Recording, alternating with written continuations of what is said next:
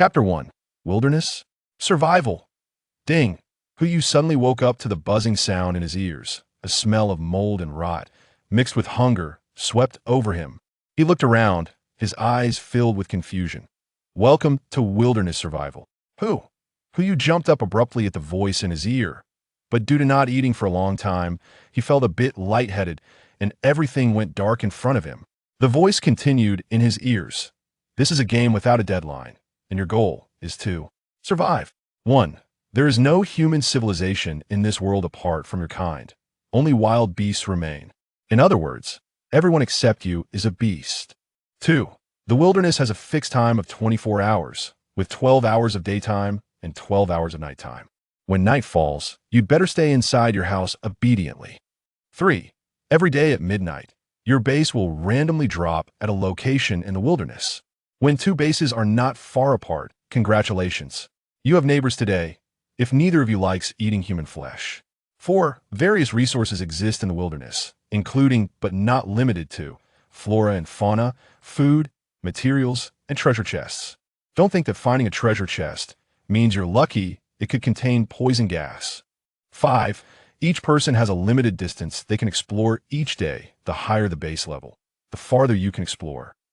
6. There is no place in the wilderness that is safe, including your own house. 7. There is number 7, good luck. After hearing all the prompts, Who's earlier dizziness had eased a lot. However, his stomach and throat were still sending messages to his brain. Food. Water. If you don't give me any soon, I'm going to go on strike.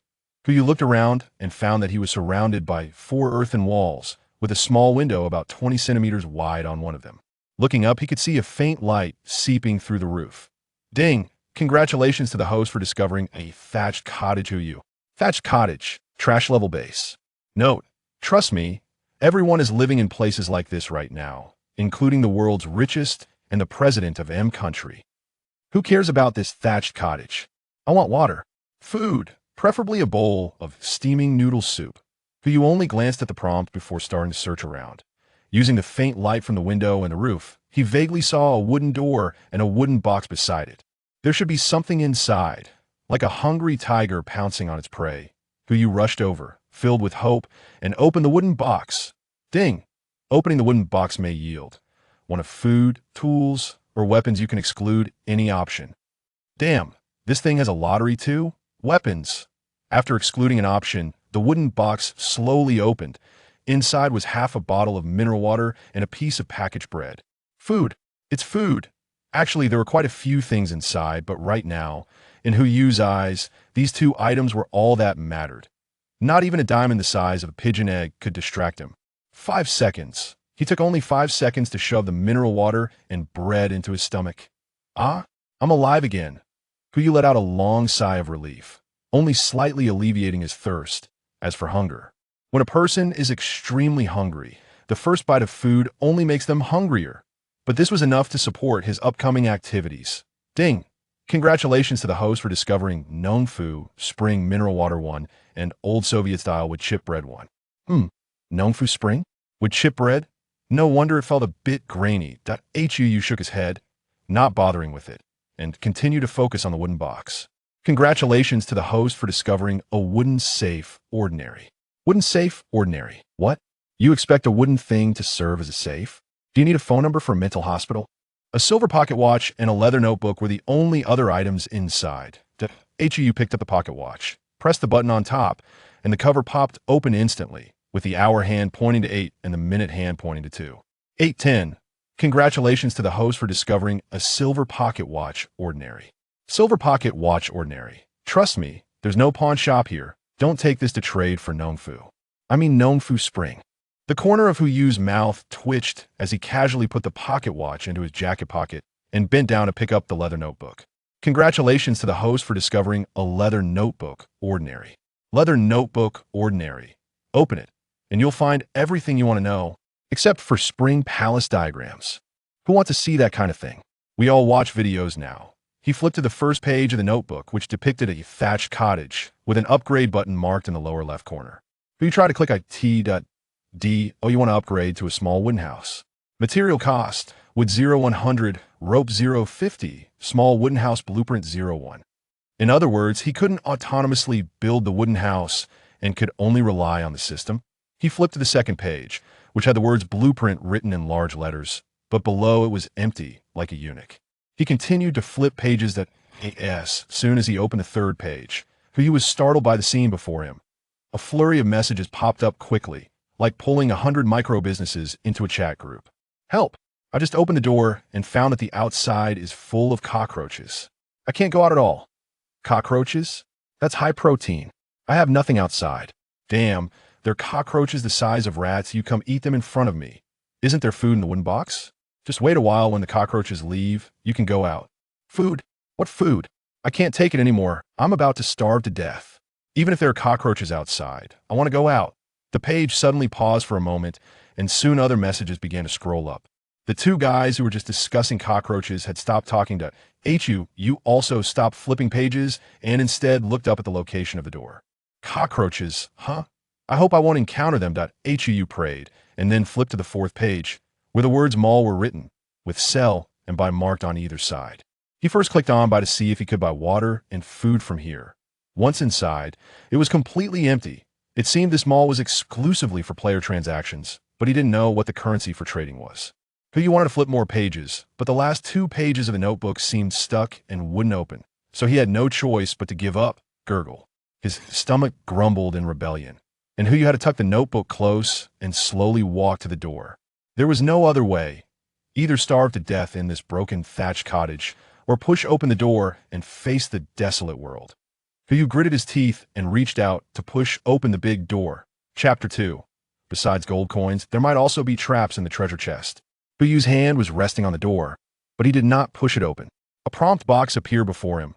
Pushing open the door may lead to a beast territory, a resource area, a barren land, or a treasure area. You can exclude one option. Can I actually exclude one? This is interesting. Huyu was momentarily stunned, but without thinking, he directly excluded the beast territory. He didn't know what the guy surrounded by cockroaches and rats was thinking, not excluding the first option. After the option was excluded, the wooden door was pushed open by Huyu. Before him lay a wilderness, with only a few small phoenix trees around, nothing else. Did he randomly land in a barren land? That would be too unlucky. Huyu took a step forward, and a prompt sounded in his ears again. 11 hours and 45 minutes remaining for exploration. Exploration distance of 100 meters. Please choose one direction, east, south, west, or north to explore. Lateral deviation cannot exceed 2 meters. Note, once a direction is chosen, it cannot be changed. You can only move forward or backward. East, as the saying goes, purple chi rises from the east. As children of the great celestial empire, we naturally choose the east. After Huyu made his choice, the scenery before him began to spin until it faced the direction of the rising sun. The sunlight illuminated his face, and Huyu was instantly stunned by the sight before him. A treasure chest, a huge wooden treasure chest, was right in front of him. It seemed he had not randomly landed in a barren land, but rather a treasure area. Him officially going from rags to riches. Ding! Player Shuren is the first to open the wooden treasure chest, opening the wooden treasure chest leaderboard. Huyu tilted his head. Wooden treasure chest leaderboard? What the heck is that? He casually took out his notebook and found that a page that had originally been stuck together was now separated, with the words wooden treasure chest leaderboard written on it. Huyu looked closely and found another line of text. Those who have not opened this type of treasure chest cannot view the leaderboard. What the hell? You tell me there's a leaderboard for opening it, but won't let me see it. Isn't that like a man and a woman undressing, preparing to play cards in bed?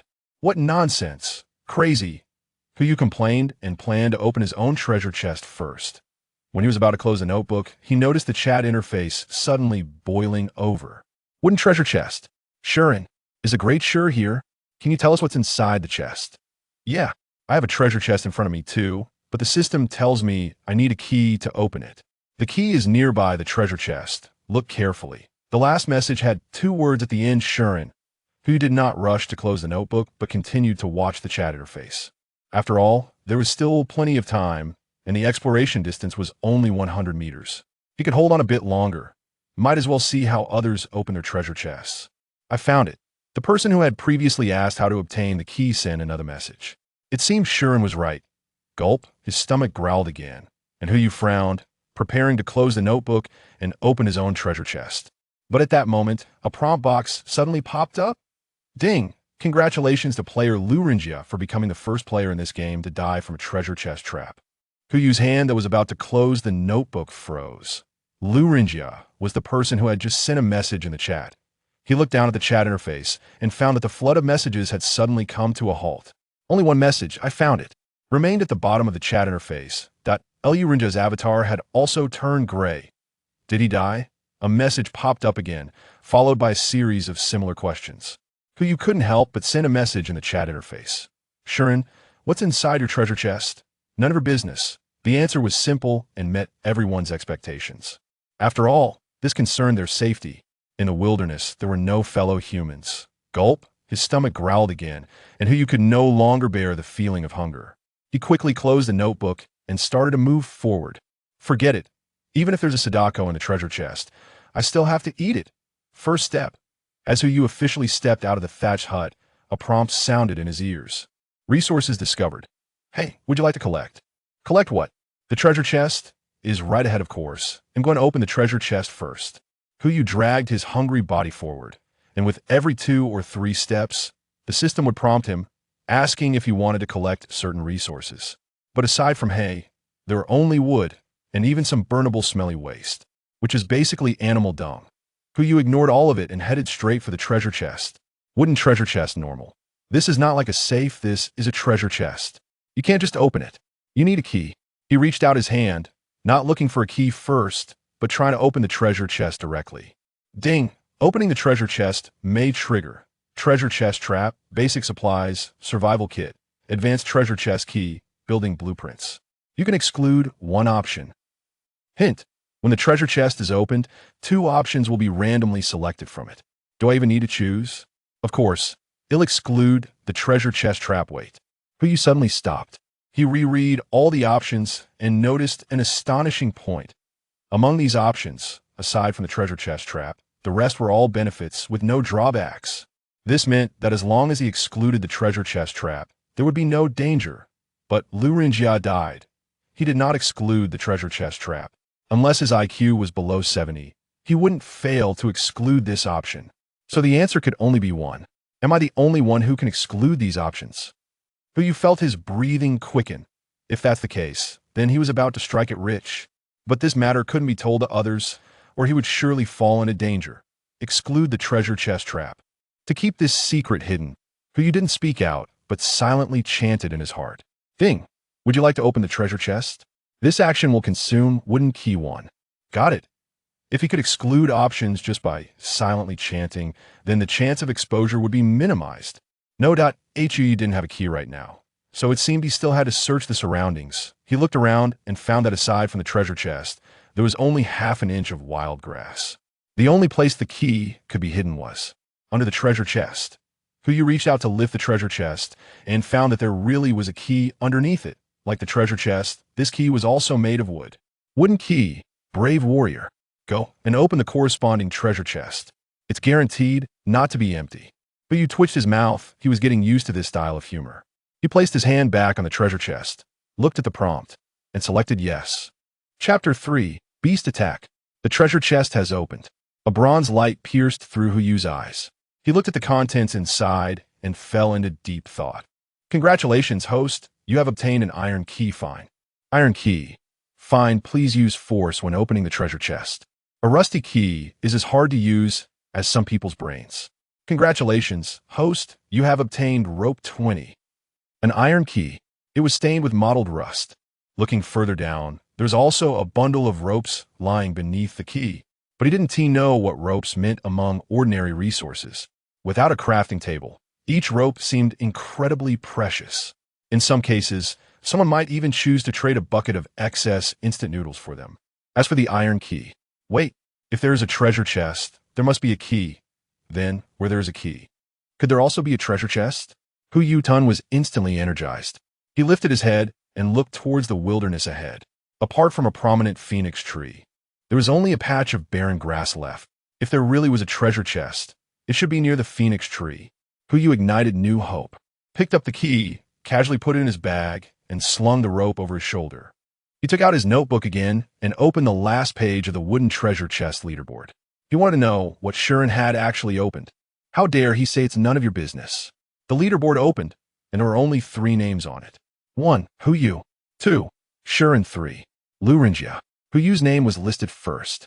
He tried to click on Xian's name, but found that nothing happened.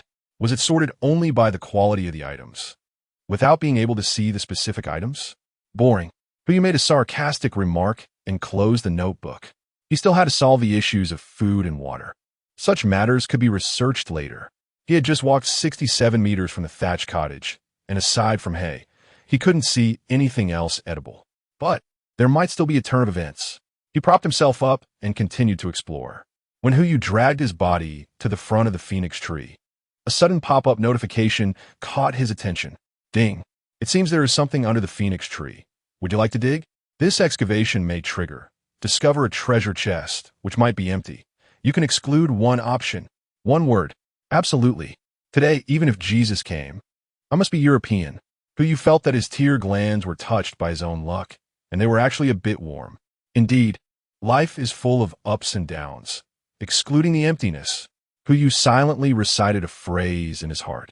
And then he threw himself in front of the phoenix tree and started digging frantically, even though his fingertips were rubbed red by the soil. He didn't stop for a moment. Using the last bit of his strength, he finally unearthed the thing buried in the pit. A treasure chest. An iron treasure chest. It seems that where there's a treasure chest, there is not only a key, but where there is a key, there must also be a treasure chest. Hu Yu looked at the treasure chest in the pit and collapsed on the ground. Ding!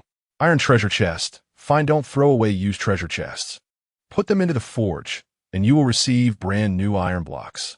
Of course, the premise is that you can take it away. Hu Yulin was taken aback for a moment. He turned to look at the wooden treasure chest not far away. Damn! If this thing is split open, wouldn't it also be able to be converted into wood? Hu Yu took out the key from his pocket, ready to open the iron treasure chest. Ding! Do you want to open the iron treasure chest? This action will consume 1 iron key. Opening the treasure chest may trigger exquisite supplies, exquisite survival kit, building blueprint. Advanced treasure chest key. You can exclude one option. Is there no treasure chest trap? Hu Yu hesitated for a moment, realizing that the contents of each treasure chest could be unpredictable. After some deliberation, he chose to exclude the advanced treasure chest key, not for any other reason, but he didn't want to search for a treasure chest again. He also didn't dare to gamble on the logical necessity of the key's association with the chest. Whatever was left, whether supplies or survival kits, should contain food. It's better to fill his stomach first. After eliminating the options, Hu Yu inserted the key into the keyhole and gently turned it. The treasure chest didn't open. Hu Yu rolled his eyes. He remembered the system prompt he saw earlier and had no choice but to change his position, aligning his waist and horse. He pressed both hands on the key and gave it a hard twist. Click! A soft sound emerged as the treasure chest slowly opened, revealing a faint blue glow inside. Ding! Congratulations, host, for opening the iron treasure chest and obtaining a survival kit. Excellent. And building blueprint cabin. Survival kit. Excellent. It includes a backpack, compass, fire axe, dagger, rubber gloves, water bottle, individual rations, and a box of condoms. Don't think too much about it. In wilderness survival, condoms have many uses. Refer to various wilderness survival projects for details. Of course, if you have other uses in mind, I won't pry. Building blueprint cabin hoof. It's just slightly better than a thatched hut. What else there to be proud of? Congratulations, host, for becoming the first player to open the iron treasure chest. Would you like to announce it to the entire server? Hu Yu looked at the last hint and suddenly hesitated. Originally, he didn't want to stand out, but seeing so many strange remarks, he couldn't help but ask a question. If I publish an announcement, what kind of rewards could there be? The system hesitated for a moment and surprisingly sent a hint in a probing tone. Shall I help you fill the kettle with water? Deal. Hu Yu quickly agreed, looking at the new prompt box that appeared before him. Congratulations to player Hu Yu for being the first to open the iron treasure chest. Iron treasure chest leaderboard activated. In a certain area of the wilderness, a man dressed in the same windbreaker as Hu Yu was stunned. His right hand which was holding an old Soviet-style wood chip bread, suddenly dropped. He looked at the prompt box in front of him, his eyes filled with disbelief. 5 seconds ago, he had just seen this person's name on the wooden treasure chest leaderboard. 5 seconds later, the system announcement told him that this man had opened the iron treasure chest. It was Shuren. Shuren felt that the bread in his hand suddenly lost its appeal. What is this? Is it luck of the Emperor? No. There must be some mechanism that he hadn't discovered. He suddenly stood up, surveying the surrounding environment. There must be an iron treasure chest nearby. Who still didn't know about Shuren's situation? He had already fished the survival kit out of the iron treasure chest, took 2 gulps of water from the 2L water bottle, and then screwed the cap back on. Refreshing. This feeling was even better than drinking cola. Kuyu revealed a satisfied smile, sat down on the ground, took out a whole bag of individual rations from his backpack, and spread out his notebook in front of him. The page that was open happened to be the chat interface. It's time to eat. Of course, there needs to be something delicious to go with it. Just as he was preparing to accept the worship of the crowd, he realized that in the chat interface, there were only a few people discussing the matter of iron treasure chests. More people were actually talking about another issue: beast attacks. Someone's thatched house was attacked by wild beasts. And it wasn't just one. But you turned his head and found that his straw hut in the distance was actually trembling slightly. Chapter 4. Is a panda considered a bear? Hu Yuming stood up, looking at the trembling, thatched cottage, and began to calculate in his mind. The distance from the parasol tree to the thatched cottage is about 70 to 80 meters. Although it is somewhat difficult to digest while walking and eating, this is already the best method. After Hu Yu made his decision, he took out the compressed biscuits from his individual rations, took a big bite, and started chewing. The fire axe was on one side of the backpack, while the water bottle was on the other. He placed the water bottle down and pulled out the fire axe, holding it in his hand. Just as Hu Yu was feeling ambitious, he suddenly noticed something was off with the item in his hand. This fire axe. Why is it covered in rust? Is this what you call quality craftsmanship? Is there something wrong with your rating system? Just as Hu Yu was complaining, the system's note popped up. Ding! Fire axe. Fine, don't underestimate the rust on it. Once you hit something, you'll definitely need a tetanus shot. Whatever. I'll just make do with it. Hu Yu took another bite of the compressed biscuit, slung his backpack, held a fire axe in one hand, and carried an iron treasure chest in the other as he moved forward. When he arrived at the previous wooden treasure chest, he set down the iron treasure chest. Ding! The system prompt sound suddenly rang out, and a prompt box popped up actively. Congratulations to player Pao Huei for becoming the first player to die under the wild bear's paw. Wild bear. Hu Yu received information about a beast attack from the system prompt. He fished out a notebook from his jacket pocket and looked at the chat records to confirm one thing. Help! That bear is about to knock my wall down. Should I escape? Kill it. The only way is to kill the bear. Easy to say, but it's a wild beast weighing 200 to 300 pounds. How do I kill it? Don't you have a rusty dagger in that wooden box? If I kill the bear, I can eat bear meat. Upon seeing the words bear meat, Hu Yu's eyes lit up. As a citizen of the great celestial empire, everyone knows that bear paws are a top-notch delicacy. But for various reasons, this ingredient has rarely made it to the dining table. Now we are in the wilderness. Getting a bear paw is nothing. Even getting a panda paw wouldn't bring any consequences for me. Hu Yu's fighting spirit was instantly ignited. He stuffed a few pieces of compressed biscuits in his mouth and took a big gulp of water before continuing towards the thatched cottage.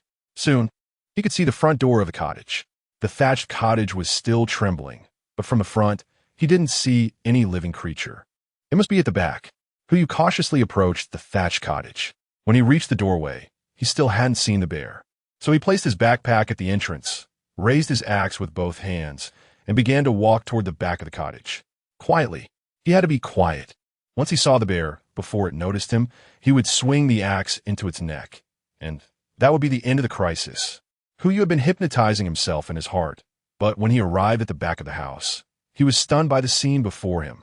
A creature less than half a meter tall, with short and thick limbs, black and white fur, and a smoky makeup on its face, was sitting by the earthen wall. It was opening its mouth wide, making whimpering sounds from its throat, and its 2 hands were rhythmically patting the wall in a seemingly coquettish manner. Is this a panda? Hu Yu was stunned, his earlier hunting plan completely forgotten. Come on, who would target a panda that is only half a meter tall? It seemed that the panda sensed Hu closed its mouth, stopped patting the dirt wall, and turned to look at him. Its gaze moved from his face, scanning from top to bottom, and then shifted to his hands. Hu watched its movements and hurriedly hid the fire axe behind his back. He didn't want the other party to sense any hostility. After all, if a fight really broke out, Hu might not gain any advantage. Wow! The panda suddenly let out a loud shout, stood up, and ran towards him. Hu instinctively wanted to step back, but before he could retreat, the panda fell to the ground with a loud thud. Those short legs really shouldn't be playing racing. It's so easy to trip. After falling, the panda seemed to feel a great injustice, continuously patting its hands and crying Wawa nonstop. Should he help or not help? This is a philosophical question. At least Hu believed that with the little panda's intelligence, it wouldn't be clever enough to lure him in and then launch an attack. After all, this little creature looked too silly and cute. Hu gritted his teeth and shouted support. He tucked the fire axe behind him and began to approach the red panda slowly. As soon as it showed any signs of aggression, he would pull out the axe and take it down with a blow to the head. 1 step, 2 steps. Hu approached the red panda, which was still howling away, seemingly indifferent to his presence. But Hu was different. This was his first time observing such a creature up close. And if there were one word to summarize its appearance, it would be adorable. Hu couldn't help but reach out to stroke the soft fur on its head. The moment his palm made contact with the panda's head, the panda stopped crying and looked up at him instead. Hu didn't stop. Instead, he continued to stroke it from the head all the way to its back, a smile on his face. Good boy, it won't hurt once I rub it. The panda seemed to understand what he was saying, lying on the ground and allowing him to pet its fur. Ding! Congratulations to the host for capturing a pet panda, unnamed. Congratulations to player Hu for becoming the first player to capture a pet. Would you like to announce it? Congratulations to player Hu for becoming the first player to survive a beast attack. Would you like to announce it? Hu looked at the 3 prompts, and his head was buzzing. What is this? Shun Shimio easily tamed a pet and even survived a beast attack? I might as well change my job to become a Pokemon trainer. Ahem, just kidding. Hu did not agree or refuse. From the last time the system asked him whether to make an announcement, he proved one thing. This system can communicate. Since communication is possible, it means that transactions can also take place. Hu was stroking the red panda and directly sat down on the ground. It's fine to announce it, but what benefits can you give me? Don't play dead. Hu's mouth curled into a smile. Although I don't know what benefits the announcement will bring you, I know it is definitely worth much more than just a pot of water. What do you want? Agreed. The system really agreed. Hu thought for a moment and stated his conditions. Chapter 5. It has nothing to do with you. Ropes and timber. 100 units of timber and 30 units of ropes. This is my bottom price. Hu didn't go to ask for food again, but chose resources instead. Not for any other reason, but to live a little better. Although this panda is still small, its strength should not be underestimated. Just with those few slaps earlier, it almost collapsed the straw house. And this was only in the morning. If the system prompt is true, there will be danger at night, so it's better to upgrade to a wooden house first. With these resources, along with the small wooden house blueprint he obtained, he can secure himself a little more.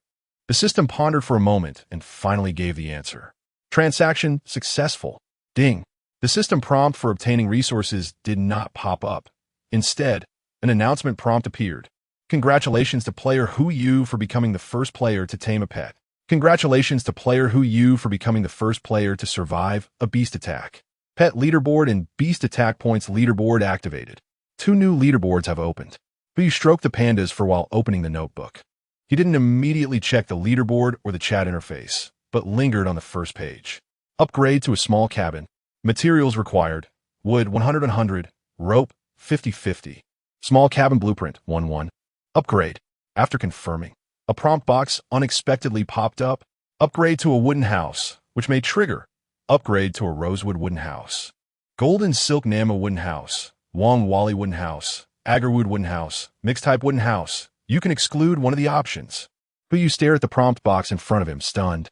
He was not surprised, but rather hesitant. He didn't know which log cabin was the best. From a value perspective, the Agarwood cabin was definitely the best, and it probably even had mosquito-repelling and pest-repelling functions. But when it came to sturdiness, The agarwood cabin was absolutely inferior to the Wong-Wally-wood cabin or the golden silk Nama-wood cabin. As for the hybrid type, Puyu was worried it was made from some low-quality compressed wood. How should he choose? Puyu was very conflicted. He kept staring at the mixed-type wooden house, pondering whether to eliminate this uncertain factor. Just then, a prompt box appeared in front of him. Mixed-type wooden house. The exterior is made of golden silk Nama wood, ensuring the building's sturdiness. The bottom uses Wong-Wally wood boards, and the interior is adorned with agarwood, ensuring mosquito and pest repellent. Oh my, if I were you, selling some agarwood powder every day would be enough for a day's worth of food. Is that really possible? Puyu looked at the prompt box in front of him and quickly made a plan. Exclude the redwood cabin. Redwood? How could such a high grade would be worthy of my status? Ding! Wood cabin is being built. It will take 10 minutes. Please wait, host. A beam of white light instantly enveloped the entire thatched cottage. Puyu looked at the system prompt and realized that the draw would not take place until 10 minutes later. Anyway, he had food, drink, and a panda to play with, so there was no rush. Wow. The panda in his palm suddenly made a sound. It tilted its head back, its two black eyes staring at the white light in front of it, as if it had sensed something. Right? I still need to give you a name. Puyu lifted the panda with both hands and brought it in front of him. You're so fat. Let's call you Fat Bear, okay? The panda let out a whimper, seemingly not fond of that name. Then let's call you Little White. The panda tilted its head, didn't object, and instead smiled. But he was also a bit speechless. You said a good panda was judged by the system to be a wild bear. Why did it have to like a cat's name? Little White? Puyu called out again. Little White immediately smiled. Wow. I just took a look, and besides the compressed biscuits, there was also a can of meat, a piece of chocolate, and a box of fruit candies. It's individual soldier rations. It has to meet all nutritional needs. Puyu set Xiao by his side, placed a notebook on his lap, opened the chat interface, and lifted the meat can. The rich aroma of meat wafted into his nose and throat. It was simply a delight. Time to dig in. Not only did he survive the beast attack, but he also tamed a panda as a pet. Truly a master. Puyu? That name sounds a bit familiar. Why do I have a brown bear while the big shot has a panda? I'm not satisfied. Is the big shot a beast tamer? Even if it's a panda, it can be terrifying when it grows up. Its strength is no less than that of a wild bear. Puyu, what on earth did you get from the iron treasure chest? The last message had a very unique line of thought. He seemed to believe that Puyu obtained something from the iron treasure chest, which allowed him to survive the beast attack and tame the panda. As soon as Puyu saw the name, he burst into laughter. Shuren, well, an old acquaintance. Puyu used a plastic spoon to scoop a spoonful of meat from the can into his mouth and typed 4 words in the chat interface. None of your business. The chat channel fell silent for a moment. However, in an instant, it became lively again. God, please share the methods to tame pets. I can trade resources, water, food, anything, half a bottle of mineral water. I'll trade for pet taming methods. Is a person upstairs still not awake? Half a bottle of mineral water? I'll trade a whole bucket of instant noodles. A whole bucket of instant noodles? Do you have hot water? Otherwise, you can only nibble on the noodle cake. Puyu looked at the prices in the chat interface, and a smile appeared on his face. It seems that there are quite a few people with excess resources. It's just the right time to harvest a wave. Stock up on food. Blueprints. I will trade for the blueprint of the wooden crafting table. This is a great price. Whose eyes lit up. It seemed that this guy must have also been attacked by beasts, and only in a very urgent situation would he be willing to offer this price. Good. But you sent a message in the chat interface and continued. But let me say this first. I've only used this method once, and the target is very specific, just pandas. If you use it and it doesn't work, you can't come to me for a refund.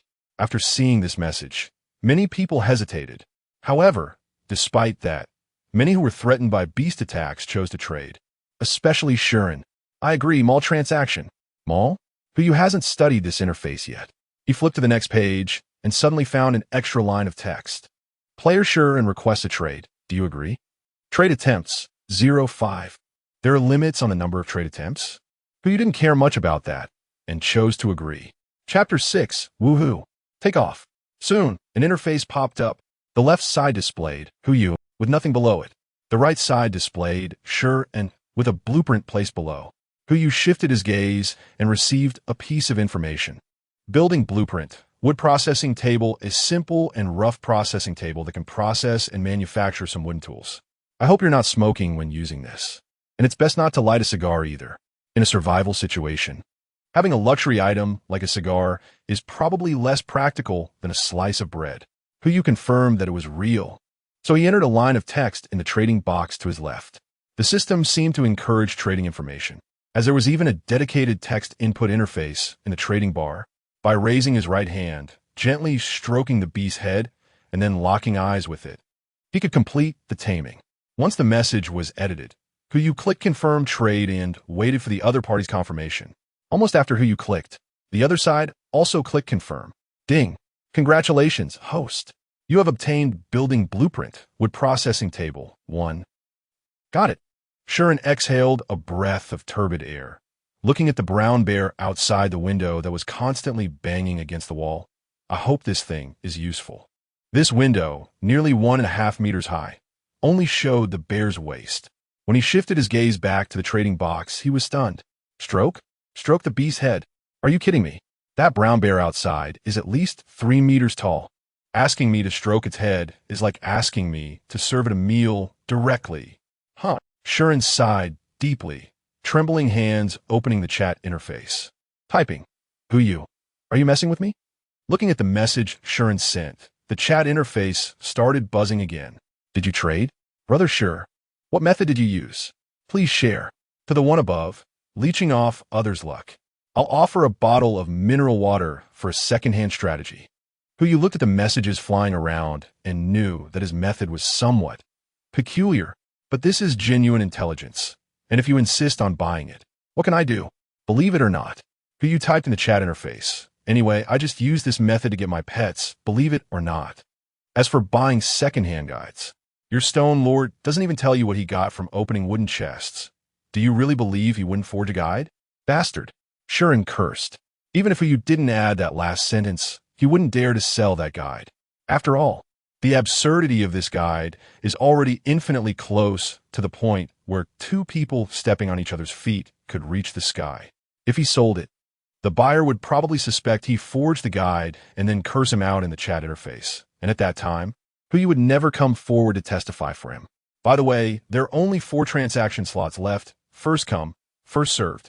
As soon as you sent this message in the chat interface, his mall page started jumping wildly. It was all requests for transactions. He picked 4 names that he found pleasing and made trades with them, earning 5 bottles of mineral water, 2 boxes of canned food, a wooden key, and a treasure chest. Someone got the treasure chest, but didn't open it. After all, if someone had enough resources to survive, they wouldn't want to risk opening a treasure chest. After all, there could be dangers inside.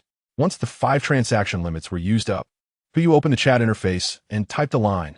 By the way, I forgot to tell everyone, the beast attacking my thatched cottage is a female giant panda, about 60 centimeters tall and robust. If the target species is different, this method may not work. As soon as this message was sent, Shuren and the other 4 people who had purchased the pet catching method exploded. They weren't so lucky to randomly get a juvenile panda. If they really got such a bear, they wouldn't be in such a hurry to buy the strategy. But what could they do about it? Yell at Who you in the chat interface? It was better to think about how to survive the beast attack. Done. Tomorrow's food is also sorted out. Who you threw a piece of fruit candy into his mouth, packed all the resources he had traded in his backpack, then flipped to the first page of his notebook and started the countdown. 3 seconds left until the cabin was completed. 3, 2, 1. The white light in front of him suddenly disappeared. A wooden cabin about 3 meters high, with a conical roof and a window, appeared before him. The thatched hut in the notebook also transformed into a wooden cabin. Ding! Congratulations to the host for obtaining a hybrid wooden cabin. Who you? Congratulations to player Who you for becoming the first player to own a wooden cabin. Would you like to make a server-wide announcement? A hybrid wooden cabin, warm in winter, cool in summer, sturdy exterior, and it even comes with mosquito and insect repellent features. Awesome. Let's take off. This is really going to make a fortune. Who you felt as if there were little dinosaurs crashing around in his chest, blood rushing to the top of his head. This feeling was like casually buying a lottery ticket and becoming a millionaire the next day. Calm down. First, take a deep breath. Hu took a long breath, put on his backpack, picked up else.But, pushed open the door, and walked into the wooden house. As soon as he opened the door, a sweet fragrance rushed towards him, penetrating his mind. Ding. Affected by the scent of agarwood. Work efficiency 1, rationality 1, sleep quality 1. Hu's eyes lit up. He didn't expect this thing to come with a built-in enhancement. It's simply top-notch. But unfortunately, Hu scanned the room, and apart from the wooden box that was originally placed at the door, there were no other items. No table, no chair, no bed. Nothing at all. The sandalwood scent he had smelled earlier also came from the wooden box. It seems that some things still need to be built by oneself. The revolution has not yet succeeded. Comrades still need to work hard. Hu Yudwan murmured something, and his mood calmed down quite a bit. He casually placed the little white creature, which he didn't know when it had fallen asleep, next to the wooden box and opened the notebook again. He should start negotiating terms with the system. However, before negotiating terms, he needed to see what kind of building was behind the wooden house, so he would have a target for the negotiation. Hu opened the first page and clicked the upgrade button. Ding. Do you want to upgrade the cabin to a wooden house? Materials required. Wood 0 to 100, rope 0 100, iron nails 0 50, falcon structure skill. Wooden house blueprint 0 1. Required tools. Iron saw, wooden hammer. Tip. The wooden house provides an exploration distance of 10 meters forward and 1 meter outward on both sides, and is immune to damage from F-level beast attacks. Wooden house.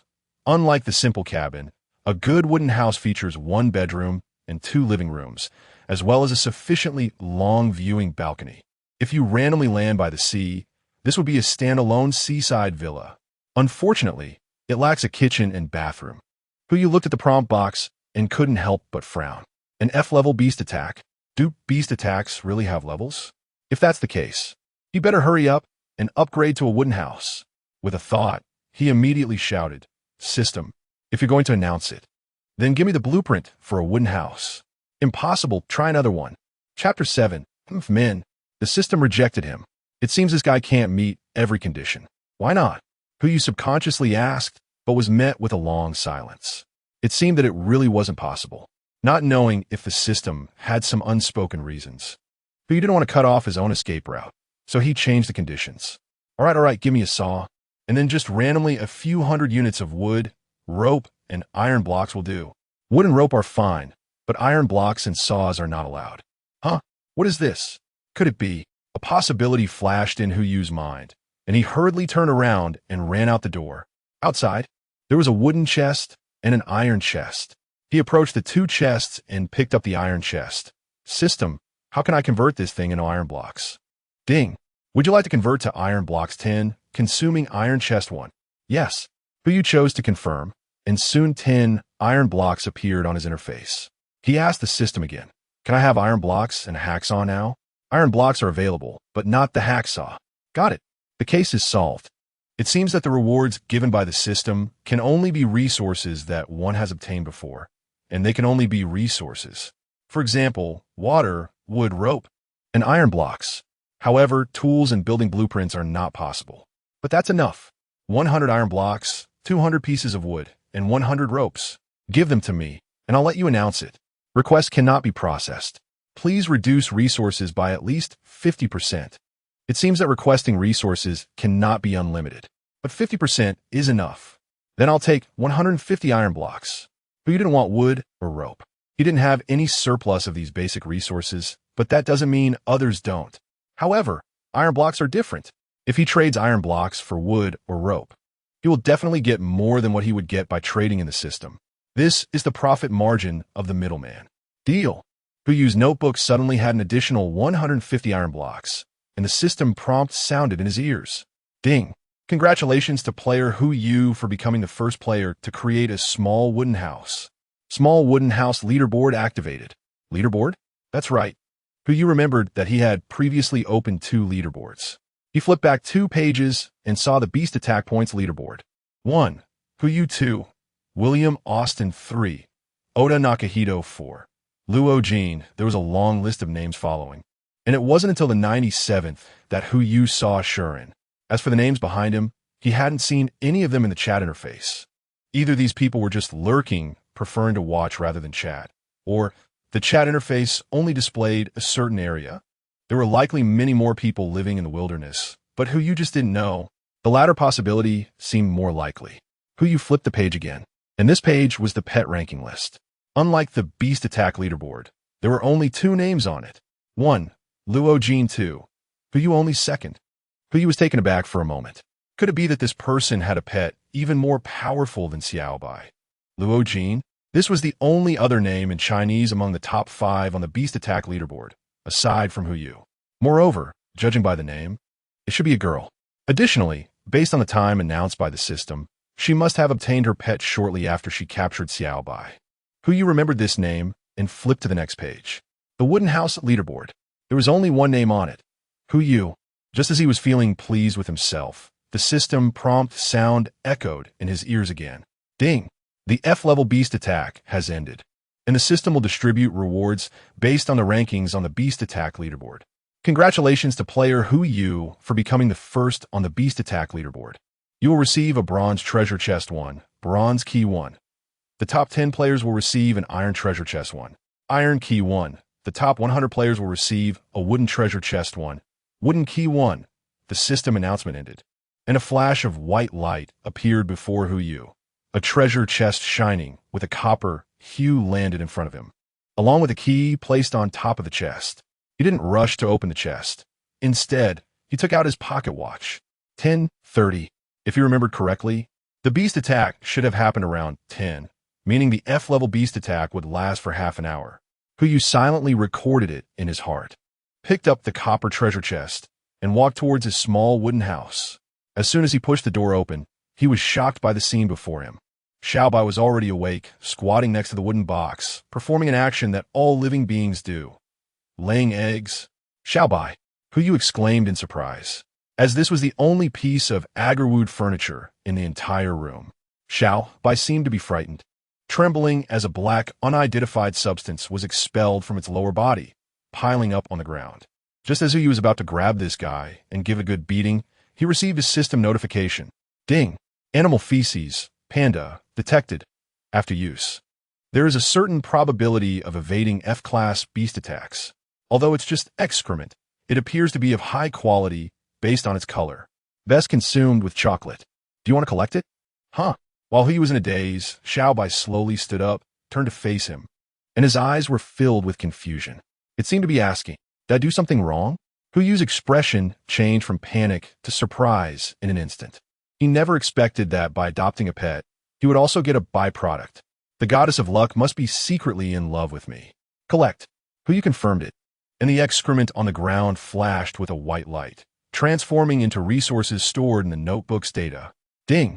Congratulations, host. You have obtained animal feces, PANDA, 10. Not a trace was left behind. The last bit of mental burden vanished in a thin air. There was no need to collect it oneself, and it wouldn't leave any marks. So why hesitate? Hu Yu walked up to Xiaobai, picked it up, and directly gave it a kiss. Xiaobai, from now on, feel free to go. Just do in the house. Don't take it outside and cheapen it for other bastards. Huh? Xiaobai tilted its head, indicating that it didn't understand what its owner was saying. It was clearly very angry just a moment ago, but now it has turned into a little treasure?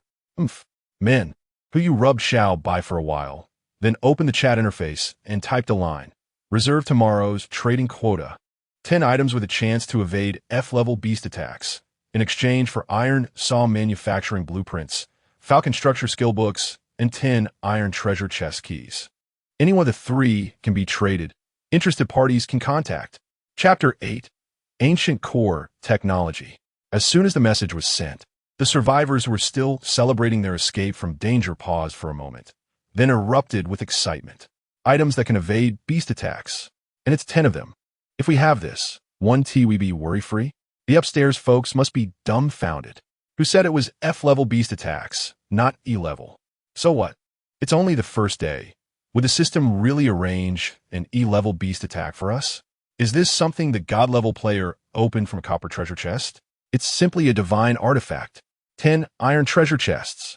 Even if I can't use today as trading quota, and have resources to exchange for iron treasure chests. I at least need to find one iron treasure chest. Big guy, can we pay in installments? Installments? Are you out of your mind? This is the wilderness. If you die tomorrow, won't I be at a loss?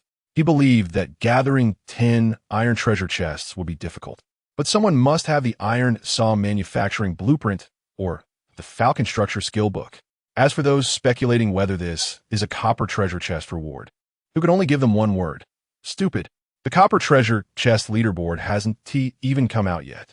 How could it possibly be something I opened from chest?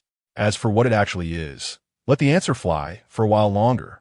He wouldn't be foolish enough to tell these guys that their so-called sanctuary artifact is actually just the excrement of their own pets.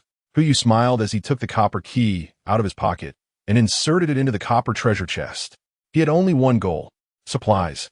Although he had plenty of food and water on him, it was only the first day at noon. No one knew what would happen tomorrow, so it was always wise to stock up on more food and water. He didn't want to experience the kind of hunger again. Moreover, there was now an adorable little currency printer named else.But by his side. He couldn't let starve, could he? Ding! Do you want to open the copper treasure chest? Opening the chest will consume one copper key. Opening the chest may trigger treasure chest traps, a moderate amount of supplies. Excellent tools, excellent building blueprints, excellent weapons. You can exclude one of the options. This time there was no advanced treasure chest key, but instead, there was an excellent weapon. Huyu glanced at the fire axe strapped to his backpack, unsure whether it counted as a weapon or a tool. Exclude the treasure chest traps. This answer is without suspense. Huyu twisted the key, and a soft sound echoed in his ear as he placed his hands on the treasure chest and slowly opened it. A dazzling deep blue light shone forth. Ding! Congratulations. Host, you have obtained building blueprint earthen stove. 1. Iron blocks 50, wood 100, black soil blocks 50, mineral water 10, instant noodles 5, sausages 5. Congratulations, player Huyu, for being the first player to open a copper treasure chest. Would you like to announce it? It seems he had obtained building blueprints and resources, and there was quite a lot of them. But this earthen stove, Huyu looked up at his small wooden house and thought, I can't possibly build the stove inside such a small house, can I? Even if it doesn't catch fire, the thick smoke produced would be enough to suffocate me. The building materials were all directly stored in his notebook, leaving only 10 bottles of 500 milliliters Nongfu spring mineral water, 5 Huaya ham sausages, 5 buckets of Kong Shui Fu instant noodles, and a blueprint in the treasure chest. He gazed at the 5 buckets of instant noodles, lost in thought. He had enough food for 2 days, but would it work to soak instant noodles in cold water? Although eating the noodle cakes could stave off hunger, who wouldn't want to have a warm bite? Huyu had no choice but to pick up the blueprint. It seems that the earthen stove must be built.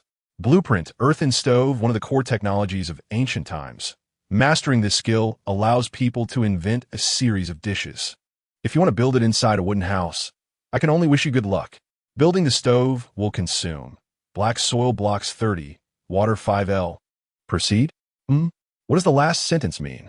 Can this be built outside the wooden house? Huyu held the blueprint and chose to use it. The notebook automatically flipped to the first page, and a dotted line suddenly appeared next to the wooden house, covering an area of 2 squares. While a stove drawn with a phantom also appeared in the notebook, perfectly sized at 2-2. As Huyu's gaze moved, the position of the stove also shifted. When the stove moved to the direction of the front door, at the edge, Huyu had a thought. Confirm construction. 10 bottles of mineral water in the treasure chest instantly disappeared, leaving only 10 empty bottles, and a white light lit up outside the house. Ding! Construction completed. Building score 5. Building score? What is the use of this thing? Huyu had doubts in his heart, but the system did not provide an answer. He casually flipped to the page with the blueprint, which had a design for a wooden processing table. Since he had already built the stove, he might as well get the processing table sorted out as well. Build wooden processing table. Material consumption. Wood 50. Iron nails 10. Mastering the Huanmu structure can reduce this. Iron nails again? What happened to iron blocks? Are they not worthy materials? Not to mention iron nails, it's hard to find even iron blocks. System. Can you give me 100 iron nails? Cannot trade. It seems that materials not obtained cannot be tricked in a hand, even if they are of the same quality. Then let's go for food. Hu glanced at the little white thing at his feet. I've received canned meat before. Just give me over 100 portions. Cannot trade. At least reduced by 90. It even used an exclamation mark. It seems to have hit the bottom line. Then let it be 19 cans. Cannot trade. At least reduce by 45. Seeing the system's prompt, Hu immediately cursed. Hey, you guys are not trustworthy, right? You clearly said a 90 reduction would be fine. And now I've already reduced it to 19 cans. And you still want to cut down? What? Isn't 190 cans still over 100? You're really pushing it. Do you believe I won't trade with you anymore? This was another test for Hu. He wanted to prove whether this system was based on rigid logical judgment or had some rationality. If it was the latter, it should agree to his request. If it was the former, at worst, Hu could just change the price. After all, he wouldn't lose anything. The system was silent for a while, and after a long time, it finally issued a prompt box. Transaction successful. 19 cans of canned meat appeared in the wooden box, and Hu revealed a satisfied smile. Congratulations to player Hu for becoming the first player to open the copper treasure chest. Copper treasure chest leaderboard opened. It feels great to exploit the system. But why isn't there a mud stove leaderboard? If there were, he could exploit it once more. Forget it. Let's not push it too far and go see what this mud stove is like first.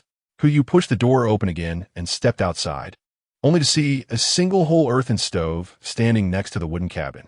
He couldn't help but frown. Too close. If a flame accidentally flares up, the wooden cabin could easily catch fire. He moved a little closer, and as he reached the stove, a prompt box popped up in front of him. Do you want to light the stove? Consumption. With 2 minutes, any type of flame one. Right, he still needed a flame. Without a flame, what's the point of having a stove? He still couldn't eat instant noodles. Moreover, he not only needed a flame, but also a large pot. At the very least, something that could serve as a container. However, there might still be a turnaround. Hu turned his head and looked at the wilderness ahead. Chapter 9. Stop. It's not even 11 o'clock yet, which means he still has about 9 hours and over 10 meters of unexplored territory. If he finds just one more treasure chest, he might be able to obtain something related to flames or maybe a big pot. Done.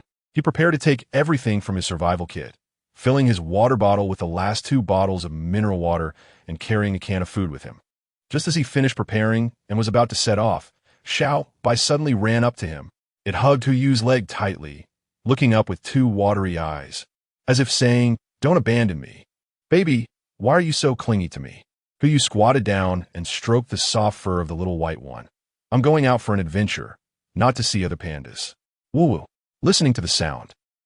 It seems to be protesting. Hu let out and had no choice but to pick it up.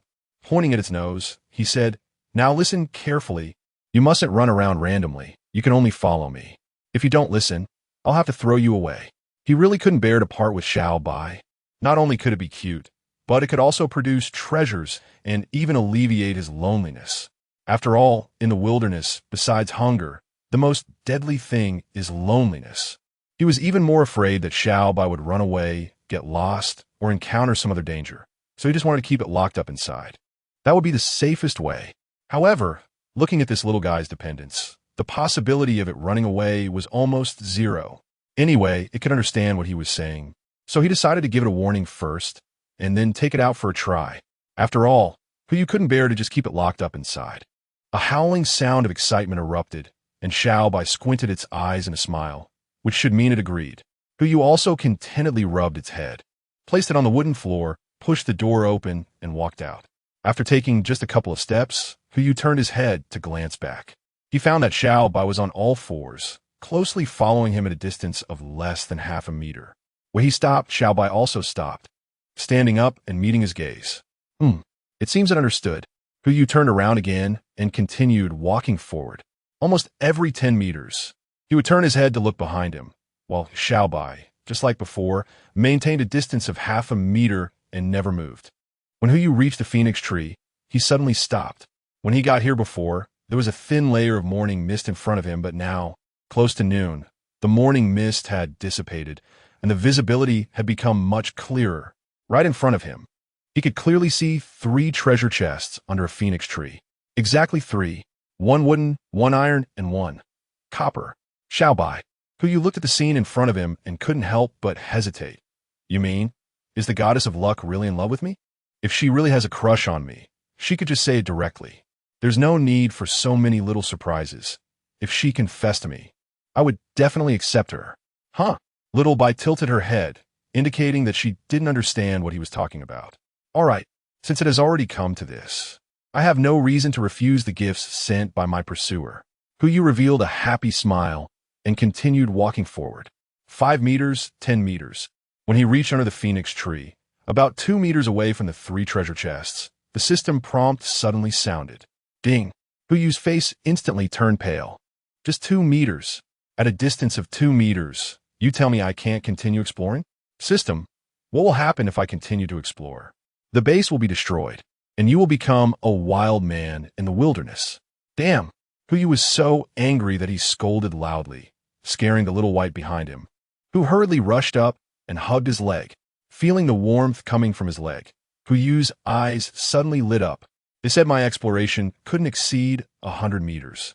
But they didn't say my pet couldn't.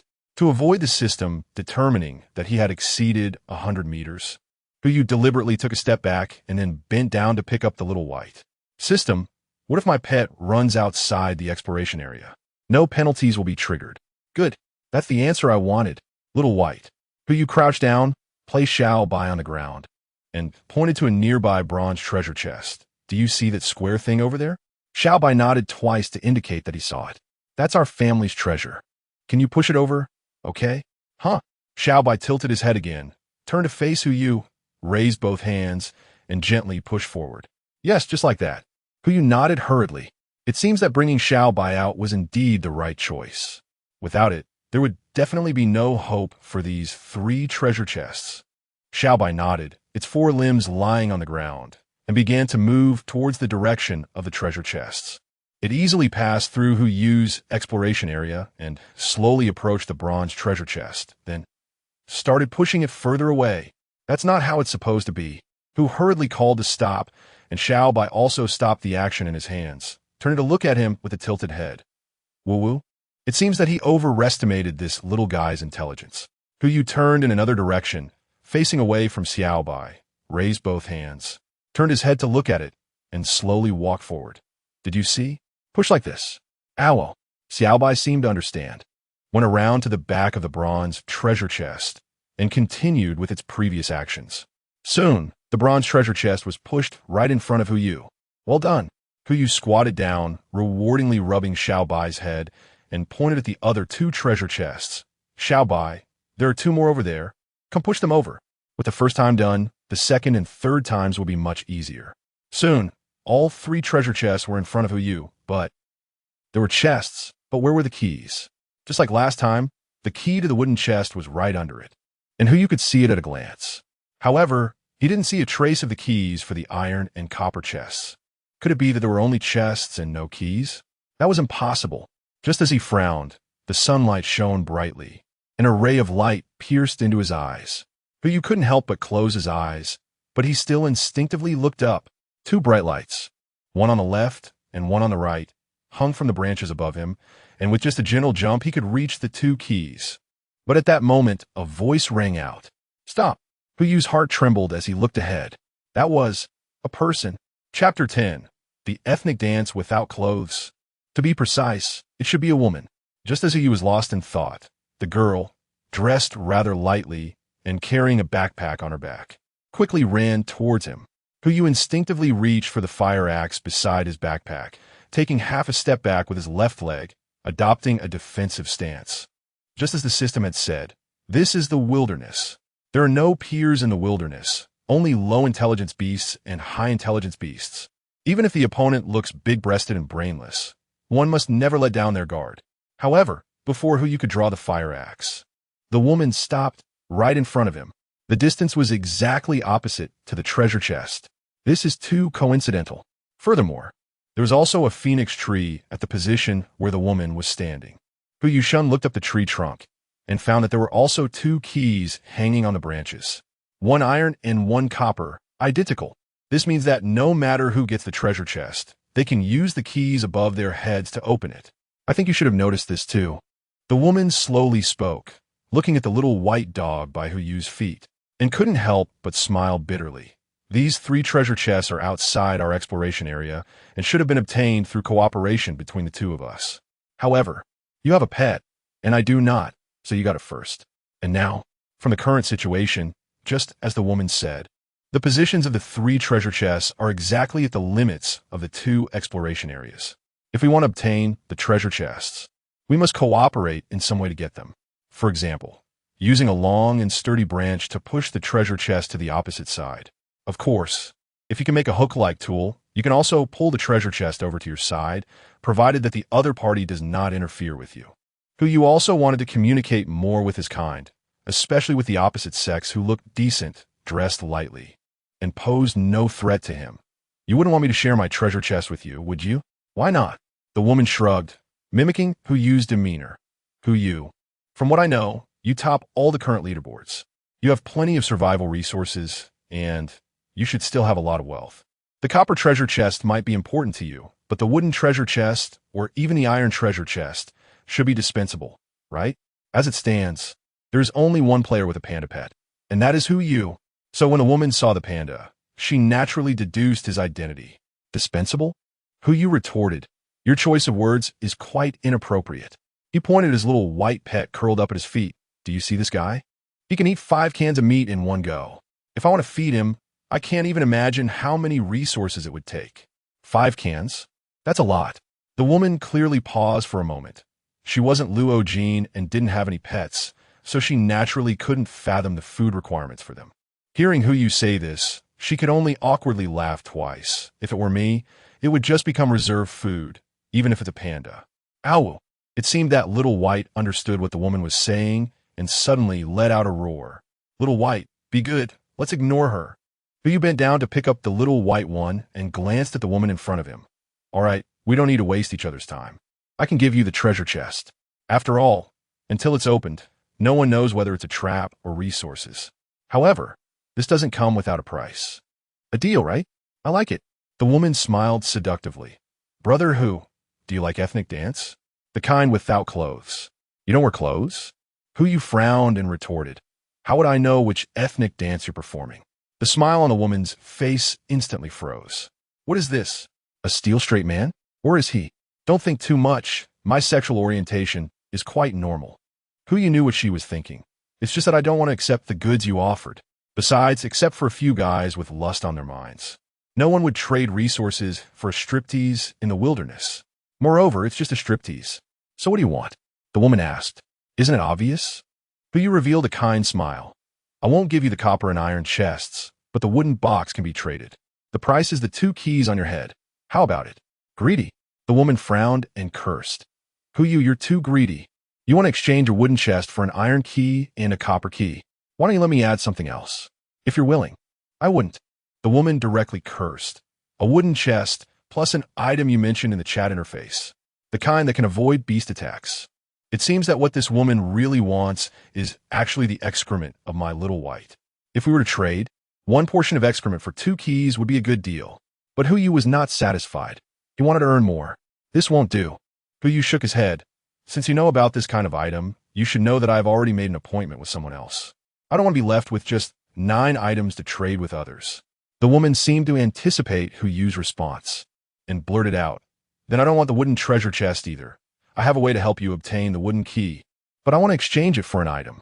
So straightforward. What has she experienced? Why is she so fearful of beast attacks?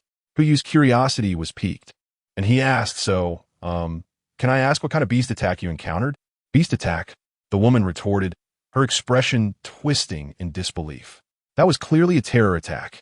Have you ever seen a cockroach the size of a mouse? It was climbing right up my window. Just when I finally worked up the courage to go outside, a damn brown bear showed up. I watched the brown bear and those cockroach mice fighting outside, while I could only hide in my room, shivering. I barely dared to come out after the beast attack ended. Was it easy for me? A series of complaints burst from the woman's mouth. And Hu Yu looked at her expression and came to a conclusion. She was lying.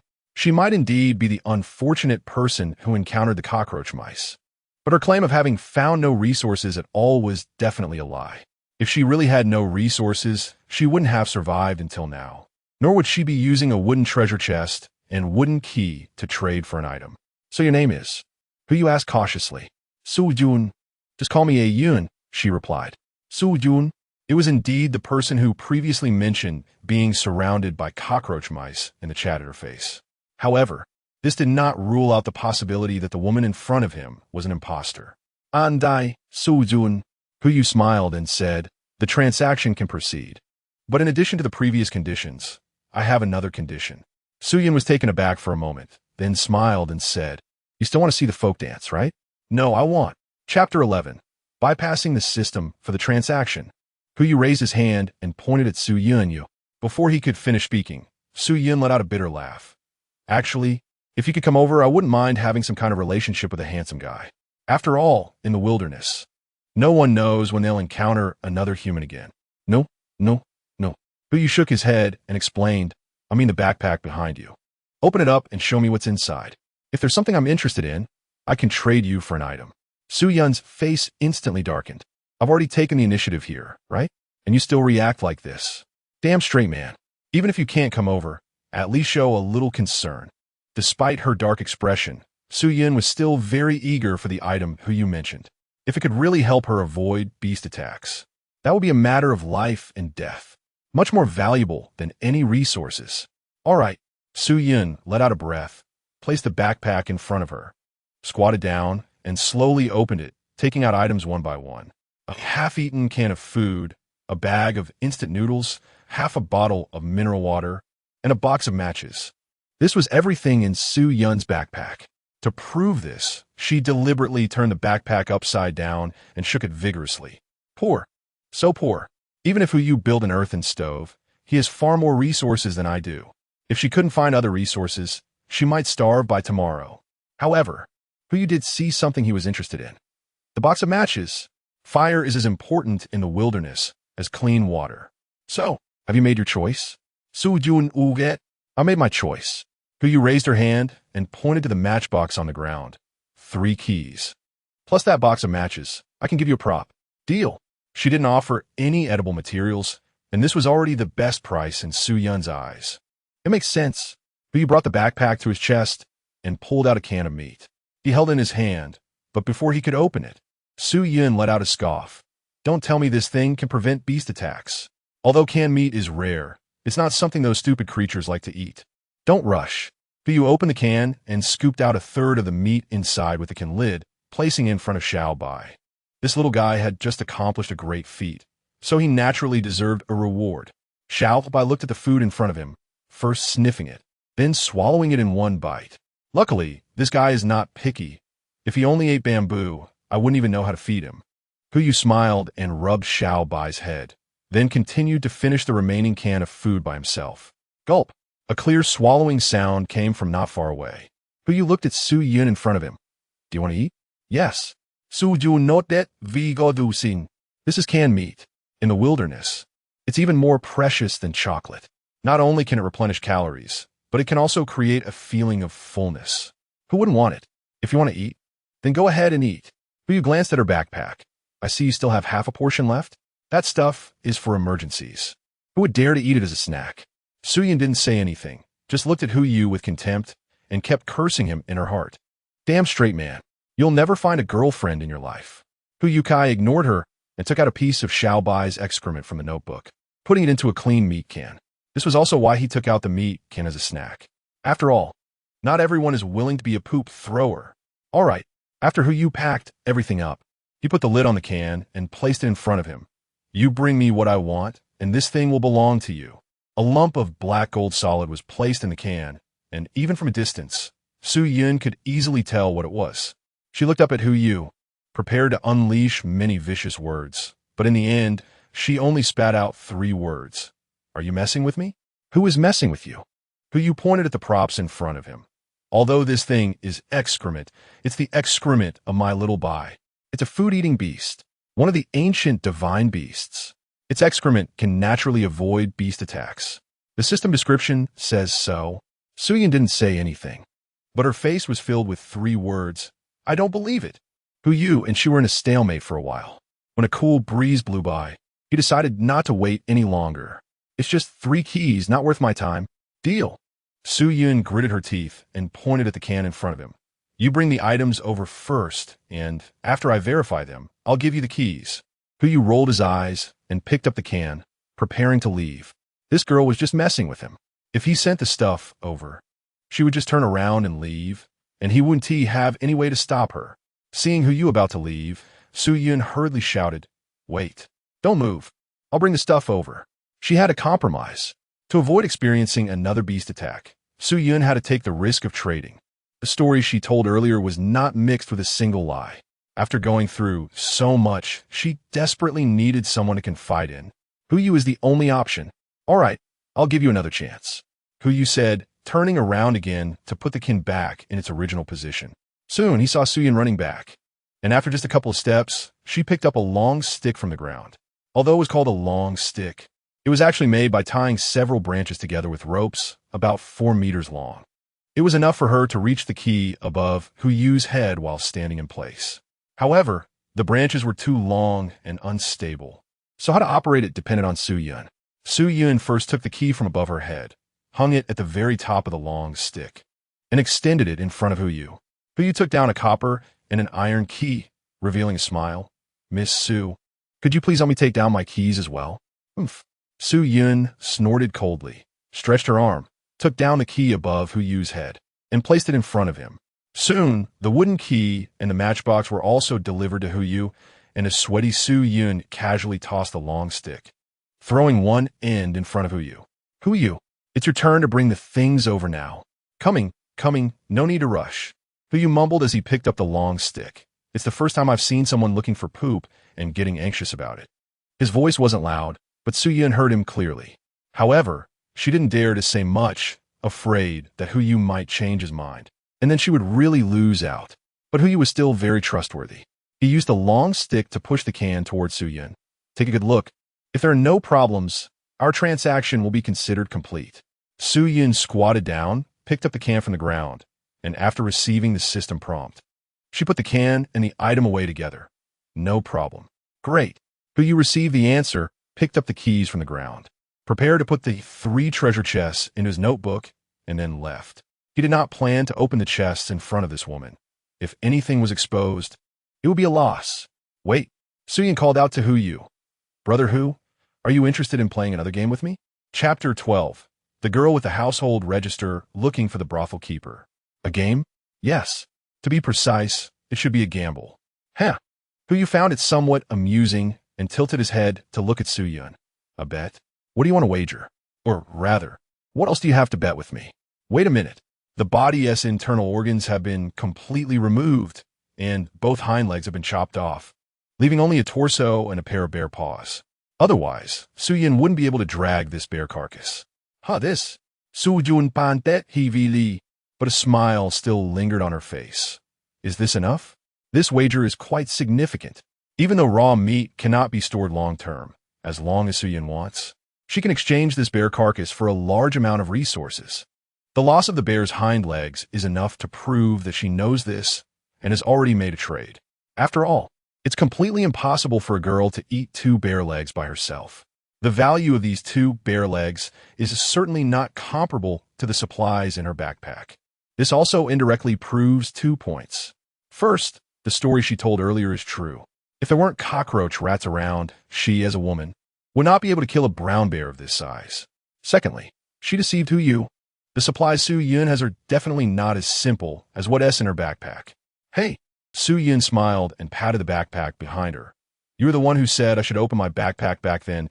You never asked how many resources I had. If you feel like you're at a loss, you can't blame me. This is all because you didn't make it clear." "All right." Hu revealed a friendly smile.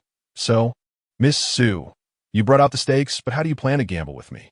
There are no cards here, nor any mahjong. Are you going to challenge me to rock, paper, scissors?" "Treasure chests. We'll bet on whether you can open a treasure chest." Su Yun pointed at the 3 treasure chests in front of him. "Hu, you are currently at the top of the rankings for both the wooden and iron treasure chests. If I'm not mistaken, you should also be the top of the copper chest ranking. As the leader of all 3 rankings, do you dare to bet? Bet on what I'll open?" Hu looked puzzled. "Of course not." Su Yun laughed, panting slightly, clearly quite tired. "I think you know that there are traps in the treasure chests. Let's bet on whether there will be a trap in your treasure chest." As soon as Hu Yu heard this, he almost laughed himself crazy. Of all things to gamble on, you choose this? So you specially brought your household registration book to find a madam today to sell yourself? Hu Yo Chang Su Yun. Are you sure?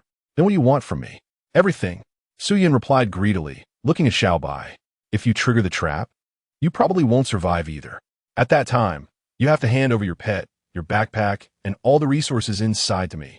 I can take good care of your pet, can't I? You really are a little angel who thinks of others. Who you couldn't help but say. Giving the key isn't enough. You even plan to give bear meat. Isn't that what a little angel would do? However, these words sounded like mockery to Su Yun. Whether you want or not, it's up to you. No, no, no. I really think you are a little angel. After Hu Yu finished explaining, Su Yun felt a bit embarrassed. Over the years, she had received compliments from others, but in this situation, being praised by a straight guy for looking like a little angel had a different weight. However, aside from being a part-time money spender, she was also a little angel who loved to dance in the nude. The murmurs reached Su Yun's ears, and her expression instantly darkened. Can we not bring this up anymore? All right, I won't say anything if that is the case. Hu Yu pointed at the treasure chest. This round, I'm betting. Just tell me how to open it. Simple. Su Yun seemed afraid he would back out, so she deliberately relaxed the rules. 3 treasure chests, you open 1. If you don't die, I'll give you half a bear's meat. After 2 treasure chests, if you're still alive, I'll give you the whole bear. After 3 treasure chests, if you're still not dead, I'll take everything you have on you. Hu Yu took over the conversation, not allowing her to say anything eye-popping. How about it? He didn't say he wanted all her resources, as that would be too easy for her to hide, and it wasn't necessary. Although she didn't have many resources, it was just enough for a meal, with no risk and high reward. Hu Yu had no reason to refuse. All right, Su Yun readily agreed, not only to gain Hu Yu's resources, but also to verify something. What exactly is the treasure chest trap? If there were no similar experiments, she wouldn't have an answer before stepping into the trap. Who knows when she would encounter a similar being again, and they wouldn't open the treasure chest in front of each other. So, this was the best opportunity. Then I'm opening it now. Hu Yu squatted down and inserted the wooden key into the treasure chest, and immediately a prompt popped up in front of him. Ding! Open the treasure chest. Possible triggers. Treasure chest trap. Basic supplies. Building blueprint. You can exclude one of the options. 3 options?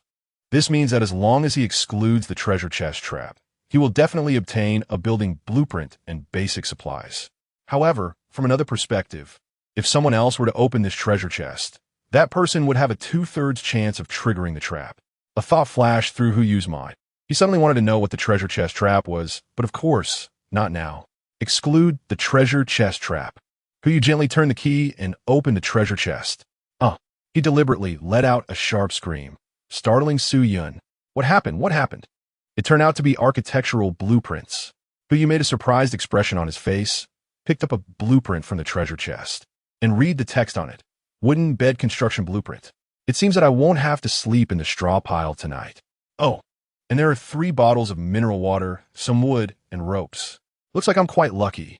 Su Yun had a dark expression on her face, constantly comforting herself in her mind. It's fine. It's all fine. As long as this guy falls into the treasure chest trap, then all of this will be mine. Hey, Hu Yu shouted. What are you dawdling for? Chop the bear in half and send it to me. Oomph. Su Yun snorted again, but still took out a fire axe similar to Hu Yu's from her lower back, flipped the bear onto its other side, and planned to split it in half. This axe, Hu Yu hadn't seen it before. Soon, the bear was split in 2. Just as Hu Yu was wondering what method Su Yun would use to transport the bear's body, she surprisingly ran off again. It was just half a bear's body, but it wasn't worth as much as the resources on her. Before long, she returned pushing a small wooden cart, placing the bear's body on the board and directly pushing it over to Hu Yu. You better return this cart to me. Otherwise, you won't get the other half of the bear. Su Jun, feet then. Of course. It's fine for you to unlock the wooden bed blueprint, but not for me to unlock the wooden cart blueprint. Su Yun rolled her eyes at him. Go ahead and keep unlocking. Are you afraid now? Chapter 13. How about a dance to celebrate? Hu Yu chuckled, squatted down again, and inserted one of the iron keys into the treasure chest. Opening the treasure chest may trigger treasure chest trap, basic supplies, building blueprints, you can exclude one of the options. Still these three options. Could it be that the copper treasure chests behind are the same? Then I would make a huge profit, not to mention those supplies. Just the building blueprints are valuable items. Exclude the treasure chest trap. You twisted the key and used some force to open the iron treasure chest, and then saw a deep blue light shining before him. A blueprint lay quietly on top of some resources, and you reached out to take it. Ding! Congratulations, host. You have obtained the building blueprint, iron pot. Building blueprint, iron pot, a curved iron vessel specially designed for a certain ancient core technology. If you intend to use it as a weapon, I suggest you use another type of frying pan. Another scream rang out as Su Yun tiptoed over to peek. What happened? What happened? Another building blueprint. Yu stood up and casually picked up the blueprint from the treasure chest. After taking a close look, his expression turned a bit unpleasant. An iron pot? What use is this? I can't possibly perform a show of cooking myself in an iron pot, can I? That said, Yu's heart was already bursting with joy. Flames and an iron pot. Both reasons for him to venture out were all set. The goddess of fortune was no longer secretly in love with him. This could be considered a clear confession, right? Yu smiled, put the architectural drawings into his notebook, then squatted down to collect the other resources from the iron box, muttering to himself, 3 bottles of mineral water, 2 cans, 1 piece of chocolate. Not bad, right? After putting everything into his backpack, Yu stood up and looked at Su Yun. There are no traps in the treasure chest. It's time to pay the chips. Here you go. Su Yun gritted her teeth, only managing to say these 2 words, then placed the other half of the bear on the wooden board, pushing it forcefully in front of Yu. Hee, thank you, Boss Su. Yu smiled and didn't unload the bear carcass from the small cart. Instead, he placed the other half of the bear carcass on it as well. I said, Boss Su, I won't give you this cart for now. If I win, you could just throw the backpack over. I believe you can still throw it over this 3 or 4 meters distance, right? Are you kidding? Would I be afraid? You could only smile kindly. All right, I'm opening it now, Boss Su. Don't rush. Saying this, Yu squatted down again and inserted the copper key into the keyhole. Upon seeing the prompt that popped up again, his pupils suddenly constricted. Ding! Opening the treasure chest. May trigger. Treasure chest trap. Excellent grade weapon. You can exclude one of the options. 2. There are actually only 2 options, according to the previous system prompts.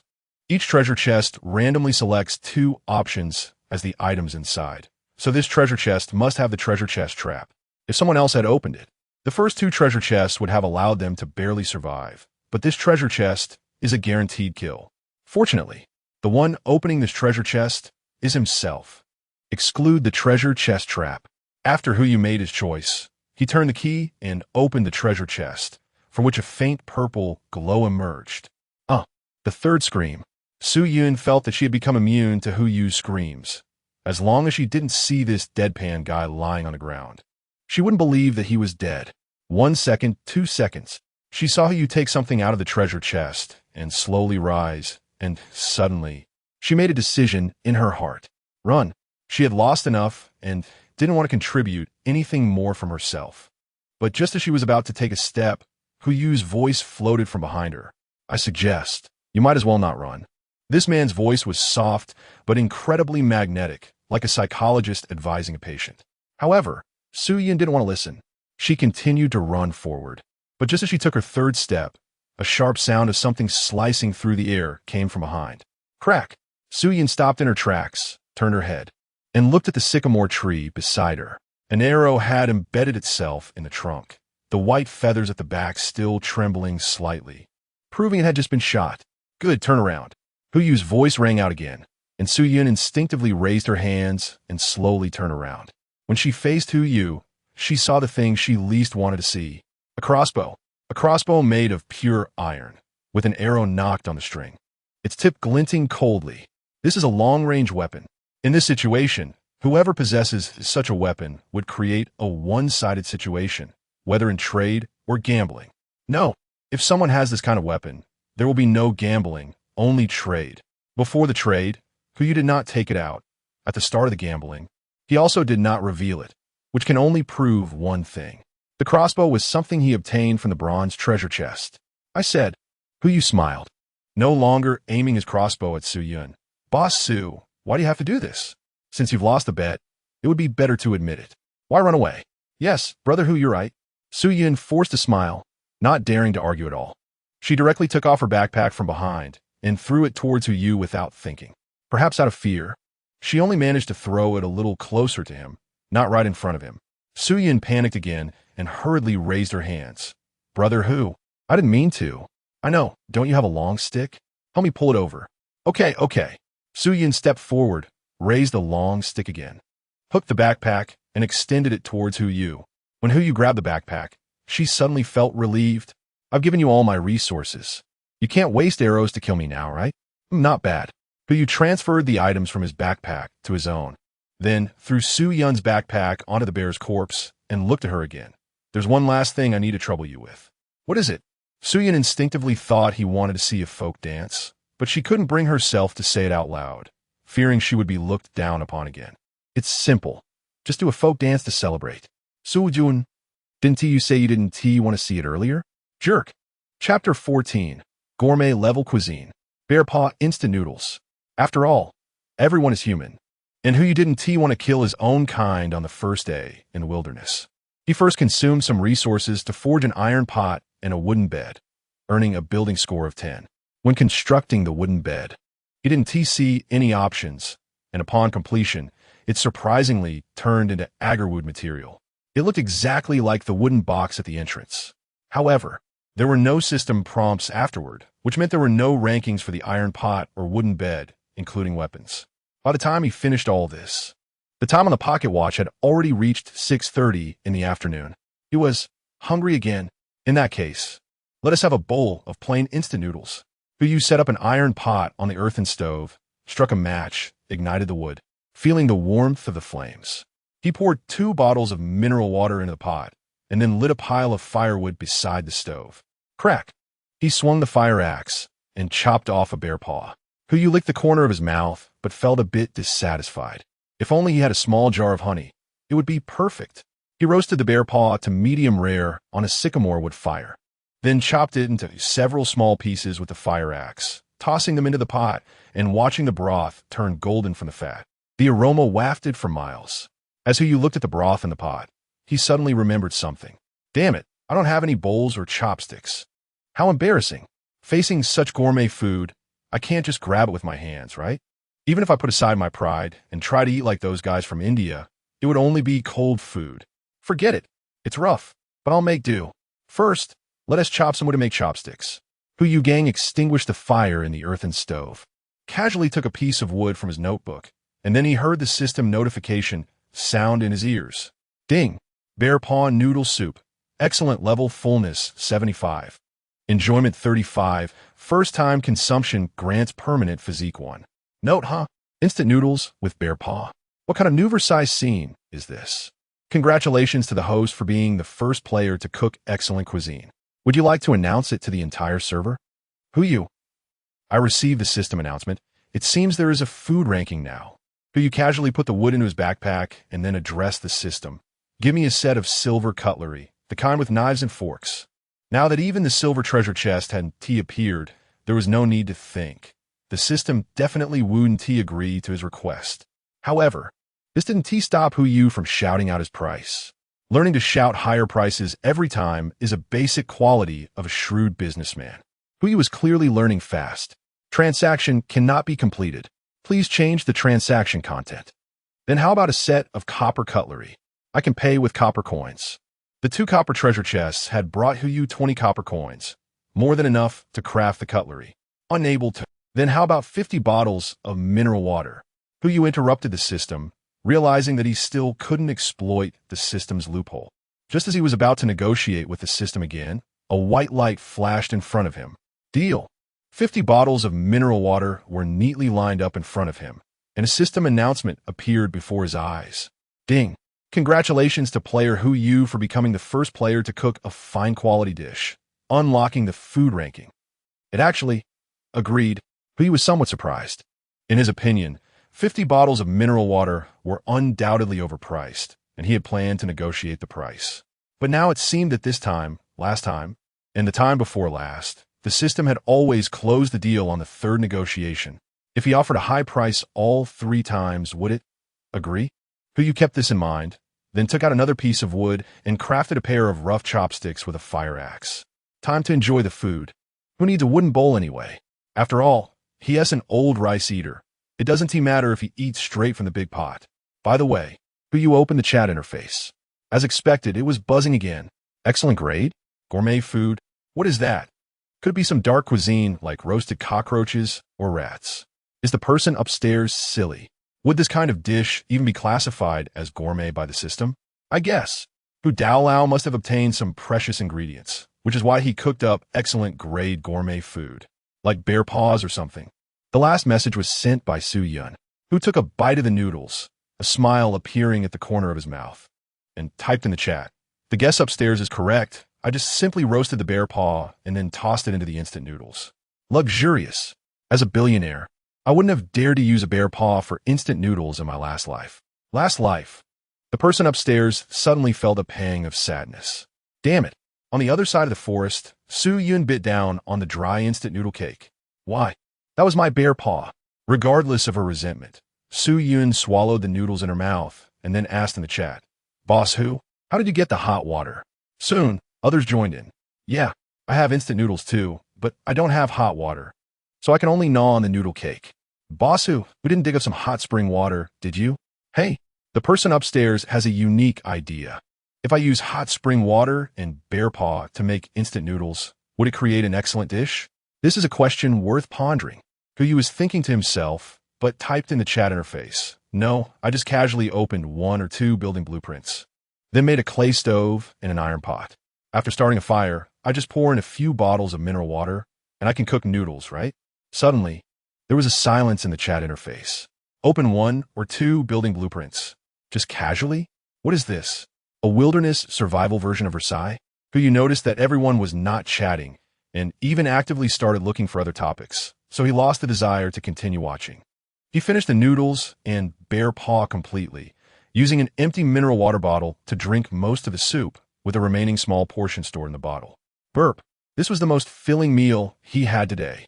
The entire bear paw weighed nearly a pound, and surprisingly, along with a pack of instant noodles, about 80% ended up in his stomach, while the remaining 20% went to the envious little boy nearby. Yudo didn't even know he could eat so much. It was already 7:30, and there was half an hour until dark. According to the system prompt, it would be dark soon.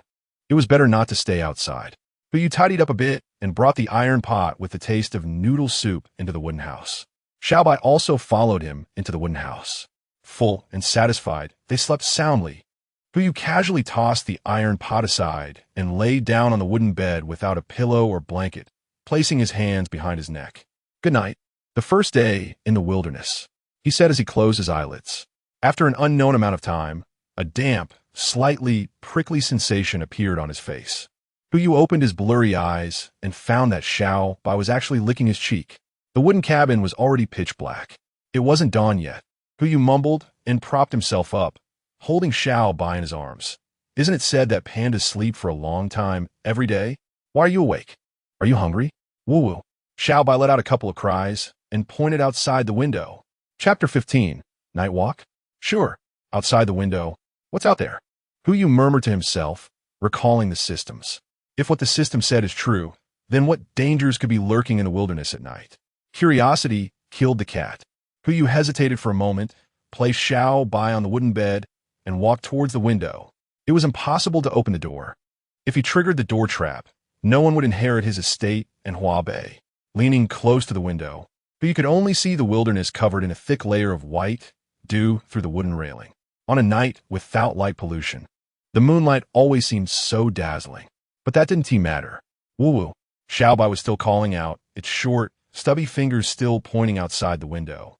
"Did you sense something?" Yu asked Xiaobai a question and unconsciously walked to the door. Try to push it open. After all, it was just a try. As long as he didn't open it, it should be fine, right? Ding. Pushing the door may encounter an E-level beast attack, a wolf feast, nightmare invasion, mysterious airdrop. You can eliminate one of the options. What the hell? Except for the second one. The last 2 options left Yu baffled. Nightmares? Do these things really exist? And what about that mysterious airdrop? What do you plan to drop? A plane? A hot air balloon? Or a dragon? Hu shook his head, ruling nothing out, just moving his hand away from the door panel. He didn't plan to take the risk. Even if he eliminated one unfavorable option, there was still a 2/3 chance of triggering an adverse event. Anyway, he had enough resources, so why take the gamble? However, Hu opened his notebook, preparing to see how his peers made their decisions. Help! I heard wolves howling outside. Could there be a beast attack tonight? It should be fine, right? The system said that as long as we don't go out at night, nothing will happen. Not go out? How can I not go out? I've run out of food and water. If I don't go out, I won't make it to tomorrow. The one upstairs is a total loser, right? You didn't gather resources during the day, and now it's night, and you still plan to go out to forage? Mind your own business. Sure, and yeah, what the upstairs said is right. Don't care what others think. It's most important to fill your own stomach.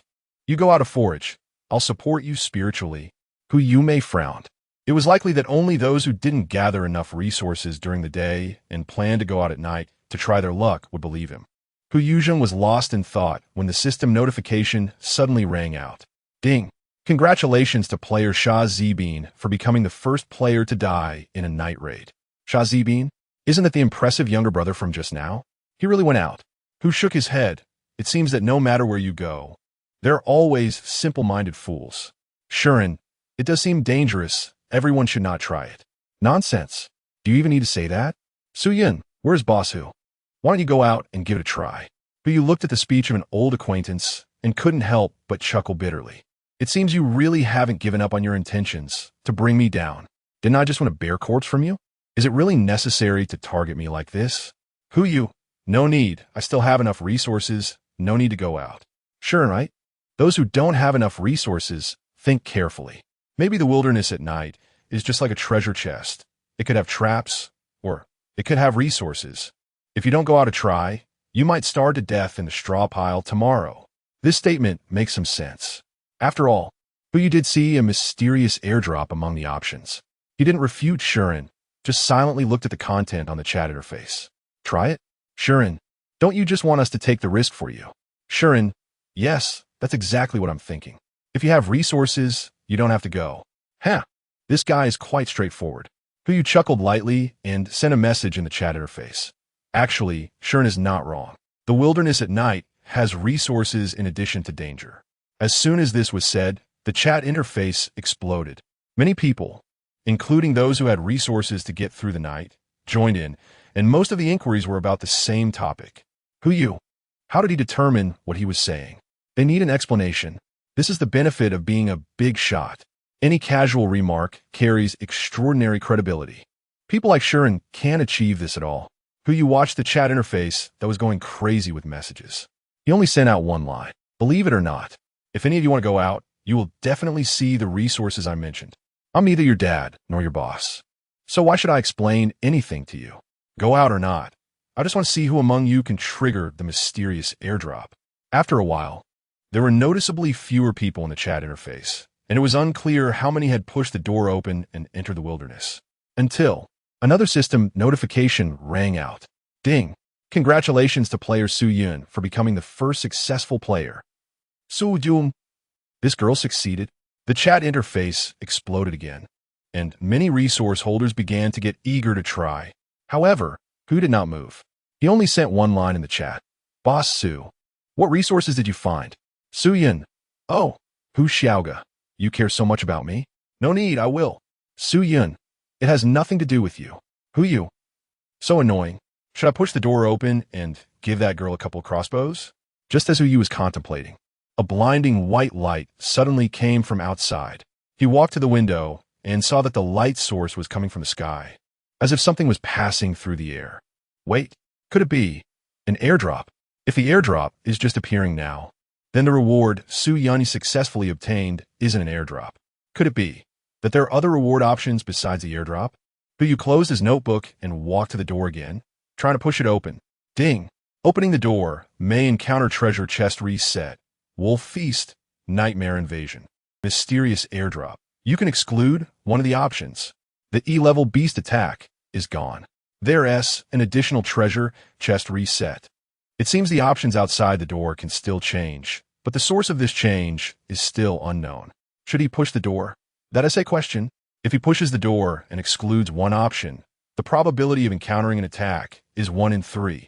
That is not very high. Bang!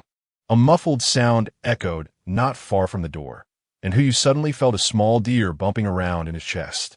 If he guessed correctly, the airdrop should have landed right outside the door. To be named an airdrop, the contents inside must be extraordinary. It's a gamble. Exclude nightmare invasion. Huyu eliminated one of the unfavorable options and prepared to push the door with his crossbow in hand. Chapter 16, Airdrop. Only 2 options that can be triggered remain. If there is no airdrop, Huyu will inevitably experience the wild wolf feast. Known as a feast, there must be no shortage of wild wolves, right? Huyu thought to himself, gripping the crossbow tightly, as it was his only source of confidence. Repeating crossbow, excellent level weapon, made in imitation of Juga village chief's design, due to a mysterious power. It will automatically convert the wood and iron in your inventory into crossbow bolts. Don't think about becoming a crossbow wholesaler. The bolts will automatically disappear 10 minutes after leaving the crossbow. It is considered an essential item for killing and smuggling, alongside the half-mad smile. There is no limit to the generation of crossbow bolts. As long as Huyu has enough materials, this crossbow is essentially a slightly weaker handgun with unlimited ammunition. With enough caution, dealing with a pack of wolves should not be a problem. Of course, this is under the premise that the wolves do not transform into werewolves on a full moon night. However, even so, for the sake of his own life, he still needed to prepare a plan B. Little by, Huyu took out 2 pieces of rope, connected the ends together, tied one end around his waist, and handed the other end to Xiaobai. He squatted down and earnestly said to it, "Xiaobai, if I call your name later, you just need to pull this rope hard. Do you understand?" Based on Xiaobai's earlier behavior of hitting the thatched cottage, it was completely possible for it to save Huyu in a critical moment. The only problem was whether it could understand what Huyu was saying. Xiaobai tilted its head, filled with confusion, but still nodded. Huyu smiled and rubbed its head. Xiaobai is really good. After saying that, Huyu turned around and returned to the door. Taking a deep breath, Huyu finally reached out to push the door open. The night breeze is always a bit cooler, blowing away the lingering drowsiness. Huyu took a step outside the door and looked up at the sky. That blinding white light, like a falling star, slowly descended. Bang! A muffled sound was heard. The landing point was not far ahead. Success! It seems that the goddess of luck is still sleeping in quite late to chase after me. She arranged some benefits in the middle of the night. I really feel a bit embarrassed. Huyu had a smile at the corner of his mouth, but he didn't untie the ropes on him. Instead, he turned around and waved to Xiaobai, signaling it to come out of the house. Airdrops are airdrops, but that doesn't mean they are without danger. Even treasure chests can have traps. Who can prove that airdrops are harmless? To be safe, it was definitely necessary to have Xiaobai support him from behind. Xiaobai ran out of the wooden house on its short legs, not forgetting to carry the rope in its mouth. When it reached Huyu's side, he picked it up and began walking toward the bright spot. The white light was not far ahead. After walking about 50 meters, the light became increasingly dazzling. Who on earth designed this airdrop? Using bright incandescent lights as a signal source at night? As if they were afraid no one would see it. Fortunately, there shouldn't be any firearms obtained now. Otherwise, Huyu would suspect that at least 10 red dots were floating on his forehead. A rustling sound came from ahead, and Huyu hurriedly stopped. It was very close. It was the sound of some creature touching the hay. But it shouldn't be a human. The distance to the white light was only about 4 or 5 meters. And adding the previous 50 meters, there were only about 55 meters left to his wooden house. Unless Su Yun was so greedy for the airdrop that she abandoned her base, there shouldn't be any humans coming this way. Eliminating humans. There should only be one possibility left. Wild wolves. Xiaobai looked up at Huyu with a dazed expression, as if asking him why they had stopped. Sure. Huyu raised his index finger to his lips and lightly shushed, then took a step forward, gently moving ahead. So what if there are wild wolves ahead? The airdrop is right in front. There's no reason not to take it. Wolves? Killing them would improve the food situation. I heard from my friends in Africa that wolf meat tastes pretty good with a slightly fishy flavor, but eating too much can easily cause heat and pimples. Then I can sell it at a high price to that woman Su-yun. Hu was thinking when the white light before him was suddenly covered by a shadow. A wolf, at least a 2-meter-long giant wolf. He quickly crouched down, aiming his crossbow at the wolf's abdomen. However, he did not rush to shoot. Wolves are pack animals. If this wolf wasn't a rebellious young one, there were likely other wild wolves nearby. If he shot now, it could easily trigger a large-scale wolf attack. Even though Hu had some confidence, he didn't want to face a pack of wolves. He only hoped that this wolf would leave here soon after exploring. Suddenly, the wild wolf seemed to have discovered something, and it abruptly turned its head, its eyes looking in Hu's direction. The direction and position were spot on. He was discovered. Hu's heart trembled, and without thinking, he pulled the trigger of the crossbow in his hand. The sound of the arrow slicing through the air echoed as it pierced straight into the waist of the wild wolf. "Awoo!"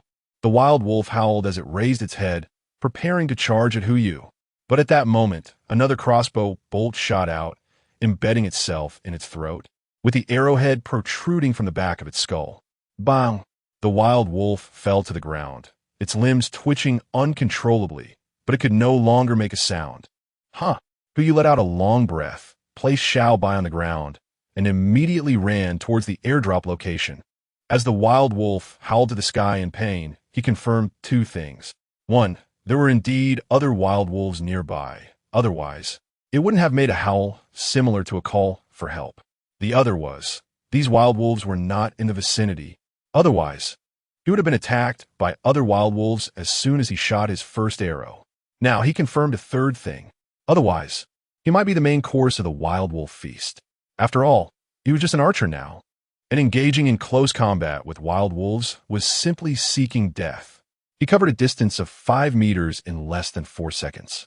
As soon as Yu Gang appeared before the airdrop, the blinding white light instantly disappeared. He focused his gaze, and his hand movement paused involuntarily. This so-called airdrop was actually just a metal box tied to a parachute, with a small light bulb on top of the parachute. Is this it? Can such a small metal box hold anything? Complaints aside, this thing is still a must-have. Yu stretched out his hand and directly stuffed the iron box into his bosom, then turned and ran towards a small wooden house. As for the wolf's corpse, let's leave it to nature to handle. Ding! Congratulations, host! You have received a mysterious reward airdrop. Would you like to open it now? Yu glanced at the system prompt and happened to arrive at the spot where he had placed Little White, finding it obediently staying in place. He picked it up and continued running towards the wooden house. The second prompt also popped up. Opening the airdrop will trigger excellent quality skill book, excellent quality building blueprint, excellent quality tool blueprint, excellent quality weapon blueprint. Wow, all blueprints. This is going to be a big score. Chapter 17, Double Rewards. Shooting Mastery and Falcon Structure. Oh, the sound of wolf howls echoed outside the house, and Yu couldn't help but shiver. It seems that the options listed by the system are not without reason. Even if he triggered the airdrop, a wolf feast could occur. Fortunately, he runs fast. Otherwise, he would have to face an entire pack of wolves. Phew! Yu let out a long sigh of relief and patted the iron box in his arms. Sure enough, I'm a man pursued by the goddess of luck. No wonder it's me. Now let's see if this airdrop will give me some face. Excluding weapon blueprints. This was a most useless thing for Yu. As he already had an excellent grade crossbow, what else did he need? What he wanted most were skill books. It didn't matter whether they were Falcon Structure or not. After excluding, he walked straight to the wooden bed, sat down, placed the iron box on his lap, rubbed his face hard, clasped his hands together, and closed his eyes to pray. Goddess, please bless me to get a skill book. As soon as he finished speaking, Yu reached out and lifted the lid of the iron box. A brilliant blue light exploded before his eyes. Before Yu could see what was inside, the system notification sound returned to his ears. Ding! Congratulations to the host for being the first player to obtain an airdrop, triggering double rewards. Congratulations to Yu for being the first player to obtain an airdrop. Would you like to announce it? Double. Yu opened his eyes wide and completely ignored all the prompts from the system. He stared intently at the item in the iron box. A book. It was a skill book. If it was doubled, then it meant 2 skill books. As expected, A horse doesn't get fat without nightgrass. And a person doesn't get rich without windfall. He had struck it big this time. The cover of the first book was blue, but there were no words on it at all. From the surface, it was impossible to tell what kind of skill book it was. Who you picked it up? And a prompt sounded in his ear. Ding! Excellent level skill discovered. Mastery of shooting. Would you like to learn it? Mastery of shooting. Excellent after mastering this skill. If you're still infertile, please make sure to see a professional doctor. Who you tilted his head, squinted his eyes, and subconsciously pulled his hand, holding the skill book a bit farther away. This shooting seems to be a bit different from what I imagined. Never mind. At least it's a skill. Let's learn it first. Learning. Shooting mastery acquired. Congratulations to player Who You for becoming the first player to master the skill. Do you want to announce it? Is that it? Is it over?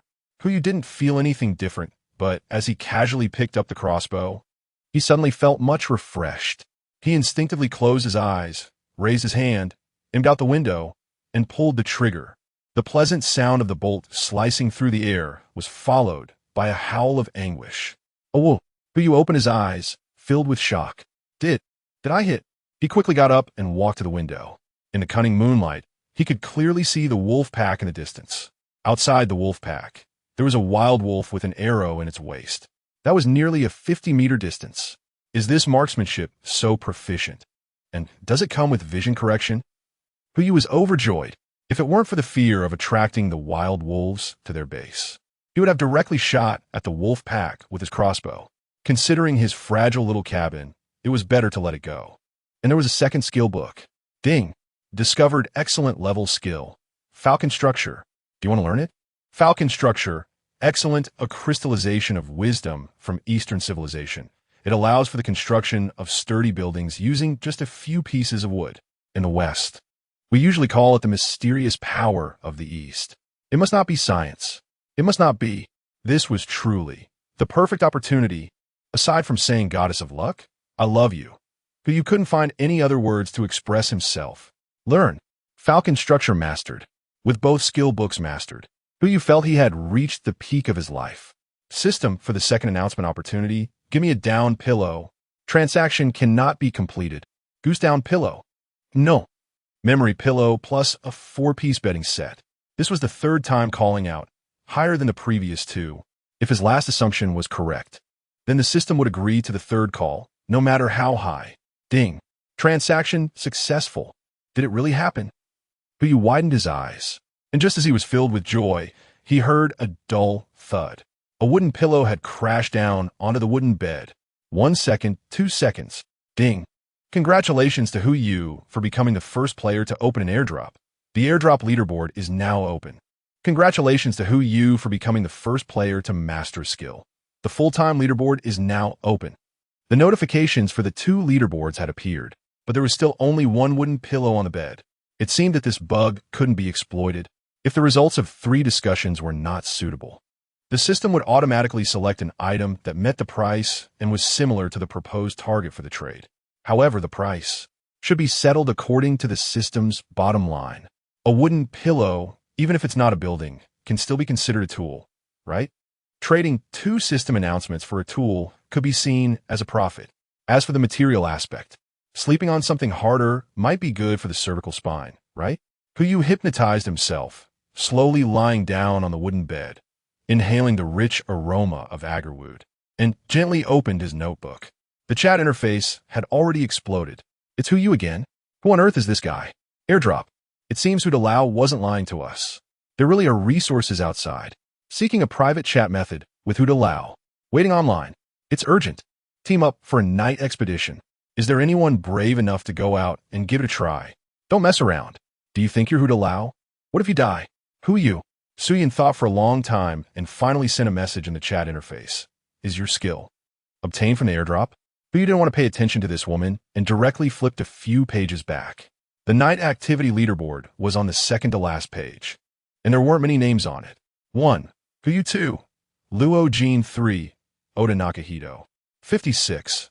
Su Yun, a total of 56 names, which means only 56 people successfully emerged from their bases in the darkness and survived. This ratio isn't high. But you flipped the page again and saw the full-time leaderboard with only 1 name on it. That was himself. Ding. There are 10 minutes left until the night activity ends. The system prompt sounded, similar to the one before the beast attack ended last time. Perhaps this time, when the night activity ends, rewards will also be distributed to the top rank.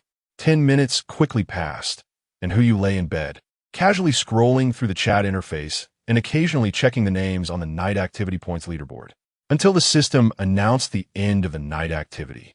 The names in the top 10 didn't change much, but the number of participants increased from 56 to 100.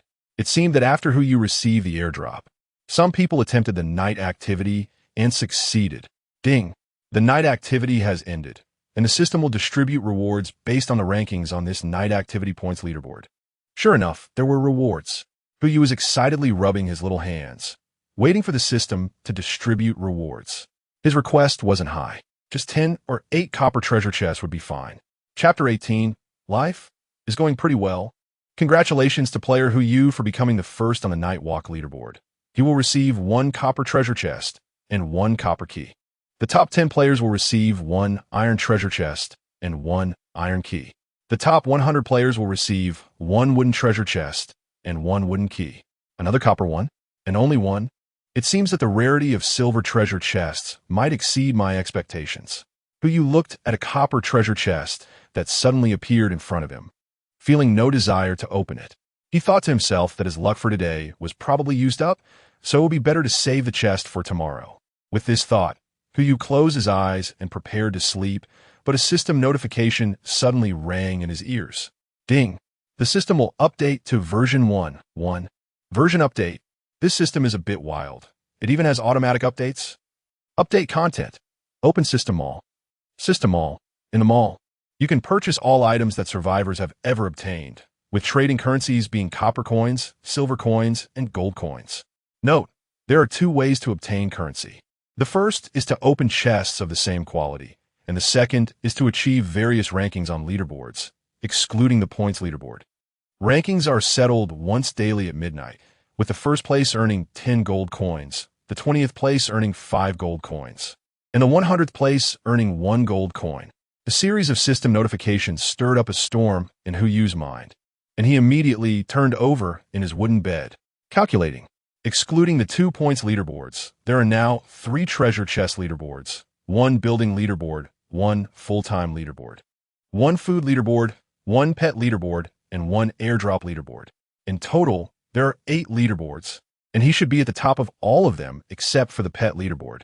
From this, he could deduce that he would earn 75 gold coins the next day. Although he didn't know how the prices in the system all would be, those 75 gold coins would definitely make him the richest person in the wilderness. Who would have thought? Who someone could actually sit at the top of wealth for a day? No, for safety's sake, he should check all the leaderboards first. Who hurriedly opened his notebook and started looking at the first leaderboard, the wooden box leaderboard. He remembered that he became the top after he crafted the survival set and the iron key. There shouldn't be anyone. Damn it. Who You looked at the names on the leaderboard and was immediately shocked. 1. Oda Nakachi 2. Who You 3. Not important. Who Yubu furrowed his brow, thinking, this damn little guy is living quite well, and yet he's in first place? Did he pull out an M's family bucket from that one box? No, I can't let this guy take my number 1 spot on the leaderboard. Right?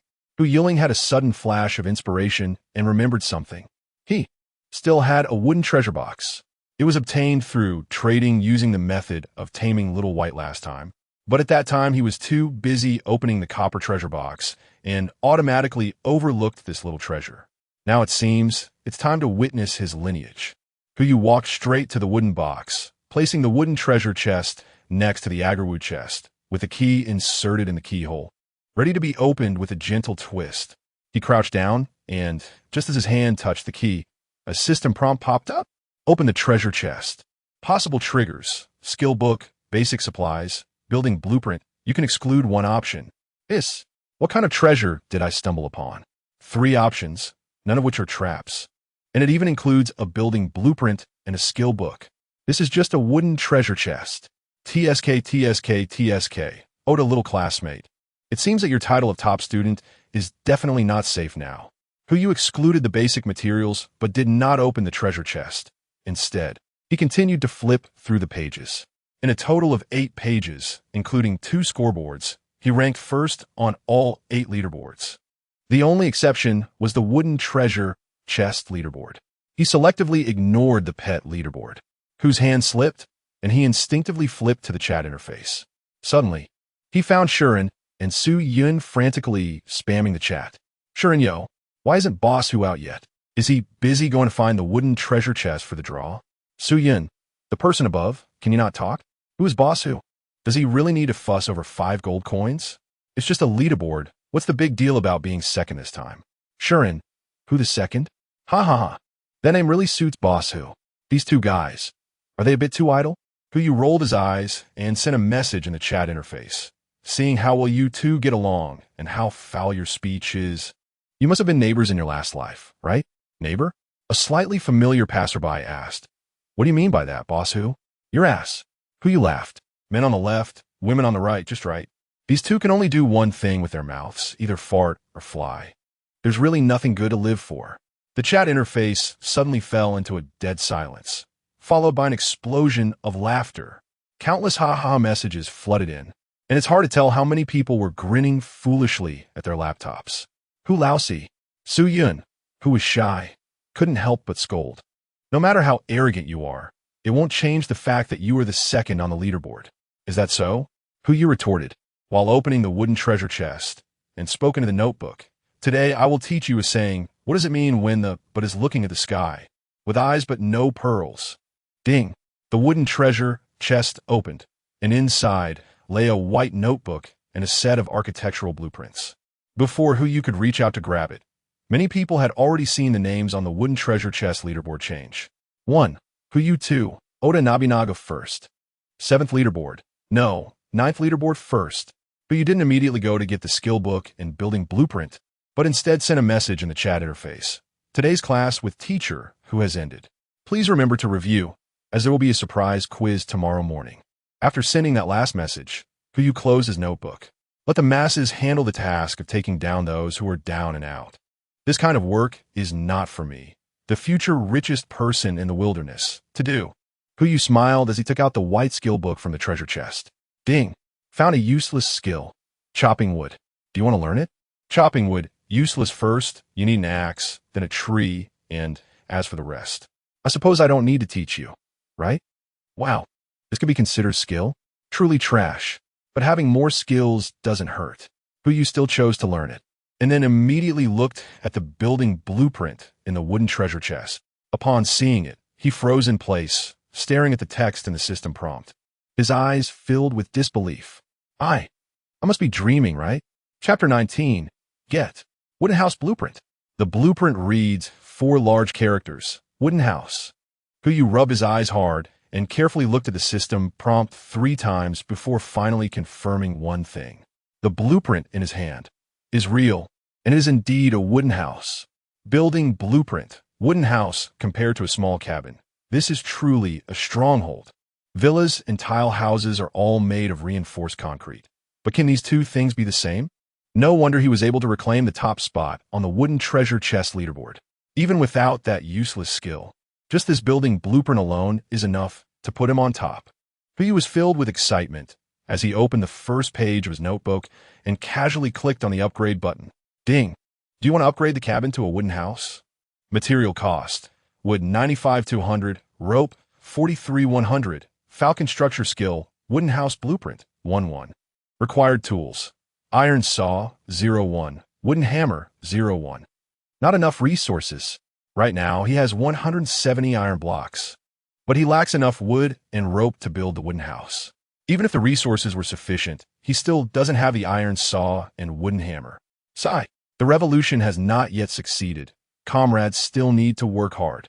Now the situation is settled. Unless Lady Luck personally opens the box, even if Jesus comes. He can't stop me from being number 1. I'm telling you. Who you picked up xiaobai, lay on the bed, and a smile appeared on his lips as he gradually fell into a dream. The next morning, before the sun had peeked out, Who you once again felt a warm sensation on his face. Xiaobai. Woo-woo. Xiaobai tilted his head, still standing at the head of the bed, looking at him with a cute expression. Seeing that look, even if Hu Yu was very angry, he couldn't bring himself to show it. What else could he do? Raising a pet means you can only pamper it, right? Who you rubbed its head and couldn't help but complain, I say. You must have been a face towel in your last life, right? Xiaobai tilted its head, saw Hu Yu sit up, and immediately pounced into his arms. Then clung to his neck and started to act cute. So clingy, could it be hungry? Hu Yu said. Only then did he feel something was off. Just now, there seemed to be a hint of blood in Xiaobai's mouth. Wait a minute. Bear corpse? Hu Yu hurriedly got up while holding Xiaobai. And when he reached the door and took a look, he was instantly frozen in place. The bear corpse that was once full of flesh and blood now only remained a pile of bones. No, to be precise, there were also several mysterious items that could help avoid beast attacks. Ding. Found material, bare bones, superior. Do you want to collect? Found animal droppings, panda. Do you want to collect?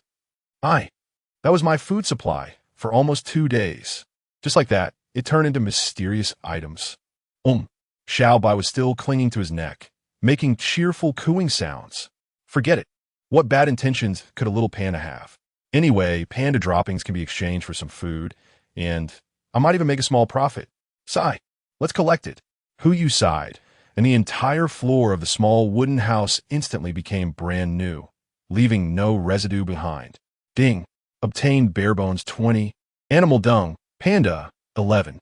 Adding to the 9 pieces from yesterday, he now had a total of 20 mysterious items. It would be best if he could sell them in a bundle, otherwise he would waste transaction opportunities. By the way, speaking of transactions, Hu Yu hurriedly walked to the wooden bed, placed Xiaobai at the head of the bed, took out his notebook, and flipped to the page for the marketplace. A new option had appeared alongside buy and sell. Marketplace.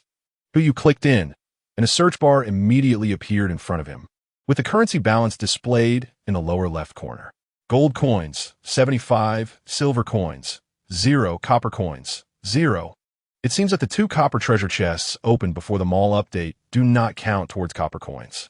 Luckily, my clever self saved 1 copper treasure chest to open today. Hu Yu tried to enter wood in the search bar. An icon for wood immediately popped up, showing the price and a quantity box below. 1 copper coin for 1 wood. Not too expensive. Hu Yu first bought 200 units and then started searching for rope, wooden hammers, and iron saws. With these prices, it wouldn't take 5 gold coins to gather all the materials needed to build a wooden house. However, after buying all the wood, rope, and wooden hammers for just 1 gold coin, when he finally tried to purchase the iron saw, a message popped up saying no results found. Could it be that no player has unlocked the iron saw yet? Hu Yu was somewhat speechless, but this was also expected. It was only the first day, and, aside from himself, no one could build the wooden house, let alone get a chainsaw. It seemed that the plan to build the wooden house would have to be postponed. However, aside from the wooden house, there was still something that could be built. The wooden processing table. Now that he had mastered the skill of the falcon structure, he only needed to spend 50 pieces of wood to directly construct the processing table. 5 minutes later, the morning light streamed through the window, casting a glow on the brand new agarwood processing table. After 2 experiences of adding furniture, Hu Yu was certain of one thing. As long as the furniture was added to a mixed-type wooden house, even if the simplest wood was used, the material would be directly classified as agarwood. If this were before his time travel, this piece of furniture would have cost at least tens of millions. With the wooden processing table completed, the building score increased by 5 again. Hu Yu just walked to the processing table when the system prompt popped up. It's 8 o'clock. Players can start exploring the wilderness. Is it already 8 o'clock? Hu Yu didn't pay much attention to the time and wasn't in a hurry to go out and explore. He placed his hand on the crafting table, and another system prompt popped up. Wooden crafting table, craftable items. Wooden sword, wooden shield, wooden bow, wooden hammer. A series of wooden tools and weapons appeared on the list, even including wooden birds and wooden toys. In the end, Hu Yu came to a conclusion. There was currently nothing usable in there, but it's better than nothing. At least it's some kind of agarwood furniture. He could think of it as a solid air freshener. He may do with it for now. His stomach rumbled, and Hu Yu recalled the fear of hunger that had gripped him yesterday. He quickly opened his backpack, took out a can of meat, and finished it in just a few bites. He also drank the leftover noodle soup from last night, finally feeling about half full. Breakfast. After all, eating too much isn't good for the body. After eating and drinking enough, Hu stretched lazily and walked over to the copper treasure chest that he hadn't opened last night. A beautiful day starts with opening a treasure chest. The key was already inserted into the keyhole by the system. He just needed to turn it. Hu squatted down and reached for the key. Ding! Open the treasure chest. Possible triggers. Treasure chest trap. Excellent grade tool. Excellent grade weapon blueprint. Excellent grade seeds. You can exclude one option. TSK. Too bad there's no skill book. Looks like today, luck isn't as good as yesterday's. Fortunately, when he said this, there was only a panda nearby, no other survivors. Otherwise, he would have died here today, being overwhelmed by the lemon scent emitted by other survivors. Exclude the treasure chest trap. Chapter 20. The unexpected appearance of Luo Jin. Ding! Congratulations, host. You have obtained mysterious seeds. Excellent grade. 10. Copper Ho 1. Mysterious seeds? Hu Yi was taken aback. Reaching into the treasure chest to take out a package of oiled paper, carefully examining it in front of him. This thing looks a bit like a watermelon seed. Mysterious seed. Excellent before a worm transforms into a butterfly. You can never tell whether it is a silkworm or a maggot. The same goes for seeds. Although he didn't know what kind of seed it was, it didn't matter. When he went out later, he would plant a circle around the house. After all, it couldn't possibly be a plant like a man-eating flower, so he might as well plant it for fun. As for the copper hoe, it should be used for tilling the soil and sowing seeds. But you placed the hoe and seeds in the treasure chest, and then ignored them, walking towards the door instead. It was already 8 o'clock. Time to start a new day of exploration. Although the resources he currently had were enough for him to eat for over 10 days. He couldn't just sit around and waste them, could he? Besides, he was curious about what wooden houses looked like and how they differed from small cabins. He pressed his right hand against the door, and the system prompt arrived as expected. Pushing open the door may lead to a resource area or a barren area. You can exclude one option. 2 options? Compared to the previous day, there were no treasure areas or beast areas. Was there even a need to choose? Exclude the barren area. Resources. Here I come. Hu Yuman was eagerly preparing to open the door, but before he could push it open, a second prompt suddenly appeared in front of him. Pushing open the door may yield a common fishing rod, a refined fishing rod, an excellent fishing rod, or a mysterious fishing rod. You can exclude one option. A fishing rod? Could it be that the resource area mentioned by the system is a fish pond? But even if it's a fish pond, why would they distribute fishing rods to survivors? Is it considered a benefit? Hu Yuman was filled with doubts and ruled out the ordinary fishing rod. He reached out to push the door again, but this time there was no system prompt. The wooden door slowly creaked open, and a wave of salty sea air hit him. This place is by the sea? But you looked ahead, only to see an endless expanse of blue sea. A few pure white seagulls soared in the azure sky, occasionally letting out bursts of calls, while the clear sound of waves echoed in the distance, as if welcoming someone along with them. It seems that fishing rod is meant for sea fishing. Ding! The system notification sound rang in his ears, and a series of system prompts popped up furiously. All players have left the base. Survival leaderboard activated. Congratulations to Player Bell for becoming the top of the survival leaderboard. Area administrator privileges activated. Gaining a leading position in the survival leaderboard will grant you area administrator privileges. Area administrator holds the authority to mute players and earns an additional 5 gold coins daily, settled after midnight. Congratulations to the host for becoming the second place on the survival leaderboard and has obtained the area administrator privileges. Just second place, huh? Hu slightly frowned, but thinking that the first place was the legendary Bear Grylls, he could understand. If he couldn't eliminate the options, it seemed that this wilderness survival was indeed a crossing plan tailor-made for him. However, unfortunately, the current protagonist is me. So, you might as well hand over the top spot on the survival leaderboard to me. Hu took out his notebook and opened to the last page of the survival leaderboard. He discovered that this list was different from the previous ones. In addition to names, it also included values. 1. Bell resource score, 129. Estimated survival time, 29 days. 2. Hu resource score, 329. Estimated survival time, 13 days. 3. Luo Jin resource score, 97. Estimated survival time, 11 days. What is this supposed to be? Just because it's Bell, he can survive longer with fewer resources? Is this even fair? Who the hell wants to be second place? Especially when my resource score is higher than his. Who rolled his eyes and said directly to the system, "System, I'm giving you one more chance, rescore and re-rank." Who revealed a slight smile. "If you want to make a deal with me in the future, I advise you to carefully consider my suggestion." The system remained silent. But it only lasted for 3 seconds. Ding. Due to a system update causing a bug, the survival leaderboard will be reorganized. Who looked at the last page of the notebook? Bell's name was erased from the first line and moved to the second. Oomph. Truly a spinning top. Can't get going without a push, huh? At that moment, far away in a desert, Bell, who was munching on a beetle, froze for a moment. FK. Who smiled contentedly as he walked out of the small wooden cabin, only to be greeted by a layer of prompt boxes in front of him. Do you want to enable administrator permissions? Was there any need to think about it? Yes. As he confirmed in his mind, a semi-transparent virtual screen appeared before him. Area rating, administrator, administrator permissions, F, number of people, 99, manageable system, chat interface. Is it only the chat interface that can be managed? Or, after upgrading the administrator permissions, will there be other management functions available? Who was staring at the chat interface in confusion when a translucent virtual screen appeared before him. Wow. The second and third top players on the survival leaderboard are in this area. The person upstairs, please be careful with your words. Now it's first and third. I seriously suspect that who has some shady dealings with the system. Otherwise, how could the leaderboard be changed? It's inevitable. Otherwise, how did I get 329 points in resources? I only have 25 points. I need help. Boss Luo, let's go fishing together. Boss who? Are the items to avoid beast attacks sold separately? I'll take one. Thank you.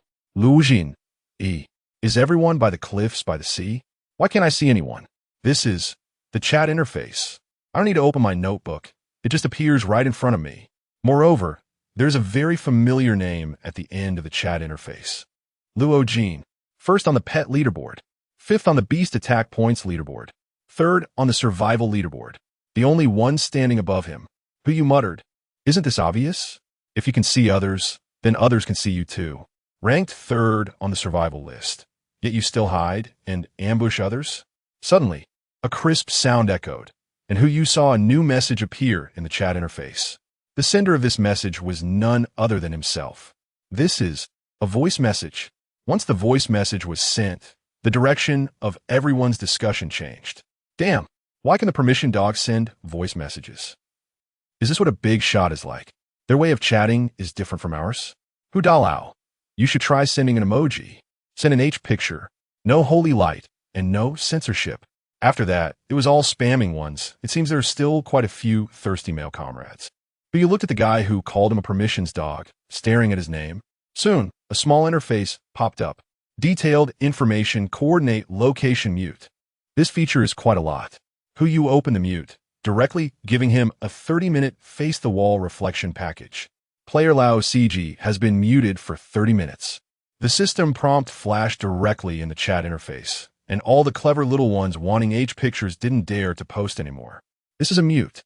The chat interface is the only way for everyone to vent their loneliness. If they get banned again, what's the difference from being in prison? Who didn't care about these guys and focused his attention on Luo Jin's name. He opened the detailed information. A profile box with an avatar instantly appeared in front of him. Who looked stunned in front of him. In this world, are there really humans who can look like this? Chapter 21. Why is the appearance of the fishing rod so cool? Who lives in the era of big data, boasting that he has seen many beauties on certain apps. However, even he, who has encountered countless stunning women, was stunned at the first sight of Luo Jin's face. He didn't even know how to describe this face, as if using all the words in the world to describe beauty would be a desecration of her looks. If he had to sum it up in one word, it would be celestial. Hiss. But took a deep breath, wanting to avert his gaze from the avatar, but he just couldn't do it. It's over, it's over. With that thought, Who reluctantly closed his personal profile and shifted his focus to the coordinates. 200 meters in front on the right. Not far. Without thinking, Hu took a step forward, and a system prompt echoed in his ears. 11 hours and 40 minutes remaining for this exploration. Exploration distance 100 meters. Due to the special nature of this area, the fixed exploration direction is west, straight ahead. Note, once a direction is chosen, it cannot be changed. You can only move forward or backward. Oh no, this is bad. If I can only explore straight ahead, then I definitely won't be able to see the fairy Luo. Forget it. After all, we're all surviving in the same world. There will still be opportunities. Let's head to the beach first and see. I still don't know where that trash system sent the fishing rod. It hasn't arrived yet. As Hu Yoshin's thoughts stirred, he picked up the little white creature standing beside him and walked forward. But at that moment, a brilliant golden light suddenly illuminated the sky. It even overshadowed the sun's rays. Everyone in the area instinctively looked up, gazing at the sky in unison. Seagulls scattered in a flurry, and countless fish leaped from the sea's surface, seemingly in celebration, but also a bit in panic. Dolphins, sharks, and even mermaids began to swim toward the shore. All their gazes locked onto the golden light emerging from the sky. What on earth could it be? Hu raised his hand to shield his forehead, partially obscuring his eyes, tried to see what that golden light was. The chat interface was buzzing. Wow, what exactly is that golden light? Is there anyone who can see it clearly? I don't know. I'm by the sea, and I see a lot of fish gathering around. I see it too. There's even a mermaid. She is incredibly beautiful. Her upper body is even bare. The conversation above has gone off topic. Warning for silence. Luo Jin, I think I saw the golden light coming down towards me. Is it an airdrop? It's not an airdrop. Hu sent a voice message. I have received an airdrop before, and that was the white light emitted by an incandescent lamp, not this golden light. This should be some kind of elongated object. Hu Daolao is online to clarify. It's coming down. It's coming down. I can see clearly now. What the big guy said is right. It is an elongated object, but I can't see what it is. I saw it too, because Hu has learned shooting mastery. He can see what is wrapped in the golden light at the first moment. Unfortunately, it's too far away, so he can only see a rough idea. However, as the golden light descended, Hu could see it more clearly. At the top of this elongated object, it seems there is a silver-white line hanging. Luo Daolao, is the object still falling towards you? Can you see what it is? Luo Jin, no, the position is off. It seems this thing is falling to my left. Left? Luo Jin is in front of me to the right. So her left would be directly in front of me? Elongated, evenly thick overall with a line hanging at the top, and it's falling directly in front of me. Wait, this can't be my fishing rod, right? A thought suddenly popped up in Hu's mind, and he felt goosebumps all over. Bang! A golden light fell, and a loud noise exploded ahead. Hu even felt a wave of impact rushing towards him. It's fallen. Are there any good brothers nearby to check it out? It might be some kind of treasure. Luo Jin, it's to my left, but unfortunately it's too far away. I can only see the distant golden light. I'm envious of Brother Luo. I can't even see the golden light. The school of fish. The school of fish scattered. No, they aren't scattering. They're swimming in one direction. Brother Luo, quickly check if they're swimming to your left. Luo Jin, yes, it's really true. No more talking. I'm starting to fish. A series of messages flooded the chat log, but Hu wasn't in the mood to look. He just stared at the prompt box in front of him, feeling his heart racing like a deer. Your fishing rod has been received. Please collect it at the shore in a timely manner. Fishing rod. Received. Sure, that thing is definitely my fishing rod. Hu rubbed his face, even sticking the back of his hand into Little Bai's mouth, pressing its head down and biting it to finally confirm that he wasn't dreaming. However, wise the way a fishing rod makes its entrance cooler than its owner? Hu made a sarcastic remark, but the joy on his face was hard to hide. He hugged the little white creature, hummed a tune, walked with a cheerful step, and swung his excellent crossbow as he headed towards the coast. Fishing rod, my little treasure. Your master is here. From its impressive appearance, qualities like exquisite or excellent are definitely not worthy of this fishing rod. This means that he must have triggered the option of the mysterious fishing rod. But what exactly is mysterious about this fishing rod? Who still didn't know? But it couldn't just be a mysterious way of appearing, right? With a heart full of confusion, who you walked through the jungle by the seaside. The moment he stepped out of the jungle, golden light filled his entire field of vision. A long fishing rod with a silver-white fishing line was just planted on the shore, waiting for its owner's arrival. Someone is coming. Luo Jean. I see a figure appearing next to the golden light, but it's too far away to see clearly who it is. From a body shape, it should be a male. What do you mean it should be a male? Little friend Luo Jean, have you ever seen a woman who is 8 meters tall, built with muscles, and has short hair? Although it might be possible, that's extremely rare, right? Sure and wow. Who is that, brother? Come out and reveal what's in the golden light. Okay. Who you looked at the names popping up on the chat interface and suddenly tilted his head. It's this guy again. What a coincidence. He probably didn't speak before because he was afraid of being muted by me, right? But under the temptation of the mysterious treasure, he couldn't help but speak up. Since that's the case, player sure and has been muted for 24 hours. Who you revealed a friendly smile and sent a voice message in the chat interface. It has nothing to do with you. At a certain location. Sherm was taken aback for a moment, listening to Hu Yu's voice in his ears, his fists clenched tightly. Damn. After Hu Yofa sent the message, he didn't pay attention to the chat interface anymore. Although sure and had been muted, many people were still frantically asking about Jing Guang out of curiosity for the treasure. He naturally wouldn't pay attention to that. The most important thing now was to get the fishing rod first. Hu Yu continued to move forward. But just as he was about to reach the fishing rod, a system notification sounded. Ding. Hu Yu, winky face. Chapter 22 Epic. The Favor of the Sea King. What the hell is this? Lady Luck, did you get drunk yesterday? We're just a meter or two off. Can't you be a bit more accurate for me? Hu Yu was complaining wildly in his heart, but then he calmed down. It's only 1 or 2 meters, right? At this distance. My little Bai can even push a treasure chest over. Getting a fishing rod is not a difficult task at all. Hu Yu thought for a moment and then put Xiao Bai on the ground, pointing to the fishing rod not far ahead that was glowing with golden light. Xiao Bai, do you see that glowing thing? Xiao Bai nodded, but then hugged Hu Yu's thigh, hiding its entire bare body behind his leg, trembling as it nodded. Woo woo. The sound had a somewhat pleading tone. Hey, don't be scared. It's just a broken fishing rod. If you think about it, it's still a fellow worker. Bears fish, fishing rods catch fish, and pandas are roughly equivalent to bears. So this reasoning has no flaws. Hu Yu brought Xiao Bai in front of him. But as soon as it came into contact with the golden light, the whole bear jumped up and hid behind his back, refusing to take another step forward. This is bad. Xiao Bai is very afraid of the golden light and doesn't dare to move forward. It seems impossible to make it pull out the fishing rod. So what other options do we have? We can't just abandon the base. That's right, the base. As long as we upgrade the base to a wooden house, the extra 10 meters of exploration distance provided will allow us to pull out the fishing rod. Now that we have the blueprint and the materials, there's only one thing missing. A hacksaw. However, when searching in the mall before, there was none. No hacksaw. But what about the hacksaw blueprint? Hu Yu furrowed his brows, opened them all, and entered the chainsaw blueprint. Ding. Search complete. The chainsaw blueprint lay quietly on the page, with a box below indicating the price.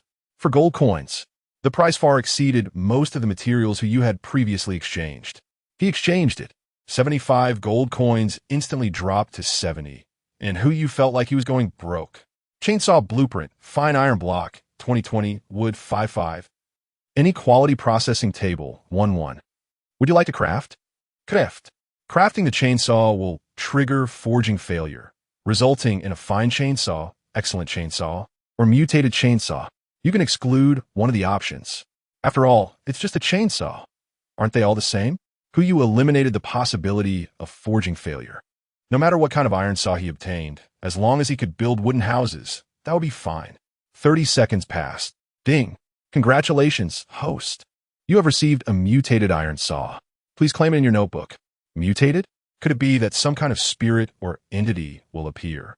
Hu Yu had a wild imagination, but when he took out the mutated chainsaw from the warehouse, he discovered a problem.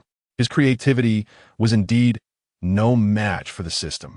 Chainsaw, perfect, that worships the chainsaw killer, has a chance to double material when cutting. Quality additional skill, perfect can accumulate worship points when cutting flesh. And when the worship points reach 100, it can evolve into a chainsaw. Node, A chainsaw that doesn't want to be a chainsaw is not a good tool. What the hell is this?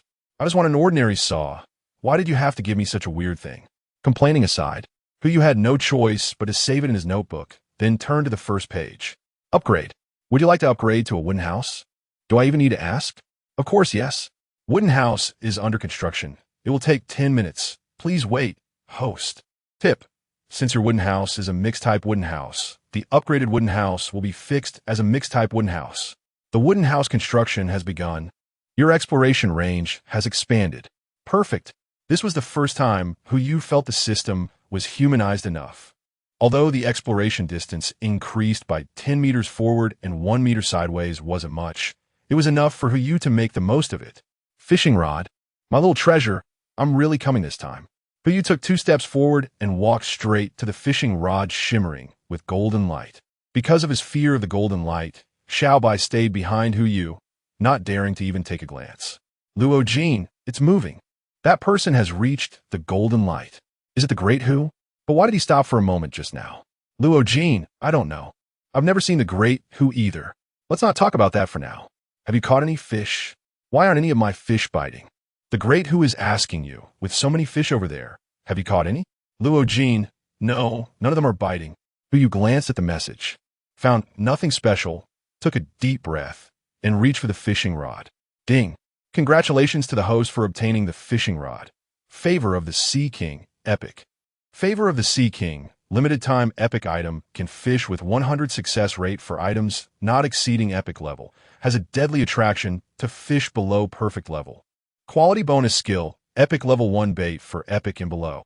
Special bonus, limited time, remaining time, 24 hours. Note, originally intended to fish my brother into the pond. But who knew my brother was actually the Sea King? Congratulations to player Hu Yu for becoming the first player to obtain an epic item. Would you like to announce it? The fishing rod was in hand, and the golden light instantly disappeared. But you only felt one word, and that is. However, this Sea King doesn't sound like a serious Sea King. But you looked at the fishing rod in his hand, sparkling with gold dust, and couldn't help but smile. Considering the last time you gave me face, this time I'll take 10 bear paws from you. Isn't that too much? From the surface of the sea, there were plenty of sharks here, casually catching some to get fish fins, paired with bear paws and instant noodles. Slurp. Just thinking about it makes my mouth water. Deal.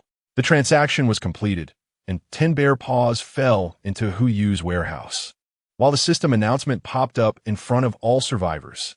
Epic. Damn. Could this epic item be the golden light just now? I would like to call Hu Yu the forever god. Hu Yu smirked. Heck, god. Just a bunch of non-lucky guys. Be careful of being muted upstairs. Wait. Is this system made by Blizzard? Will the next, after epic, be legendary? Luo Jin. I've seen it clearly. This epic item is a fishing rod. No wonder its boss, who, even the fishing gear, is a billion times different from ours. Seeking epic fishing gear tutorials. Willing to go bankrupt for it. Hu Yu smirked. Don't compare your family assets to my nanny's pocket money. Welcome to the survival guide of the crooked-mouthed big shot, Hu Yu. The chat interface was flooded with inquiries, while Hu Yu just tilted his head, his big eyes filled with confusion. Hu Yu was slightly puzzled, but didn't think too much about it. He just picked up the fishing rod and walked towards the cliff by the sea. With the fishing rod in hand, he was ready to start fishing. As he reached the edge of the cliff and was about to cast his line, he suddenly remembered a question. He had the fishing rod, but where was the bait? Chapter 23.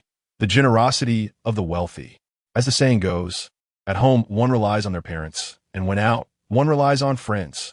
From the chat logs, those guys who had already started fishing should have gotten their bait by now. Since that's the case, why not just ask them directly? Ahem. Hu Yuqing cleared his throat and looked at the chat interface. Everyone, where do you get your bait? As soon as the voice was heard, the crowd erupted again. Master Ball captures from upstairs. A wild Hudalao. Hey, your voice sounds really nice. Need someone to warm your bed? What does a nice voice have to do with warming a bed? Are you sleeping with a radio? It's falling apart. The charming and suave image of Hudalao in my heart is shattered. He doesn't even know where to find bait. Warning for silence upstairs. Luo Jin. The bait depends on what you want to use. If it's worms, you can dig them out of moist soil. There's some in soil close to the beach. If you want to use blood bait, it might work even better. I use blood bait, but unfortunately, I didn't catch a single fish, so I don't have specific data. Still, good-looking people have kind hearts. Hu smiled and said, got it, thank you. Luo Jin, you're welcome. After Hu finished speaking, he started looking around. Hey, wait a minute. Since they have already dug up the earthworms, why should I dig? I could just buy them directly from the store, right? I'm the richest person now. It doesn't suit our temperament to bend down for a few earthworms. Thinking this, Hu opened the store interface on his notebook, but instead of searching for earthworms, he entered bait. 3 items appeared on the notebook. Earthworm, trash level bait. Do you think you're in a river or a pond? Want to go sea fishing with this kind of bait? Dream on. Live shrimp. Normal bait, small carnivores. Okay for catching sea bass, but for large fish, why not let them starve for a few days? Mixed flesh, fine bait, a homemade carnivorous bait by a certain player, effectiveness unknown. Anyway, it hasn't caught a single fish yet. And it seems like none of them are reliable. Not to mention the first 2. Just the price of the last bait is a full 10 silver coins. That's a 1/10 of gold coin. Hu is reluctant to buy it, but he has come up with a new idea. DIY. Since Luo Jin can make it himself, then I can too.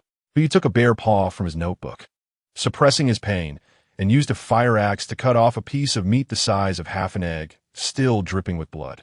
That was the essence from the entire bare paw. There wasn't much left of the bare paw that was worth eating, so Hu casually tossed it to Xiaobai, who nibbled on it quite happily.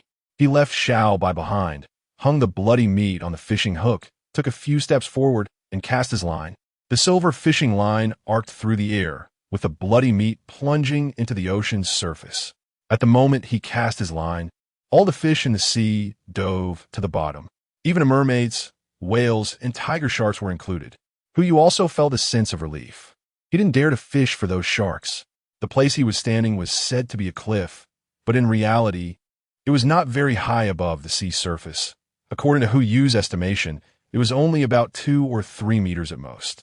He could even see the scales of the mermaid's tail that had just submerged. At this distance, if a tiger shark wanted to jump up and eat him, he would only have time to shout for help, not to mention the whales in the distance. That thing, as long as it swam to the surface without stranding, could just open its mouth and swallow him whole. As for the mermaid, Hu really wanted to catch a fish to have some fun, but also depended on whether others were willing to play along. Have you ever seen a mermaid being caught with bare paw meat? It would at least require a diamond ring the size of a pigeon egg, right? After casting his line, Hu started to do nothing, standing by the sea, feeling the sea breeze, watching those guys boast in the chat interface, and waiting for the fish to bite. It was quite enjoyable. If only he could have a cup of ice Coke and a beach chair, it would be perfect.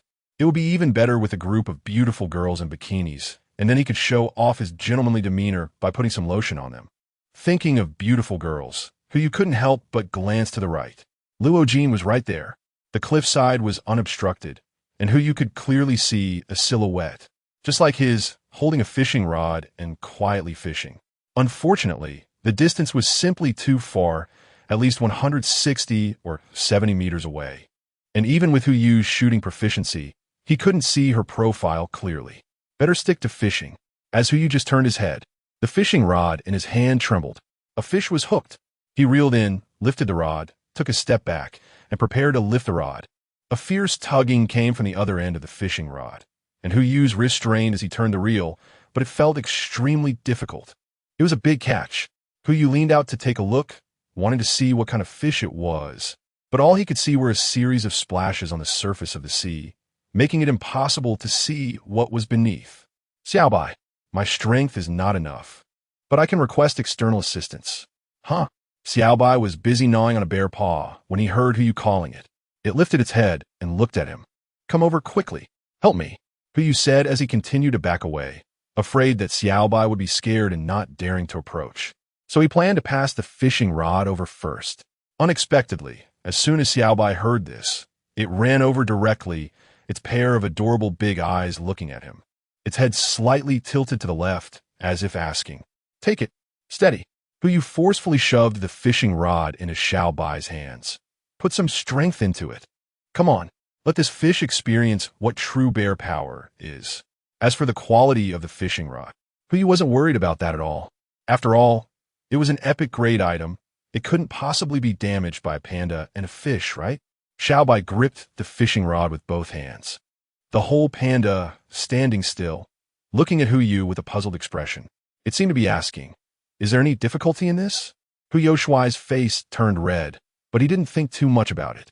He placed both hands on the reel and began to turn it with force. Just as the strength on the other end of the fishing rod started to weaken, a prompt box suddenly popped up in front of him. Ding!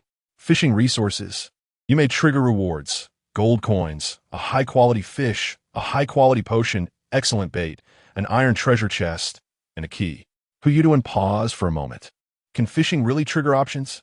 But besides the second thing, can you tell me what else in the sea could have such great power? Potions? Gold coins? Or treasure chests? The rebellious psychology of Hu Yu is at work, and he has eliminated the high-quality fish. You want to see what this system can attach to his fishing rod. 20 seconds later, a silver fishing line dragged something to the surface of the water. Hu Yu leaned forward, focused his gaze, and was instantly frozen in place. It turns out, the system truly lives up to its name. Even the way it plays tricks is different from the normal person's thought process. Ding! Congratulations to player Hu Yu for becoming the first player to successfully fish for resources. Should be announced? To be honest, the thing hanging on the hook was quite appealing to him. Chapter 24. The Sea King Leaderboard. A palm-sized, fully colorful little fish, covered in scales and armor, was slowly being lifted from the water. An indescribable fragrance wafted through his nose and throat. Just a light sniff made him unable to resist daydreaming, it seemed. Like lingering in a building named after a color. If nothing unexpected happened, this fragrance was emanating from the colorful little fish before him. But this thing should be bait, right? Who was pondering as he took the small fish off the hook, and immediately a system prompt popped up in front of him. Ding! Congratulations, host. You have obtained an excellent grade bait, colorfin fish. 1.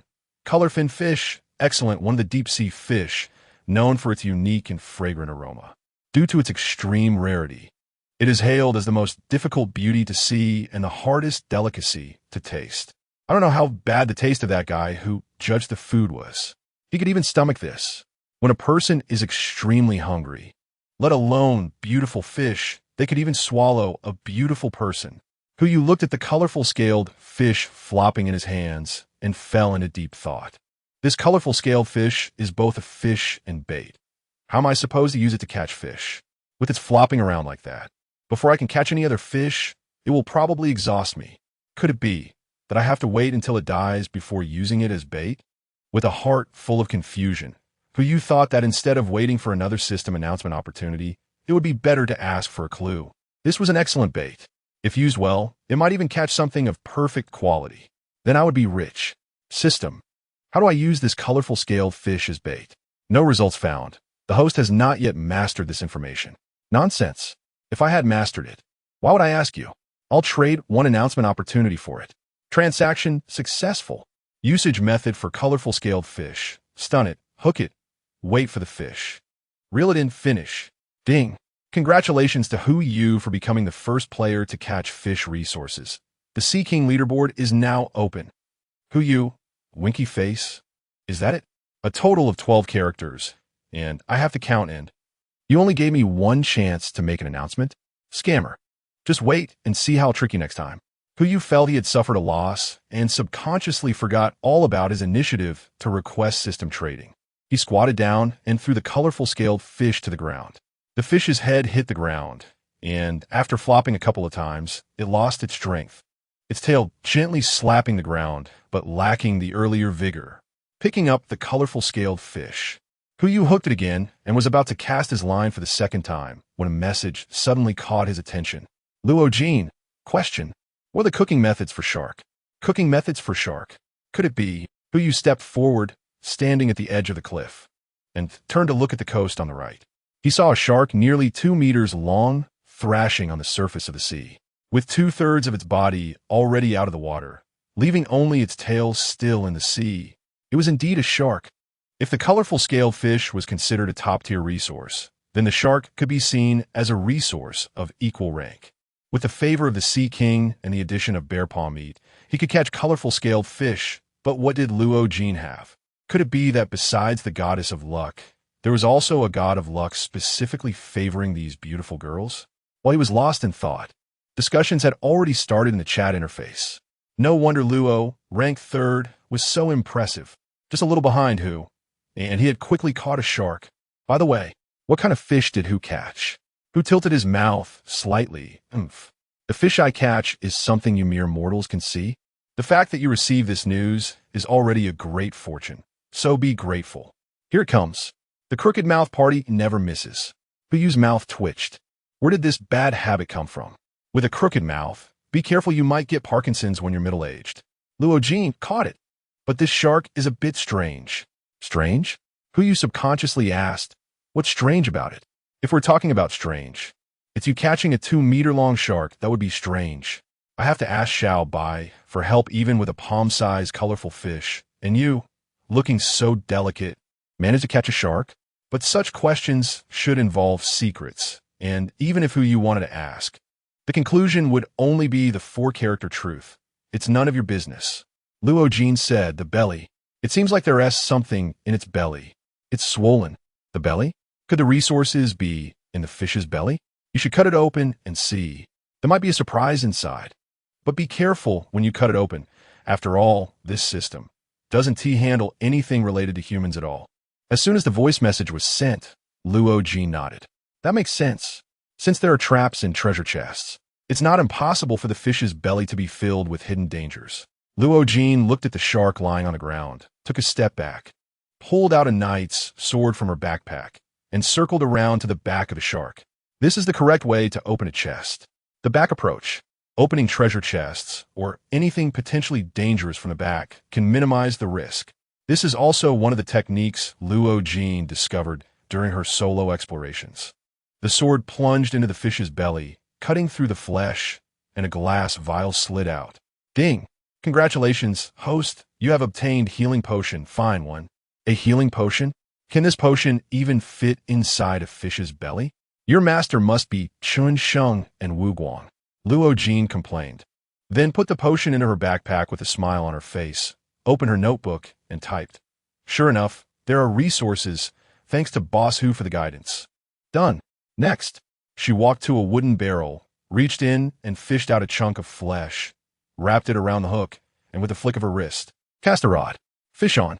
He was far away from Luo Jin and could only see shadows, so he naturally didn't know what had happened throughout the process. However, when he saw the message sent by Luo Jin, he understood one thing. Resources and fish coexist.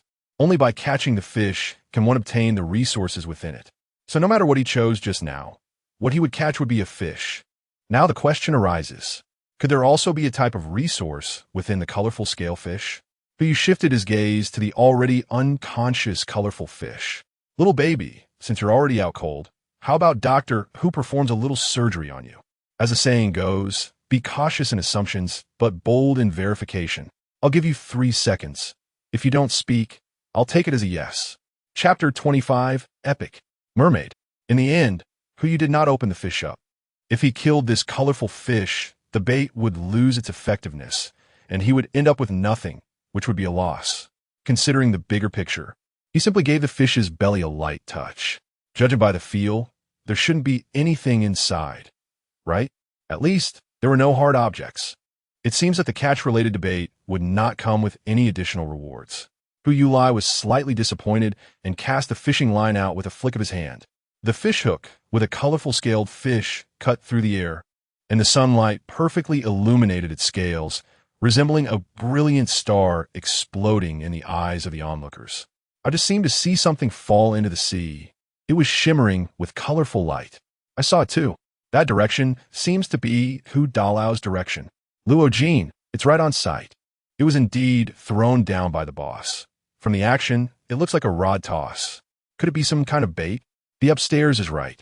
I just searched in the mall, and it is indeed bait called colorful scaled fish with excellent quality. As for the price, I suggest preparing yourself mentally before checking it out. The chat interface fell into a brief silence, as if everyone had gone to the mall to search for the price. Hu was also a bit curious, so he took out his notebook and opened the mall page. What would the price be for an excellent grade bait? The price of the fine grade bait in the mall was only about 1 silver coin per piece, and the colorful scaled fish was just 5 or 6 times more expensive. Wow, The search is complete, and looking at the price in front of me, my face is filled with disbelief. Colorful scale fish, excellent grade bait. Price, 1 gold coin piece. Are you selling bait or selling fish? Damn it. Whose lips twitched? So expensive. Only a fool would buy it. This costs 1 gold coin. This price is astronomical for most players right now. Even if a few players on the leaderboard have the capital to buy it, they probably wouldn't be willing to spend that much. It's just too expensive. After seeing the price, most people started to complain in the chat interface. Whose lips curl? Mortals, worship me.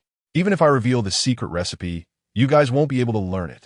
This time, I actually agreed with the Crooked Mouth faction. My youth is over. Is there any big shot willing to buy a bait to give it a try? What if something good comes out of it? Trying it out is a waste. This is an excellent bait, but without an excellent fishing rod, trying it is pointless. An excellent fishing rod? How easy do you think it is to get one? He shook his head with a smile. Based on the options triggered when he opened the door, the excellent grade fishing rod should also be included in the mysterious fishing rod. Only survivors who triggered the mysterious fishing rod would have a chance to obtain the excellent grade fishing rod. Otherwise, just take your fine fishing rod and fish for trash. Bang! A crisp sound exploded in front of him. The entire fishing line tightened instantly, and Hu Yu hurriedly gripped the fishing rod tightly with both hands. Another fish was hooked. Xiao Bai!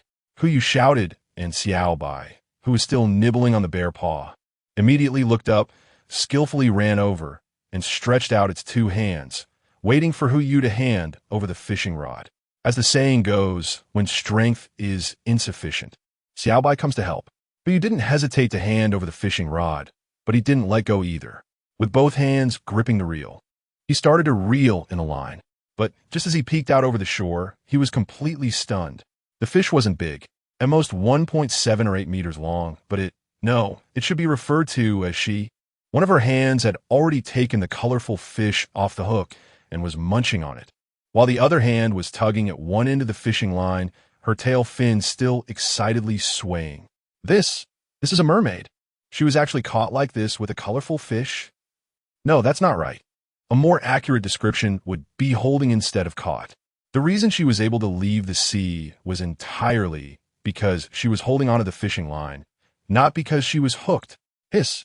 Hu Yu gasped as he realized he was less than half a meter from the cliff. If he reeled just a few more times, he could catch the mermaid. But at that moment, Hu Yu stopped reeling. He was hesitating. This was a mermaid, a legendary creature. Who knew what would happen if he brought her up? But if he let her go, he would lose a gold coin and the essence of a bare paw. To reel or not to reel? It had become a philosophical question. Just as Hu Yu was torn, a prompt finally appeared before his eyes. Glancing at all the possibilities, Hu Yu immediately lifted the rod. What the heck was he hesitating for? Exclude the mermaid's curse. Hu Yu began to reel in with all his might, but at that moment, the mermaid had already devoured the palm-sized, colorful fish cleanly and released the fishing line with her right hand. She leaped up, and without him needing to lift the rod, she jumped directly onto the cliff. The fish tail, which occupied 2/3 of her body length, curled on the ground, supporting her entire upper body, and a pair of deep blue eyes locked onto Hu Yu. Ding! Congratulations to the host for catching a deep-sea mermaid. Epic. Epic. Epic. Excellence above is perfection, and perfection above is epic. So, does that mean I leveled up in fishing? Hu Yu was taken aback for a moment, waved his hand, and was about to greet the mermaid. Hi, can you understand what I'm saying? Hu Yu tilted his head. What does this mean? Could it be that you at the deep sea kindergarten also teach children to prop their hands under their faces to pretend to be flower buds? Just as he was confused, a tear dropped from the corner of the mermaid's eye. The tear slid down her cheek, flowed over the colorful fish scales at the corner of her mouth, and slowly fell into his hand. The originally liquid tear inexplicably turned into a solid. The mermaid pushed her hands forward, offering the tear to Hu Yu. This is for me? Hu Yu politely asked, as he was afraid that if he took it without asking, she might bite him. Don't be fooled by how beautiful this thing is. Her teeth are as sharp as a saw. The mermaid tilted her head in a similar manner, seeming not to understand what Hu Yu was saying, and without waiting for him to come closer, she directly threw the tear into the air. The crystal-clear bead traced a beautiful arc in the air. The mermaid grinned, leaned back, and fell off the cliff. He was stunned. He didn't know where to look with his eyes. Should he gaze at the tears flying towards him, or at the beautifully proportioned mermaid comrade performing a dive? It was really a tough choice. Hu stepped forward, his gaze following the mermaid as she fell into the sea. Splash! A clear sound rang out. Hu felt a wave of moisture between his brows. It was a tear. This thing seemed to have an automatic navigation function, landing steadily between Hu's brows. Ding! The system notification chimed in, and Hu glanced at the prompt before hurriedly opening the mall interface. This blessing was just too overpowered. Colorful scale fish. 10 pieces. Purchase. Putting everything else aside. With this mermaid's blessing, I must catch a mermaid again today. No. 10 times. Chapter 26, Why Not Ask the Magical Conch. 10 pieces of colorful scale fish bait were stored in the book's warehouse, and Hu's gold coins dropped from 70 to 60. As for what he had previously said about silly. So what if it's silly? Is it not cute? Moreover, Hu looked at the prompt box in front of him that had yet to disappear, and only one thought remained in his mind. This mermaid in the fish pond. I'm claiming it. Mermaid's blessing. Epic buff can fish for resources of level 1. Duration, 24 hours. Note, as you are favored by the mermaid, all fish will treat you kindly. The prerequisite is that you must be good-looking. Resource level 1. What does this mean? Right now, with the favor of the Sea King, I can use excellent bait to fish for epic resources, and if I add one more level, it should be legendary. If it's truly legendary, I might even be able to directly fish up the Sea King himself. Hu's face was full of smiles. After he hung the colorful fish on the hook and cast his line again, he finally shifted his gaze to the chat interface. Are you sure? It's a mermaid, right? Just do a multiple-choice question upstairs to understand. A. Boss who believes in Buddhism. C. The mermaid isn't pretty enough. D. Boss who is gay. Yeah. You don't even have a B option. I think you've realized it. Hu looked at the group with a face full of black lines, wondering if their thoughts could be any less impure. Just as he was about to give these two guys a silence package, Luo Jin sent a message in the chat interface that caught his attention. Luo Jin, you guys, doesn't anyone want to try fishing for mermaid? It seems like the big shot just caught one with a colorful scaled fish. How about giving it a try? Try? Is there an epic level fishing rod? Just try? Hu silently complained in his heart, but didn't say much. Speaking up now would only make others think he wanted to monopolize the mermaid's resources. So it was better to let this group of naive youngsters give it a try. After all, no one would die. At worst, it would just waste a gold coin. It just happened to contribute to increasing his wealth ratio. Bang! Another soft sound, and Hu immediately grasped the fishing rod, ready to call out else.But. But when he prepared to pull with force, the fishing rod in his hand was lifted effortlessly. The weight had increased, but it was still very light. So much so that Hu could lift the rod with his own strength. However, this time, it probably wasn't a mermaid. Hu felt a bit disappointed, but he still began to reel in the line. However, when he leaned out to see what it was, he was dumbfounded. What on earth is this? He saw a pure white sea snail, about the size of 2 fists, hanging on the hook, and that colorful scaled fish worth 1 gold coin had disappeared. He had only heard of fish eating sea snails. Who had ever heard of sea snails eating fish? This system is not scientific. Complaining aside, he still had to reel it in. After all, he had used a colorful scaled fish. What if there was still a chance? Hu quickly reeled in the line, not wanting to waste his limited fishing time. As the fishing line was rapidly pulled in, a pure white conch fell into Hu's hands, and at that moment, a prompt box suddenly appeared. Magical conch, epic item. You can ask 1 question each day, and the conch will provide you with a relatively accurate answer. Quality bonus skill, epic. After asking 100 questions, it can be upgraded to an all-knowing conch. Note, Patrick Star, why not ask the magical conch? Wow, Patrick Star is making an appearance? Could it be that the Krabby Patty is also considered an epic delicacy? I think it's very possible. But you picked up the conch and asked it, when will the next beast attack in this area? Beast attack. This is the most difficult survival challenge in the wilderness. Last time, he was lucky enough to get else.But, but this time, he might not have such good luck. Buzzing sounds emitted from the conch, followed by a voice that could only be described as extreme. 10. 10? Could it be 10 o'clock? Yes. The last beast attack also happened around 10 o'clock. Maybe it's a rule of the system that beast attacks only occur at 10. It's just 9 o'clock now, with 1 hour left to prepare. That's enough. 9. I got 8. All right. Stop counting. The wooden house has been upgraded, but the only threat we can avoid is the F-level beast attack. If an E-level one comes, then all of who used efforts yesterday will have been in vain. Just then, a sudden splash of waves erupted in the distance on the sea. The schools of fish that were floating around the coastline instantly vanished, and a bright white-silver light exploded in the distance, racing towards the shore at an incredible speed. With his shooting expertise, he could only roughly estimate that it was a square object. Judging by its size, it looked very much like a treasure chest. Silver color? Square object? Could it be a silver treasure chest? 5. The sound of a conch shell echoed in his ears, and for a moment he didn't know what to do. This is a silver treasure chest. If he missed it, who knows when he would encounter it again. But the beast attack? Forget it.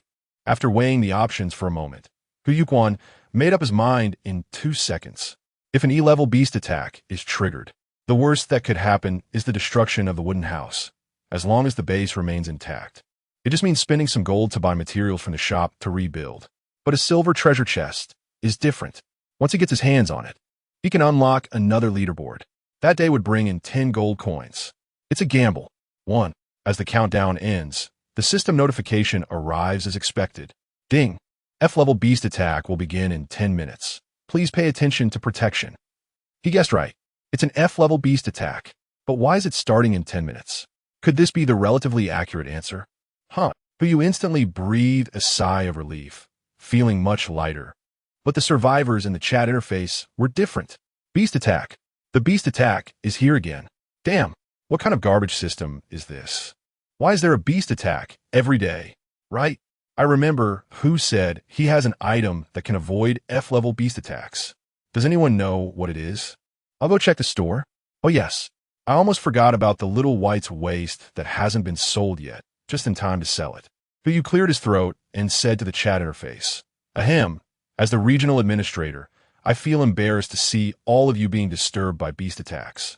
I have a total of 20 items here, in groups of 5, for exchanging various skill books, building blueprints, tool blueprints, and weapon blueprints.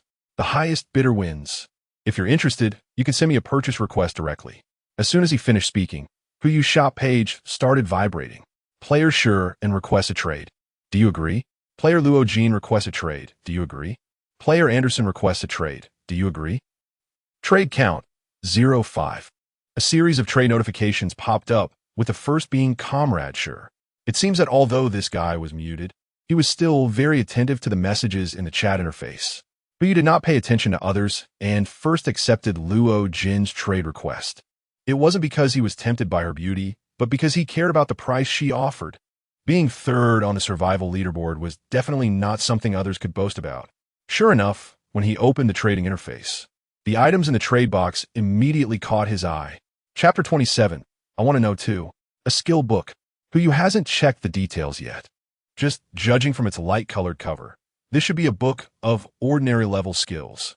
However, why doesn't Luo Jean learn it herself? This is a skill book. No matter what kind of skill it is, even if it's a filler skill like chopping, learning it can improve one's survival efficiency.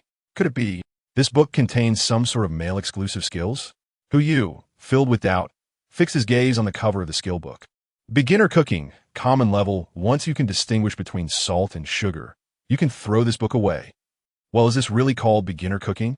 It might as well be called the cognitive learning of a tasteless organism. No wonder your master took it out to exchange for something worthless. But you let out A and said directly in the chat interface, Miss Luo, you must be joking, right? Luo Jean, Isn't this the skill book you wanted? All right, this does count as a skill book. To maintain my ranking on the full-time leaderboard, it's not a loss to exchange it. After all, what I'm giving up is just a little white's waste. 1 second, 2 seconds. Luo Jean on the coastline was stunned. She stared at the items displayed in the trading bar, carefully read the system description no less than 3 times, and confirmed that Huyu was not joking with her. This was no longer considered waste utilization. It was completely turning stone into gold. Luo Jean turned her head and looked at the pure white hawk on her shoulder. Xiaobai, you say you're also a pet, and your ranking is higher than this guy's pet. So why can't you get me these things? The hawk glanced at its owner, raised its neck high, seemingly unwilling to pay attention to her. I'm a noble, white-feathered golden falcon. How could I let you see me during my flight? Forget it. It's not a loss to exchange it. Just give him this skill. Luo Jean sighed and selected confirm in the trading bar. As the two items were traded, people in the chat interface began to inquire. Miss Luo, may I ask what that mysterious item is? Request 1.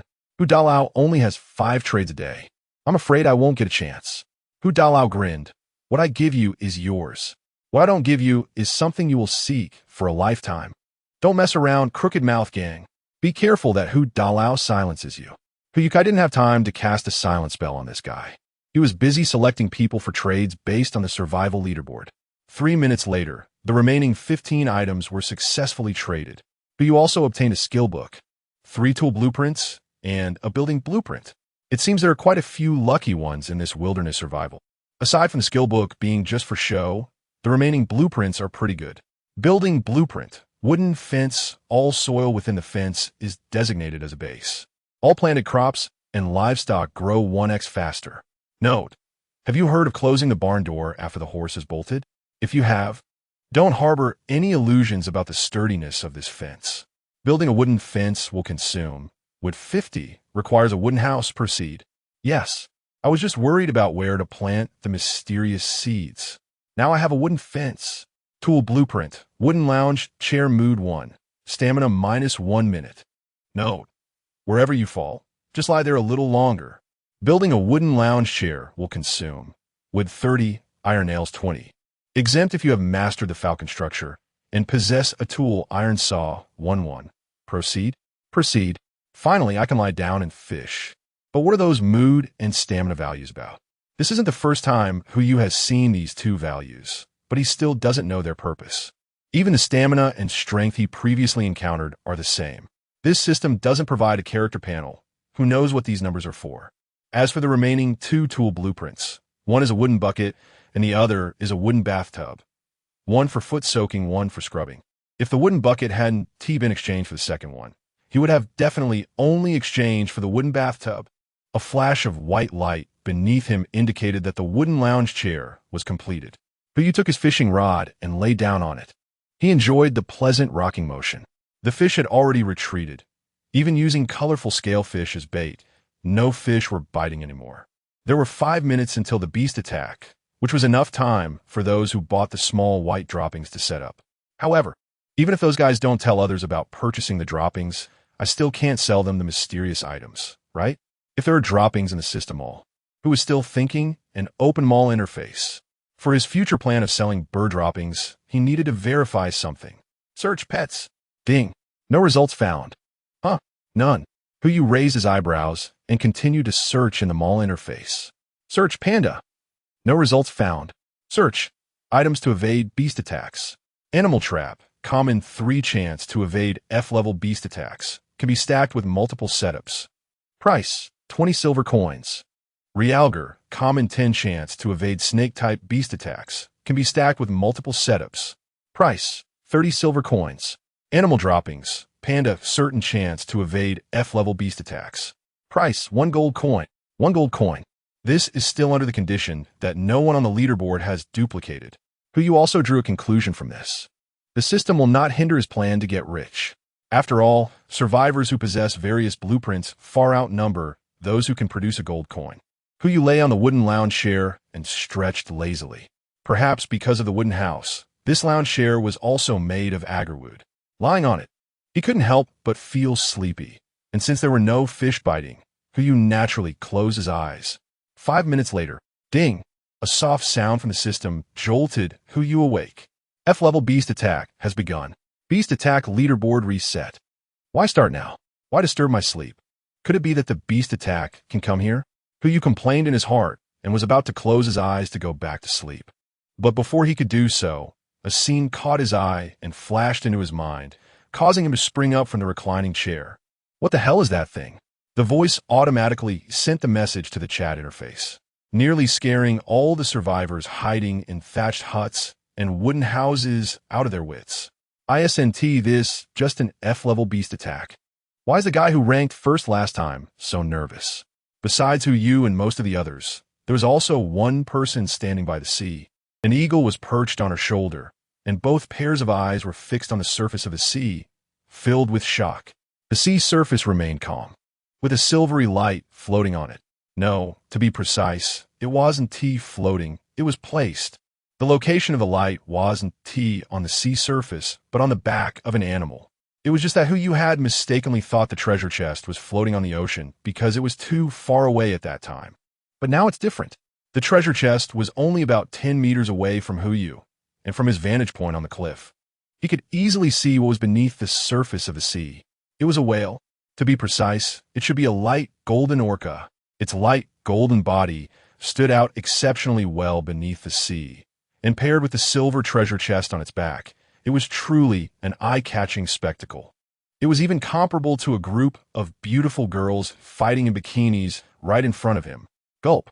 Huyu swallowed and happened to see a message sent by Luo Jin in the chat interface. Huyu, did you see it? I don't think I'm blind yet. Huyu made a sarcastic remark and had already stood up from the lounge chair, casually pulling up the fishing rod that was stuck in the ground. Although he didn't know what it was definitely something good. Just the silver treasure chest behind it was enough to prove that. If he could reel it in, today would be the day he achieved the greatest harvest since entering the wilderness, even though it was only the second day.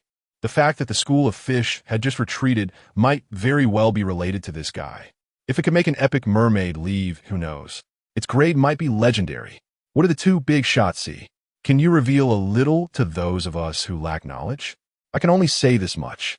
As for the treasure chest, what treasure chest? It's just a whale. After all, I'm not the only one buying items from Huyu, but only he and I are left on the shore. If others come, who knows what kind of trouble might arise. She believed Huyu had this understanding too. A whale? Wasn't there one just now? What are the big shots surprised about? What we saw just now were all small whales. Did who the big shots see a blue whale? But aren't those creatures active in the Central Sea area? Blue whale. Who the big shot? Reel in the blue whale, so we can have our eyes opened. Who you smirk, blue whale? Huh, jump up and move yourself. These guys really can think. A blue whale weighs over 100 tons. Do you think I'm a crane or something? Huyu rolled his eyes and continued to observe the fish below. The light golden orca was still far away from the coastline, several meters away from where Huyu had dropped the bait, and it was uncertain whether it would come closer. Bang! A loud call erupted on the right. Huyu instinctively turned to look at Luo Jin's side, and saw a completely pure white eagle with a few streaks of golden feathers diving down from the cliff. The target was precisely the treasure chest on the back of the orca. This is a pet. Could it be that Luo Jin's pet is an eagle? That's just too cool. Huyu turned to take a look at his pet, Xiao Bai, and instantly felt envious. An eagle or falcon. This is the kind of pet a real man should have. Pandas and the like are clearly meant for soft girls. Huyu complained in his heart, but his gaze closely followed the falcon. Luo Jin, is it your pet? Luo Jin replied yes. She had no intention of hiding anything. When the falcon swooped down, she was already prepared to be discovered by Huyu, exposing the type of pet in exchange for a silver treasure chest. Worth it. Huyu directly took out his crossbow, aimed at the position between the eagle and the killer whale, and fired. Want to snatch the treasure chest? Don't you want to ask me first? The crossbow bolt shot out with a whoosh. The white-feathered golden eagle immediately dodged. The bolt barely grazed its back, causing no harm, and it continued to flap its wings in the air, but didn't dare to come any closer. At that moment, the fishing rod at Huyu's feet trembled slightly. However, Huyu didn't notice. His gaze was fixed ahead. I said. Huyu drooped his arms, his tone somewhat helpless. Miss Luo, aren't you a bit too anxious? Why not wait for this orca to come a little closer before we talk? This orca is clearly a high-quality fish, and the only one who can catch it is probably with my own fishing rod.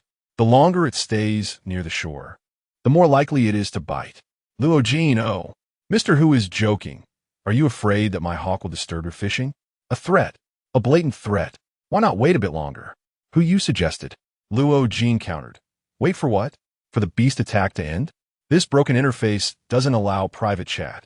And to avoid exposing the existence of the silver treasure chest, The two could only play this guessing game. Who you also understood her meaning. Once the beast attack was over, the competition for the silver treasure chest would no longer be between just the two of them. The best way now was to cooperate. Cooperation would benefit both parties. Otherwise, neither of them would be able to obtain the treasure chest. As for not cooperating, there was still a word left unsaid, and the scene before them changed in an instant. Before their eyes, a nearly 10-meter-long orca leaped out of the sea as if it had grown wings, soaring over the surface of the water, the cliffs, and even circling in the air like a golden hawk. Huyu and Luo Jindu were stunned. What a orca was basking in the sunlight, turning sideways and diving into the sea in a perfect parabola, but strangely, it seemed that the orca was holding a silver-white thread in its mouth. Wait a minute, a thread? Could it be? Huyu immediately grabbed the fishing rod and ran frantically towards the woods behind him. Xiaobai, come quickly. It's hooked. If nothing goes wrong, this orca is already on the line. The important thing now is how to reel it in. A 10-meter-long orca must weigh at least 10 tons. Never mind. First, find a tree to wrap the line around. We can't let this guy get away. Just as Huyu was looking for a tree while holding the fishing rod, someone in the chat interface raised a question. Did you guys just see that? Was that an orca? A light golden orca? Is someone upstairs stupid? How can there be a light golden orca? Albinism is rare, but that doesn't mean it doesn't exist. Weak albinism could potentially produce this phenomenon. What the hell are you discussing? Didn't you see what was on the orca's back? What thing? I didn't see anything.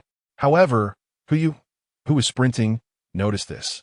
It seemed that many people had seen the silver treasure chest when the orca came out of the water. As long as the beast attack was resolved, they would probably rush over immediately. We must settle this quickly. At this time, the fishing line had already wrapped around the nearest 8 coconut trees. As long as the line didn't snap, the orca should be unable to escape based on sheer strength. 2 big shots. Can you tell us what is happening on the coastline? The spectators who hadn't gotten to see the action were asking in the chat interface. She had just seen that fishing line too, and when she turned to look at Huyu, she happened to see him running towards the coconut grove with the fishing rod. A terrifying thought floated into her mind. Could it be he wants to reel in this orca? Impossible. This is absolutely impossible. Chapter 29. Benefactor, you have great wisdom. Do you really want to fish up this orca? Huyukai ignored them and wrapped the fishing line around a few more trees. After confirming it wouldn't be snapped by the orca, he slowly let out a sigh of relief. Now it was time for the second step. Luo Jin, cooperate. Huyu spat out the 4 words he hadn't finished earlier, shoved the fishing rod into Xiaobai's hands, and ran towards the shore. Give me the box. I'll trade it for resources. Cooperation? Box.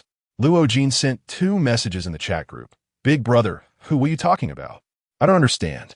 Just as the messages were sent, the white-feathered golden falcon, circling in the air, dove towards the silver treasure chest behind the orca again. Luo Jin had a slight smile on his lips. Now that the orca was fixed in place, the treasure chest was within reach, and he was still talking about cooperation. Do you have the capital for that? Huh. Huyu let out a cold laugh, drew out his crossbow with his right hand, and waited with his knees bent. Miss Luo, I think you have 3 seconds to think it over, otherwise. Luo Jin interrupted. Otherwise what? Are you going to shoot my pet with a crossbow bolt? Then no one will get the treasure chest. As soon as the message was sent, Luo Jin heard a sharp cold wind coming from her left. When she turned her head, she saw a silver flash coming towards her. Puff! A crossbow bolt embedded itself in the ground. The position was not far from her. Luo Jin's pupils contracted, and she took a sharp breath. She had already known that Huyu had a crossbow, but she hadn't paid much attention to it. After all, the distance from the cliff to the sea was from high to low, and it wasn't far. Being able to shoot an eagle with a crossbow didn't mean her life was in danger. But now, the crossbow bolt was not far from her. Huyu calmly spoke. You have 1 more chance. Fortunately, the crossbow in hand was powerful. 200 meters was still within its shooting range. Luo Jinin gritted his teeth. Damn, doesn't this guy know how to cherish a beauty? Why not take a gamble, stabilize him first, and run after getting the treasure chest? As long as I run fast enough, the crossbow bolt won't catch up with me. But first, I need to stabilize him. All right, it's a deal. Luo Jin's message appeared in the chat interface, sparking speculation among many. A deal? A chest? Could it be that there's a treasure chest on the back of the whale? It can't be a copper chest, right? A copper chest? Then boss who shouldn't care too much about it. Wait, a brother just mentioned silver light. Could it be a silver chest? Hurry, whoever ends the beast attack, come over and take a look. That's a silver chest. It's exposed, but it was expected. Anyway, by the time they arrive, this silver treasure chest should be in hand. Clang! A hawk's cry echoed, and the white-feathered golden falcon prepared itself mentally and once again lunged toward the treasure chest on the back of the orca. However, strangely, this orca seemed to have eyes on its back. As the white-feathered golden falcon attacked the treasure chest behind it, it actually reacted again, twisting its body, leaping into the air, and its right fin directly struck toward the falcon. Fortunately, the falcon was prepared and managed to dodge to the side. But the treasure chest fell empty once more. As the orca leaped, the fishing line beside Huyu was instantly pulled taut, and the coconut grove behind him made the sound of trees breaking. It should hold, right? Wait, what is that? Huyu just glanced at the fishing line and then turned his gaze back to the orca. He suddenly noticed that the orca had opened its mouth while falling, and inside its mouth, something seemed to be glimmering with silver light. Silver light, treasure chest. Could it be that this silver light is the key to opening this silver treasure chest? Who the hell arranged this? Not only do I have to take the treasure chest off the orca's back, but I also have to get the key from its mouth. Do you really think I'm Aquaman or something? No way.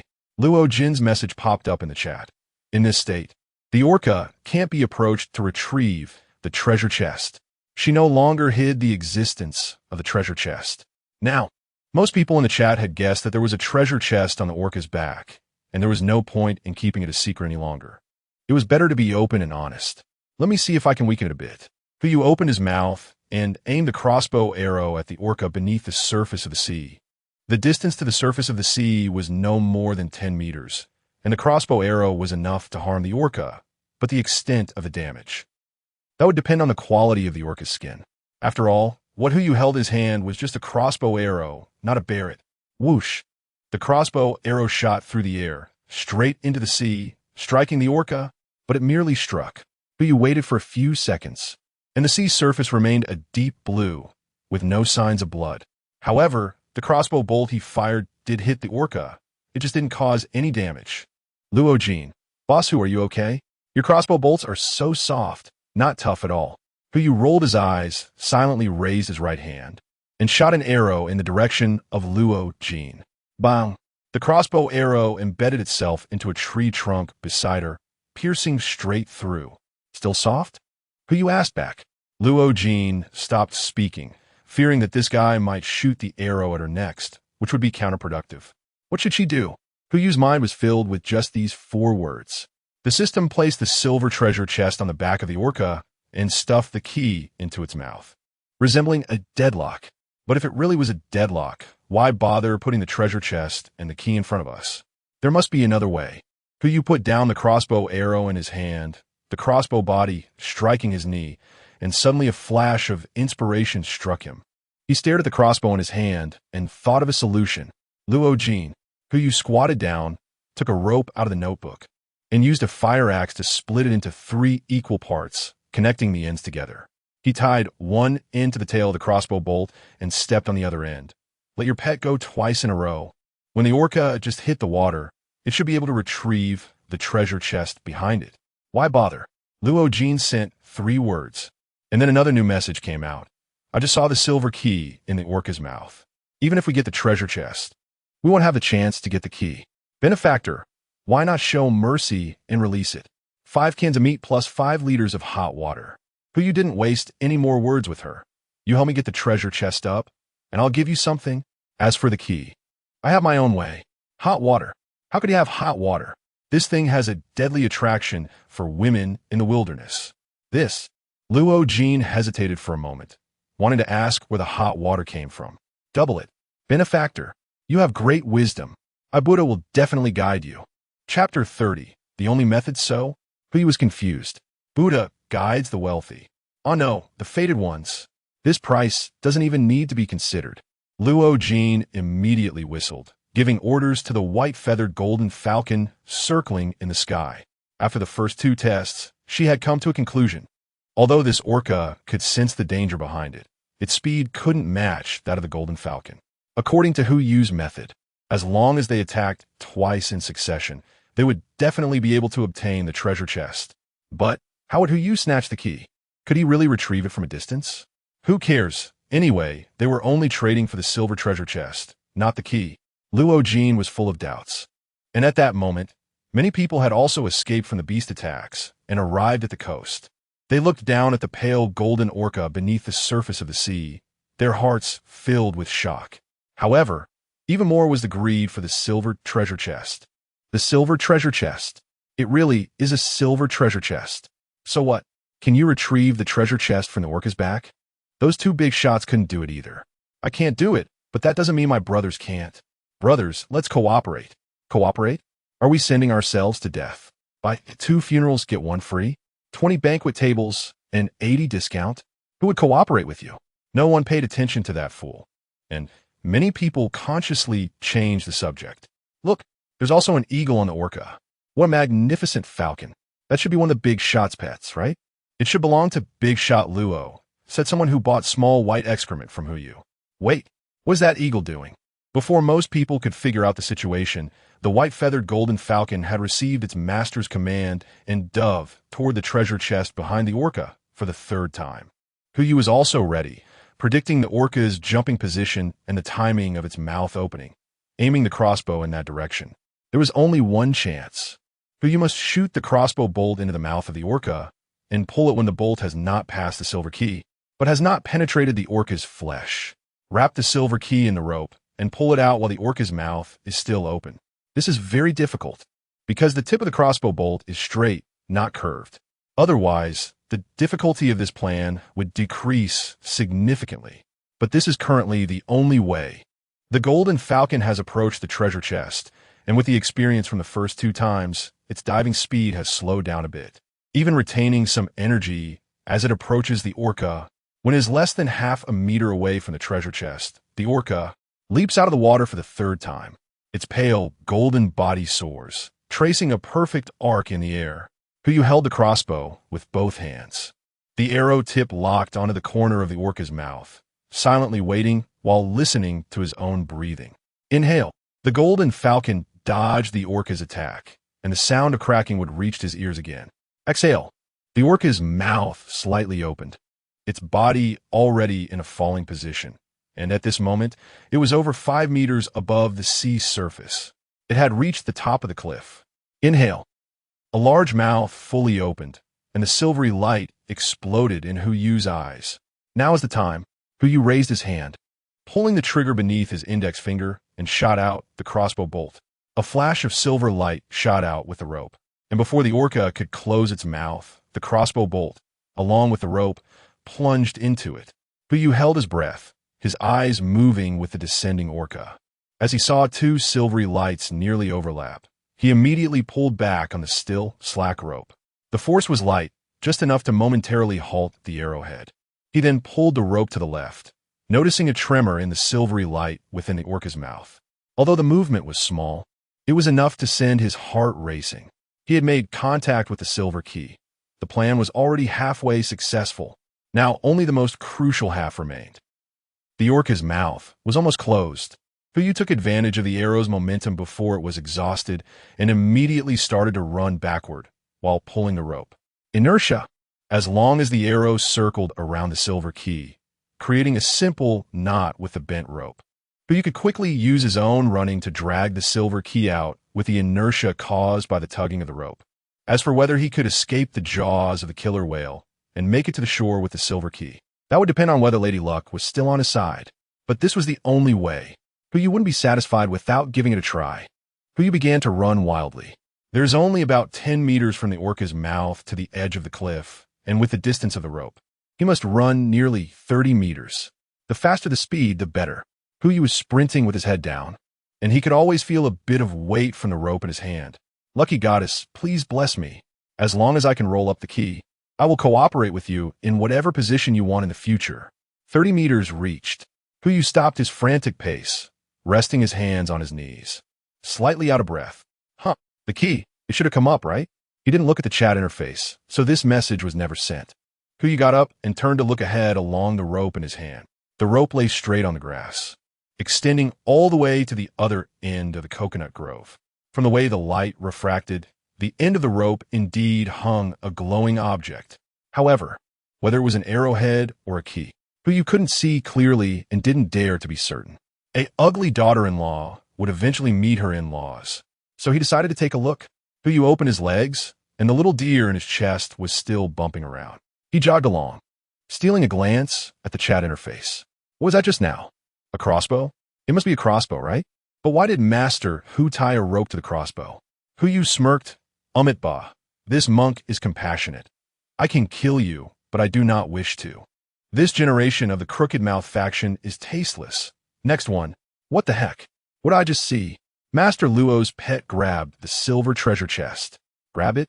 Otherwise, without the threat of the crossbow, who knows if she would trade with me? Not distracted anymore, he quickly covered the 30 meters. The end of the rope was attached to the arrowhead and not far from the arrowhead. Was that silver key? Got it. Who bent down to pick up the silver key and immediately ran forward, keeping an eye on the right side to see if there were any shadows passing by. Luo Jin. He looked at the chat interface and directly opened the group chat. I've got the key. Can we start the transaction now? Transaction? What transaction? Luo Jin's message popped up. By the way, boss, who do you think I'm pretty? Who you? What does that mean? Do we have to flatter before the deal? But to be honest, the word beautiful really isn't enough to describe you. Luo Jin. So you should know the saying, the most beautiful women are the best at deceiving, right? The news refreshed, and Huyu's mouth twitched. At that moment, a figure happened to walk past him from the jungle on his right side. Huyu did not hesitate at all, raised the crossbow, and aimed at the nearest coconut tree. She pulled the trigger. The arrow once again embedded itself into the trunk. So, have you ever heard the saying that a lying child will have their tongue cut off? Chapter 31. The Orca of Water Splashing. Looking at the crossbow arrow less than 2 meters away from him, Luo Jin stood obediently in place, holding a notebook, and quickly wrote 4 words on the page. Daddy, spare me. Huyu looked at the refreshed message, his mouth twitching. Cough, cough, clearing his throat. Huyu didn't intend to make it too difficult for her. No need to take advantage of you. 5 cans of meat, 5 liters of hot water, in exchange for the silver treasure chest. The crossbow was aimed at Luo Jin, but Huyu did not plan to let her hand over the silver treasure chest directly. This was in the wilderness. This was obviously impossible. Let's keep things friendly. Why resort to violence? All right, Luo Jin agreed readily. Now the situation had her at a disadvantage. Was there any reason to refuse? Let's start the trade. A trade information popped up, and Huyu saw the silver treasure chest quietly lying on the right side. Well, he felt a bit awkward. Trading hot water. He didn't have any hot water on hand. The reason he had put hot water in the trading bar earlier was mainly because he knew how important this item was to all survivors. 5 liters of hot water. In certain situations, it could be equivalent to 10 liters or even more water resources. And this was a resource unique to him. Even the system shop didn't have this item right now. If he didn't throw out this condition, Luo Jin would never agree. I don't have hot water right now. I need to boil it first, Huyu said. Then I'll wait for you. Luo Jin hurriedly replied, hoping that Huyu would quickly move the crossbow away and stop aiming it at her. The feeling of life being in someone else's hands was more than just uncomfortable could describe. All right, Huyu revealed a smile, but the crossbow arrow was still not lowered. You come with me to the base, I'll boil water outside, and you can watch me from across. As soon as I'm done boiling, I'll notify you immediately. ISNT, that old lady still in the palm of your hand? Luo Jin was a bit angry, but just as she was about to politely refuse Huyu, a new message popped up on the chat interface. Originally, everyone was watching their good show, and no one interrupted, but now a sudden message drew everyone's attention. Wow, you guys look, that killer whale has flipped over. A message instantly ignited everyone's curiosity. Flipped over? Is it dead? What should we do? If the killer whale dies here, can we still catch fish? Maybe the treasure chest and the key are the killer whale's body. Taken by 2 big shots, so the killer whale is done for. Forget about whether it's done for or not. If we can't catch fish, we want to have resources to survive. Yeah, If the killer whale dies here, won't the fish schools stop coming? How are we going to fish? Two big shots. Since you can't trade, why not? Return the treasure chest and the key to the killer whale. Huh, who you coldly smiled. Which hospital were you born in upstairs? I'll help you condemn them. What does this mean, boss who? Luo Jean then retorted. Throwing the child away and handing the placenta to others to raise, that's too unethical. After saying this, who you put that guy on a 24-hour mute, making him understand what the harsh realities of society are. After dealing with it, no one dared to mention returning the treasure chest and keys again. After a while, Luo Jean sent another message. What do you think? What do I think? I'm neither Yuan Fong nor the magical conch. How can I think? The bronze treasure chest corresponds to excellence. The silver treasure chest corresponds to at most perfection, and the orca can scare off epic-level mermaids. So it shouldn't die because of a perfect-level item. There must be some other reason. Go take a look. But you didn't want to waste the 8 colorful scaled fish he had left. So this sea area must be cleaned up. Let me take a look, Miss Luo. Are you coming? 200 meters away. Luo Jean rolled her eyes. Do I have any other choice? All right, let's see how Master Hu shows off his skills. Isn't this flattery a bit too obvious? Hu Yu shook his head, but didn't say anything, walking straight ahead. And the figure on the right also moved in the same direction. Xiaobai was not far ahead, and when Hu Yu reached it, he instinctively took the fishing rod from its hand. It was fine not to take it, but once he did, he was startled. Ding! Golden striped orca, legendary level, has exhausted its strength. Do you want to catch it? Catching resources, you may trigger rewards, a large amount of gold, a legendary pet, and key, legendary materials. You can exclude one option. But he took a deep breath, his eyes bulging in disbelief as he stared at the prompt box in front of him. Legend, exhaustion, fishing. These 6 words struck right at Hu Yu's heart. The second prompt box was even more so. Those massive amounts of gold coins seemed weak and insignificant among these rewards. It seems that I am truly the destined child of heaven. Exclude the massive gold coins. Fishing. Hu Yu tilted his head and didn't look at the chat at her face. So he didn't send those 2 words as a message. He had gradually mastered the tricks of group chats. Ding! Catching golden striped orca, legendary. Strength, determination, and progress. Hu Yu tilted his head, wondering if he still needed to make a judgment. Judgment failed. Nonsense. If I had enough strength, I would have already started fishing. So all those hints were just for courtesans, something to look at, but not to eat? Then why show them to me? Just as Hu Yu was furious, another system prompt popped up. Due to fishing failure, automatically selecting the second option. Second option? What was the second option again? A large amount of gold coins, legendary level. Wait. Legendary pet. Could the second option be this? Establishing master-servant contract. Please wait. Congratulations to the host for capturing the pet, golden striped orca, unnamed. Congratulations to player Hu Yu for becoming the first player to obtain a legendary item. Would you like to announce it? Really? I did it.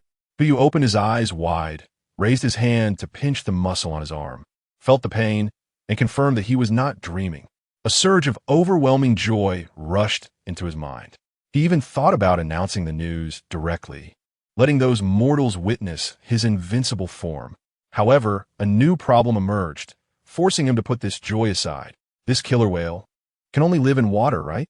Although he had obtained a legendary level pet, this thing couldn't be taken away at all, and from what those guys were saying, it seemed that his pet would soon kick the bucket. If that group of beasts found out, wouldn't they just mock him for it? So that announcement might as well not be made. Hu Yu made up his mind to give up some resources rather than let the system release this information. After he made his decision, he suddenly noticed that the reel on the fishing rod began to turn by itself, and the fishing line was being reeled in at an extremely fast speed. Could it be that the orca had become a pet, and the hook automatically loosened? Hu Yu didn't understand. As the fishing line was reeled in, he slowly walked toward the cliff. After all, it was his pet, so it was only right to see it off on its final journey. But just as he reached the edge of the cliff, that pale golden figure leaped up from the sea for the 4th time. Hu Yu, 0. What the hell? Is this a zombie resurrection? Chapter 32. Orca. Just a dog under my command. Hu Yu was completely stunned. From the chat interface, wasn't that orca already flipped over? How is it now jumping around like a bouncy tiger? But this should be a good thing, right? It proves that I have a living legendary pet. even if it's just an orca that I can't touch. Besides you, everyone by the seaside was also in shock. The orca wasn't already dead? What is this? A resurrection? Is there a Taoist around to perform a ritual? The Taoist said that the things in the sea are not my concern.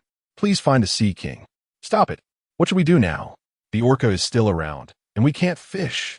I think I have a way. The last message was sent by Hu Yu through voice. Everyone in the chat interface was stunned. Luo Jean, she only sent one word. But the sarcasm was off the charts. Miss Luo, doesn't he believe it? Hu Yu asked back, standing at the edge of the cliff, looking down at the cheering orcas on the surface of the sea. How about we make a bet? Luo Jean replied. What does boss want to bet on? Hot water. The best would be a whole barrel of hot water. It would be perfect for a bath. As you wish. I won't take advantage of you, boss Hu, including the resources from the recent trade. That's a total of 10 cans of meat and 10 liters of hot water. After Luo Jean thought it over, she sent a message out. A whole barrel of hot water for a bath was clearly unrealistic. Even if you could come up with that price, she had no container to hold hot water. Moreover, judging from the trade he just proposed, this price should be his bottom line. Any more, he might not honor it. All right, Hu Yu readily agreed, as it was a sure-win gamble anyway. What the other party wanted as a stake didn't matter. What was important was what she could offer as a stake. And what about you? Me? Luo Jean. This little girl really has no resources, just waiting to use this silver treasure chest to exchange for something. Mr. Hu, you wouldn't want to use my box as a stake, would you? Isn't that nonsense? I've already transformed from a benefactor into a gentleman. I don't care about your box. Am I supposed to desire you instead? That would only make sense if I could enjoy it, right? No way. The transaction proceeds normally. A gamble isn't about what you want, but rather what I have. So what can you offer? Me. Luo Jean typed a big character in the chat interface, then paused for a moment before sending a second message. Although I am like a willow, I believe I can still match the stake you, Mr. Hu, have offered. If you win, then my body will be yours. Hu Yu rolled his eyes. Is that it? With those words, Hu Yu wouldn't even bother with punctuation. After a brief exchange, Hu Yu had already figured out Miss Luo's thoughts. Even if he won the bet, she would never admit it. The stakes she offered were nothing but an empty promise. Change it. Hu Yu spat out 3 words. No change. This is it. Luo Jean actually started to play dirty. Either you bet, or you don't. She felt something was off. Originally, this was just a joke. So why was Yu so serious about the stakes? Unless he really had a way to keep the orca away from the coast. If she used this stake, she could still find an excuse to back out or play dirty. But if it was another stake, and she didn't admit it after losing. A crossbow warning? Forget it. Hu Yu knew that this person wouldn't be fooled, so he didn't delay any longer. It's more important to get the silver treasure chest first. Exchanging it for some resources is more crucial than this treasure chest. He squatted down, cupped his hands around his mouth, and shouted towards the sea. Hey, orca down there, could you swim a bit further away, please? There was no other way. Hu Yu temporarily had no other means to control pets, so he could only rely on shouting for commands. After a moment of silence, laughter erupted from the shore. Ha ha ha ha. Is this Hu's method? Luo Jean, stop laughing. Hu, thank you for the hot water. We are professionally trained and won't laugh. Unless we can't help it. Ha ha ha ha. Those upstairs, pay attention. Be careful of the great silence spell warning. Forget it. I have to laugh. Hu, your method is too primitive. It would be more effective to just pee down there to scare off the orca. Hu Yu ignored them, not even speaking in the chat interface, because that was not important. What mattered was, a voice appeared in his ear. It was neither a system prompt nor the sea breeze, but a kind of indescribable high-frequency tone. It was like 2 microphones suddenly pointed at each other during use, producing a screech, but it was even lighter than that. From this sound, Hu Yu received a message. Good, just that one word. Immediately after, Hu Yu saw the orca beneath the surface of the sea turn its body and start swimming towards the depths of the ocean, without a hint of reluctance. Wait, don't laugh yet. Look at the surface of the sea. In that instant, all the laughter around came to a halt. Everyone stared wide-eyed, fixated on the orca disappearing into the distance, their faces etched with 4 words. Hard to believe, the orca swam extremely fast, getting further and further away, diving deeper into the ocean, and even Hu Yu could only see a shallow, golden shadow. The silence had not yet ended when another screech rang in his ears. It seemed to mean, is it far enough? Hu Yuling stood frozen in place, momentarily at a loss for what to do, and instinctively shouted, "That's enough.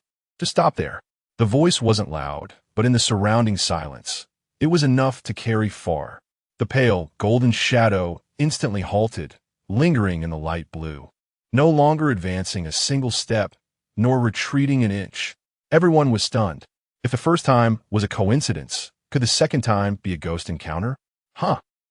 Hu Yu let out a breath, the corners of his mouth curling into a smile as he stood up, hands on his knees, and joked in the chat interface. Where are those crooked-mouthed parties? Show me your divine presence. How can the matters of scholars be called pretentious? They must show their divine presence before others. It seemed he had summoned them, as countless crooked-mouthed parties surged forth. Hu Yu smirked, killer whale, just a lapdog. The one above is no good. I'm coming. Hu Yu grinned. All beings to me are but straw dogs. Hu Dalao is impressive. Please live stream when accepting bets. The person above is talented. Come on, add some chicken legs. Luo Jin, how did you do it? The crooked-mouthed building soon became crooked, and Hu Yu looked at the last message and smiled. In the end, he only said one sentence. Chapter 33. Let's chat about the thrill of 5 cents. Come here. Hu Yu smiled and said, come here, and I'll tell you. As soon as these words were spoken, who knows how many onlookers were cheering on the side. Yes, yes. Boss Luo, you've already lost the bet. It's time to pay up. Right? Live stream. Live stream. Live stream. He. Luo Jin chuckled twice and said, Boss Hu, I was just joking. Let's not mention that bet. Then let's not mention it. Hu Yu never intended to really let Luo Jin come over. Not to mention whether she is willing or if she will be forced. Hu Yu himself didn't dare to let her come, leaving aside other concerns. If she truly abandoned her base to come over, could Hu Yu still roll in the sheets with her? Isn't he afraid that while rolling, they might end up at the Naiha Bridge drinking Mengpa soup? However, a deal. Hu Yu tentatively asked. When he mentioned not discussing the deal, he had already shifted his gaze to the right. At this moment, there are no figures at the edge of the cliff on the right. Only a few scattered coconut trees. It seems that Luo Jin must have escaped. This person can be discarded, but the treasure chest must be obtained. The deal must go on, don't you think? Hu Yu raised the corner of his mouth, revealing a smile. Pleasant cooperation. Looking at Luo Jin sending the last message, Hu Yu left the wooden lounge chair in place, slung the fishing rod over his shoulder, and turned to walk towards his wooden house, with Xiao Bai following closely behind. And that beast attack. Checking the time. The beast attack should be over by now, right? Ding. F-level beast attack has ended. The system will distribute rewards based on the rankings on the beast attack leaderboard. Quite a coincidence. Hu Yu smiled slightly and opened the beast attack leaderboard, suddenly realizing something. His name was actually at the top. Could it be that the beast attack leaderboard is calculated cumulatively? Just as Hu Yu was puzzled, 3 system notifications popped up in succession. Congratulations, player Hu Yu, for becoming the first on the beast attack leaderboard. You will receive a bronze treasure chest 1. Bronze key 1. The top 10 players will receive an iron treasure chest 1. Iron key 1. The top 100 players will receive a wooden treasure chest 1. Wooden key 1. A flash of white light appeared before him, and a bronze treasure chest emerged from the ground, with the key already inserted into the keyhole. Well, this was an unexpected surprise. Hu Yu walked up to the treasure chest, but did not open it directly. Instead, he stored the treasure chest in his notebook's warehouse, planning to open it later. As for the copper treasure chest, it was just a little extra. Is this still his base? Although it was still a wooden structure, it was completely different from the small and delicate broken wooden house he had before. Just from the appearance, the volume of the base had expanded threefold. A long wooden corridor surrounded the wooden house, and it was thoughtfully equipped with handrails, which should be the viewing balcony mentioned in the description. The triangular roof had a touch of European style, doubling the originally less than 3-meter-high space. Whether it was the balcony or the windows, they were all made of premium Wangwali wood. From the patterns, it was full of the scent of money. If this wooden building were placed in modern times, its price would probably be enough for a suite in the Thompson Riviera. If it weren't just one story, this would completely be a small villa. TSK, Just thinking about it is beautiful.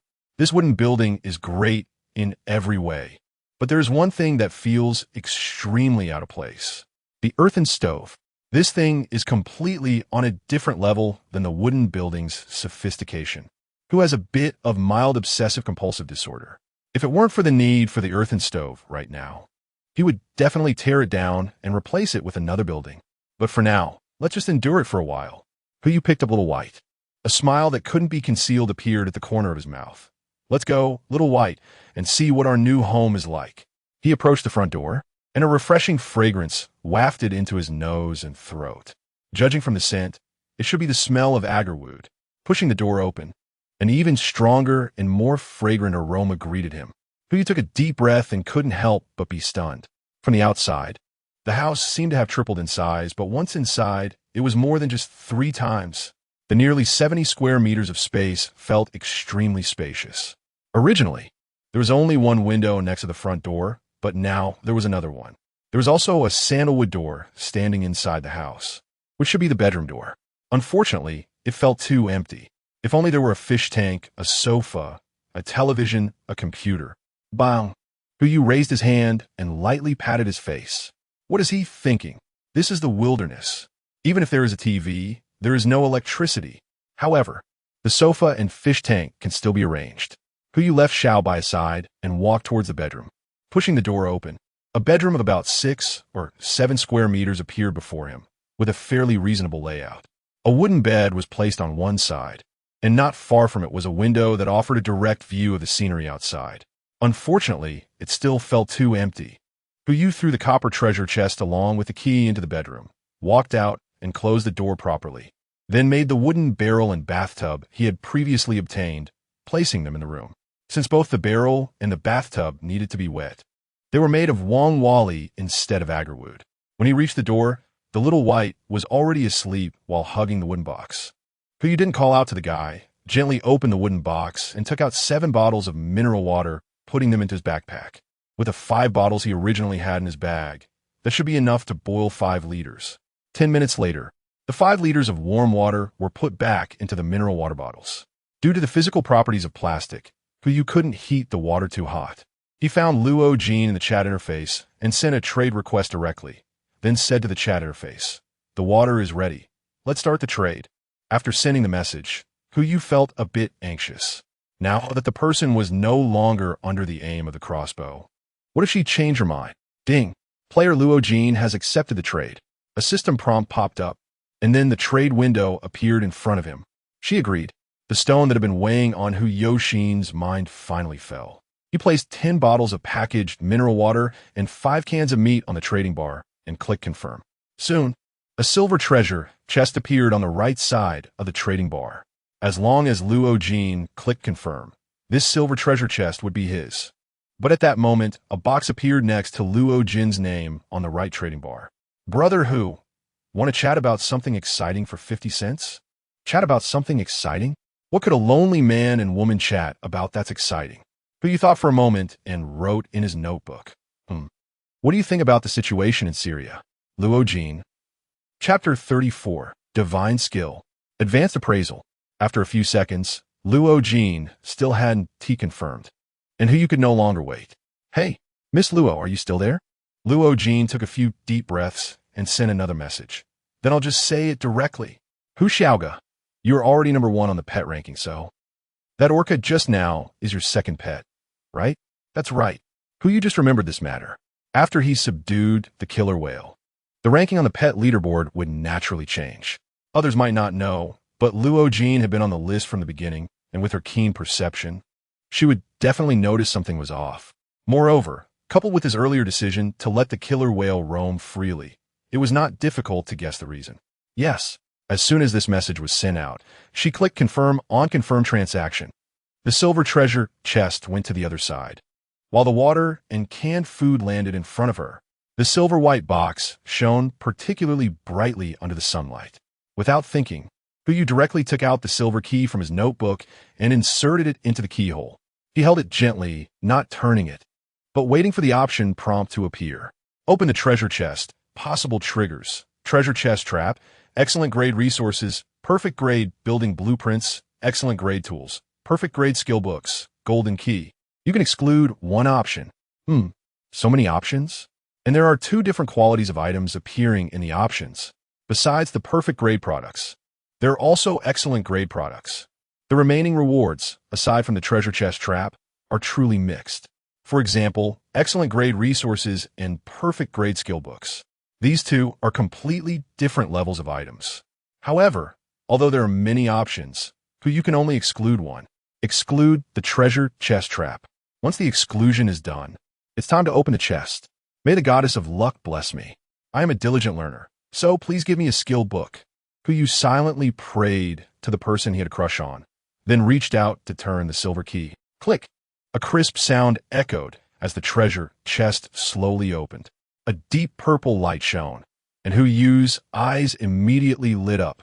After several times of opening chests, he had come to a conclusion. The color of the light determined the quality of the items obtained from the chest.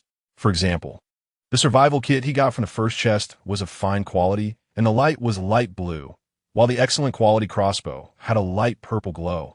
This deep purple light, how should he put it, was definitely an item of excellent quality or higher. It would either be a perfect level architectural blueprint or a perfect level skill book.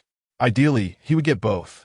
Yu stepped forward, ignoring the blinding light, and stared intently at the items in the treasure chest. It was a book, a skill book. Yu trembled as he reached into the treasure chest, holding the sides of the skill book with both hands and lifting it up. Ding! Congratulations, host, you have obtained the Advanced Appraisal, Perfect Skill Book. Would you like to learn it? His excited feelings instantly calmed down. It's just an appraisal? Can this thing really be called a perfect level skill? Could it even identify the chemical composition of that item? What a waste. Yu joked a bit, but still chose yes. After all, this is a perfect level skill book. Ding! Advanced Appraisal Mastered. The skill book was taken away. The deep purple light has disappeared, but there is still something quietly lying in the treasure chest. Yu focused his gaze and was stunned. A key. A golden key. If his deduction from yesterday was correct, then where there was a golden key, there must be a golden treasure chest. Silver can open perfect chests, so wouldn't gold be able to open epic ones? He hurriedly put away the golden key. But just as his palm touched the golden key, a prompt box popped up. Would you like to use advanced identification on it? Even a blind person could see this golden key. Was identification really necessary? He thought so, but Yu still chose to use it. After all, trying it out wouldn't hurt. Ding! Advanced identification, golden key, distance to open treasure chest. 24 kilometers. Hiss! Yu took a sharp breath. Several key points instantly flashed through his mind. First, this advanced identification can detect the presence of nearby treasure chests through the keys. That means his extra copper key and iron key can detect two types of treasure chests around him. The range is at least within 24 kilometri.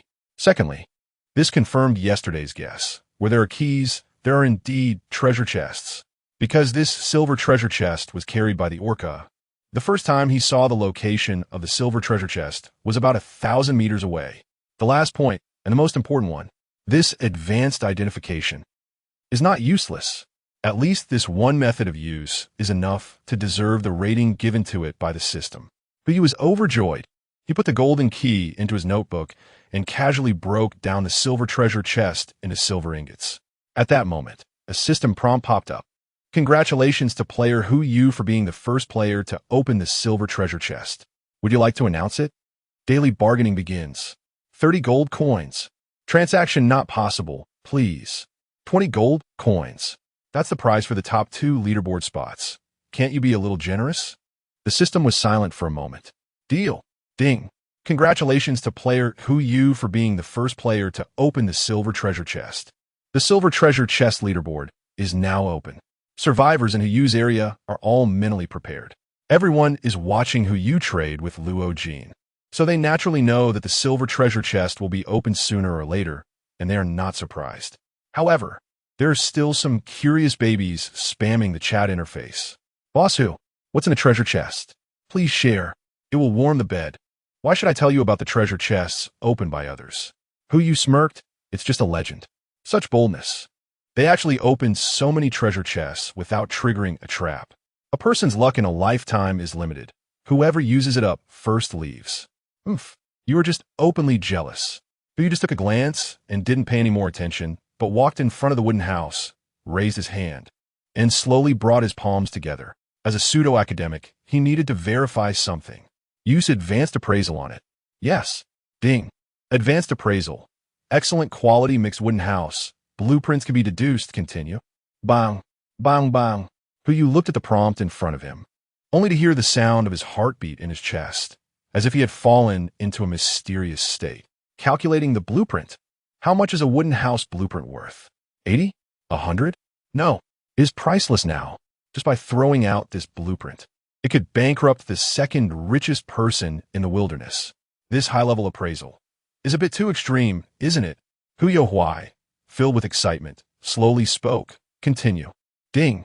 Calculating. Please wait. Chapter 35. Advanced identification. Not as good as a panda's waist. Ding. A crisp sound echoed in his ears, and a prompt box popped up in front of him. Insufficient intelligence. Unable to deduce. Who you? Are you kidding me? Who you rolled his eyes and ignored the useless skill preparing to cook noodles. After only drinking a bottle of noodle soup in the morning and fighting hard for a whole morning, he was already very hungry. He had just poured 6 liters into the pot, and after boiling, there was still 1 liter left, just enough to cook the noodles. He put a pack of instant noodles in and set up a fire next to the earthen stove, ready to roast a bear paw and colorful scaled fish. Instant noodles with bear paw were just standard. Yesterday, it could barely match my status. Now, sorry, I am someone who possesses a legendary pet. Bear paw instant noodles? That's the past. Luckily, there were still 8 colorful scaled fish, so he could also try the delicious food that the system mentioned. He knocked the scales off a fish, threw one into the noodle soup, and then took another one to roast on a stick. As for the rest, he would make a couple of pieces of sashimi. After all, with such small fish along with the bear paw and noodles, it would just be enough to eat. The noodle soup was bubbling in the pot, and the bear paw and fish were constantly turning on a fire. Savoring the layered aroma, Kuyu fell into deep thought. Since yesterday, several particularly strange words had appeared in the system prompts: physique, strength, and intelligence. These were all conditions to measure a person's physical quality. But this information was not displayed in the system, which was a big problem. If the values were invisible, how could he improve? A thought suddenly popped into Huyu's mind, and he looked down at his right hand. How about assessing himself? With this thought, he pressed his palm against his shoulder. Ding. Do you want to use advanced assessment on yourself? Yes. Advanced assessment. Name, Huyu, gender, male, race, human. Stamina, 74,101. Intelligence, 12. Strength, 7. Agility, 6. Mastered skills. Advanced assessment, perfect. Proficient shooting, excellent. Falcon structure, excellent. Slashing, garbage. Basic cooking, average. Note, not even as good as a panda. Huyu. I suspect you are implying something, and the evidence is conclusive. Just a skill, yet you dare to mock your master. Do you believe I could delete you directly? Ding. Forget skill. Advanced appraisal. No, I was just joking. Huyu shifted his gaze to the roasted bear paw over the campfire. Based on the appraisal results, the extra point in physical strength should come from the bear paw instant noodles he had eaten last time. But how could he improve his intelligence? To what extent would it need to be raised to deduce the wooden house blueprint? It was definitely impossible to figure it out by thinking hard. So Huyu took out his notebook, opened the store, and entered intelligence. Unfortunately, no results found. Huyu entered stamina again, and the mall instantly popped up a box. Bear paw instant noodles. Excellent, a delicacy carefully cooked by player Huyu, can increase stamina by 1 point. Price, 5 gold coins. You're robbing me. No, you're doing it even worse. Huyu almost cursed out loud. 5 gold coins. That's equivalent to 500 wood, just for a bowl of instant noodles? He immediately searched for the prices of instant noodles and bear paws in the store and found that the former was only 1 silver coin, while the latter was just 5 silver coins. Why should something that totals 6 silver coins be sold for 5 gold coins? The price has nearly skyrocketed tenfold. Could it be because of the hot water? Or is it the uniqueness of the instant noodles and bear paw combination? Wait, no. If those players knew about the attributes and understood their importance, then bear paw instant noodles would definitely be in high demand, and the market would be significant. In that case, What if I took their place?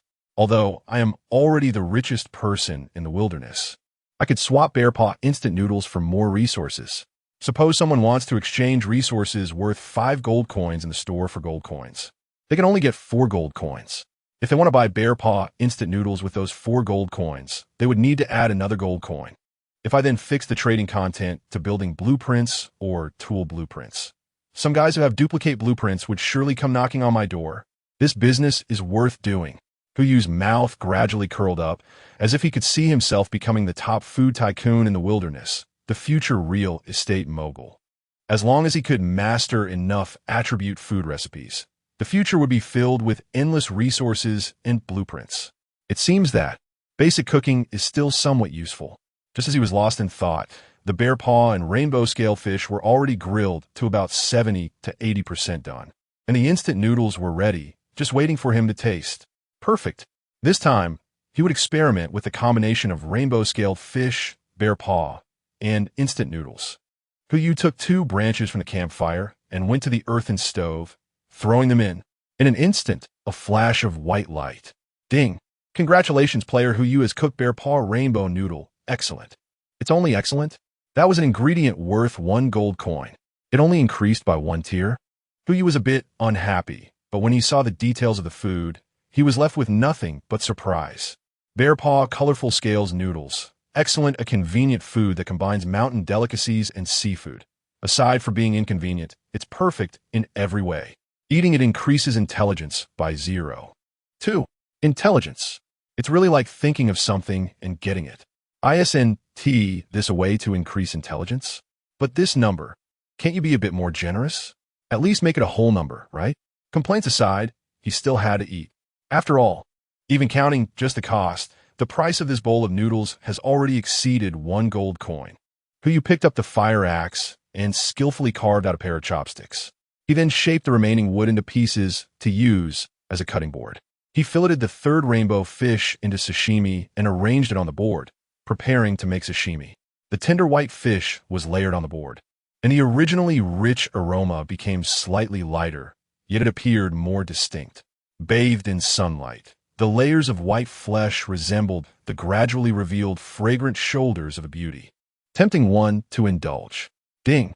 Congratulations, player. Huyu has cooked a piece of sashimi rainbow fish. Excellent. Sashimi rainbow fish. Excellent. If I could, I would prefer to swim in my mouth rather than in the sea before my eyes. Eating it grants 0. 1 agility. The delicacy was already cooked, and now it was time to enjoy the food. Half an hour passed.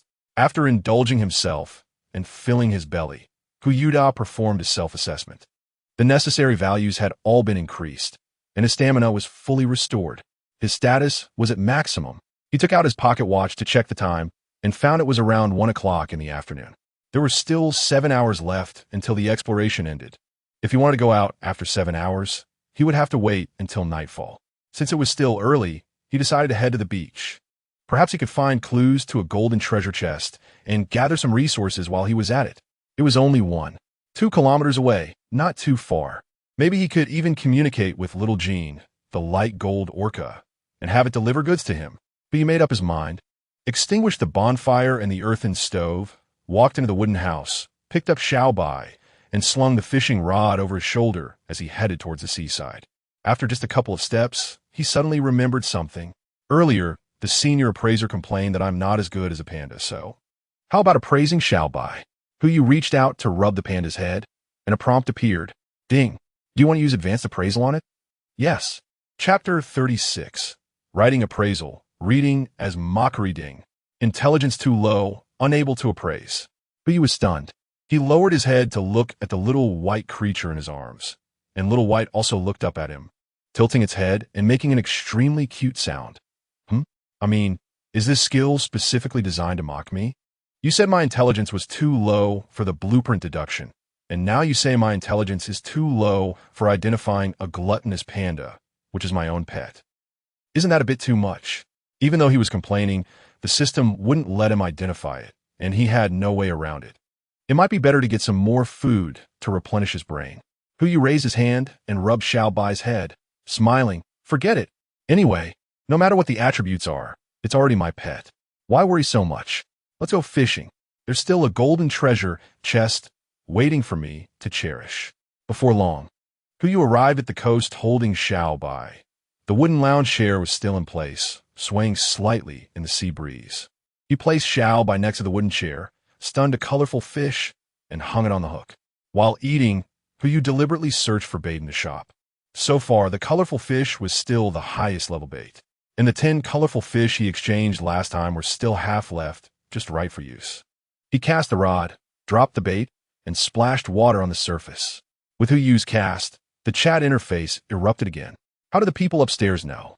Could it be that you, like the great boss Luo, are also next to the great boss Hu? Are you silly? Did you see that colorful light? Half an hour ago, no one dared to fish with colorful fish bait anymore. Besides the great boss Hu else could cast colorful fish bait? Voices rang in everyone's ears, and the chat interface began to flood with messages. Isn't this the great boss Hu catching a mermaid? Someone spent 1 gold coin to buy a colorful fish to try, and the result. Not only did they not catch any fish, but their fishing rod was also pulled into the water by the fish. Is that it? You asked. This isn't really anything.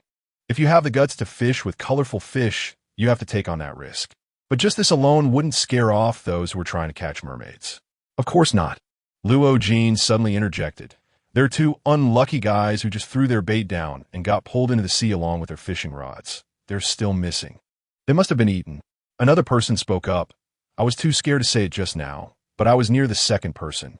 After he went down, I saw blood dyeing the water's surface, but it disappeared quickly. Eaten? He was stunned.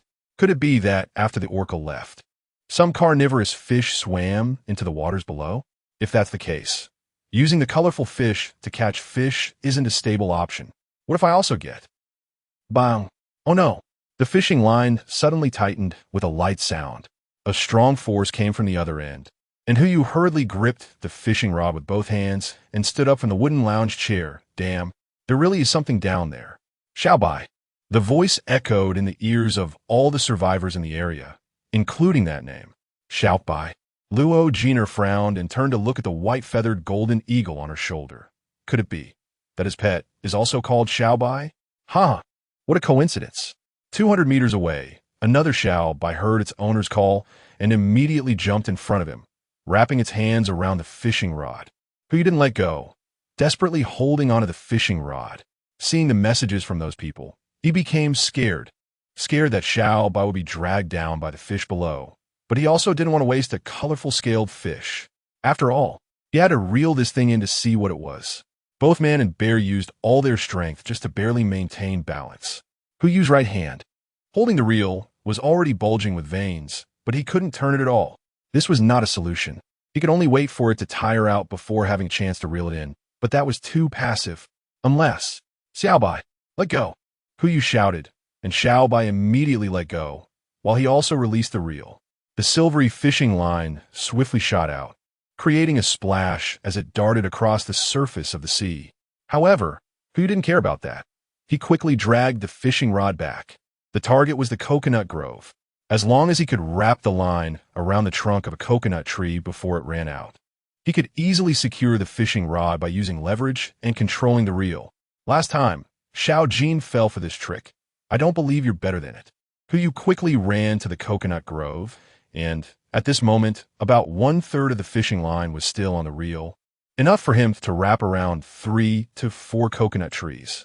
But just then, the pulled fishing line suddenly stopped. A system prompt popped up, and Huyu was instantly dumbfounded. Ding! Fishing resources, you may trigger a reward, a small amount of silver coins, a perfect level fishing net, a fishing trap, an excellent level piranha. You can exclude one of the options. Huyu squinted his eyes and retracted his head. Were these things? Not to mention the blessings of mermaids and the magical conch. Even the options given are not as good as the colorful scale fish.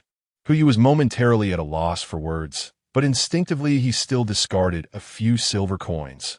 After all, he was now the wealthiest person in the wilderness with 90 gold coins. A few silver coins were just pocket change to him. As for the rest, let's see what we can reel in. Throughout the entire process, the other end of the fishing line hadn't put up any resistance. After eliminating the options, Huyu began to reel in the line while also walking towards the shore. Something also surfaced from the water. A fishing net. On the surface, it appeared that there was something wriggling inside the net. However, it was covered with layers of moss, making it impossible to see what was inside. Did he catch something? I think I saw Boss who reeling in. Luo Jean. He indeed caught something, but that thing looks green and slimy. I can't recognize what it is. Who you smirked? That's just your hats. No need to be surprised. Someone, take those upstairs and castrate them for 5 minutes. Boss who, can you say something? What exactly is that? Who you smiled helplessly and continued to reel in a line. To be honest, I want to know too. According to the system prompt, this is very likely the perfect fishing net among the options, but what else could be in here? With his doubts in mind, Who you finally pulled up the greenish object and placed it on the shore, the salty smell of the sea hitting him right away. Who you furrowed his brow, examining the green orb in front of him. A layer of moss at least 3 to 4 centimeters thick covered its surface, making it impossible to see what was inside. Should he use the identification spell first? He really didn't want to touch this thing with his hands. Ding. Would you like to use advanced identification on the object half a meter away? It has this function? That's quite thoughtful. Chapter 37. Perfect Fishing Net. The era of fishing begins. Yes, when in doubt, let identification lead the way. Advanced identification. Moss-covered fishing net. Perfect a fishing net that has been sleeping on the seabed for who knows how many years, shaped by the tides and waves. Ultimately wrapping some mysterious items, forming a bundle, waiting for a destined person to unravel it. Note, as long as you don't mind the dirt, I suggest you can go without gloves. Volume, 3 cubic meters, weight, 15 kilograms. Wrapped objects, intelligence not. Who you automatically ignored the last 4 words and focused on the fishing net in front of him. There was no doubt that it was a perfect grade fishing net. As for whether it was serious or not, it was obvious that it wasn't serious. All right. But you immediately opened the mall interface and started searching for gloves. The hands of the richest person in the wilderness must not touch such disgusting things. Rubber gloves, Standard promised me. You won't use them for strange things. Price, 1 gold coin hiss. A bit expensive. This is almost as pricey as the colorful scales fish. Who you looked at the fishing net covered in moss in front of him and finally gritted his teeth and bought it. A pair of brand new rubber gloves appeared in his hands. After putting them on, Who you slowly approached the fishing net ball and reached out to wipe off the moss on the surface. Just as the moss was wiped away, a layer of light blue patterns appeared, revealing a pure white glazed base underneath. Who you paused for a moment, then his right hand began to tremble slightly. This is blue and white porcelain. Why is this thing wrapped in a fishing net? Could it be that there is also a maritime Silk Road in this world? Who you didn't quite understand, but he realized one thing. The things in this fishing net might be even more precious than the net itself, at least from a cultural perspective. Continue. An hour later, the other survivors didn't know how many fish they had caught, while Hu Yu had just finished clearing all the moss from the fishing net. Without Hu Yu's showy chat at her face, it was so much more enjoyable. I caught it. A copper treasure chest. Wow. Big shot upstairs. But I suggest you don't open the chest casually, or you might end up like a certain you, dying a tragic death. That certain you hadn't spoken for an hour. Is there any big shot who can tell us where he went? Don't make a fuss. The last 2 words were sent by Luo Jean. Since Hu Yu fished up the green-covered fishing net, she had been observing the situation on the left. She saw the transformation of the green ball into the fishing net and witnessed a feast. What's wrong? Did I poke Luo Big Shot's little heart? It seems so otherwise. Why would he be so nervous? Ouch. This person gambled and didn't acknowledge the output. Unexpectedly, his heart followed along. Luo Jean couldn't silence him. So when the onlookers faced her, her attitude naturally wouldn't be too cautious. After these 2 words were sent out, she realized her loss of composure. But this couldn't be blamed on Luo Jean. Anyone who saw this scene would lose their rationality. Even Hu Yu, when he wiped the fishing net little by little, his mood felt like buying a scratch-off lottery ticket at a lottery store. Scratch off 1 box, won 100,000. Another box, 200,000. The third box, 400,000. Until finally, a scratch-off ticket bought for $5 directly won 10 million. Even though the lottery said the maximum prize was 200,000. If one had to describe a feeling, it would be like dreaming. And it was that kind of dream where you fainted from heat stroke on the construction site after moving bricks in the middle of the day, because it was completely unrealistic. The fishing net had been opened, and the things inside were gradually laid out on the ground. A large blue and white porcelain jar, dated to the Yuan dynasty. A porcelain pillow, also blue and white. A set of tea utensils from Ru Kiln. A pair of porcelain bowls from Dotsai. The chopsticks were quite ordinary, with a red gem embedded at the top, and the material seemed to be ivory. Besides these items, there were also 2 sheets of cowhide paper and a musket. You casually picked up a piece to look at, and a system prompt popped up. Congratulations, host. You have obtained the building blueprint. Carved screen, fine. Picking up a second piece. Congratulations, host. You have obtained the building blueprint. 8 immortals tea table, fine. When it came to that firearm, Huyu's face instantly darkened. Congratulations, host. You have obtained a weapon. Firearm, common, damaged. Firearm, common, damaged, the most basic type of firearm, but due to excessive damage, it can no longer be used. Note, just treat it as a collectible, kid. Otherwise, please buy insurance before using it. Everything was great, except for that last firearm. Either you don't give it to me, or you give it to me and then tell me it can only be a collectible. Are you out of your mind?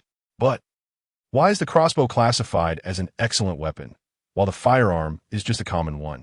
According to this classification of cold and hot weapons, the firearm should at least be classified as excellent, or even perfect. This comment clearly doesn't match its temperament. Let's not worry about it for now.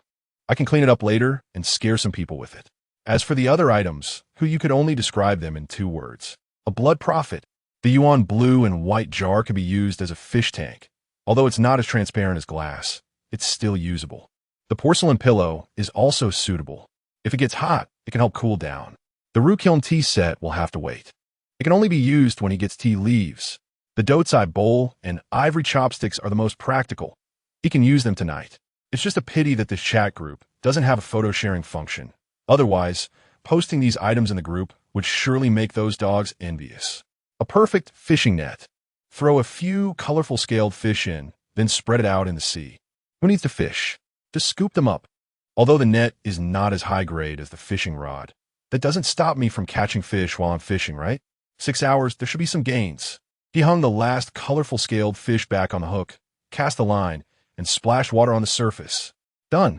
He had just been busy admiring the porcelain. Who had the time to check the chat interface? Now it's just right to see what those dogs have been chatting about. As he looked, Huyu's smile gradually faded. These guys really have no idea what a major mute spell is, right? Chapter 38 Notification. Detailed data on the Sea King leaderboard. Half an hour later, a satisfied smile appeared on Huyu's face. A total of 35 comrades with incorrect thoughts were now all locked in the little black room. Don't even think about speaking again within 24 hours. I wonder if this mute effect will last until tomorrow. It would be amusing if these people were still muted after the area was redivided. The chat interface, now missing nearly 40 people, suddenly became much more pleasant. However, the only downside was the last colorful scaled fish didn't catch anything else until a moment that even Huyu himself couldn't anticipate. The person lay on a lounge chair, enjoying the sea breeze, and after a satisfying meal, quickly fell asleep. The breeze was gentle, and the afterglow was just right. By the time Huyu opened his eyes, it was already evening, and that belly, which had just been filled with bare paw and colorful scales, was hungry again. Gur, seriously, after eating so much high-protein food, how can I be hungry so soon? Huyu rubbed his sleepy eyes and couldn't help but complain, eating so much. Those who understand know, I'm just enhancing my attributes, but those who don't are probably going to scold me to death, especially those envious of the rich. He took out his pocket watch to check the time and found it was already close to 7 o'clock, with over an hour left until nightfall. Half an hour. That should be enough time for me to wrap things up. Xiaobai, Huyu patted the panda curled up on his legs. Get up, stop sleeping. Xiaobai raised her head, making a complaining sound.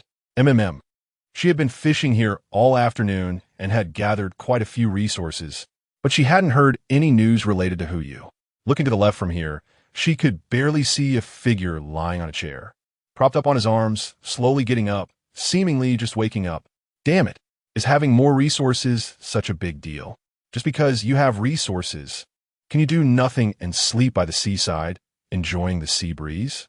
It's a pity the waves didn't wash you away directly. Hey, how do you know?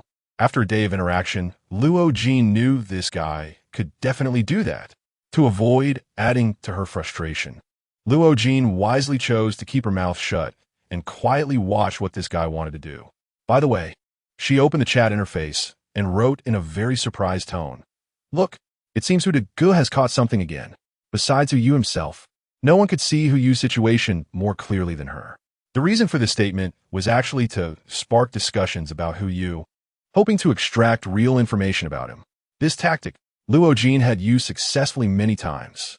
Sure enough, the chat interface quickly filled with discussions about Hu Yu, even though many comrades with incorrect thoughts have been muted. Hu De, you should stop playing. Can't you see what Hu De has caught? Sai, agao dajie, izingdied agao dajie. I only caught 3 iron treasure chests today, along with some useless resources and fish. And I almost got dragged into the sea by the fish. Only 3 iron treasure chests? I have 5 copper treasure chests, although I haven't opened them yet. They can't compare to the silver treasure chests caught by the 2 big shots. Wow, impressive upstairs. Huh, those copper treasure chests you're afraid to open are not worth as much as the fish I caught. Eat some, then sell some to the shop. I earned a full 2 gold coins today. Hu Yu smirked. 2 gold coins? Can you not bring up small change? Thanks. Many people were discussing Hu Yu, and many were boasting about their own harvests today. In resource-rich areas, it's normal for gains to outweigh risks. Even Hu Yu himself didn't expect the harvest today to be almost terrifying, especially when he and Xiao Bai pulled up the fishing net. Hey, Luo Jin saw a good opportunity and timely threw out a question. You said our resources are quite a lot, but why is Hu De still ranked first on the Sea King leaderboard? I haven't seen him fish all afternoon. Whenever Hu Yu sees Luo Jin's name, he can't help but pay attention to it, and this message catches his eye. Baby, how about understanding a legendary pet? Don't say just one afternoon. Even if I give you 10 years to fish here, you still can't surpass me. Moreover, if I pull up my fishing net, you won't even think about surpassing me in 20 years. Ding! 1 hour left for fishing time. Now announcing the top 10 scores on the Sea King leaderboard. As soon as the system announcement comes out, everyone, including Luo Jin, brightens up, announcing the scores. This means that everything Hu Yu has caught will be exposed to her, and the same goes for her. Although it's said that wealth shouldn't be flaunted, it's okay. Surely no one would want to go beyond the exploration range to find trouble with them, right? Hu Yu is still casting the net, and the system's prompts have refreshed. Rank 10. Sure, an excellent colorful fish. 1. Copper treasure chest and key 1. Excellent hermit crab 3. 1 to 3 meter long squid. Normal. 1. Various resources. Value. 4 gold coins. Who is this Shuren? Quite impressive. The first person to be silenced by Hu Da's censorship spell. Speaking of the censorship spell, not many people are interested in this topic. No one wants to test the waters on the brink of social death, right? Rank 9. Value. 6 gold coins. Rank 3. Value. 86 gold coins. Rank 2. Luo Jin. Excellent colorful fish. 5. Excellent silver treasure chest 1. Copper treasure chest and key 3. Iron treasure chest and key 2. Excellent skill book 1. Various resources. Value. 218 gold coins. Everyone gasped. 218 gold coins. That's nearly 3 times the value of the resources caught by the 3rd place. Besides the silver treasure chest, the most valuable item is probably that mysterious skill book. Terrifying. Is the Crooked Mouth party here? I suggest adding a Crooked Mouth series for the Luo. Luo Jin smirked. Fishing, we are professionals. The upstairs is not good. Crooked Mouth still has to look at our Hu De. By the way, you guys said Luo De is only 2nd. Then how many resources did Hu De actually catch? The system announced the results from 10th to 2nd, and Hu Yu happened to pull the fishing net ashore. He looked at the items in the net, and his mouth curled into a crystalline drool. Chapter 39. Extremely Unsatisfactory Excellent Blueprints. Rank 1. Hu Yu Excellent Building Blueprint. 2. Excellent Colorful Fish 1. Excellent Rue Kiln Tea Set 1. Excellent Blue and White Porcelain Pillow 1. Excellent Yuan Blue and White Fish Tank 1. excellent Dotsai porcelain bowl 1, excellent ivory and ruby chopsticks 1, excellent silver key 1. The system announcement abruptly stopped here, and it still hadn't revealed the total value of all resources. But most survivors were already stunned. Can someone tell me? Am I dreaming? What the heck? Why can we only catch fish while Huda can catch porcelain? Rue Kiln. A complete Rue Kiln tea set. Agauda. I'm willing to offer all my resources to exchange for this set. No, just one piece of tea set. Just one will do.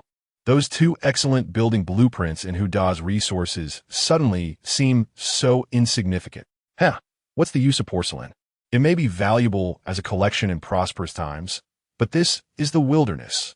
All the porcelain combined may not be worth a single piece of fish meat. As soon as this message appeared in the chat interface, a second prompt box popped up in front of everyone.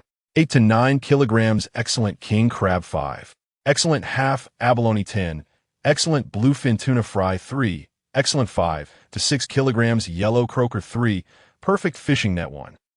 The second prompt box appeared, and it wasn't just who you.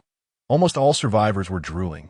Usually, a 5 kilograms king crab is considered top-notch, and 1 over 8 kilograms. Probably a rare find. And that half abalone. The weight of abalone relates to its head count. One head means a single abalone weighs close to a pound. As the saying goes, 1,000 gold is hard to find for 2 heads of abalone. 10,000 gold has not heard of 1 head, and this half abalone is extremely rare. The bluefin tuna fry is even more so. The red flesh of bluefin tuna is known as the best in sashimi, but most caught are adults. And while they have more flesh, it's not as tender as the young ones. Moreover, few people have the opportunity to taste the fry's meat. 1, because capturing fry is difficult, and 2, because most are used for breeding. Given the same price, most people would choose to eat the less tender meat rather than the perfectly tender one. As for the yellow croaker, being alive is the best description for it. Most yellow croakers on the market are small fish weighing 1 to 2 pounds, and those over 5 pounds are regarded as exquisite delicacies by gourmets. Those over 10 pounds can only be called the king of fish, and these items were all caught by Huyu using the fishing net in just one afternoon. Luoda, do you know where Huda is? Specific location. I ask this for no reason. I just want to go and share a bowl of fish soup. Team up, team up. 200. I also want to drink fish soup. Luo, let us go together. Let us rob the rich and share the land. Wait, didn't you notice one thing? Where's the mermaid? Didn't Huda catch a mermaid? There was a moment of silence in the chat interface. At this point, the value of the resources Huyu caught had not yet been announced. Sure enough, soon a third prompt box popped up in front of everyone. Mermaid, epic 1. Magical seashell, epic 1. 2 epics appear in a row, followed by a string of ellipses, seeming to tell everyone that it wasn't over yet. Epic. And 2 of them were those who wanted fish soup just now. Take me with you. I want to go too. The upstairs probably wants to find a magical seashell. Is it not afraid of the great censorship warning now? Wait, don't you realize that this system announcement isn't over yet? Huyu is very troubled. The reason he hasn't released the announcement about taming the orca is that he doesn't want that group to know anything. Since ancient times, wealth has moved people's hearts. Even if he controls the previously announced resources, the chance of those people abandoning their base to cause trouble for him is very small. However, if he announces that he owns a legendary pet, it is inevitable that someone will be tempted. As for Luo Jean, she herself has a pet and knows she possesses a crossbow, so the probability of her being tempted is negligible. Only those who are unaware of their own strength would think about taking advantage of him.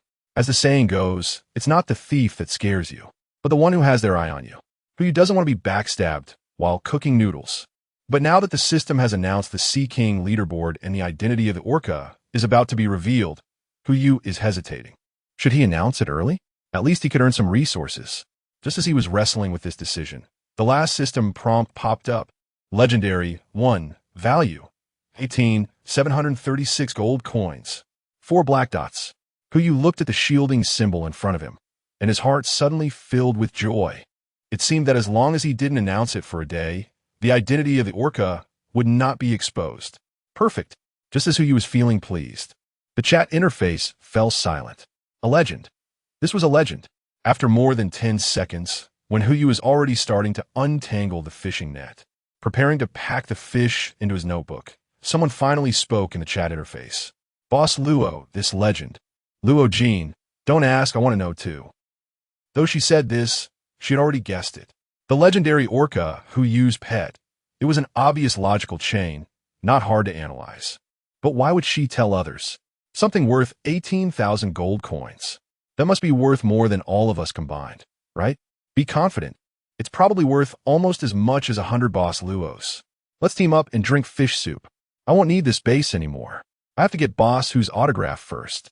Huyu frowned and cast another large silence spell, conveniently silencing everyone who had mentioned wanting to drink fish soup. He smiled at the chat interface and said, "What a loud conspiracy. If you have the guts, come and drink some fish soup." As soon as he said this, no one sent any more messages, and Huyu quietly collected his catch. These things added up to nearly 150 pounds, almost matching Huyu's own weight. If he added the weight of the wooden recliner and those porcelain items, he definitely wouldn't be able to move them just by carrying. But fortunately, Huyu had a notebook, which allowed him to use the built-in warehouse for storage. It was incredibly convenient. However, after he stored all the king crabs in the warehouse, a system notification he had never seen before popped up. Ding. Warehouse is full. Please clear space or upgrade building level to continue using. Huyu. The warehouse is full. Who was staring at a pile of porcelain on the ground, lost in thought. It seems there is only one way. Move it.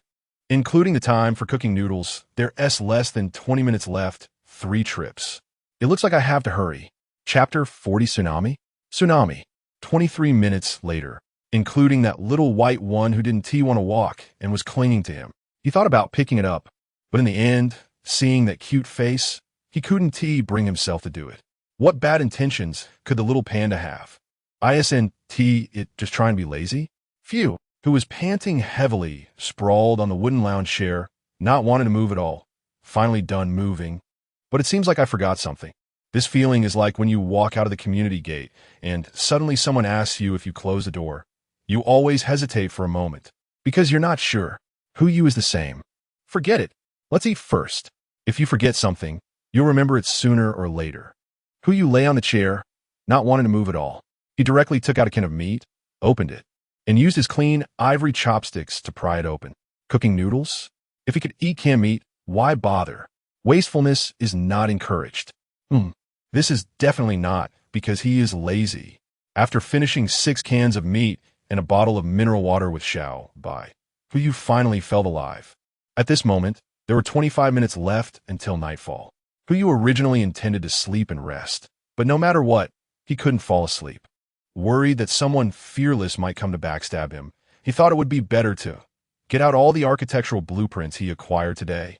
After all, the house was empty, and having more agarwood decorations would be nice. Build carved screens, 8 immortals tea table, consumption. Without even looking at the resources behind him, Huyu clicked confirm directly. 10 seconds later, 2 beams of white light flashed. A 2-meter-long agarwood carved screen appeared in the hall, adding a touch of charm to the spacious area, and the 8 immortals tea table was placed right behind the screen, accompanied by 8 small wooden chairs. Huyu placed the Rue Kiln tea set on top, and the arrangement immediately stood out. If we talk about the present world, just this agarwood 8 immortals tea table alone could fetch enough at auction to buy a courtyard with 4 entrances. If we also consider the Rue Kiln tea set, it would at least be enough for a courtyard with 5 entrances and 2 crossways. Huyu shook his head and clicked his tongue, pouring half a bottle of mineral water into the teacup, sitting quietly on the wooden bench to savor it. There's really not much difference. If else.But accidentally breaks it, he won't have anywhere to cry. Now his warehouse has no space at all. The large Ming Dynasty blue and white jar is placed on one side of the wooden door, filled with 10 bottles of mineral water, nurturing those 3 small bluefin tuna. The porcelain pillow is placed on the wooden bed, to be used at night for sleeping. As for those big fish, Huyu had no choice but to store them together with the Rue Kiln tea set in the warehouse, because only in this way could he avoid damaging their tender meat. However, the drawbacks came. Tools like saws and fishing nets could only be stuffed into wooden boxes, and the more than 30 bottles of mineral water, 8 bear paws, and 10 cans of meat were all placed in a corner of his master bedroom. He was afraid that if Xiaobai got hungry, he would finish them all. In the remaining time, Hu also used the construction blueprints for the wooden fence. Just in time, he had 10 excellent-grade mysterious seeds, and with a copper hoe in hand, he buried them all in the ground. Not to mention anything else. It would be great if you could grow some fruit for me. With all this meat, if I keep eating like this for another 2 or 3 days, I'll surely get constipated. After finishing these tasks, there was only 1 minute left until nightfall. Ding! He finally remembered something he had forgotten. The fishing rod. The favor of the Sea King. He had left the fishing rod by the seaside. There was still a colorful scaled fish hanging from it. After he remembered, the system notification arrived. Ding! Night has fallen. Please do not go out casually, survivors. After the notification ended, Hu started to feel conflicted again. Night walking was indeed possible. Last night had already proven that. But was it really necessary? The fishing rod would expire tomorrow, so there was naturally no need. But the colorful scaled fish on the hook, that was worth 1 gold coin. If there was no danger, Hu had no reason to give up the colorful scaled fish. Or should he try to push the door? Hu hesitated for a while, then lifted the ban on everyone who had previously been silenced. Night walk. It requires not only luck, but also information. The more people there are, the more ways there are to obtain information. A series of unbanning notifications were sent out, and Hu said to the chat interface, "The night has fallen, and you should know that I received an airdrop last night. I can responsibly tell you that the airdrop, which I obtained during the night walk, contained 2 high-quality skill books. The reason I'm telling you this is not a gift, but a trade. There are resources in the night walk, but there are also dangers, and what that danger is, I don't know, so I need you to scout ahead. If anyone is bold enough and wants to get rich overnight, just push the door open. Don't say I'm hogging it all to myself." Hu didn't mention the news in his series of statements. However, he believes that as long as someone dares to step out of the base, when that person encounters danger, the first thing they will think of for help will be the people in the chat interface. This is the only lifeline. Even if they despise him and don't want to share the news with him, they will inevitably do so. Going with the flow, this is a strategy of open schemes. People value their lives, except for those who bring about their own demise. No matter who it is, the resources gained today are already enough, and no one will want to risk their life for more. Hu also knew the result. He shook his head, placed Xiaobai on the wooden chair, and walked to the door. Since no one was scouting, I will find the information myself.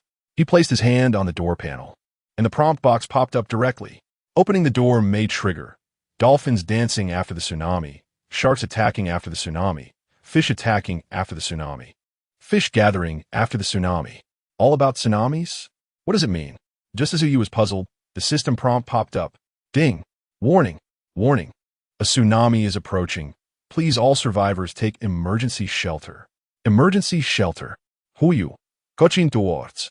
Chapter 41. On the self-cultivation of a nitpicker, 2 prompts popped up in succession, leading to an easy conclusion. A tsunami is about to come.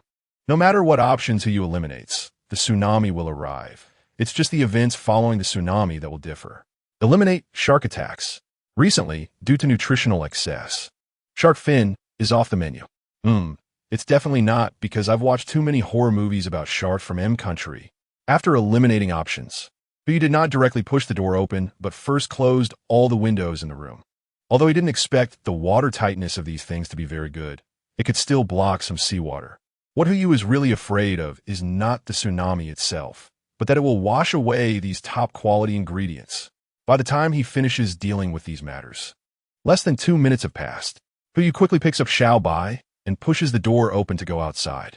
From the options triggered by opening the door, the tsunami doesn't seem terrifying. What is truly frightening should be the chain reaction caused by the tsunami. If he stays inside, it will be no different from waiting for death. As the wooden door is pushed open, the tsunami mentioned by the system is nowhere to be seen. Hu stared at the chat interface and said, "Everyone, we are all in the same boat. Don't say I didn't to remind you. If you want to survive, it's best to leave the base and find a high point nearby to stay, like the roof or the surrounding coconut trees. Of course, you can choose not to believe what I say. A friendly reminder is enough, lest others think I have ulterior motives. Going out? You can't be serious. Do you think we're fools? Exactly. The tsunami is about to hit. If you go out now, just wait to be swept away by the water. These two have been favored by the Great Silence spell. So now when they hear anything from Huyu, they can't help but argue back. However, Sherm was different. As a survivor who stayed in the same area with Huyu yesterday, his psychological quality was clearly much higher than the two argumentative ones upstairs. Shuren, Mr. Hu, why do you say that? Do you have some clues? In the wilderness, there are no permanent enemies. Only good people who help you survive and bad people who hinder your survival. These two do not conflict. I have no reason to tell you. Huyu casually said that giving the previous hint was already a sign of his great kindness. Indeed, at this moment, Luo Jin had climbed up to the roof, sitting cross-legged on the small wooden cabin's roof, feeding the golden falcon on his shoulder with cut fish. This was just a hint from the great man who, whether you want to listen or not, if you don't want to go out, just close your eyes and sleep. Close your eyes and open them, and the tsunami will have passed. There was a half-sentence Luo Jin did not finish. If one were to close their eyes and not open them, then it wouldn't have anything to do with oneself, right? What a perfect couple. The upstairs is feeling sour. I think what the two great men said makes sense. Stop messing around. The tsunami is coming. Once the news broke, no one in the chat interface said anything anymore. Some were hesitant. Some tried to push the door, and some, without doubt, pushed the door and left the wooden cabin, but after pushing the door, they were filled with confusion, not knowing where to go, the roof or the coconut tree. No one was there to guide them. Huyu climbed up the roof with Xiao Bai and looked down at the nearby coastline. In the moonlight, he could clearly see a white line rushing toward the shore, but this height was a bit too low. After a rough estimate, this so-called tsunami was at most 3 to 4 meters high from the sea surface. By the time it crossed the cliff and reached the shore, it would be less than 2 meters high. Is this it? It wouldn't even submerge a typical small wooden house. This is called a tsunami? I would believe it if you said it was a slightly larger tide. Huyu frowned. If it were just this, then the warning from the system was indeed an overreaction. Unless the tsunami was not just one wave. Soon, the waves crashed against the cliff, with waves about 2 meters high leaving their mark on the ground, surging towards the base where everyone was. Is this it? Is it a wave or a tsunami? Someone in the chat interface expressed the same confusion as Huyu. Huyu smirked. Help. You all need to get out quickly. Otherwise, if the tsunami comes and something happens to you, it won't be my problem. The person upstairs must be tired of living. How dare they disrespect the great Hu with their twisted words. I'll remember the name of the person upstairs. If any of us from the Twisted Mouth Party encounter them, we will not show mercy. Let us give the person upstairs another band package. I think they just like the feeling of lurking without speaking. No, is what our great Hu does an overreaction? This is called caution. Ha. The chat interface was filled with a joyful atmosphere, with most of those who had been banned by Huyu now jumping out to mumble a few words. Unfortunately, Huyu, however, paid no attention to the group of clowns, simply staring at the sea with a dazed expression, unable to believe what he was seeing. A vast expanse, a whole stretch of uneven waves was crashing towards the shore. The lowest wave was even as high as the one from earlier. If all these waves reached the shore, Huyu couldn't imagine what that scene would look like. It was estimated that everyone's base would be submerged by the seawater. And to what extent? That would depend on how many waves there were. Huyu looked down at the little white panda in his arms and said, "Thank you, my master. If I hadn't sensed it early and brought you up to the rooftop, you would have had to take a seawater bath tonight." Whoa. The little white panda didn't quite understand Huyu's meaning. It tilted its head, stared at him for a while, and then buried its head in his arms. What bad intentions could a little panda have? If it didn't understand, it might as well take a big nap. Truly a lazy bear. Huyu couldn't help but complain a bit, lowering his head to look at the perimeter of his base, feeling somewhat worried. The issues inside the house shouldn't be too big, but what about this earthen stove and the mysterious seeds just buried? Will they get ruined by the seawater? Should he dig up the seeds and wait until after the tsunami passes to decide? Huyu hesitated for a while, but still didn't go down to dig out the seeds. Anyway, the goddess of fortune is one of her own, and rounding it off, those seeds can be considered her godson, so there shouldn't be any problems. Before long, the waves were crashing against the shore one after another. In just 10 minutes, the seawater had already submerged half the height of the wooden door. The earthen stove and wooden fence had been drowned. And now, Huyu couldn't go down to dig out the seeds, even if she wanted to. As for the others, most people's base was still a thatched house, with only a few having small wooden houses. In this area, besides Luo Jin's small wooden house, the rest of the survivors all lived in thatched houses. Those who went out to look for higher ground were relatively fine. At least their important resources were on them and wouldn't be washed away or soaked by the seawater. However, the survivors left in the base were in a dire situation. If they didn't open the door, they could only watch the thatched house continuously take in water, with their living space being constantly compressed. If they opened the door, they had to risk their house being submerged or even washed away by the sea. Originally, there was already a musty smell in the thatched house, and now after being soaked by seawater, it was uninhabitable. Luo Jin sat on the roof of the wooden house, watching the water level rise, and couldn't help but speak in the chat interface. Hey, little buddies in house, what do you think is better, frog swimming or backstroke? Luo is so bad. Those who didn't go out probably can't even open their notebooks right now and can't see what you're saying. Oh, that's right. Luo Jin pretended to realize. Oh no, doesn't that just undermine who does hard work? As soon as the silence was lifted, they couldn't talk again. It's really too tragic. Just because they can't see the chat interface doesn't mean they can't hear me speaking. Hu Yi smiled and was just about to complain about that group of idiots when he saw a new system prompt appear. Ding.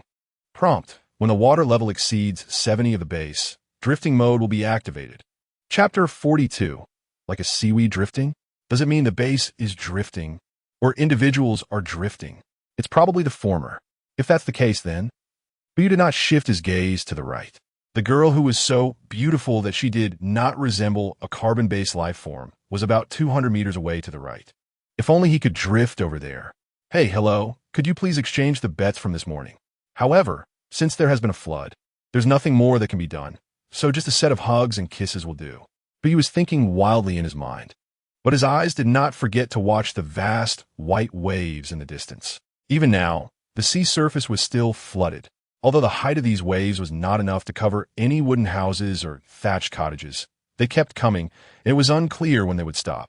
At this thought, Huyu looked at the chat interface and revealed a kind smile. Those little comrades still hiding in the house and refusing to come out probably didn't have time to check the chat records. Why not? Let me personally tell them this good news. Ahem. Huyu cleared his throat and kindly said to the chat interface, fellow comrades, I have good news and bad news to share with you. So, which one would you like to hear first? The bad news? The good news, of course. We definitely want to hear the good news first.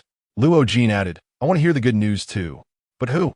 Your good news isn't related to the bet from this morning, is it? You said you wouldn't hold it against me. You remember well, little girl? Huyu smiled without getting caught up in that. Then I'll share the good news first. The good news is, fellow comrades, from my perspective, at least for the next half hour, there won't be any waves higher than our rooftop. This proves that we are currently safe above the rooftop. Nonsense. It would be better to have a big wave wash you all down.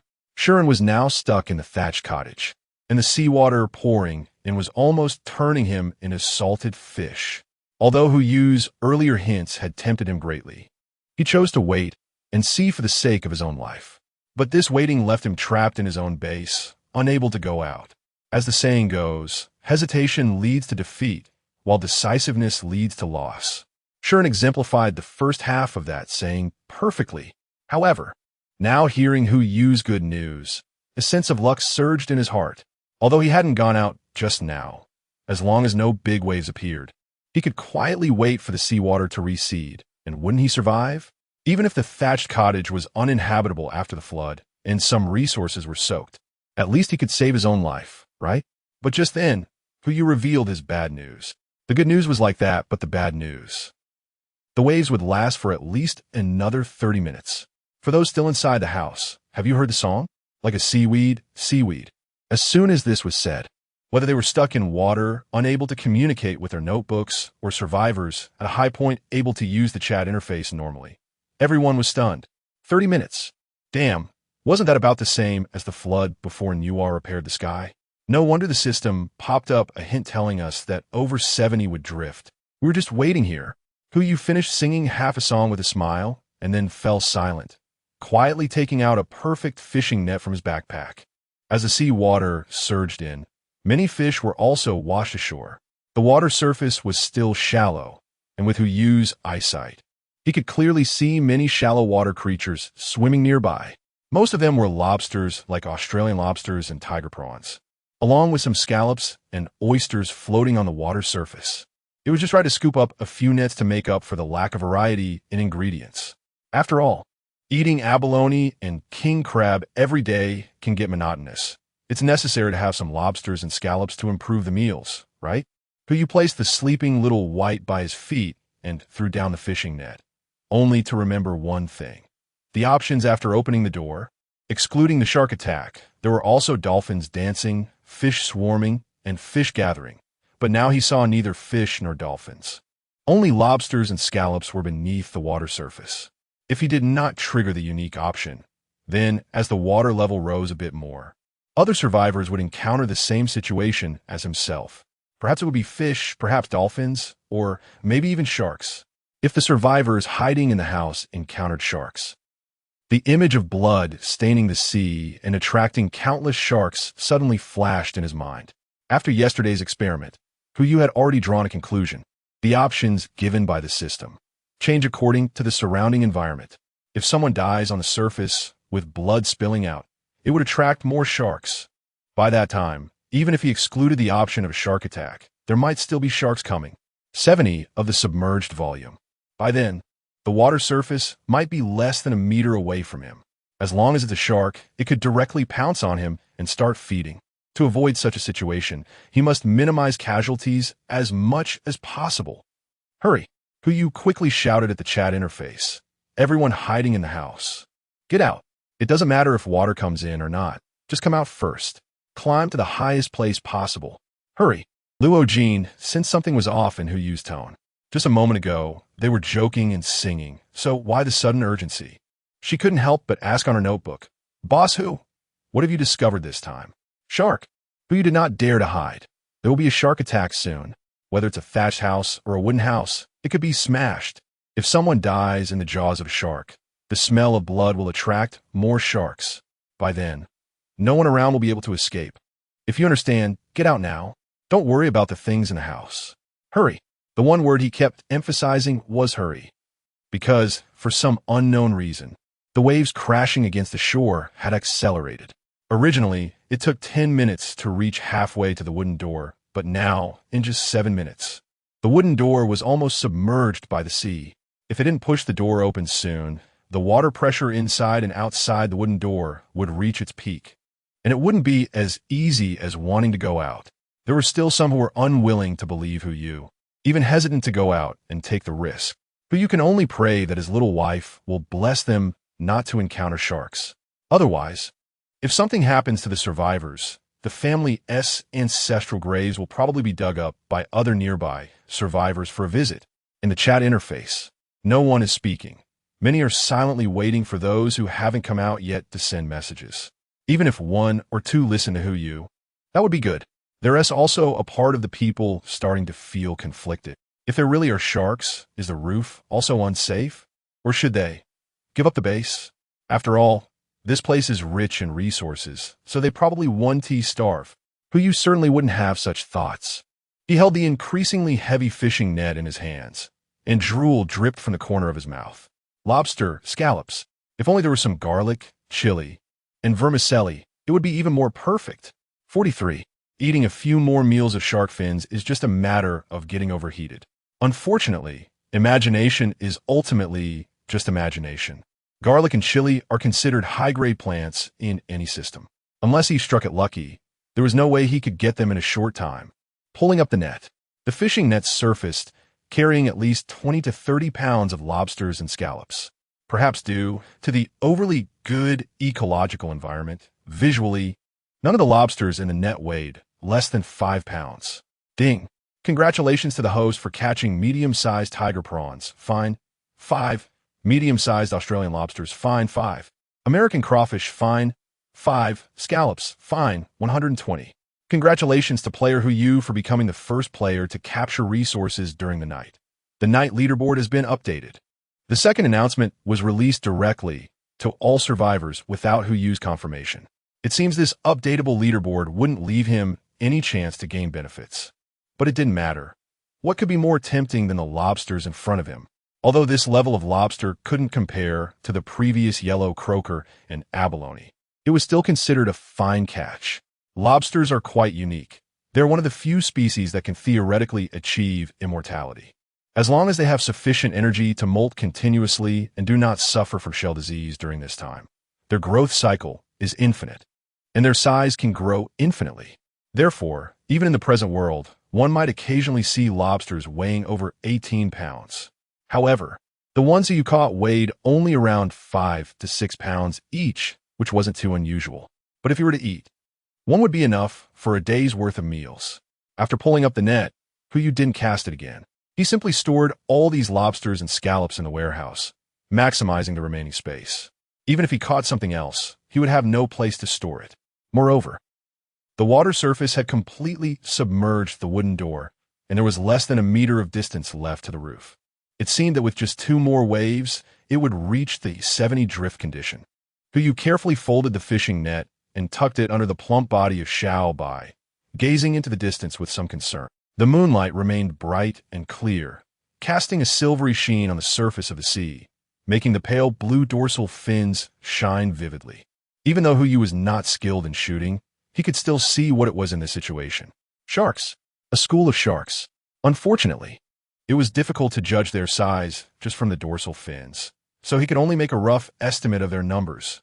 After counting briefly, Huyu had a good idea in his mind. More than 30 sharks.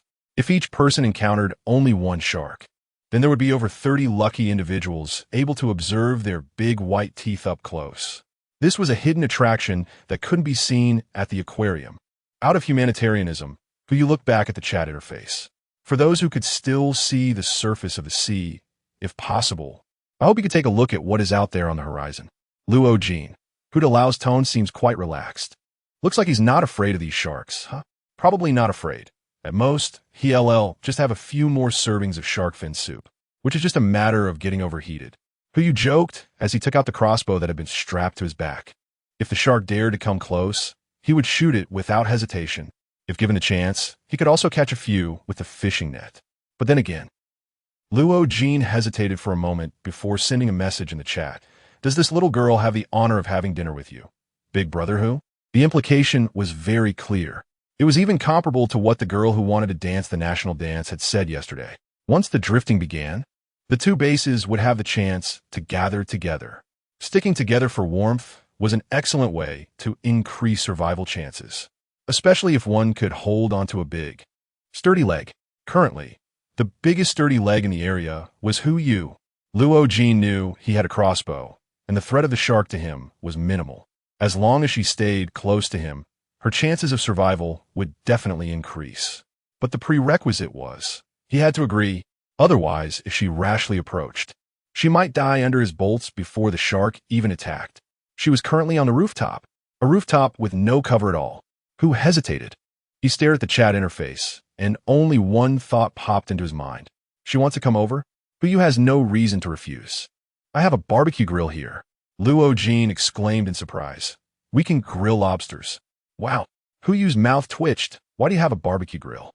No. Why did you bring the barbecue grill to the rooftop? I remember this thing is supposed to be waterproof, right? Eating 5 or 6 pounds of lobster is going to be a bit greasy, isn't it?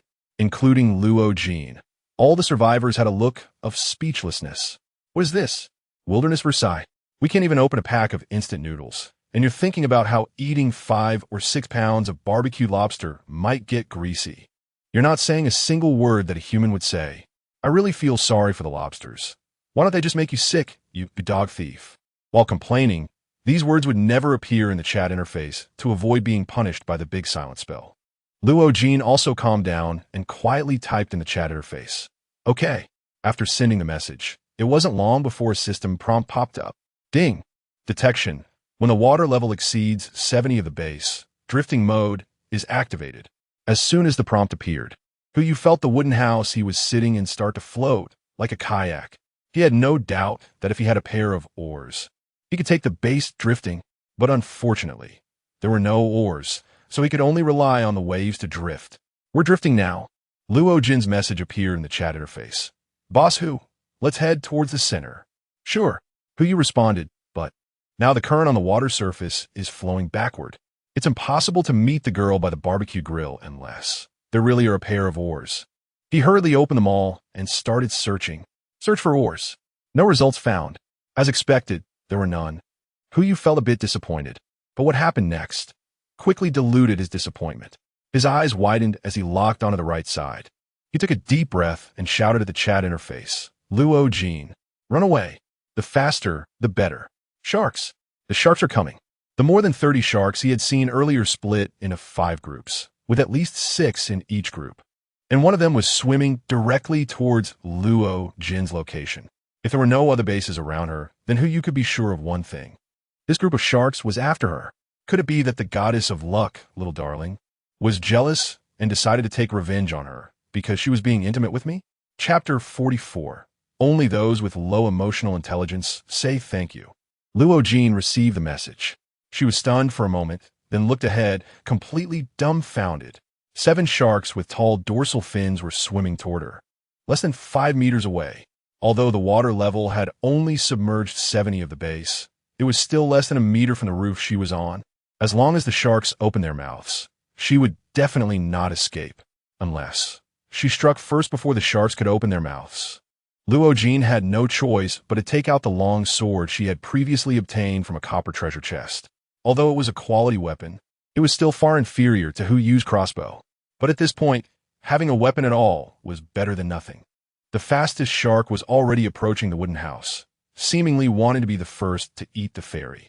Luo Jin prepared herself, gripping the hilt of the sword tightly, her eyes fixed on it. At this distance, she only had one chance to stab the shark. If she missed, it would be a death sentence. Her delicate little hand trembled. It would be a lie to say she wasn't afraid. But what could she do? She could only face it. Luo Jin exhaled a breath of turbid air, silently hypnotizing herself. Breathe. Don't be afraid. Don't be afraid. It's just a bigger fish. How can it be fiercer than yesterday's wild wolf? As long as I stay calm, there must be a way to deal with it. Just as Luo Jin was repeatedly hypnotizing herself, an arrow shot through the air. The iron arrowhead pierced the head of the shark beneath the water. Blood turned the surface crimson, attracting the other sharks like a poppy attracting pests, making them instantly excited.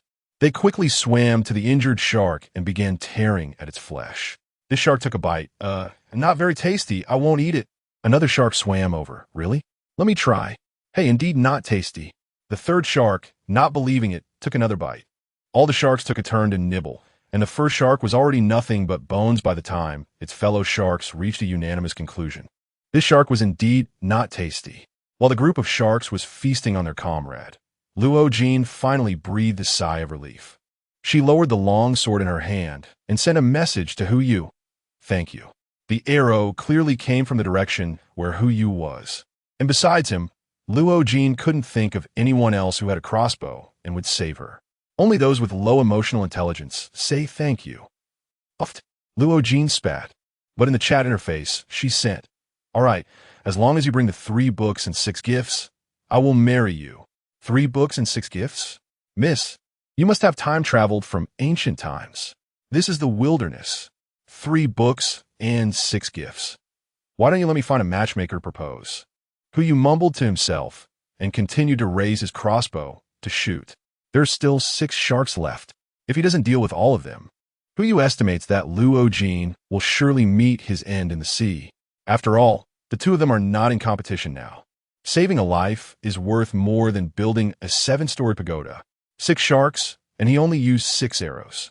As long as there are no second batch of sharks around, Luo Jin's safety should be assured.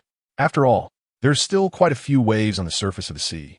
As long as the waves keep pushing in, the blood from these sharks will quickly dissipate in the seawater. I say, after Hu Yu dealt with all the sharks, he made a suggestion to Luo Jin. Miss Luo, do you have a way to get the shark carcasses? I want to try making shark fin instant noodles. I'll give it a try. This shark must weigh at least close to 200 pounds, right? And it's in the water, so the weight is probably even more. It would be quite a feat to get the shark fins. That said, considering that Hu Yu saved her, Luo Jin didn't mind giving it a shot.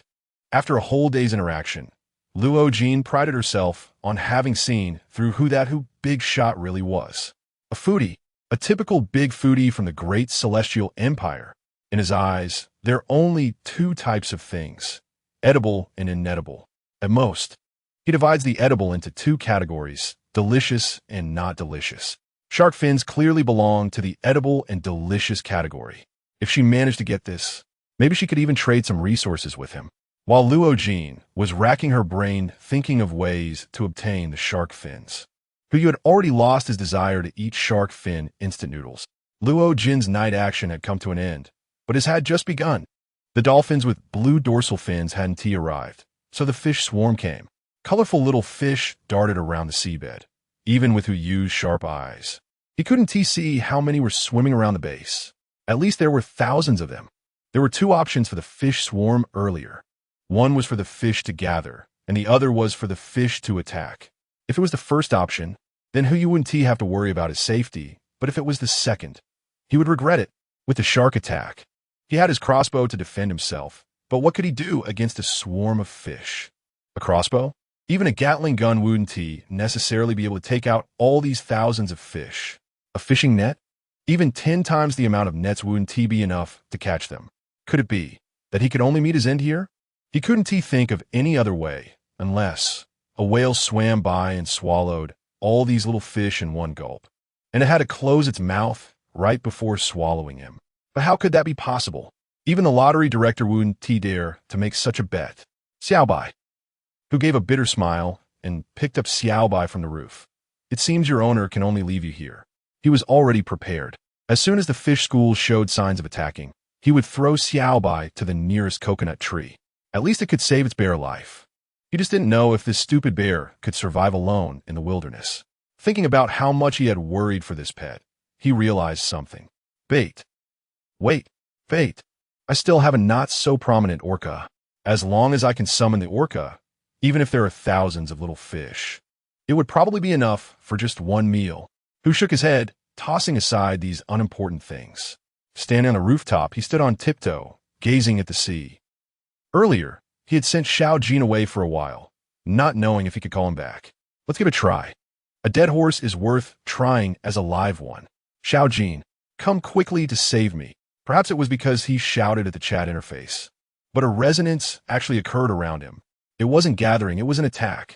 The dynamic vision brought by his proficiency in shooting allowed him to sidestep at the last moment, watching as the sea snake fell back into the water.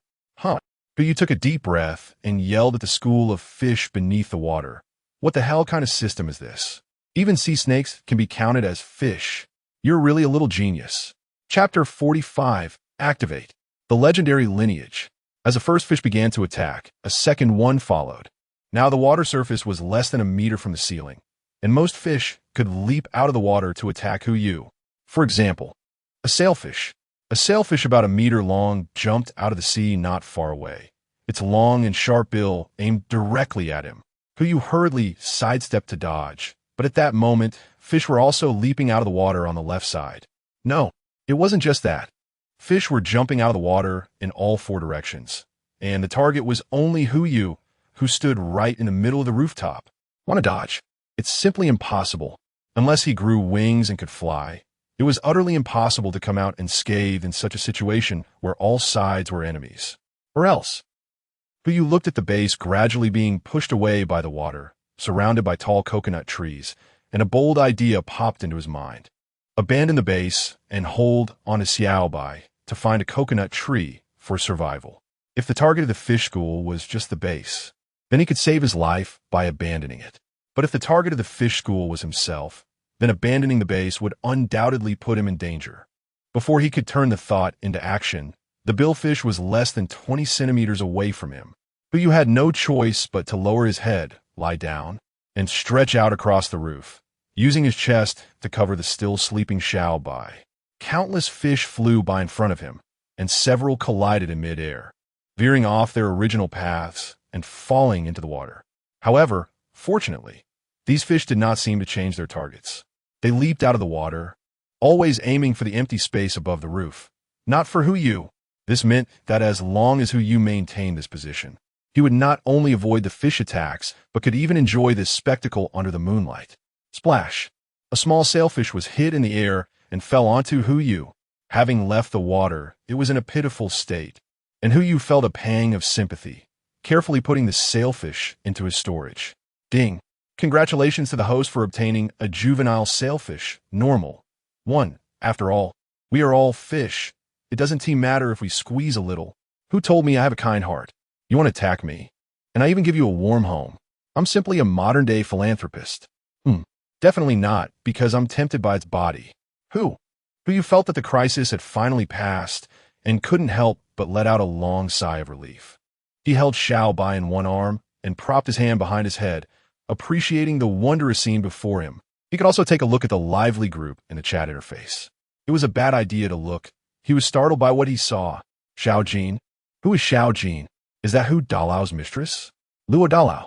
Someone's trying to take your main wife's position. Luo Jin smiled as he twirled his fingers. Xiao Jin?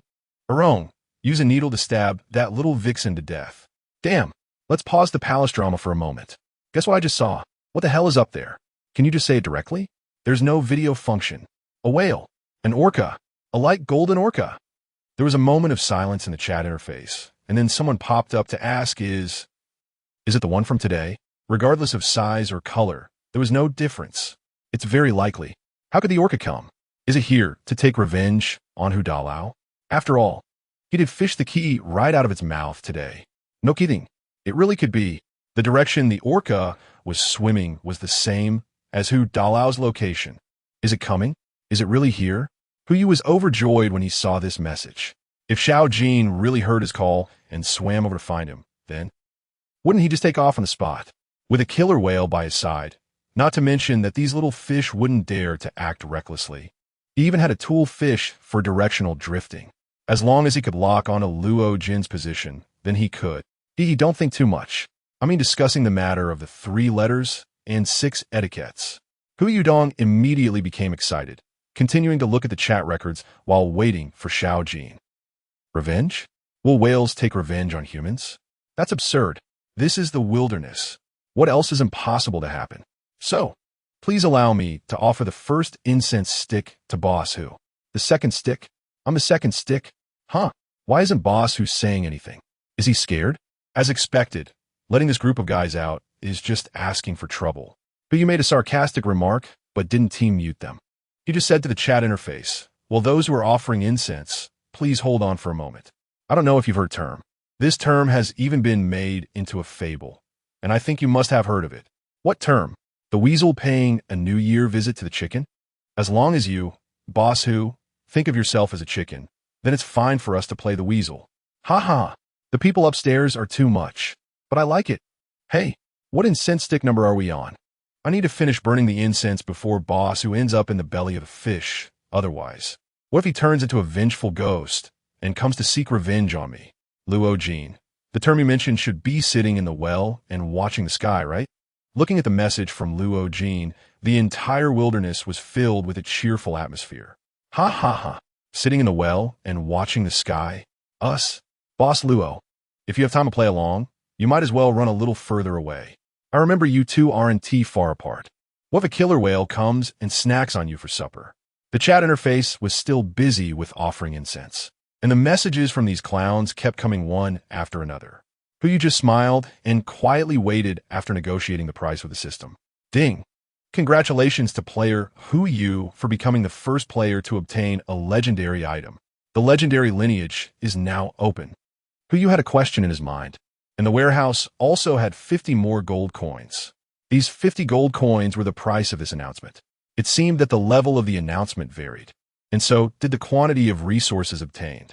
As soon as the announcement was made, the chat interface fell into silence. Not long after, Luo Jin edited a message and sent it out. What's wrong? Not laughing anymore?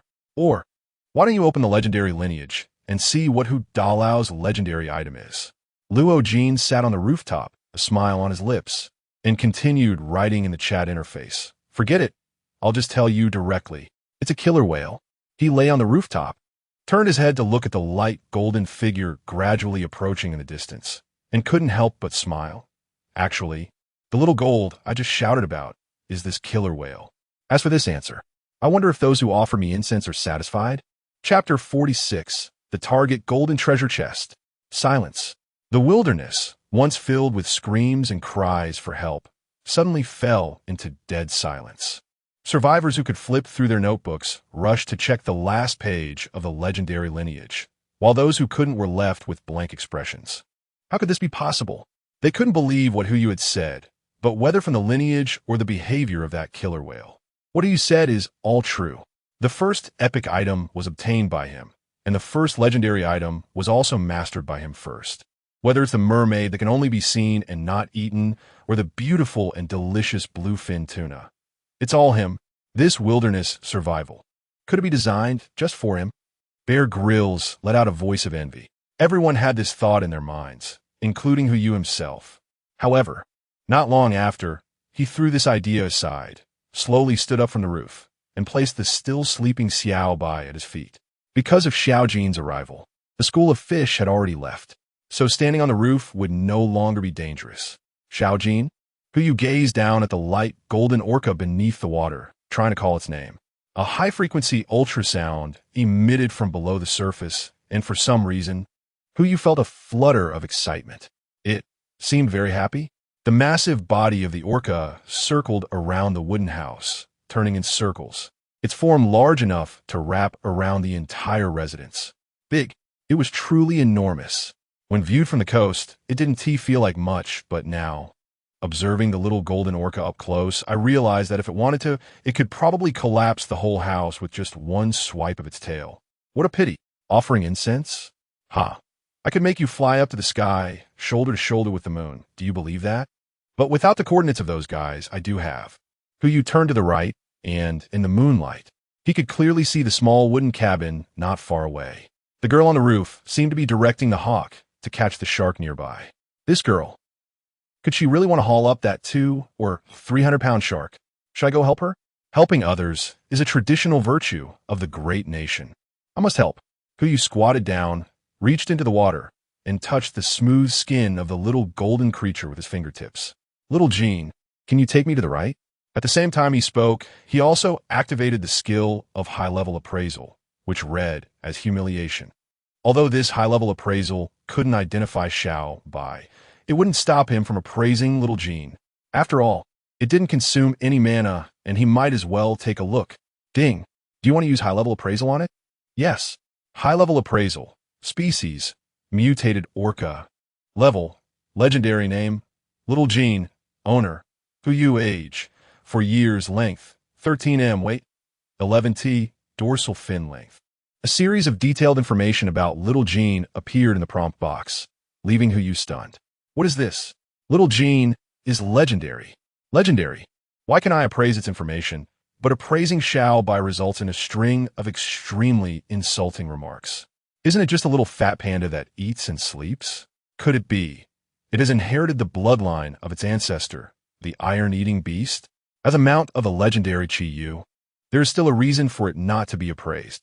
Who shook his head, casting aside the thoughts in his mind. What was he thinking? This was the wilderness, related to an adventure with Chi Yu. What if he could identify the little gold because of that epic fishing rod? Oh, right, the fishing rod. Who You glanced ahead, then turned to look to the right. Since there was still plenty of time, it would be better to find the fishing rod first, and then go look for Luo Jean. After finding Luo Jean, the two of us would sit on the rooftop basking in the moonlight, each with a fishing rod, her leaning on my shoulder, and I wrapping my arm around her small waist, and then we would fish together. Wouldn't that be wonderful? It's settled. Who You patted Xiao Jin's head and said, Xiao Jin, can you push me to the front? I didn't insert the fishing rod too deep earlier, and after so many waves, it should float up by now, right? Ing. Xiao Jin let out a cheer, seemingly very fond of this name. It swam around the wooden house in circles, then started to move forward by pushing its head against the wooden house. For a 13-meter-long orca, pushing a large wooden house was completely effortless, even. Slow down, Who held onto the roof with both hands, feeling that if he loosened his grip even slightly, he would be thrown out due to inertia. If he had known it would be like this, he would have definitely installed a safety belt on the roof. Who You didn't know how many times he had shouted slow down. But only then did the orca behind the house gradually reduce its speed. At that moment, you saw a fishing rod tangled in a coconut tree.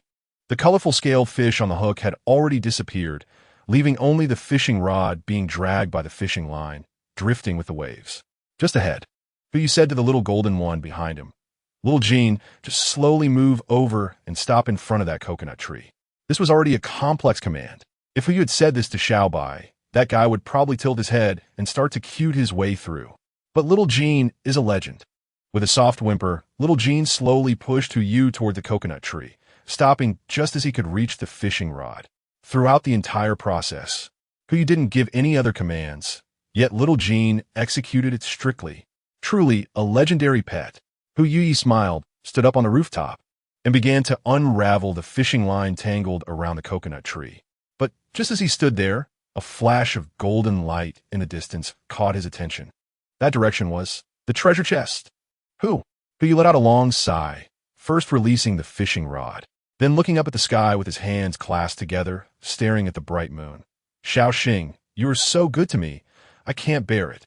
Originally, he thought he had nothing but a golden key and would never obtain the treasure chest. After all, that place was over 1,000 meters away from the base, still out at sea, and it was impossible to get it. But now, the waves were crashing against the shore, and the drift had begun. According to the rules given by the system, the base could move along with him, so it didn't count as being more than 110 meters away from the base. Moreover, he had summoned Xiao Jin. As long as Xiao Jin pushed him, what did it matter how far the golden treasure chest was? Wouldn't it still be in his pocket? But all of this was too coincidental to the point that without any one of the prerequisites, he would never have been able to touch the golden treasure chest. However, these coincidences just happened to collide together. After Yu finished praying, the corners of his mouth rose wildly as he continued to untangle the fishing line wrapped around the tree trunk. 5 minutes later, the fishing line was untangled, and the layers of waves had also calmed down a lot, reducing the resistance to progress. Done. Yu carried the fishing rod on his shoulder, pointing it towards the location of the golden treasure chest like wielding a sword. "Now, target the golden treasure chest. Go, Pippi Whale." A high-pitched cry rang out, and the orca actually understood its nickname, continuing to act as a tool fish, pushing the base forward. Chapter 47. This damn wasted life. The orca maintained its previous speed, gradually swimming towards the direction of the golden treasure chest. At this rate, it would probably take less than half an hour to reach the destination. As the saying goes, haste makes waste. Yu wanted to quickly get the golden treasure chest and then find a sweet and cute girl to fish with while chatting about life. But the waves, layer upon layer, were relentless. Now, little Jean had pushed the base past the previous coastline, so the waves they were facing were all over a meter high. If he wasn't careful, he could easily be knocked into the embrace of the sea mother. So he had to control the speed and even had to divide his attention to take care of that lazy bear that was half awake. He really didn't know what this guy was made of. With such cold waves crashing in, how could it still sleep? That heart is truly big enough. Yu held the little white creature in his arms with one hand, while tightly gripping the roof beam with the other, trying his best to keep the little guy warm. If he caught a cold, he could just use the treatment potion from the bottle. But if the panda caught a cold, who knows if the potion works for different species? If it doesn't, could he possibly fish out a veterinarian from the sea? As Xiao Jin moved forward, the golden light before him grew larger, changing from the size of a soybean to that of a quail egg. By the moonlight, Yu vaguely saw a small island not far away. If he wasn't mistaken, the golden treasure chest should be on that island. However, it was just too far away, since Yu decided to search for the golden treasure chest. About 15 minutes had passed, and logically, he should have covered half the distance by now, but roughly estimating, the golden treasure chest was still 700 or 800 meters away, perhaps even further. Could it be that there was some trickery involved? It wasn't impossible. After all, it took a lot of effort to get a silver treasure chest. How could a golden treasure chest be obtained so easily? Yu frowned, tucked the little white cat he held in his right hand under his left armpit, squeezing it tightly, while his right hand took out the golden key from the warehouse. Advanced appraisal. Ding. Advanced appraisal. Golden key. Distance to unlock treasure chest. 0. 96 kilometers. Hiss. Yu took a deep breath, fearing that some lazy bear might fall into the water. So he hurriedly stuffed the golden key back into the warehouse and held Xiaobai with his right hand. This is just not scientific. The last time he identified the key, it was done in his own territory, and he remembered the distance was 24 kilometri. Now he had crossed the coastline and had been moving in that direction for 15 minutes. Even the waves were pushing toward him. Logically, it shouldn't have shrunk by only 300 meters. There must be something wrong with this. Huyu frowned, lowered his head to dodge a wave, and began to calculate in his mind. If it took 15 minutes to only cover 300 meters, and that included the distance from the base to the coastline, then according to the rules of relative motion, the remaining 900 meters would require at least 45 minutes. If he also had to find Luo Jin's base, he would have to consider the waves pushing against its base. Calculating this, it would be difficult to fish with his sister before 11 o'clock or even 11:30. Even if he got there, there would only be half an hour left. He probably wouldn't be able to catch a single colorful fish, let alone chat about life. Unless he made Xiao Jin give up the base. Xiao Jin was pushing the base and had to slow down to take care of itself. If it swam full speed toward the golden treasure chest, the time could be greatly shortened. But the question was, could it reach the destination and retrieve the golden treasure chest? Why not take a gamble? After all, the goddess of fortune was almost my wife now. Why fear such a low probability event? Moreover, as a legendary level pet, this small matter shouldn't be difficult for it. Right? Xiao Jin stopped for a moment. Before he could even call out, Xiao Jin had already circled to the front of the base, its head slowly rising above the surface, quietly waiting for Huyu's command. It was simply too obedient. It was on a completely different level compared to a certain lazy bear that was still sleeping. Xiao Jin. Huyu squatted down, switched Xiaobai to his left hand, and gently patted Xiao Jin's head with his right hand. Can you see the golden light over there? It's a small box, just like the one you carried before. Go take a look and see if you can bring it back. The orca turned in a circle, swam a bit further, surfaced, and pointed towards the direction of the golden light with its right fin, as if asking if that was the right place. Yes, Ing. As the call ended, Xiao Jin swam straight towards the golden light, and its speed was more than 3 times faster than before. Goodness, Huyu watched the receding splash of water and couldn't help but exclaim, I must have adopted a bolt of the orca world as a pet, right? With this speed, anyone who doesn't know would think it's a small torpedo. Before he could finish his lament, a wave crashed over. This wave wasn't anything special.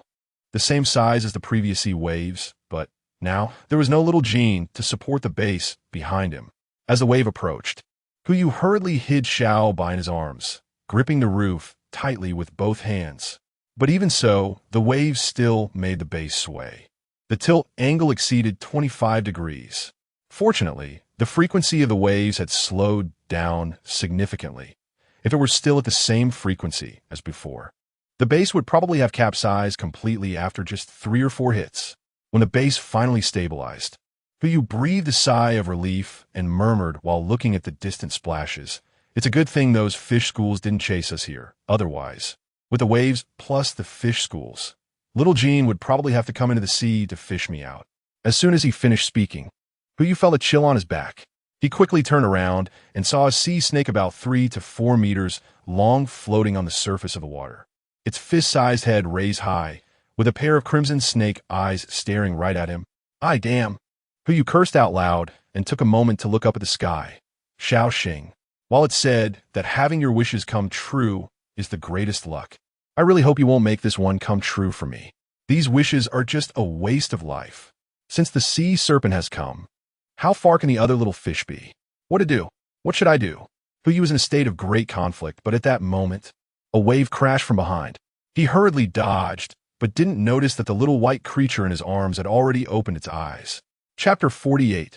Waiting online, quite urgent. The waves were manageable.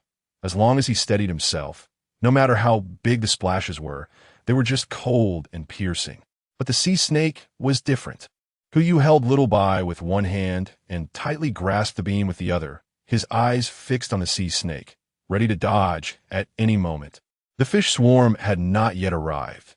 There was only one sea snake floating on the surface. As soon as the wave crashed over, Hu could quickly draw his crossbow and shoot this gluttonous sea snake. But when the wave passed and he was about to take out the crossbow from behind, he witnessed an unbelievable scene. Little Bai, its head peeked out from his arms, its pair of dark eyes staring at the sea snake, its head tilting slightly. Woo! At the sound of this incredibly cute voice, Hu saw the sea snake freeze in place, its entire body suddenly stiffening and dropping into the water like a long stick. What was going on? Hu frowned. To prevent the sea snake from diving into the water to launch a surprise attack, he drew his crossbow and aimed at the water's surface to shoot. The arrow plunged into the water and struck the sea snake. The snake did not dodge or evade. In fact, even after the arrow hit its body, it remained in a rigid state. Hu scratched his head. Could it be that he was enchanted by Xiao Bai? That would be too ridiculous. Hu. Xiao Bai tilted his head back and protested against Hu a couple of times. All right. Boo! Xiao Bai excitedly shouted and buried his head again. But it is indeed strange. Xiao Bai's identity might be far more than just a high-quality pet. His advanced identification skill could identify the legendary level Xiao Jin. It couldn't identify Xiao Bai. Moreover, from the earlier scene, it seemed that Xiao Bai could even intimidate other creatures just like Xiao Jin. However, this was only the second day in the wilderness, and Hu had yet to fully grasp this world. As for the mysterious aspects of Xiao Bai, he had no clue at all. Whatever, he thought, I'll just take care of him for now. This guy won't go hungry with 3 meals a day. Hu was no longer entangled in his thoughts. As he saw another wave approaching, he quickly put away his crossbow, grabbed a beam of the house with one hand, and glanced back to see if there were any schools of fish coming at him. He didn't know how long it had been, but the intervals between the waves were getting longer, and their height had decreased from 1 meter to less than half a meter. If this continued, it was estimated that the tsunami would soon come to an end. Although the height of the tsunami had always been quite humorous, once it ended, the seawater on the shore would quickly recede. If he was still out at sea when that happened, his base would remain in a drifting state. So when the time hit 0 and the base moved, would he move along with it, or would he be left behind? This was a very serious question. Hu can now steadily stand on the roof, gazing into the distance. He discovers that the golden light is rapidly approaching him. Having grown from the size of a quail egg to that of a pigeon egg, this indicates that Xiao Jin has obtained the treasure chest, finally bringing some good news. At its current speed, it will take no more than 10 minutes to reach him. 10 minutes, fast or slow. When Xiao Jin arrives in front of Hu, the gold is quietly resting on its back, almost exactly in the same position as the previous silver chest. Hu casually reached out, easily bringing the treasure chest over and placing it on the roof. He took a moment to pull out his pocket watch and glanced at the time. 10:25, a bit longer than expected. No wonder the waves had already started to recede. By then, the drifting should be coming to an end. If he wanted to meet that netizen with the surname Luo, he needed to hurry. The warehouse was already full, and he hadn't brought his backpack out. So he had to hold Xiao Bai in one arm and press down on the treasure chest with the other. Now was not the right time to open the chest. Hu could no longer open his eyes, and the muscles on his face trembled as if they were doing a tap dance. As soon as he opened his mouth to speak, the sea breeze rushed into his throat, making it impossible to produce any sound. Bai instantly lost all drowsiness and tightly gripped his master's arm, as if letting go even a little would mean he would end up feeding the sharks in the sea, although he still didn't know who would end up eating whom. This speed continued for about a few minutes, and Hu felt his face was about to freeze. But at that moment, Xiao Jin stopped. Hu took a breath, released Xiao Bai and the golden treasure chest, clenched his fists, and rubbed his cheeks. Xiao Jin, why aren't you leaving? As soon as he finished speaking, Hu looked ahead and immediately knew the answer to his question. The coconut trees swayed continuously under the moonlight, and occasionally a few unripe coconuts fell to the ground, seemingly the result of being struck by the waves earlier. The key point is, on the ground, the tsunami had already ended, and the seawater on the shore had receded. The half-meter-high waves he encountered earlier were probably just the residual waves of the tsunami. He had been on the surface of the sea all along, and his speculation about when the tsunami would end was just his guess. Now, he was still floating on the sea, about 3 meters away from the shore horizontally, with a height difference of about half a meter. This wasn't high, but the distance the wooden house protruded above the water was less than half a meter. If he forced himself to land, there would only be one outcome. As for the remaining part, it would likely become ocean debris continuously floating on the surface of the sea. Not only that, if the roof didn't count as a base, then he would lose the shelter of the base. At best, he would remain in that area without moving, and at worst, who knows what punishment would come from losing the base. If I were directly wiped out, I wouldn't even have anyone to complain to, right? So can a roof count as a base? Clearly not. Looking at it this way, int doomed? Could it be that the goddess of luck has turned her affections elsewhere, seeing that he hasn't accepted her for a long time? She wants to drive him to his death? This isn't how you play the game. Doomed. Who you uttered 2 words. Looking at the chat interface that hadn't refreshed much, and said to everyone, question, how to open the base's door in seawater, waiting online. It's quite urgent. Previously, some people were trapped inside the base, so they should have tried something similar. It's just that they were pulling the door, while Huyu is pushing it. The latter should be a bit easier, right? Chapter 49, The Real Tsunami. What does this mean, Hu Daolao? Didn't the seawater recede? Could it be that he is mocking those survivors who just came out of the base? After all, they couldn't view the notebook earlier. The analysis upstairs is pretty good. It's very possible. Stop cursing, stop cursing. If you keep cursing, your head will explode. Huyu smirked. Ha! When mortals gaze upon the divine, they cannot comprehend the thoughts of the divine. Hey, Huyu shouted urgently, stop messing around. I'm still on the sea. If you have any way to open the base's door underwater, I won't treat you unfairly. This is limited to the first 10 people who provide information. As soon as these words were spoken, regardless of whether Huyu was joking or not, various methods to open the base immediately popped up in the chat interface. And the first 10 were all sent by Luo Jin. Luo Jin. First, use a sufficiently sharp object to make a hole in the wooden door. Although this will increase the water pressure, it can also take advantage of the flow of water pressure to push the door open. It's easier than forcing it open, but this way the base will sink underwater. So professional. Huyu felt a hint of surprise. Luo Jin had not been trapped in the base before, but from the method she proposed, it seemed quite credible. But the consequences, Huyu did not want to bear it, so he continued to look at the second message.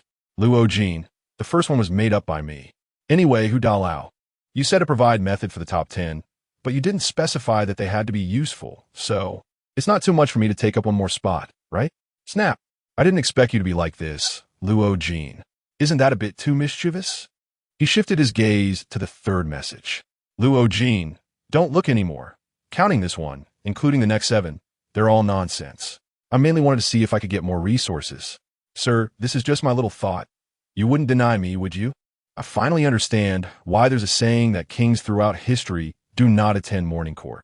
Without your disaster-bringing face, with your temperament, apart from a Buddhist emperor, I fear no one else can stand it without back pain. Hu Yuzhen was about to continue browsing the chat history, hoping to find some practical methods. Whimper. Xiaojin suddenly let out a cry from behind, as if he had discovered something. Don't make a fuss. Hu Yuan, comforted with a word, just turned his head and was about to pat Xiaojin on the back when he suddenly froze. The surface of the sea was actually trembling. The previously slow-moving surface of the sea suddenly accelerated, as if something was pushing against the water from behind. Huyu furrowed his brows and stood up to look into the distance. The moon was gradually sinking in the west, and under the moonlight, he could only vaguely see the scene on the sea. It seemed that something was quickly approaching the shore, and from his angle, he could only see a white line. That's right, the white line. Could it be? The tsunami the system mentioned hasn't come yet. Those earlier disturbances were really just splashes. This is very likely. Whether it was the end of the beast attack or the night raid yesterday, the system had issued alerts. But this time, the seawater had clearly receded from shore, yet the system prompt had not arrived for a long time. Otherwise, Huyu wouldn't have misjudged the time of the waves disappearing. If that's the case, Huyu took a deep breath, as if seizing an opportunity. This time, the height of the waves was at least 10 meters, as long as he could withstand it.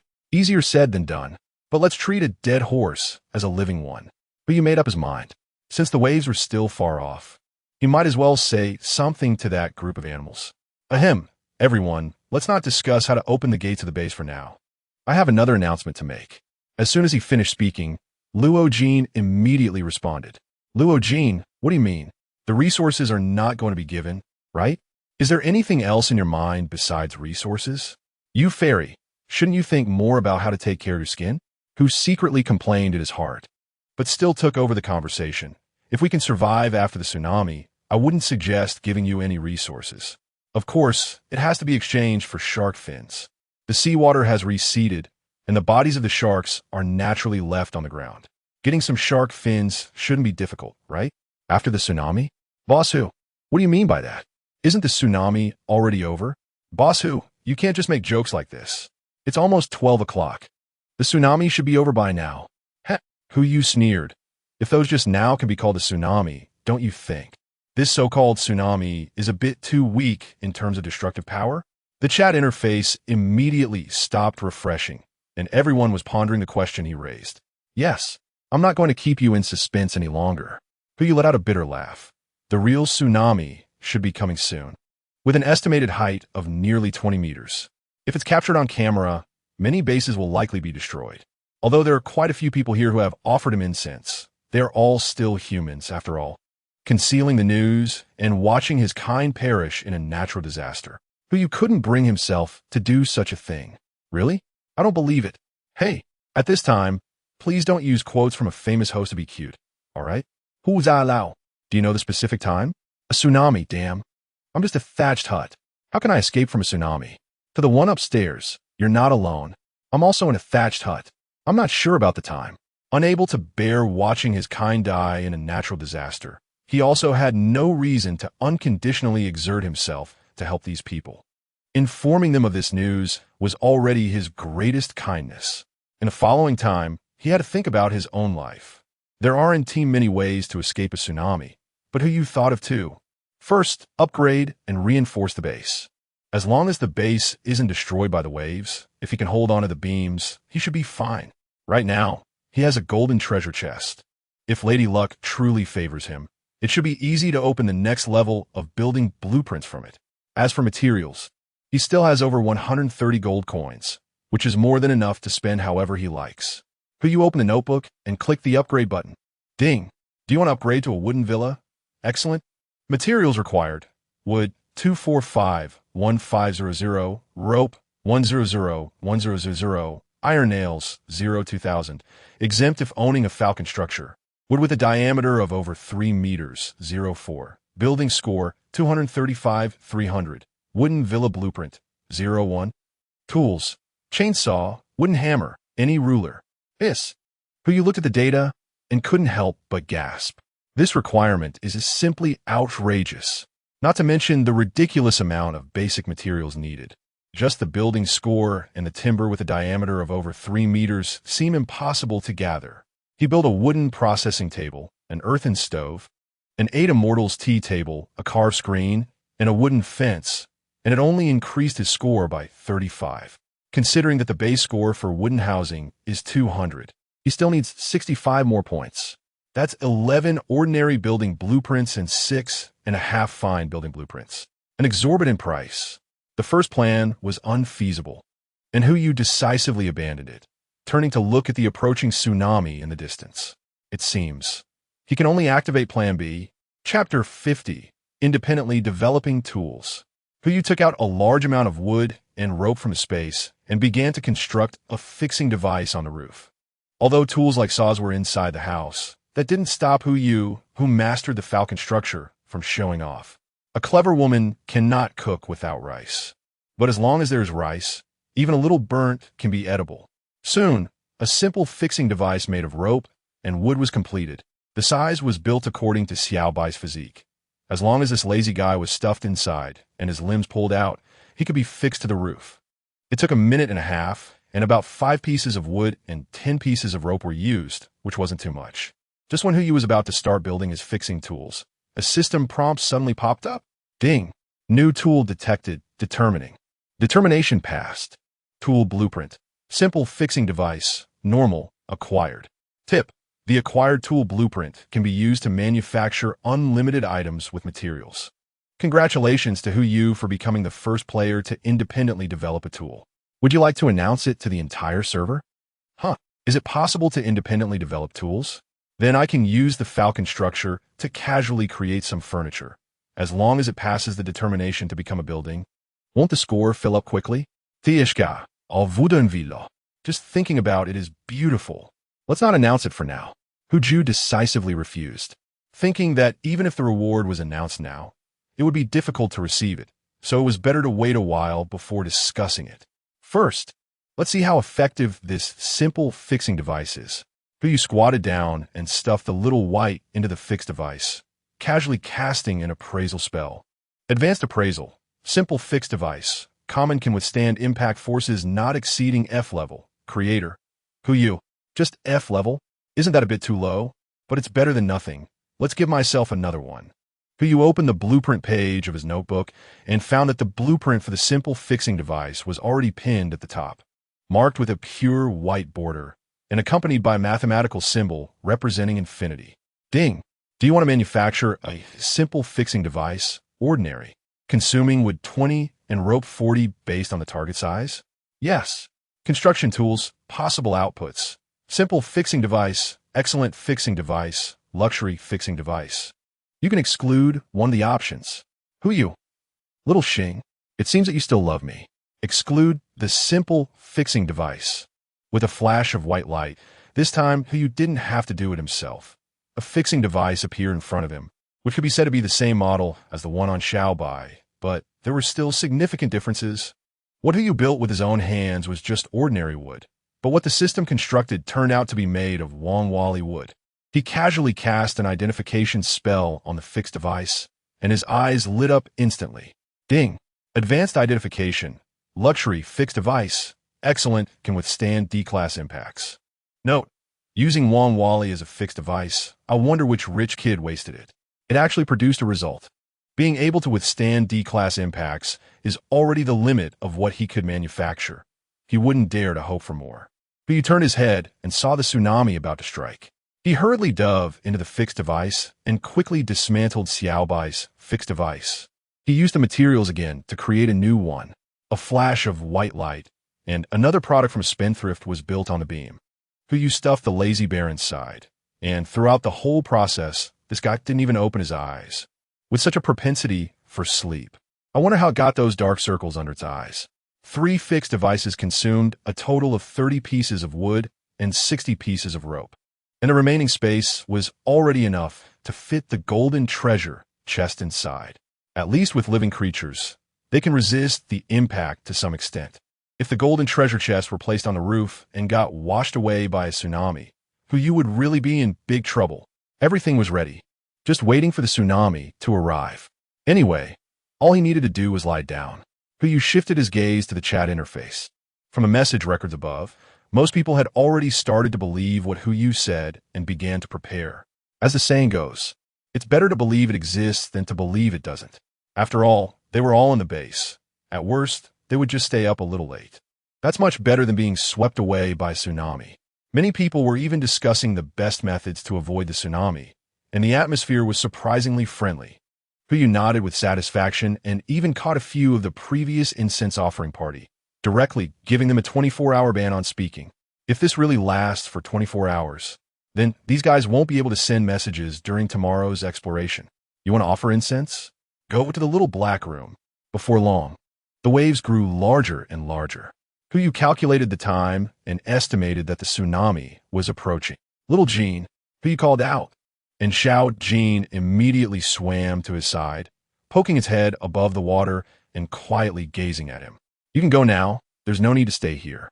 Just a moment ago, when the tsunami hadn't approached yet, Huyu was afraid of a fish swarm attack and, being fixed to the beam, couldn't evade or fight back, so he didn't let Xiao Jin leave first. Now that the tsunami was nearby, a fish swarm attack was no longer possible, and there was no need for Xiao Jin to stay. Ing, ing, ing, ing. Xiao Jin mournfully cried out twice, its head leaping above the water, rubbing against Huyu's face.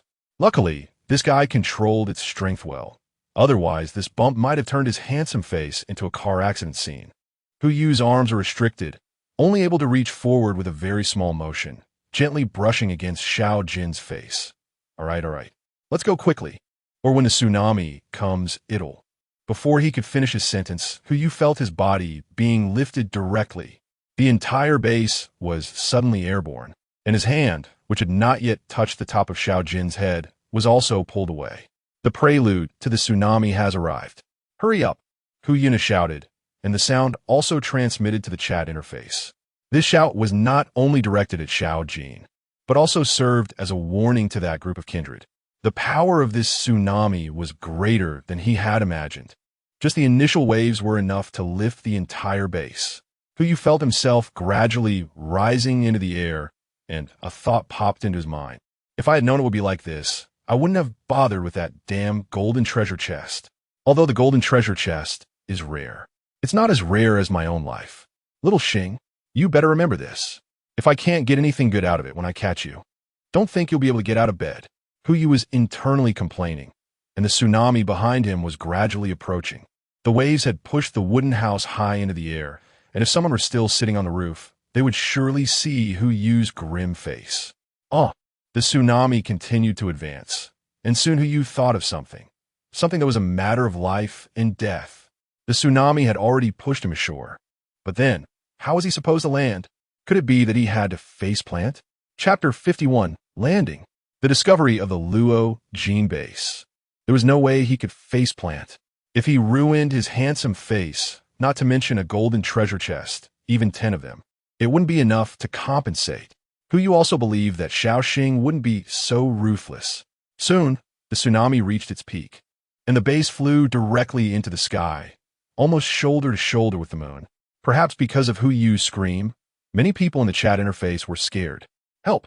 Hu Dalao, please stop hitting those high notes. Others charge for singing, but your singing is a matter of life and death. I've decided from now on, I'll call Hu Dalao Hu Deaths on you. Stop arguing. Don't you guys notice something wrong?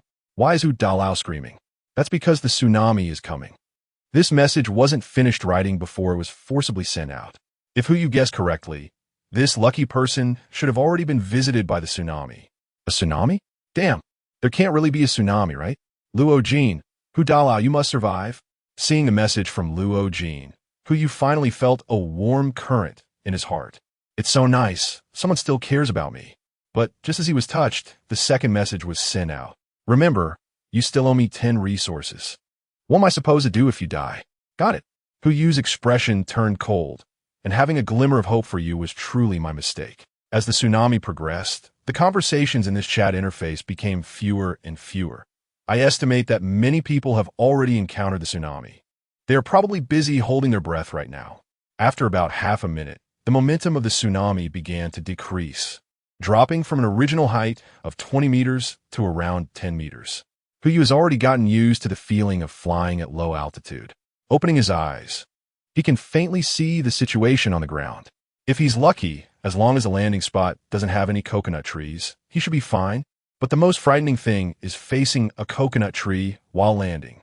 Even if the house is unharmed during the landing, and he miraculously isn't thrown out by inertia, if he crashes directly into a coconut tree, then his head would probably end up looking like a smashed pastry. The height of the tsunami continues to decrease, and when it's only about 5 or 6 meters high, Hu Yu actually sees a falcon flying at low altitude. It is pure white all over, with only a few golden feathers mixed in its wings. This is the white-feathered golden falcon, else.But.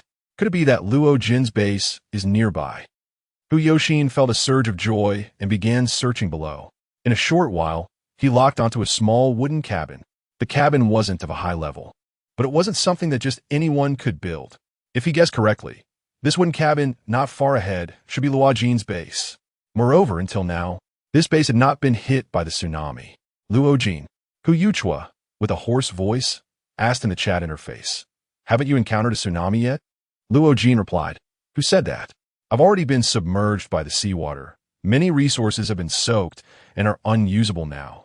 I'm just waiting for you, Basu, to support me. Caring for the weak and helping those in need is indeed a traditional virtue of our great nation. This base really belongs to you." When Hu Yu saw this message, he had a sense of the situation. If you were soaked in seawater, would you still have time to message me here? You probably don't even know where you are bubbling. Luo Jincheng was silent for a while, and only after the water level dropped another meter did she send a message. Gurgle gurgle. Oomph. Trying to get by unnoticed. Do you think in my little bye? Who you didn't say anything further.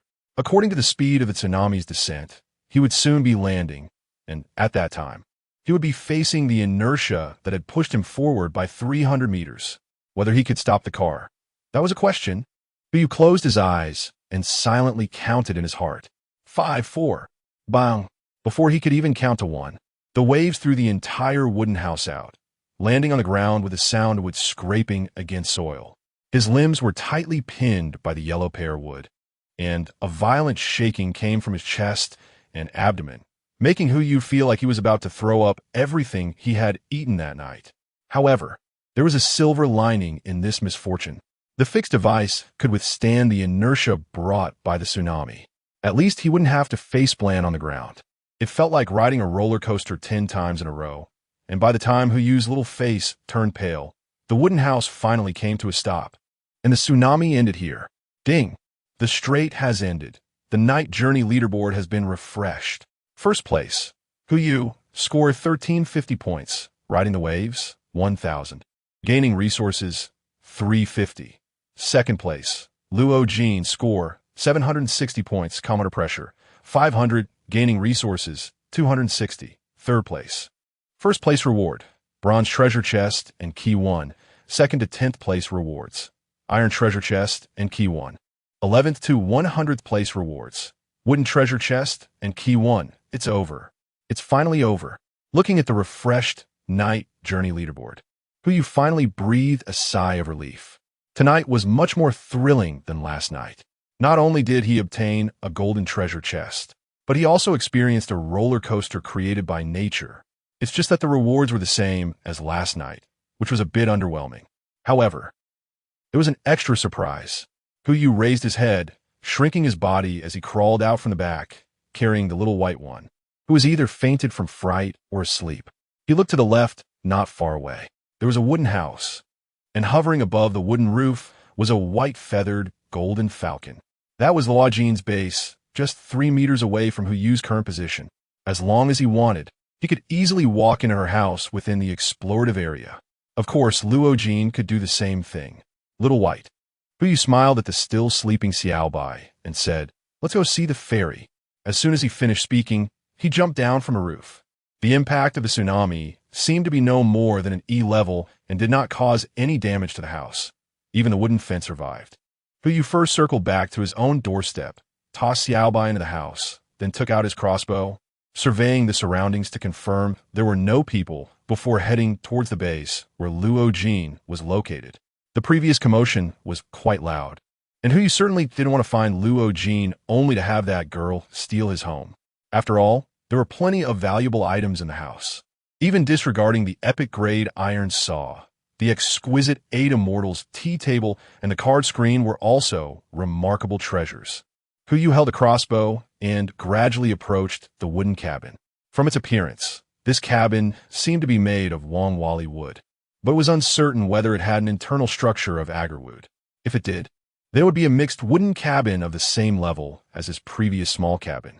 Hu Yu arrived 1 meter outside the wooden house and found the white-feathered golden hawk standing on the roof, its pair of green glowing eyes fixed on him, seeming ready to attack if he took another step. Out of gentlemanly decorum, Hu Yu stopped 1 meter away, lowered his crossbow, and shouted into the house, "Miss Luo, come out and chat for a bit." Chapter 52. The Second Gamble. A golden treasure chest? It is polite to greet someone from outside, and holding a crossbow is for self-defense. In the wilderness, both behaviors are essential for communication. Ding. 3 minutes? That time is just enough to chat about life, but definitely not enough to get to know someone. At least not enough for Hu Yu. How about I just don't come out? The voice was like a yellow aureole, light as a flying swan, akin to clear spring water flowing through a rocky stream, piercing to the bone and scratching the heart. This was Hu Yu's first time hearing Luo Jin's voice. Previously, he could only see the text. If he had heard this voice earlier, he might not have gone looking for that golden treasure chest. Before Hu Yu could speak, the voice from inside the house rang out again. "Boss Hu, you heard it too. In 3 minutes, the base will start moving. Even if we want to do something or chat, we want to have time, right?" with that voice and those words. Who you couldn't help but have other thoughts. He clearly just wanted to have a simple chat about life. Miss Luo, you must be joking. Who you chuckled lightly. This is my first time encountering my kind in the wilderness. I just wanted to have a close exchange.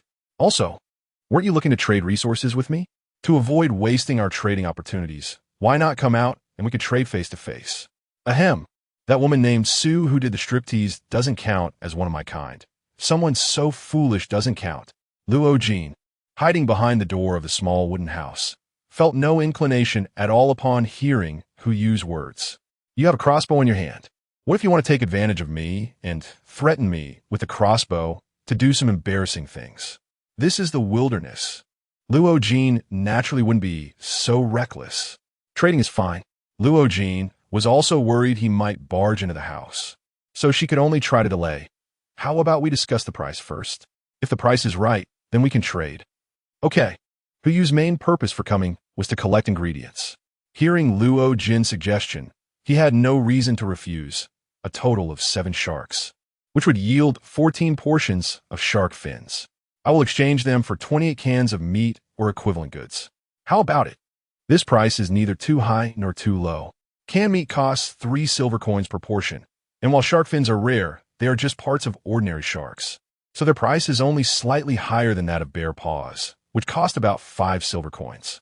Hu Yu's offer of 6 silver coins is considered bargain, but not by much. 56 shares. Luo Jin directly quoted a price. Goodness, are you learning to haggle from the market annies? You double the price in one go. Do you think I'm a late Qin government? No way. Hu Yu immediately refused. I'll give you a total of 90 silver coins. That's already quite a lot. No way. The sudden act of acting cute caught Hu Yu off guard. Hearing that charming voice and recalling the face he saw earlier, he nearly dropped the crossbow he was holding. You can't act cute like this. That's against the rules. Cough, cough. Hu Yu coughed twice and forcibly changed the subject. 1 gold coin. This is my bottom price. If you agree, then take out the shark fin. If not, then we don't need to talk anymore. It seems she had to find another way. Luo Jin frowned, knowing that if she continued to delay with prices, Hu Yu would definitely break in, and then all her efforts would be in vain. She took out her pocket watch and saw that there were still 2.5 minutes until midnight, excluding the time Hu Yu needed to enter the base. She still had to delay for another 2 minutes. Hu Yu stood outside the house, also looking at the pocket watch in his hand. 2 minutes. He had to complete the transaction within 2 minutes, otherwise those shark fins weren't worth the risk. The air fell into silence. All right, at the price you said. Suddenly, both of them spoke at the same time, almost indistinguishable who spoke first. Hu Yu, this is awkward. Why didn't I hold on a bit longer? That's a gold coin. Luo Jin was hiding behind the door, tilting her head. Didn't you just say okay? No, I didn't. Don't talk nonsense. He immediately denied it 3 times in a row. All right. Let us set the price aside for now. How about we have another round of betting? Luo Jin seemed unfazed because her goal of stalling for time was not the transaction. As long as the deal was made, no matter the price, she had to face Hu Yu. For someone she had only heard the voice of, and who was holding a lethal weapon, Luo Jin clearly lacked confidence. So, the real way she intended to stall for time was the betting game she just mentioned. Hu Yu asked back, knowing that time was running out. His speech began to quicken. Is it another bet that can't be fulfilled? Of course not, Luo Jin retorted, standing up from behind the wooden door and walking to the window. But she did not show her face, only revealing her body. Under the moonlight, Hu Yu could clearly see the fish fins she was holding. The fish fins I can give you for free, and the price can be as you initially said. 28 cans of meat. That will be my compensation for the bet you won earlier. However, the transaction must take place tomorrow, using 1 transaction count. Luo Jin's voice was very calm, with a somewhat indifferent feeling.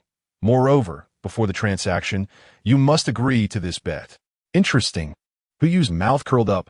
You have to tell me what the bet is first. The golden treasure chest. Luo Jin uttered 4 words. Throwing a piece of shark fin out of the window, we bet on who opens the golden treasure chest first. Earlier, you and I each got a silver treasure chest and a key, but you were the only one who opened it.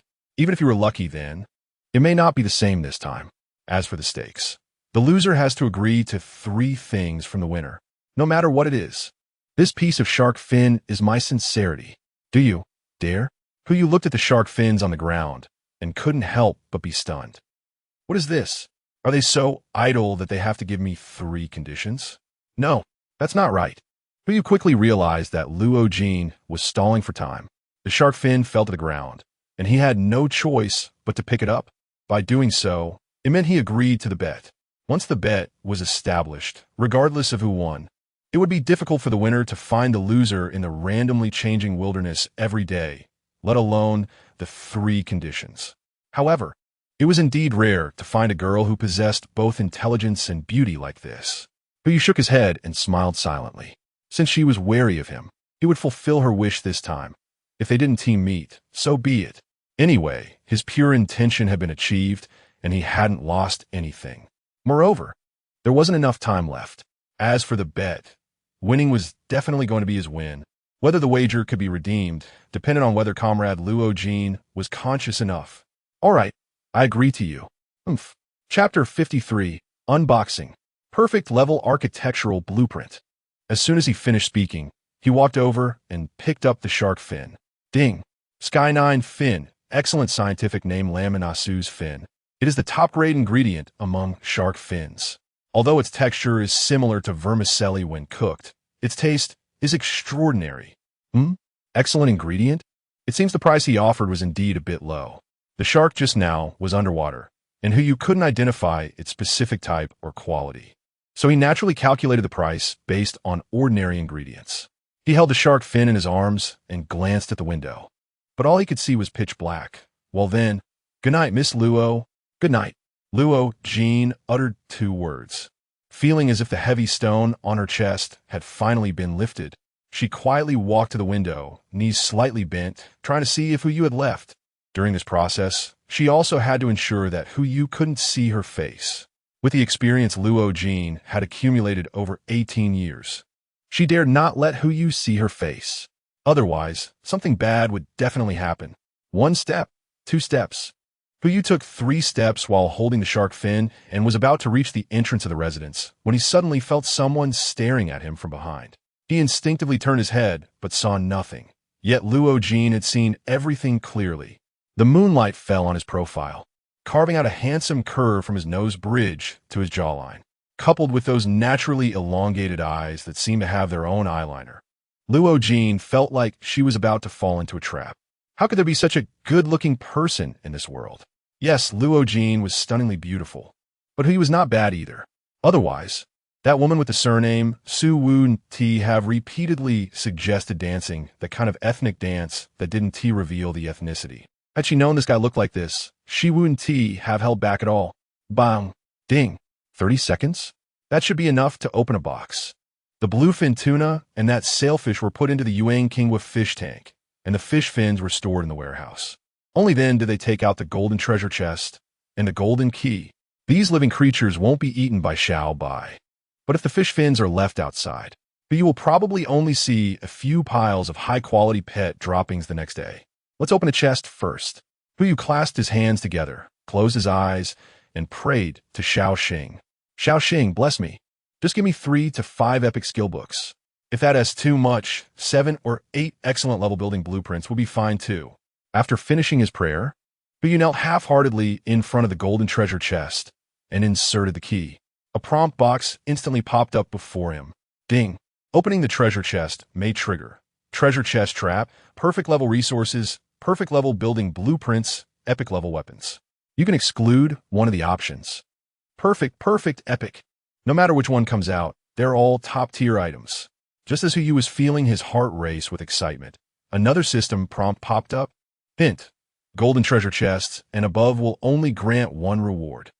Huh, 1 reward? Hu did not frown, although the quality of the reward was high. If there was only 1 item, we'll let down, but having it is better than not having it at all. Excluding the treasure chest trap, as long as there are no perfect level materials, I would still make a profit. After the exclusion was done, just as Hu was about to twist the key to open the treasure chest, the 3 hands of the pocket watch coincidentally overlapped. Midnight, it's time.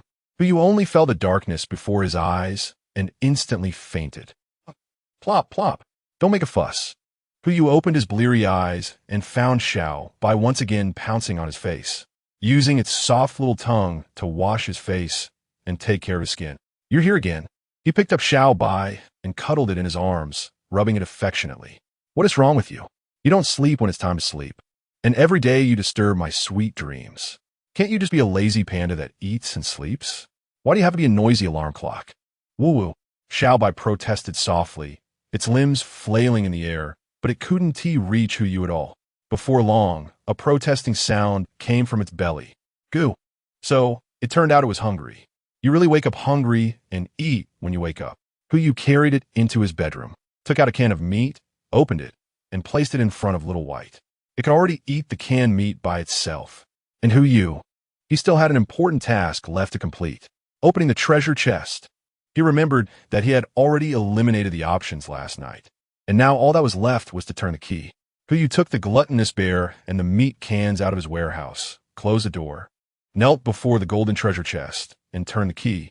The chest slowly opened. A deep purple light burst forth, and his expression changed to one of discomfort. He had already experimented last time. Deep purple represented perfection.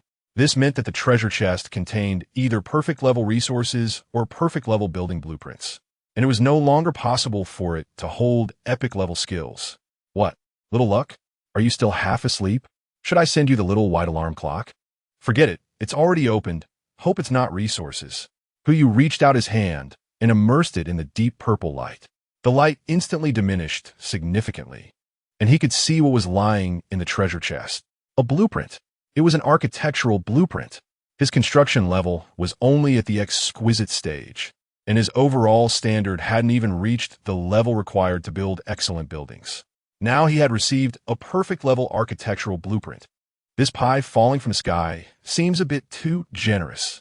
But you took the blueprint out of the treasure chest, and the system notification arrived as expected. Ding! Congratulations. Host, you have obtained the perfect level building blueprint. European-style castle 1-3.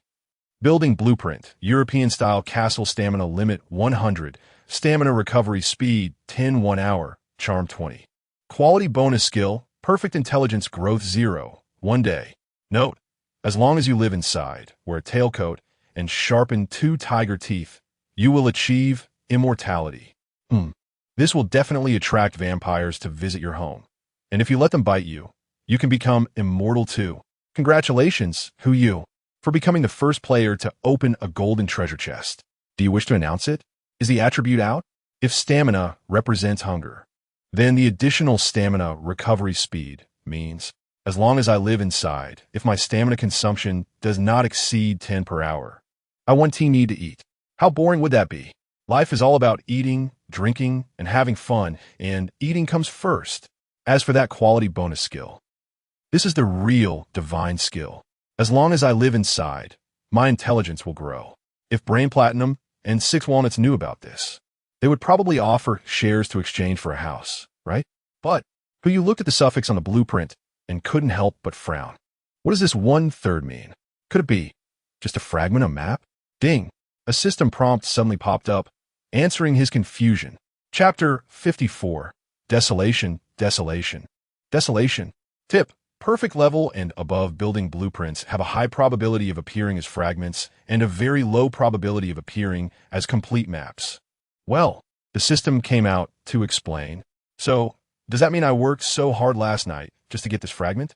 Hu frowned but didn't give up, casually performing a high-level appraisal on the blueprint.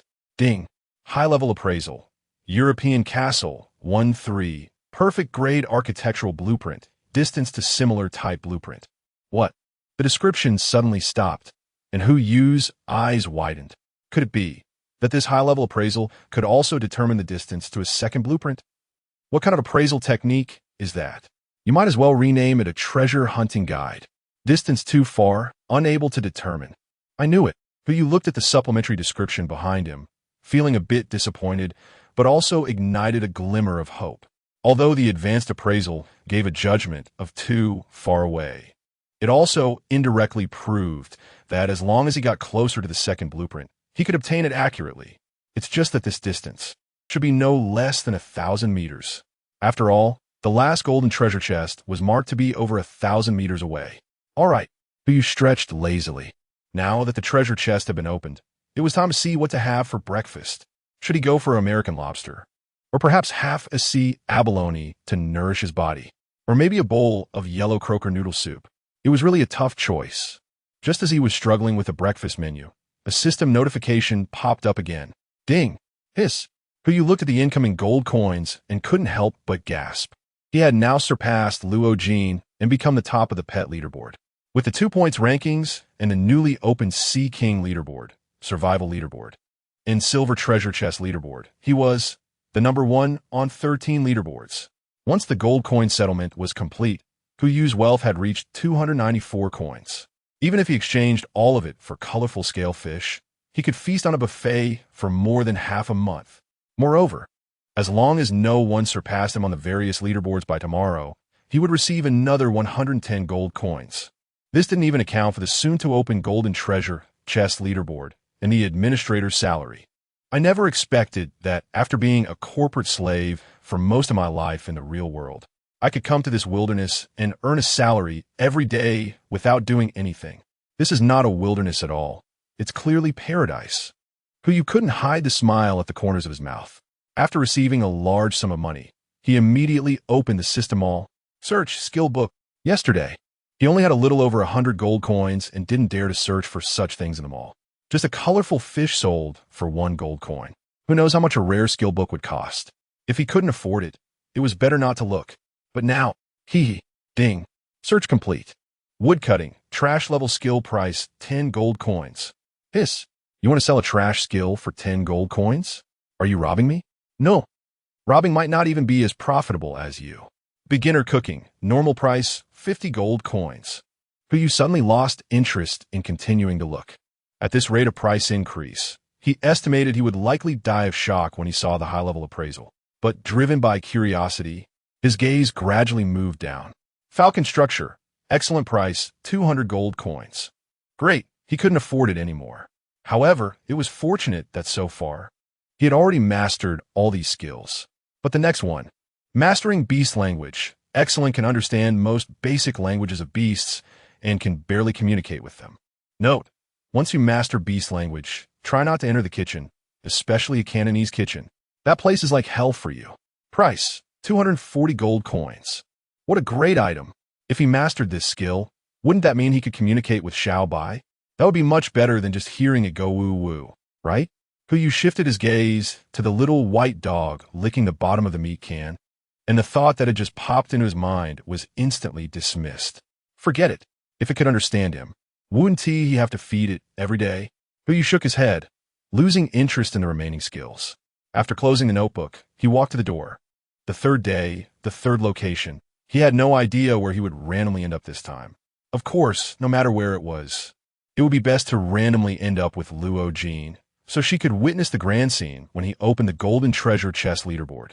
Pressing his palm against the door, the system prompt immediately popped up. Opening the door may lead to a wasteland. You can exclude one option. Puyu rubbed his eyes, confirming that he wasn't seeing things. The 3 options were all wasteland. Could it be that this system has a bug? Puyu moved his palm away, planning to try again after 8 o'clock. He took out his pocket watch and glanced at the time. 7:59. 1 more minute, and the daytime exploration would begin. Even if there were bugs, the system should have completed the repairs before the daytime exploration started. Click. The hour hand moved to 8, and the second hand and minute hand overlapped at 12, with the mechanism making a soft sound. Time's up. Puyu let out a breath of turbid air and pressed his palm against the door again. Ding! Opening the door may lead to a wasteland. You can eliminate one option. It's the same as before. Could it be that 3 wastelands could appear at the same time? Then why bother letting me eliminate an option? But whether I stick my head out or pull it back, it's still the same. I might as well go out and see what kind of wilderness it is. After all, my resources are plentiful. Even if the outside is a wasteland, I can still eat for half a month, just lounging on a wooden chair. At worst, it'll just be a day trip to the desert. As long as the young man has a good mindset, anywhere can be Bali. Puyu relaxed his mind, intending to push the door open directly, but found that the wooden door wouldn't budge. and the prompt box indicating that one option must be excluded was still in front of him. Well, it seemed that he had to exclude one option after all. He chose to exclude the wasteland. With a thought, one of the three options flickered and then disappeared, and the prompt box followed suit, vanishing without a trace. Huyu exerted force again, and the wooden door slowly opened. As soon as the door opened, he froze in place. Is this really what they call desolation? Even if you said this place had been plowed by nuclear weapons, I would believe it. Yellow sand. The sky was filled with yellow sand, and whether on the ground or in the air, this was the only thing present. It felt like if you breathed in even a little more outside, you'd fill your stomach with dust. Plants? Water? Beasts? Don't even mention those. There might not even be a single cactus to be found here. To call such an environment desolate. System, you really live up to that term. But just as he was about to close the door and spend the day as a homebody inside the wooden house, a series of system prompts appeared, forcing him to step outside. Chapter 55, Money Can Be Reckless. Ding. Congratulations, host. You're the first player to successfully grow a plant. Do you want to announce it? Warning. The plant you cultivated is exposed to a dust storm environment and will die in 30 seconds. Detected that you have served as a regional administrator, so the system automatically designates you as the administrator of this area. Area rating, administrator. You. Administrator authority, E25, population, 99, manageable systems. Chat interface, new function permissions. Take photos, send images. Note, the more times you serve as an administrator, the higher your administrator authority can be upgraded, which will unlock new system features. A series of prompts popped up, and Huyu was most concerned about the first and second ones. The plant, the mysterious seed he planted yesterday, was successful. But in such an environment, the newly sprouted plant simply couldn't endure. Huyu frowned, and, for a moment, he had no way to solve the problem. A gust of yellow wind blew in, and he first closed the wooden door, standing behind it, frowning in silence.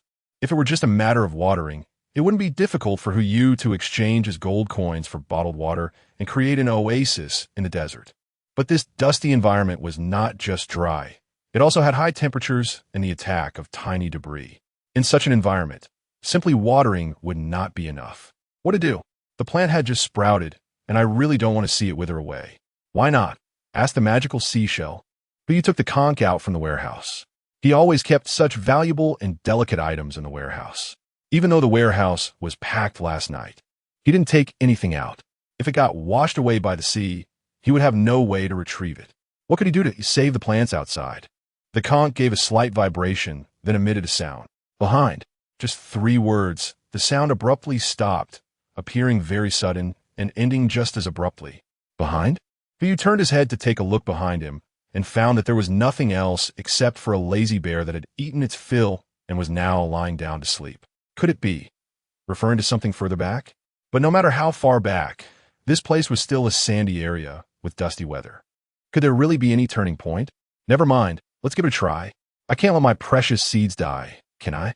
Huyu pushed the door open again, braving the wind and sand, and took the first step. Ding. Please choose an exploration direction. The back of the house is to the west, which happens to be against the current wind direction. So let's go west. West. As soon as the words left his mouth, the wooden house began to move, turning the wooden door towards the west, and immediately the wind and sand were blocked by the house. Though quite a bit of yellow, sand still blew in from above and the sides. The reduction in wind and sand resulted in an increase of 20 seconds in the survival time of the plants in the prompt box before him. It meant he could survive a little longer, but this back mentioned by the conch, Huyu still couldn't make heads or tails of it. Whether facing west or east, it was all desolate. There wasn't even a hint of grass, let alone a larger sand dune. This relatively accurate answer is a bit too abstract. It feels like guessing a riddle. Just as Huyu was puzzled, someone sent the first message in the chat interface of the new area. Help! Why can't I exchange for water in the shop? I used a lot of materials to exchange for 2 silver coins, but why can't I buy a bottle of mineral water for 50 copper coins? You're not alone upstairs. I'm the same. Not only can I not exchange for mineral water, but even canned meat and some other food items are also unavailable. Could it be that there's a problem with the system? Is there a big shot who can explain this? Isn't the biggest big shot our area administrator? Agauda. Can you exchange for resources? Can exchange for resources? But you did not frown, as what lay before him was a desolate wasteland. If he couldn't exchange resources from Maul, wouldn't those survivors who hadn't accumulated enough resources? I'll give it a try. Who you spat out 4 words. Casually opened them all and searched for the colorful scale fish, planning to exchange for one to try. However, he found that the price tag for the colorful scale fish was gray. He had never encountered such a situation before. Not only the colorful scale fish, but who you also tried exchanging other edible resources and found that they could not be exchanged either. However, non-edible resources like wood and rope showed no abnormalities. This should not be a problem with the system. Who you said to the chat interface, as long as it is an edible resource, it cannot be exchanged. Only some inedible resources are unaffected. I suspect this is due to the external environment. Since the system has randomly placed us in a desolate land, it surely doesn't want us to use the system's mall to exchange for food. That would be meaningless. Once the message reached most people's ears, some who were not very familiar with Who You began to jump up in excitement. Isn't that wonderful? Who You? You must be the one with the most gold coins in the wilderness, right? I have some extra mineral water here, selling 1 bottle for 1 gold coin. How about it? The upstairs must be crazy. 1 gold coin? I'm selling it for 10 gold coins here. Who You can buy from the upstairs first. And come find me after you finish drinking. Canned noodles and mineral water, everyone upstairs. Make way. Large supply, professional wholesale, only 8 gold coins for 1 portion. Who'd allow? Please remember me. These people, they must be going crazy for gold coins. Who You's gold coins are many, but his resources seem to be more scarce than the coins. Bottled water? There are probably more than 30 bottles. Canned meat? Well, there's a bit less of that. But I'm preparing to eat abalone for breakfast, so why are you talking to me about canned meat? Remembering the bitter and thinking of the sweet? It seems. I need to open a gap on your backsides so you all can see better. Luckily, with the photo and image function, I'll show you what it means to eat seafood in the desert. But right now, the focus is seeds. After Who You came out, he realized that the seeds he had buried yesterday had now sprouted tender shoots from the soil, but they looked weak as they were blown by the wind and sand. He walked up to the wooden fence, reached out to tug at the tender leaves, and a high-level appraisal was immediately released. Ding! High-level appraisal, mysterious seed. Until it flowers and bears fruit, no one knows what plant this is. However, it can be known now that it is about to become a dead seedling. Wow! Even the high-level appraisal can't identify it. Just as he picked up his water bottle to water the ground, Who You silently muttered, "Take a photo." Snap! A light sound echoed in his ears, and an image of the mineral water pouring onto the ground appeared in the upper right corner. Detected that you have taken a photo. Would you like to send it to the chat interface? Oh, so considerate. Yes. Who You smiled at the corner of his mouth, looking at the image appearing in the chat interface, and casually said, "The mineral water you mentioned. Is this it?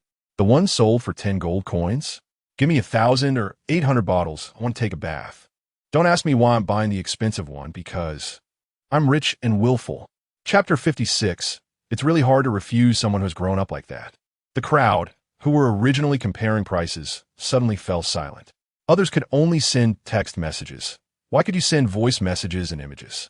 Such doubts filled the hearts of all survivors in the area, but no one dared to ask. Because besides that, with the sound of the system prompt, an even bigger doubt emerged. Ding! Congratulations to Who You for becoming the first player to open the Golden Treasure Chest. The Golden Treasure Chest leaderboard is now open. After Who You finished watering the young seedlings, he set a prize for the system and sent out the announcement for the Golden Treasure Chest. 100 bottles of mineral water, 20 cans of meat. This price is much higher than the first day. But he doesn't really know what this price is related to. Maybe it's connected to the quality of the leaderboard that was opened, or it could be the number of days survived in the wilderness. After a moment of silence, the chat interface suddenly went crazy. Golden Treasure Chest? Did I read that right? The announcement is out, so it can't be wrong? Damn it. I haven't even opened a copper treasure chest. And Hu Dalao has already started opening golden treasure chests? Is there any justice left? How are we supposed to play now? Wait a minute.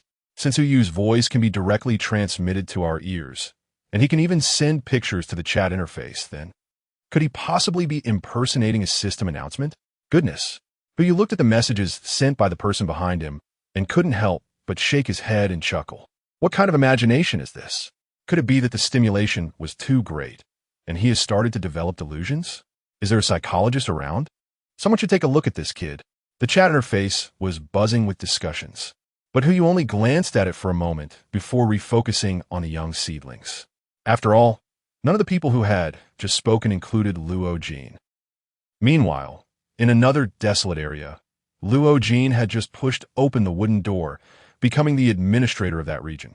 Just as she was about to say her first words as an administrator, a system prompt rang out. Ding! Congratulations to Huyu for becoming the first player to open a golden treasure chest. The golden treasure chest leaderboard is now open. Luo Jin.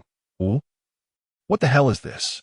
It's not even 8:15 yet, and this guy has already opened the golden treasure chest?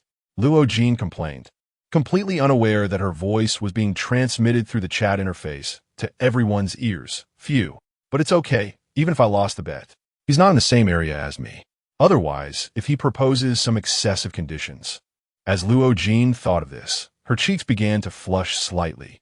She rested her hands on her chin, closed her eyes, and shook her head gently, as if recalling something embarrassing. Oh no. With him looking like that, it really is hard to refuse. The words reached the ears of all the survivors in that area, while Luo Jin still had no idea what was happening. Nor did she know if he would go back on his word. Huyu muttered to himself, crouching down to re-examine the seedlings after watering. 3 requests that cannot be refused. This needs some serious thought. But before that, it's better to focus on saving these seedlings first. After all, there are no resources in this barren land, so he can devote himself entirely to taking care of these young plants. Right now, their survival time is about 1.5 minutes, all extended by watering. If a bottle of mineral water can extend their survival by 1 minute, then using up all of the 133 bottles he has in stock would only be enough for 2 hours. This method definitely won't work, so they're S only. But he shifted his gaze to the back. The magical conch had provided a solution, just 3 simple words. Behind you. But the scene behind didn't seem like it had any resources. Could it be? Huyu shifted his gaze to the ground, and a bold idea popped into his mind. Since there was nothing on the surface, could there be something underground? Those treasure-hunting adventure novels all said that there could be underground water in the desert, and as long as the underground water seeps to the surface, it would inevitably create an oasis. While he couldn't dare to hope for an oasis if there was underground water, how about looking into becoming a wholesale mineral water dealer? As long as he bottled the underground water and used his 5 trading privileges to sell it to the 5 richest people in the area, he could drain their resources, and then they could use their remaining 4 trading privileges to sell it to the next tier of wealthy survivors, and so on. As for the price, it would naturally be calculated based on the proportion of resources they occupied and their water usage. As long as he calculated the daily water consumption of all survivors and assessed what percentage of resources they occupied, he could set the price. In this way, he could exchange the least amount of water resources for the maximum amount of other resources. Why not all resources? Who also accounted for a portion of the water owned by some people, as well as the affluent water, but that was already plenty. As long as he could excavate the underground river, he could use this method to earn 70 of the resources controlled by all survivors, excluding himself. And that's the minimum. The minimum daily water intake for a person is no more than 500 milliliters, which is about the amount of a bottle of mineral water. With the water resources he currently has, he could execute this plan, but he does not intend to sell. If he sells a large amount of water resources without having developed the underground water, he might earn some other resources. But if he encounters an emergency situation that requires water, then he would need to spend at least 10 times or even more to buy water. But he didn't dare to gamble. Since the plan was already set, it was time to take action. He poured another bottle of mineral water over the seedlings, watching the survival time increase by another minute before immediately turning and running toward the house. Digging requires tools. Fortunately, when he last opened the seeds, there was a copper hoe, which would come in handy. After retrieving the hoe from the bedroom, Huyu began searching for a digging point. The answer given by the conch only provided a direction, but no distance. There was no horizontal distance or vertical distance. His exploration limit was 110 meters forward and 3 meters on each side. If he dug this path 1 meter deep, that would be 660 cubic meters of soil. Upon realizing this, Huyu felt a cramp in his wrist. Even if he dragged that lazy bear out to help, they might not finish in a day without eating or drinking. So he had to find the exact point. Huyu is a practical person. He does what he says. After giving the little seedling a bottle of water, he starts running wildly in the wilderness. He drags a copper hoe with one hand while the other hand makes a gesture in front of him, taking photos, sending them, and leaving a message. Is there anyone running with me? I have to stick to exercising every day to survive in the wilderness. All the survivors have a thought in their hearts. Luxury. Chapter 57. Beast Attack. E-Class. 1 hour later. I can't take it anymore. Huyu leaned on his knees, gasping for breath, as if he would collapse to the ground with just a gust of wind. This was a distance of nearly 7,000 meters. Even though his physique had been enhanced, he ran slowly, but this sudden sprint was truly unbearable. Moreover, in order to solve the seedling problem as soon as possible, he had only eaten 2 cans of meat for breakfast. He hadn't touched any lobster or abalone. Now, the water he had left could only last for another hour. After catching his breath, Huyu looked again at the yellow earth he had dug through. The soil was loosened, but the layer underneath was still the same yellow earth. Except for being yellower, Huyu couldn't see any difference. Could it be that the back the conch mentioned was outside his exploration area? If that were the case, then the seedlings definitely wouldn't survive. During the digging process, he had thought of other methods. But whether it was transplanting indoors or storing the seedlings in a warehouse to avoid the wind and sand, none of them worked. He even searched for windbreak props in the mall, but found nothing. Moreover, the wind and sand had already begun to change direction, and it was likely that soon, Huyu would have to face the wind and sand again. Once the wind and sand arrived, Huyu could only hide inside the wooden house. And the fate of the seedlings. At most, he could pull them out and put them in instant noodles as a vitamin supplement. What other options were there? Just as Huyu was in a dilemma, a system notification suddenly popped up. Ding.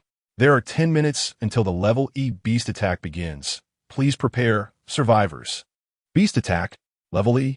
This broken place actually still has animals surviving? Huyu was taken aback for a moment. If it was an E-level Beast Attack, then it couldn't be dealt with just using Xiaobai's excrement. An E-level Beast Attack is nothing. With an excellent grade crossbow and mastery in shooting, it should be easily resolved. There are 66 bottles of water left, leaving 26 bottles for himself, which means there are still 40 bottles remaining. That translates to 40 minutes. After dealing with the beast attack, there should be about 20 minutes left. Huyu looked at the chat interface and curiously asked, "The beast attack is about to start. What kind of animals do you think can emerge from this barren land? No matter what kind of creature it is, it definitely needs water. If there are creatures launching a beast attack in this desolation, it proves that there must be a water source. My reasoning isn't wrong. A beast attack in the desert. Could it be rattlesnakes? No way. I'm most afraid of snakes. Even if it's not a rattlesnake, you can imagine how terrifying an E-level beast attack would be. The last F-level beast attack I experienced was a big brown bear. If it's E-level, it won't be a pack of wolves, right? I remember their SA type of wolf that can live in the desert. As long as it's not a snake, that would be great." Huyu looked at the messages in the chat interface and found that the guesses were mostly a few types: wolf, snake, camel, desert eagle, and even someone guessed elephant. Although these creatures could potentially exist in a desert environment, Huyu felt that E-level beast attacks should not involve such simple creatures, and it was highly likely that mutated species would appear. Huyu frowned, lying on the wooden lounge chair to recover his strength, preparing to face the beast attack in 10 minutes. Ding! 10 minutes passed in the blink of an eye, and the system notification arrived as expected. E-level beast attack begins. All survivors please prepare. Just as the system notification ended, Huyu felt the ground tremble. It seemed like something was about to break through the earth. He hurriedly folded up the lounge chair, casually sprinkled a bottle of water on the seedlings, and watched the ground with great vigilance. Yellow sand. The yellow sand jumped up from the ground. It was due to the tremor. It wasn't an illusion. The ground was indeed shaking, probably related to the beast attack. Could it be an elephant? But looking around, there wasn't even an ivory in sight. If an elephant could cause such tremors outside of Huyu's view, then there must be a lot of them. Just as he was speculating about the type of beast attacking, A useful message appeared in the chat interface. It was a lizard, a sand lizard. So big. How could there be such a large lizard? Are the two upstairs just putting on a show? As a biologist, I can responsibly tell you that the body length of a sand lizard does not exceed 70 millimeters, and even the very few large sand lizards are only. Damn, what is that thing? Why does it look exactly like a sand lizard? This slap in the face came really quickly.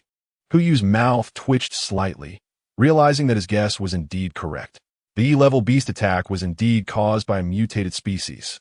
What everyone encountered was also a sand lizard, so the commotion on their side was likely caused by the sand lizards as well. Are there any biologists here? Huyu asked in the chat interface. A bottle of water. Can I exchange it for all the information on sand lizards? Deal. The biologist quickly sent over the information, followed by many others planning to impersonate. Huyu smiled, took out his notebook, opened it to the mall page, entered the person's name, and initiated a trade request. Looking at the trading page, Huyu suddenly remembered something. By the way, he hadn't traded for the shark fin from Luo Jin yet. After dealing with the beast attack, he would send her a trade request. For lunch, a simple dish of shark fin, abalone, bear paw, lobster, and braised noodles will be perfect. This is the unique feature of instant noodles. No matter what ingredients you add, after soaking, they all taste like instant noodles, except for the texture. I just wonder how the meat of this sand lizard is. Otherwise, a pot of mixed stew would be great too. Ding. The other party has accepted your trade request. Would you like to start the trade? Yes. You placed a bottle of mineral water on the table, clicked confirm, and soon the other side also clicked confirm. A series of messages appeared in the system prompt box. Sand lizard, currently known to belong to 38 species, most of which are rare species, good at digging, and live in burrows year-round. They do not need to drink water and can supplement their moisture by preying on ants, insects, or a series of smaller organisms. Usually, their size ranges from 50 to 60 millimeters, and due to their small size, they have no edible value. However, Huyu lowered his head to look at the still, trembling ground, lost in thought. How large would a creature that usually measures only 5 or 6 centimeters become after mutation? Suddenly, the yellow earth in front of Huyu was broken open by a large hole, and a giant creature directly drilled out from the ground. This could actually be a sand lizard. Chapter 58, Thirsty Sand Lizard, Online Feeding. 5 or 6 centimeters. The thing in front of me is definitely more than 5 meters. It's almost the size of little Jean. In front of it, Huyu is at most just a slightly larger mouse. As long as it wants to, it can swallow him whole with a single bite. It might not even need to chew. What to do? What should I do? Huyu's mind was racing, going through all the possible solutions he could think of, but the final result was no solution. A crossbow? The bolt might injure the sand lizard, but for such a large creature, a single shot to the heart would be one thing. But if one shot didn't kill it, then Huyu would just be wishing for a quicker death. The rampaging sand lizard would be much more terrifying than it was now. Run away? The sand lizard was blocking the way out of the exploration area. Were you really thinking of sliding past it and slicing open its little belly? A certain northeast tiger exclaimed that it was quite the expert. Hiss! Just as Huyu was deep in thought, the sand lizard crawled down from above. Its brownish-green eyes the size of eggs fixed on him, and its light red tongue slowly flicking out.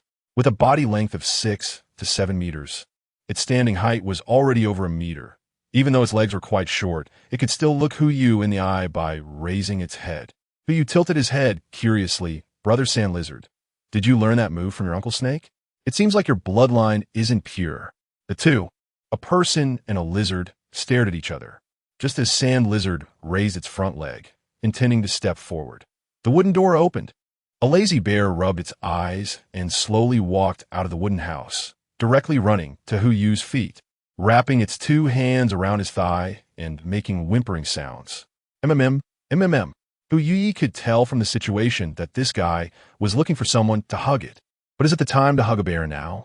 Huyu ignored the little white creature at his feet and instead took out a crossbow from behind, resting it on his arm and aiming the glinting arrow at the sand lizard's eye.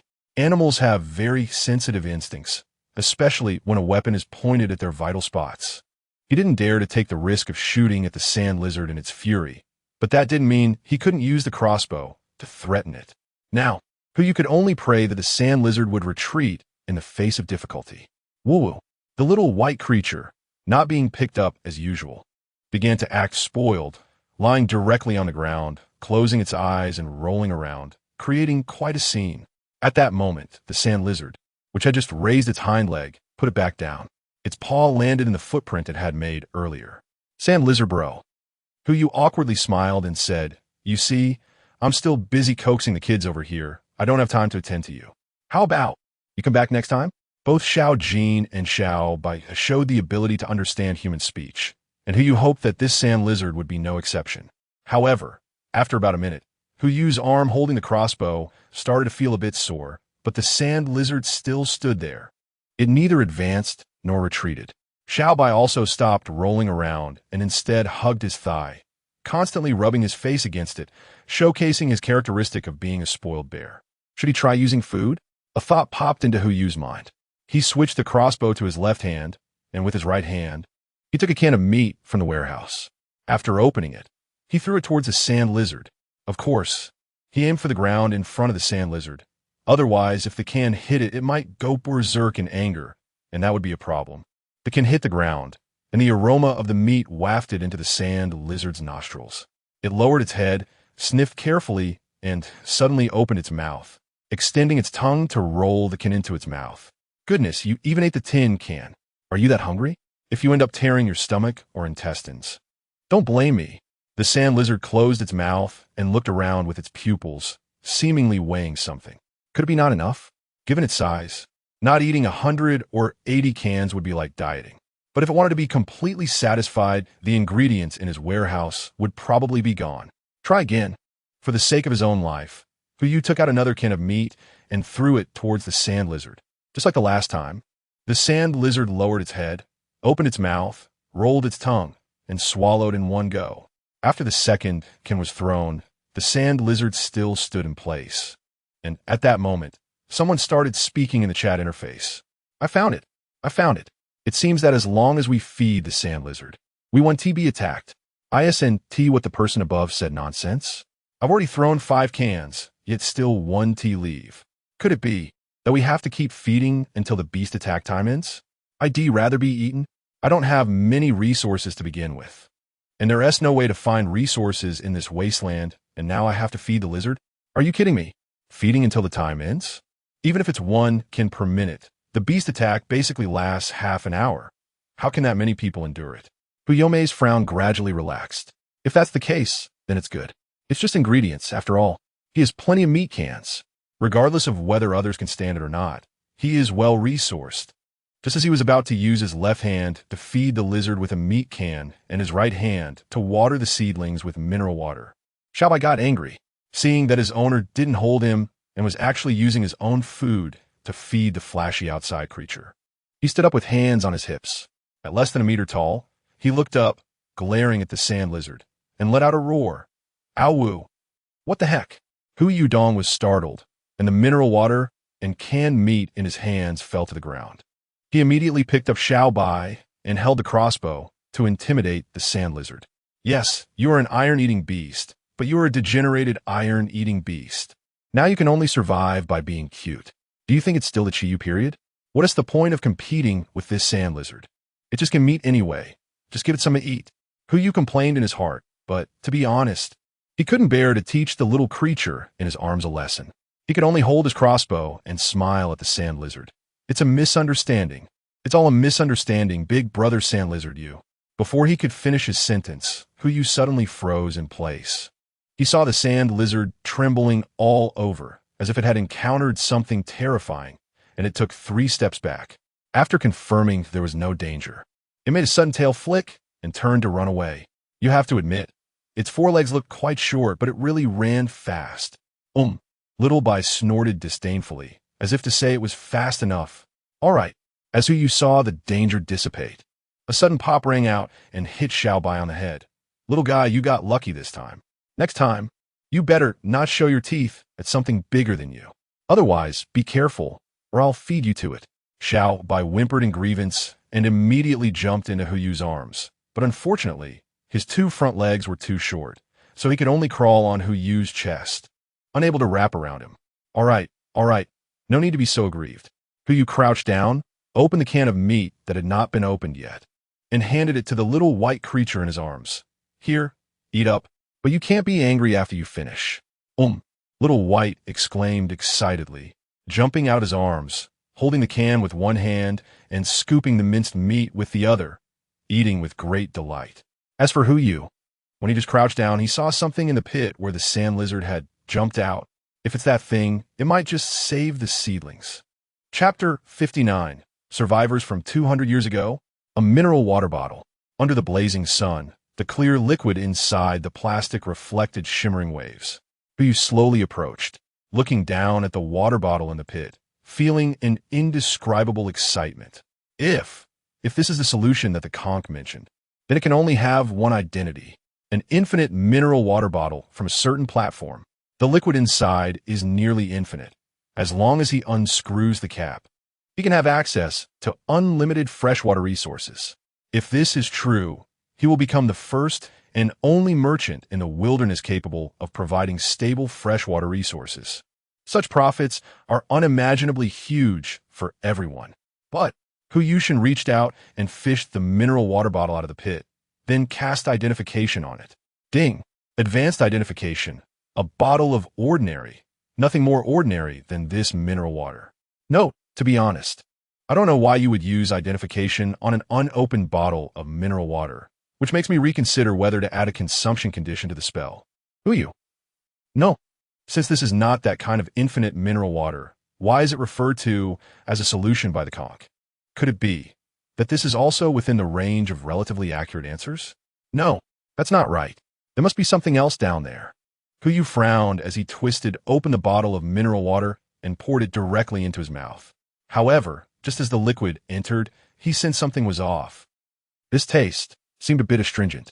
For the past 3 days, Huyu had no idea how much mineral water produced by the system he had consumed, but whether it was the taste after boiling or drinking it directly, it was far superior to this.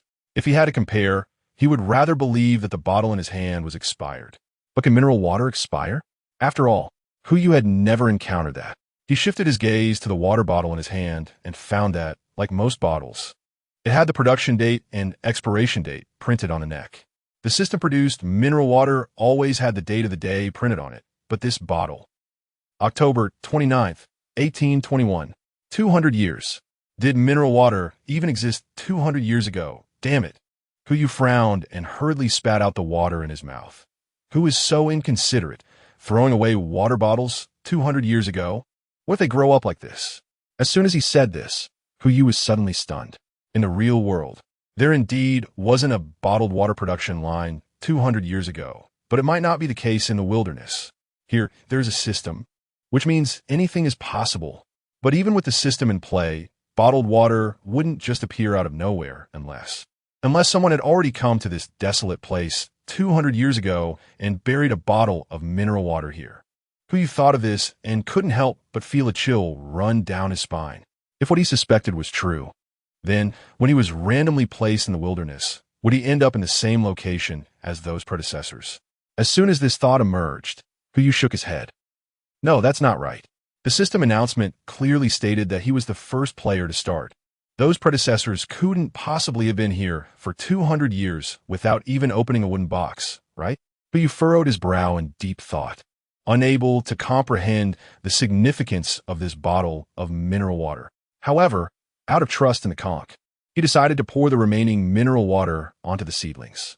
This water is undrinkable anyway, so it might as well be used to water the plants. Mineral water from 1821 is certainly more precious than La Fight from 1982. Lucky you, seedlings. As the liquid seeped into the sandy soil, the seedling survival time was extended by another minute. Alas, it seems that even mineral water from 1821 can't save you, young lad. Huyu sighed and refocused his gaze on the pit. Since this bottle of water wasn't the answer to the conch, there must definitely be something below. Let's do it. Even if I dig out a can of meat from 1821, I can still use it to pit the stones. Of course, if I could dig out a lot of mineral water, that would be great too. At least the seedlings are protected. Huyu carried the copper shovel and directly jumped into the pit, digging in the direction where the mineral water was unearthed. With one scoop, Instead of the expected canned meat or mineral water, he found a pocket watch. The material, size, and even style were exactly the same as the pocket watch you had his hand. Goosebumps rose all over him again. If the mineral water could not provide evidence of the predecessor's existence, then this pocket watch was irrefutable proof. But you bent down to pick up the pocket watch.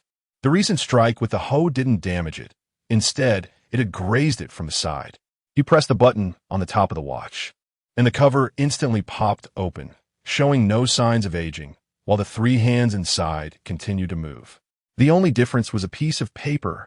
A small square of white paper was placed on the surface, and the moment you opened the pocket watch, it fell into the pit. But you bent down again, picked up the white paper, slowly unfolded it, and as he looked at the words written on it, his expression grew increasingly grim. Lucky one, hello. If you have found this pocket watch, it means I'm already dead, and like you, I am also one of the chosen ones participating in this so-called survival game. If this is really a game, I don't know how many resources you have right now, but there are 3 sentences I must advise you. Accumulate. Accumulate. Still accumulate. Don't think that your resources are already enough, and don't believe that having enough to eat and drink is sufficient. This is the advice of someone who has been through it. Next, what I am going to tell you is related to this accumulation. The essence of this world is actually about seeking. The black text abruptly stopped. Huyi was completely baffled.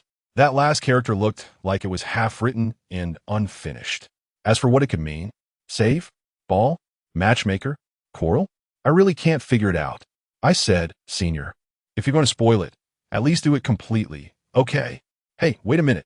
Huyi complained silently in his heart, furrowing his brows as he tucked the pocket watch into his pocket.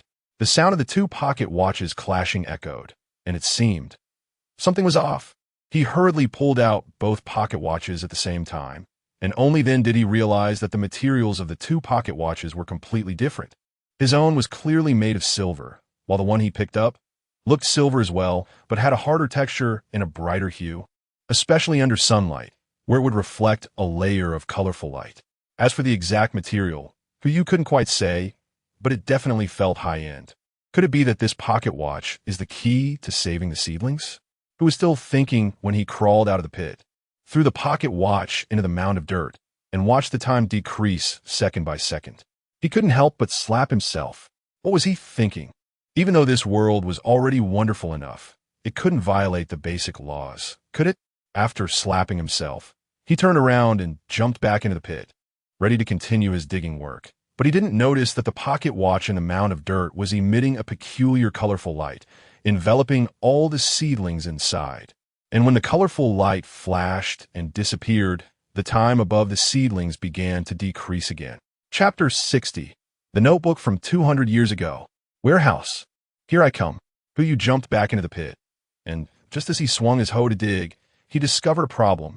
He was standing on a brown object. It was less than 20 centimeters away from where the pocket watch had just been unearthed. Now that he had the pocket watch, could this object be? A bold idea popped into his mind. Huyi set the hoe aside, moved to the other side of the pit, crouched down, and brushed away the soil. To his surprise, he indeed found what he had imagined underneath.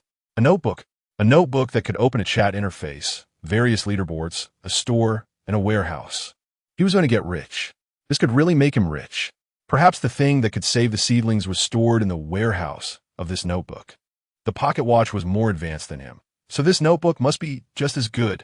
Huyi felt his heart racing like a deer and slowly opened the front page. The front page was printed with a specific map of a person's base. As long as he followed this, he could know how far this senior had traveled in the wilderness. When he opened the first page, Huyi was stunned. A structure resembling a ship appeared on the page, its material and exact scale unknown. Just from its appearance, it looked no different from most ships. Is this it? A ship? Huyi frowned. Could it be that our generation is a thatched hut, while theirs is a broken wooden ship? With doubts in his heart, he casually clicked on the upgrade. Ding! Detected that the base's earthly giant python-type floating mother ship, Myth, is in a highly damaged state and cannot be upgraded. Please repair it and try again. Hiss! Huyi took a deep breath, feeling his hands trembling as he held the pages. Hey, Myth-level base. This is no small broken ship. It's clearly a freaking starship. Since the base is at a Myth level, Then what about the stuff in the warehouse? Who you felt like he hadn't just won the lottery, but had received all the lottery numbers for the next 10 years. This feeling is probably something only those who become overnight millionaires can experience. His mind was filled with extravagant thoughts. All those things he had wanted to do for a long time, but didn't have the money or time for, and now they were right in front of him, within reach. With an excited heart, Hu turned to the second page. This page was filled with various blueprints. Not to mention, there should be quite a few buildings in here. What the hell is this? Before Hu could complete his vision of a beautiful future, he looked at the page in front of him and instantly felt like he had fallen from heaven to hell. It was completely empty. Aside from the words blueprints, there was nothing else on the page. Phew. Hu let out a long sigh, freeing one hand to smooth his breath from top to bottom. Don't be upset, don't be upset. It's true that the seniors probably wouldn't have left any blueprints. After all, if there were materials, the blueprints would have been used right away. If even the seniors couldn't gather the materials, then having the blueprints would be useless to me. He calmed himself down. The next page was the chat interface, just in time to see what the big shots were discussing in their world. Adjusting his mindset, Hu flipped to the next page. Chant de Fuss. It was labeled with administrator and a series of other titles, just like the chat interface of Hu was also an administrator. However, his was in front of him, while this one was on paper. Area rating. A level world S area. Administrator. Administrator permission. A. 987-100. Number of people. 0. Manageable systems. Chat interface. Take photos. Send images. Video communication. Cross-district private chat. Resource red packet. Point-to-point teleportation. A series of information left Hu in a daze. But what the hell is this A-level world S area? Didn't his notebook only provide AD? The administrator permissions seemed normal, indicating that he needed to serve as an administrator at least 1,000 times to have S-level administrator privileges. He didn't even know if S-level was the highest rank. Not to mention, this manageable system is a bit too outrageous, isn't it?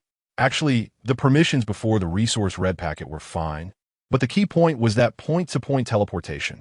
If I could master this permission and then run into that group of incense worshippers. Hee comrade, are you there? I'm here to bring some warmth. No need to be polite. I'm just using the main cannon of my mothership to warm up your cold little house. Looking at the number of people, it seemed that the so-called seniors had all kicked the bucket. It appears there's no way to seek advice or guidance from anyone. Hu shook his head and turned to the next page. The mall still had the same interface, and the warehouse was just below this page. When he first opened the mall page, the warehouse interface did not appear because he had no resources at all. He first discovered that there was a warehouse in the notebook after crafting the mutated chainsaw. From that moment on, Hu realized that the notebook concealed a space for storing items. To access it, all he needed to do was silently think about it. But this notebook was different. The warehouse was clearly displayed on the mall page, and as soon as he clicked on it, he could see what was inside. Here it comes. The biggest gain has arrived. Hu stretched out his hand and clicked on the warehouse. The pages suddenly changed, and the two characters were instantly replaced by appearing at the top of the page. And below, there was nothing at all, like an old eunuch. How could this happen? Hu was stunned. Not to mention a bottle of mineral water. There wasn't even a piece of wood or a piece of rope. The warehouse was empty, and even if a mouse came in, it would probably leave with tears in its eyes and take a couple of mouse droppings with it. Impossible. If there was nothing, then why did that bastard leave behind a notebook and a pocket watch? Earlier, he was calling him senior, but upon discovering that the warehouse was empty, he switched to calling him a bastard. We, people from the Celestial Empire, have always been straightforward. Something's not right. Hu exited the mall page, his heartbeat returning to normal, his hands no longer trembling, and his thoughts becoming clear. The pocket watch, the notebook, everyone in the area was dead, so could this be a grave? At this thought, Hu casually tossed the notebook to the ground and clasped his hands in prayer. If there are any monsters, let them not blame me. It's all that sand lizard's fault for inexplicably crawling out from your grave. It has nothing to do with me. As for the Tomb Raider stuff, I just wanted to take a look. If an ordinary person really encounters a grave, they should still pay their respects. Better to believe in it than to not believe at all. Ding. No products related to if they're monsters. Let them not blame me. This time we're found. Is the product you are inquiring about Weasel Code? TSK, this mall is even more advanced than mine. It can actually take voice input. Who complained and tentatively said, "Little guy, can you help me find something to revive seedlings in the wilderness?" Searching, please wait. Chapter 61, VIP Mall. The biggest harvest in the wild. It really started searching. I can't find it in my mall. Could it be that you can find it? Who smiled faintly and was about to climb out of the pit. Just as he was about to step up, the sound of the notebook came out. Query complete. A total of 172 items found. Who? What the hell? Who was stunned. He looked at the dazzling array of products listed in the notebook, completely frozen in place. What is this? Is it the difference between the trial version and the VIP version? Why can't I find any of them searching on my own notebook while you have? Wow, over 170 types. Even if I use one a day, it would take me almost half a year. Could it be because? Who looked at the notebook in front of him and suddenly understood why this situation had occurred. The goods in this mall should all be from the group of predecessors who obtained them 200 years ago. If that's the case, then everything makes sense. Who's mouth began to curl up. If it really was as he thought, then this would be his greatest gain this time. No, this could be said to be the biggest gain since entering the wilderness. It even surpassed the total of Xiao Jin, Xiao Bai, and all the items combined. Warning, the seedling will die in 10 seconds. Seeing the system prompt, Who hurriedly climbed out of the pit. He had gotten so caught up in shopping that he almost forgot there was a seedling waiting for him to save it. Who dug out the pit, casually took out a bottle of mineral water, tucked the notebook under his arm, and twisted off the cap to sprinkle it on. The clean water dripped onto the tender leaves of the seedlings, sliding down into the soil. When it reached the roots, that burst of colorful light flashed again, but unfortunately, Who still couldn't see it this time. He was too busy looking at the products listed in the notebook to spare any time for the seedlings. Even if the colorful light flashed at the corner of his eye, to him, it was just the effect of sunlight refracting in the desert. FTS, you want to sell a drop of salty water for 10 gold coins. Are you trying to rob me? Who looked at the products in front of him and kept complaining. Unicorn blood. 30 gold coins? Ahem, it's not that I can't afford it. I'm just an animal lover. No purchase, no harm. Highly concentrated seed protection liquid. 50 gold coins. Speaking of which, isn't it a bit too extravagant to go from a Western fantasy product to a technological product in one leap? Mysterious spirit elixir. World level 2 low. Unable to purchase? Well, the cultivation products are here, but why is it that I can't buy them? But tilted his head and browsed through about 20 different items in front of him. He discovered one thing. It wasn't just products related to cultivating immortals. There were also a small number of Western fantasy and technological products that couldn't be purchased, all with the suffix world level 2 low. Could it be that there really is a world level before the area level? Then why is there only area level recorded on my administrator interface and no world level? Forget it. It doesn't matter. Who ultimately exchanged for the first item on the list, the elf's tears. This 10 gold item turned out to be the cheapest one among these goods. Ding. Successfully purchased item. Elf's tears fine. Gold minus 10. Remaining currency. 284 gold. 0 silver. 0 copper. After the purchase was successful, Who directly took it out from the warehouse. A drop of crystal clear liquid, shimmering with rainbow colors, floated in his palm. And even after taking it out, it faintly emitted a delightful fragrance. Truly a legendary creature. Even its tears smell wonderful. If I encounter one, I must make it cry. Not to mention anything else. Just collecting the tears to sell to the system would be a significant amount of money. Before Who offered the seedlings to the master, he casually used the tears in his palm for identification. Note, due to the underdeveloped tear glands of elves, the amount of tears is even scarcer than they themselves, so I suggest washing your hands with onion juice before beating them. Who's mouth twitched. Faced with the sudden maliciousness of the advanced identification technique, he felt a bit at a loss. Just as he turned his head, about to use fairy tears on the seedling, he suddenly froze. The seedling. No, it can no longer be called a seedling. Rows of garlic shoots, as tall as Who's calves, had replaced the seedling, their vibrant green color reflecting in his eyes. Garlic shoots. So tall. The garlic bulbs below must have already matured. So, are these tears still useful? No. Now is not the time to think about the tears. Instead, where did this pile of garlic shoots come from? I remember just 2 or 3 minutes ago, the seedling was only a few centimeters tall at most. even if it were to be forcibly grown. It shouldn't have grown this tall. Let us first use the identification technique to see. What if I'm hallucinating? Ding. Advanced identification. Mature garlic shoots. Excellent, a type of ripened ingredient. Note, an ingredient ripened by a special metal, which has significantly shortened its growth cycle, resulting in a slight decrease in quality. Special metal? What special metal do I have in my field? Could it be the pocket watch? Who you immediately took the pocket watch out of the soil and used the identification technique. He had been too busy saving the seedlings and completely forgot to use the identification technique on the pocket watch. Advanced identification, intelligence. Who you rolled his eyes and saw the two words in front of him, directly ignoring the rest of the lines. After all, if it really was garlic that matured due to a pocket watch, such a high-grade item would definitely be beyond his current ability to identify. So, let's welcome the harvest. Ding. Found garlic sprouts. Excellent. 10. Garlic. Excellent. 10. Do you want to collect? Yes. A flash of white light, and the garlic sprouts and garlic all went into the warehouse. If this weren't a desert, who you's first task would definitely be to process the harvested garlic and replant it. But since it is a desert, the first thing to do is garlic butter lobster. Here I come. As for the second and third things, who you already had them figured out. Since lunch is garlic butter lobster, dinner will be garlic butter abalone, and for a late night snack, some garlic butter scallops will do. After all, one shouldn't be too picky about food. Eat whatever is available, right? It's just a shame about these raw materials. If only they could be used to cook a seafood hot pot. That would be perfect. Wait, maybe there's still a twist in the situation. But before trying to explore the possibility of a desert hot pot, who you had one more thing to do. System. Give me 500 bottles of mineral water, and then you can announce that I have planted plants. Transaction failed. 400.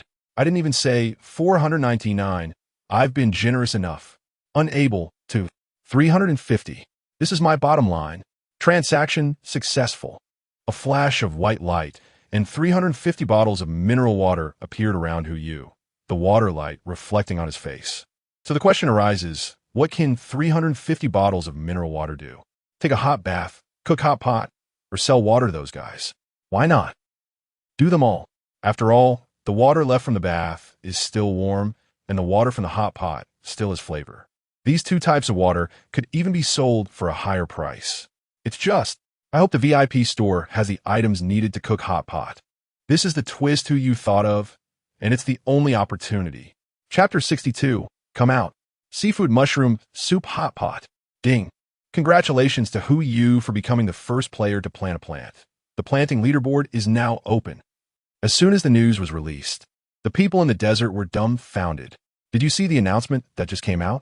I really want to say I didn't see it, but my eyes don't want to lie to me. A mirage. It must be a mirage.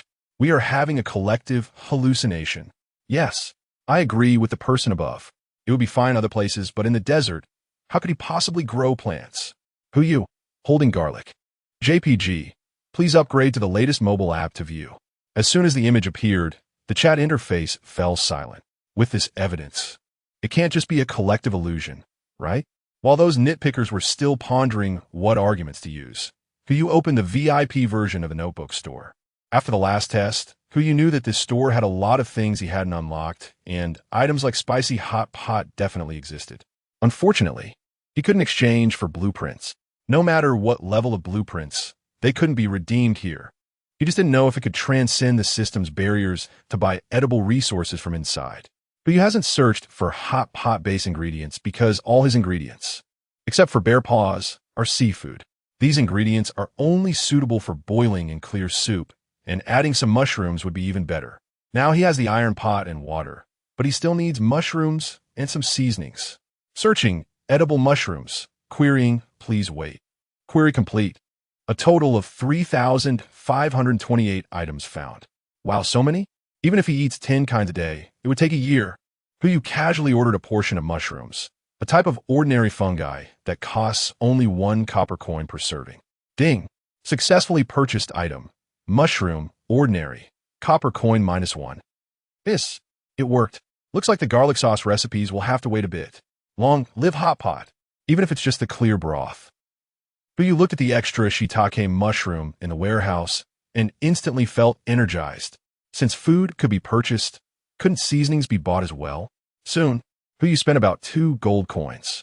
He bought everything from sesame oil, oyster sauce, to tahini, and with the remaining money, he bought quite a few types of mushrooms and necessary cooking tools. However, he didn't dare to try some unfamiliar types of mushrooms.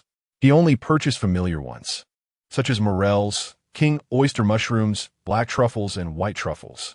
Everything was fine, except the black and white truffles were a bit pricey. The white truffle, considered a premium ingredient, cost him 30 silver coins for 500 grams, while the black truffle, at the same weight, only cost 10 silver coins. Once everything was ready, You started boiling water in a large iron pot and, by the way, activated the photo mode.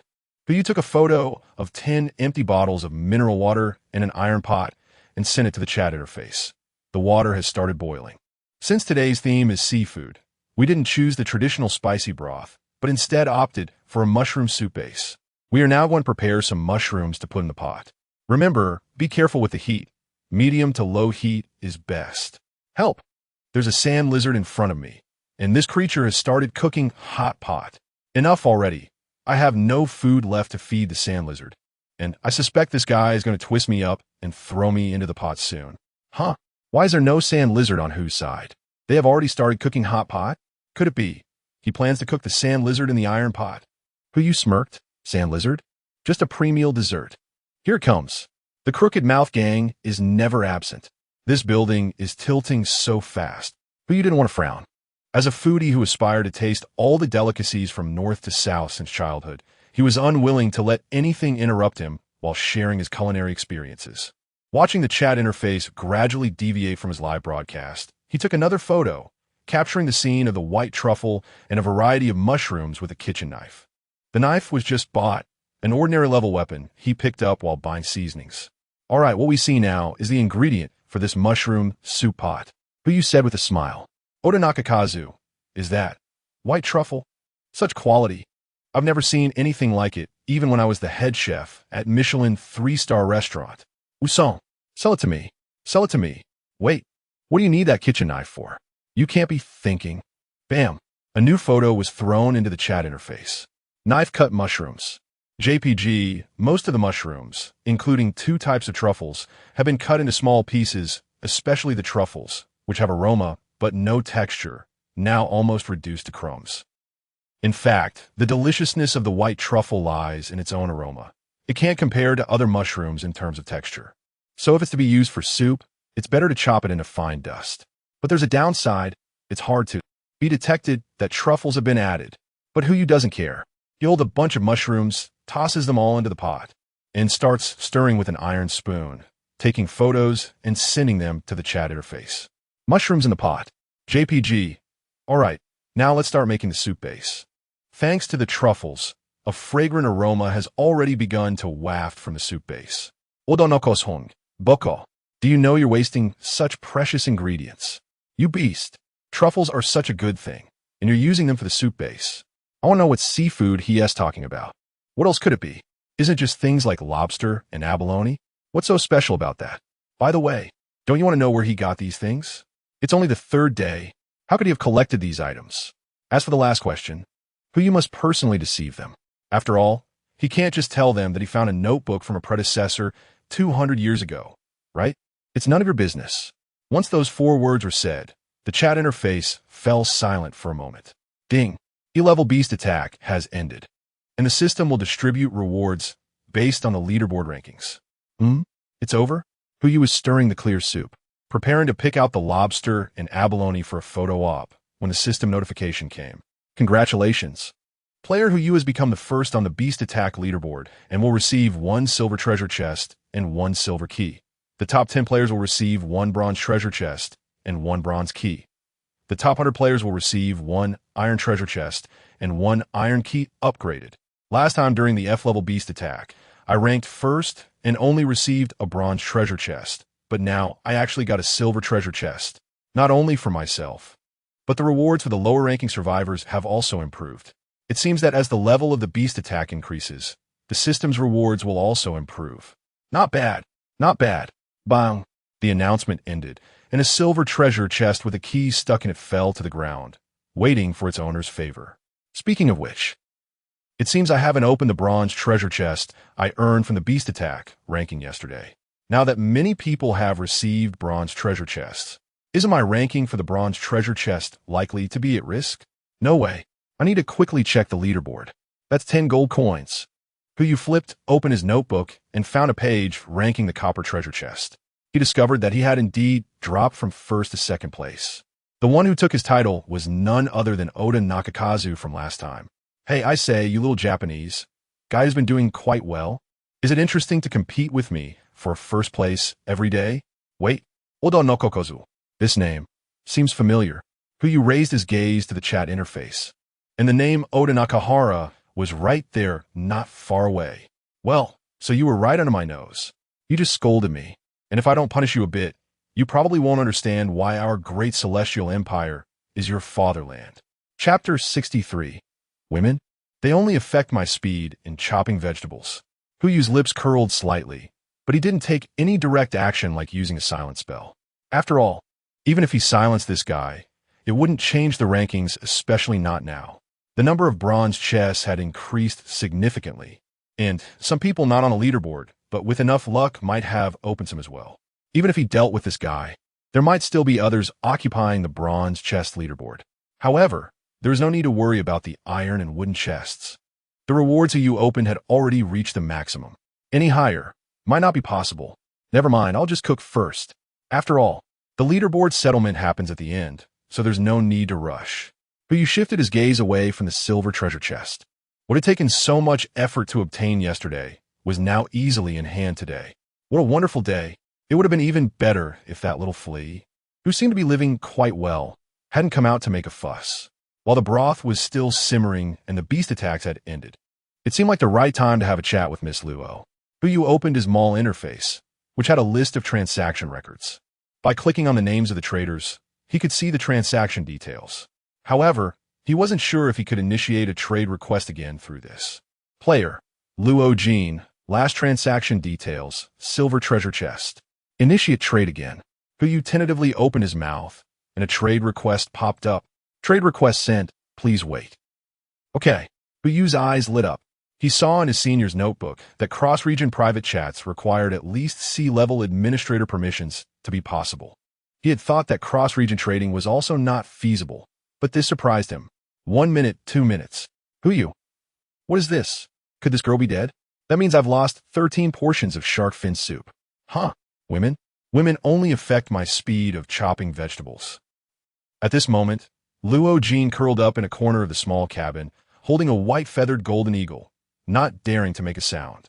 The cabin was slightly shaking, and through the window, a large number of rattlesnakes could be clearly seen outside. They were like leeches, able to attach themselves to the walls around the cabin, moving little by little, surrounding the cabin tightly, occasionally making rustling sounds. The beast attack was over, but these snakes were still slowly retreating. Although there were about 1,000 of them, they no longer posed a threat. But Luo Jean was still trembling.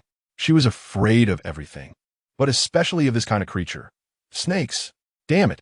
Why is this damn guy sending the trade request now? The beast attack is over. Can't we have a moment to catch our breath? Luo Jean tightly closed her eyes, her arms curled around the white eagle, seeking a bit of warmth. Poor little Bai. It originally wanted to fly out to catch a couple of snakes to improve its meal. But unexpectedly, the owner just held it like this, giving it no chance at all. But to be fair, it was quite soft. Forget it. Let's not worry about her for now. The pot is about to boil. Who took out 2 Australian lobsters, half a head of abalone, a king crab, and 20 portions of scallops from the warehouse. These ingredients were laid out on the table, and he said to the chat interface, since the beast attack is over, let's take a look at today's main ingredients. Just as the message was sent out, Who took a photo and posted in the chat interface. Half a dragon palace. JPG Oda Nikaya. This. Are these ingredients really real? Such a big abalone, such big lobsters, and such a big king crab. Ahem, by the way, does the person upstairs only know how to say so big? Could it be because they are too small themselves? Ha ha ha. It seems you didn't hang out with Boss who in the same area yesterday, Oda. Hey, upstairs, it sounds like you know something? Of course. These things were all obtained by Boss who last night. Besides what you see, they're S also. Forget it. Just go search for seafood in the mall, and you'll know. The chat interface immediately fell silent, as it seemed many people went to search for seafood in the mall.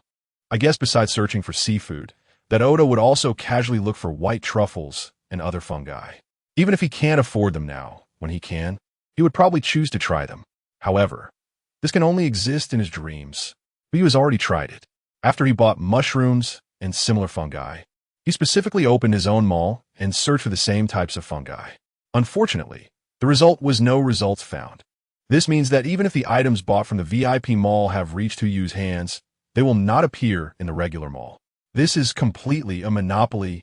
Huyu smiled at the corner of his mouth, just waiting for that guy Oda to come find him.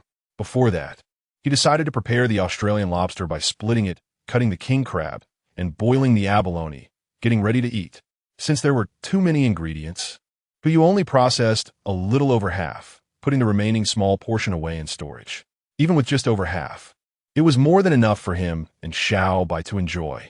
By the time he finished processing the ingredients, the soup base was almost ready.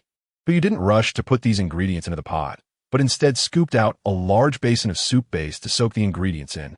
After taking pictures and sharing them, he started the cleaning process. Now, what you all see is a simple process of removing the fishy smell. Huyu smiled and explained, no matter how high-end the seafood is, it will always have some fishy smell during cooking, so it's especially important to remove that odor. Each chef has a different method.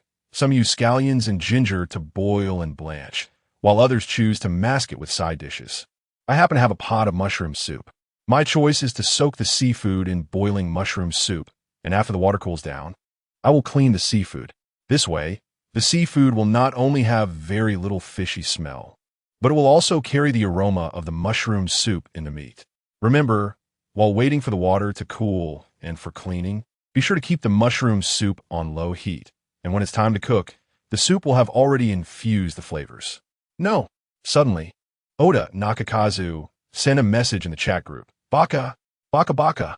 How can you cook such expensive and rare ingredients into a lowly hot pot? Sashimi. Sushi. Even sushi is a great choice. Why are you wasting it like this? Huyu's gaze suddenly turned cold. He originally just wanted to teach Oda a lesson. After all, they were both survivors and there was no deep grudge, so there was no need to make things awkward. But now, Huyu sneered inwardly, thinking that this guy must have seen the prices of these ingredients in the market. The king crab and half a head of abalone were 1 gold coin each, while the Australian lobster was 50 silver coins each, and the scallops were 5 silver coins each. Altogether, these ingredients would cost at least 4 gold coins, not to mention the various mushrooms that sank into the soup. It was only the third day. How many people could take out nearly 5 gold coins to have this meal? Huyu can, little rich girl Luo Jin can, and maybe Bai Yi, who is ranked second on the survival list. But Oda can't. The first copper treasure chest has not been settled yet, and he has only received the second place reward from the wooden treasure chest, which is only 5 gold coins. He spent those 5 gold coins on other necessities. So how could he have spared money to eat this meal? Oda, right? Huyu retorted in a cold tone. How about we make a bet? If you win, this pot of soup is yours. If you lose, how about giving me your life? Chapter 64. Life is short. Do you want to speed it up? His attitude was firm, and his posture was stylish. This was Huyu's demeanor towards the outside world. Cowardice? That doesn't exist. He didn't let the unclear source of the ingredients affect his pursuit and sharing of gourmet food. If it were someone else, they might choose to hide it. Good things like seafood mushroom soup could be kept hidden for personal enjoyment. So why post it in the chat to attract hatred? But Huyu refused to do that. Envy? Displeasure? Or jealousy? What will you do about it? Come over through the chat and bite me, you bastard. Originally, Huyu didn't intend to do anything to that classmate Oda. But even if he was displeased and cursing, it didn't matter if he occupied the top of the bronze treasure chest ranking, but the only mistake he made was, all right, what are we betting on? Oda pondered for a moment before cautiously agreeing. He had heard of Huyu's name before. If possible, he even wanted to befriend this senior. Not for any other reason, but because strength is king. Now this person wanted to bet with him, and he was no stranger to the word bet. Unlike the Celestial Empire, gambling in Sakura Country was almost out in the open. As long as there was a chance of winning, Oda had no reason to refuse. Simple. Huyu's lips curled up. Let's make a bet. How about opening a treasure chest? Opening a treasure chest? A copper chest? Could it be that this celestial empire person wants to repeat the last miracle and surpass me on the treasure chest leaderboard? How cute, really too cute. Oda, holding two excellent building blueprints, didn't know how to lose. He smiled and adjusted his collar, very properly inputting into his notebook. A treasure chest? Husan, please elaborate. The rules are simple. I'll trade you a treasure chest, and all you have to do is open it. You took the unopened copper treasure chest from the warehouse, and he hadn't touched the key inserted in it yet. A copper treasure chest. If you open it without triggering a trap, then you win, otherwise. If a trap is triggered, I won't need to collect the bet. A copper treasure chest? Open it for me. As long as it's not a trap, I win. Ha ha ha. Oda laughed wildly 3 times. Today is truly his lucky day.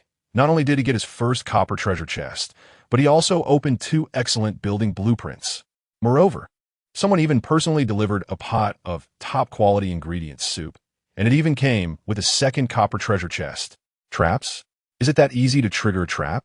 I've opened 10 treasure chests and haven't encountered a single trap. The people of the Celestial Empire are all foolish pigs. Oda trembled as he wrote good in his notebook, then began waiting for Huyu's trade request in them all. Huh, have you agreed? Huyu smiled faintly, extinguished the fire in the earthen stove, and prepared to simmer the soup base with the residual heat. Next, he was going to conduct an experiment of great significance across eras. First, he would eliminate the options, then hand the treasure chest to someone else to open, triggering the reward after the options have been excluded. This experiment was theoretically feasible. After Huyu eliminated the options multiple times, he reached a conclusion. Excluding options occurs before one performs a certain action, such as opening a treasure chest or pushing open a wooden door. However, to complete the entire action, one needs to perform a confirmation operation again. Since that is the case, would handing the treasure chest to someone else after excluding the options also trigger the content after the exclusions? This was Huyu's confidence in the gamble. Generally, a copper treasure chest would have around 3 selectable options. He had excluded one, leaving 2 remaining. A 50% chance. If that guy could miraculously escape death, then he would give him the mushroom soup pot and later exchange some liquid poison from the VIP shop. It was only the 3rd day. There was no way to find poison in the ordinary shop, so he shouldn't think in that direction. At worst, he would lose a bit more resources, but he could still send that guy down to meet the king of hell. Forgiveness? Whether you are forgiven is the king of hell's business, and I am only responsible for sending you down to meet him. Huyu reached out and touched the cold copper key. Ding! Open the treasure chest. May trigger, treasure chest trap, exquisite building blueprint, excellent tools. You can exclude 1 option. Oh no, there are only 3 options in total. Randomly excluding 1 reward leaves 2. Oda, it seems you can't even taste the seafood mushroom soup with added ingredients. Exclude the exquisite building blueprint. With a thought, Huyu hurriedly moved his hand away from the key. Now, this is a triggering explosive device. If you're not careful, it will burst forth with the brilliance of artistic truth. What? What is artistic truth? Of course, it's an explosion. Huyu smiled, clicked on Oda's name in the chat interface, and selected Trade Request. Trade request sent. Please wait. Ding. The other party has accepted your trade. Please go to the mall page to complete the transaction. Huyu flipped over and arrived at the mall page. Previously, he had been waiting for confirmation himself, but now it was his turn to confirm. That guy Oda really.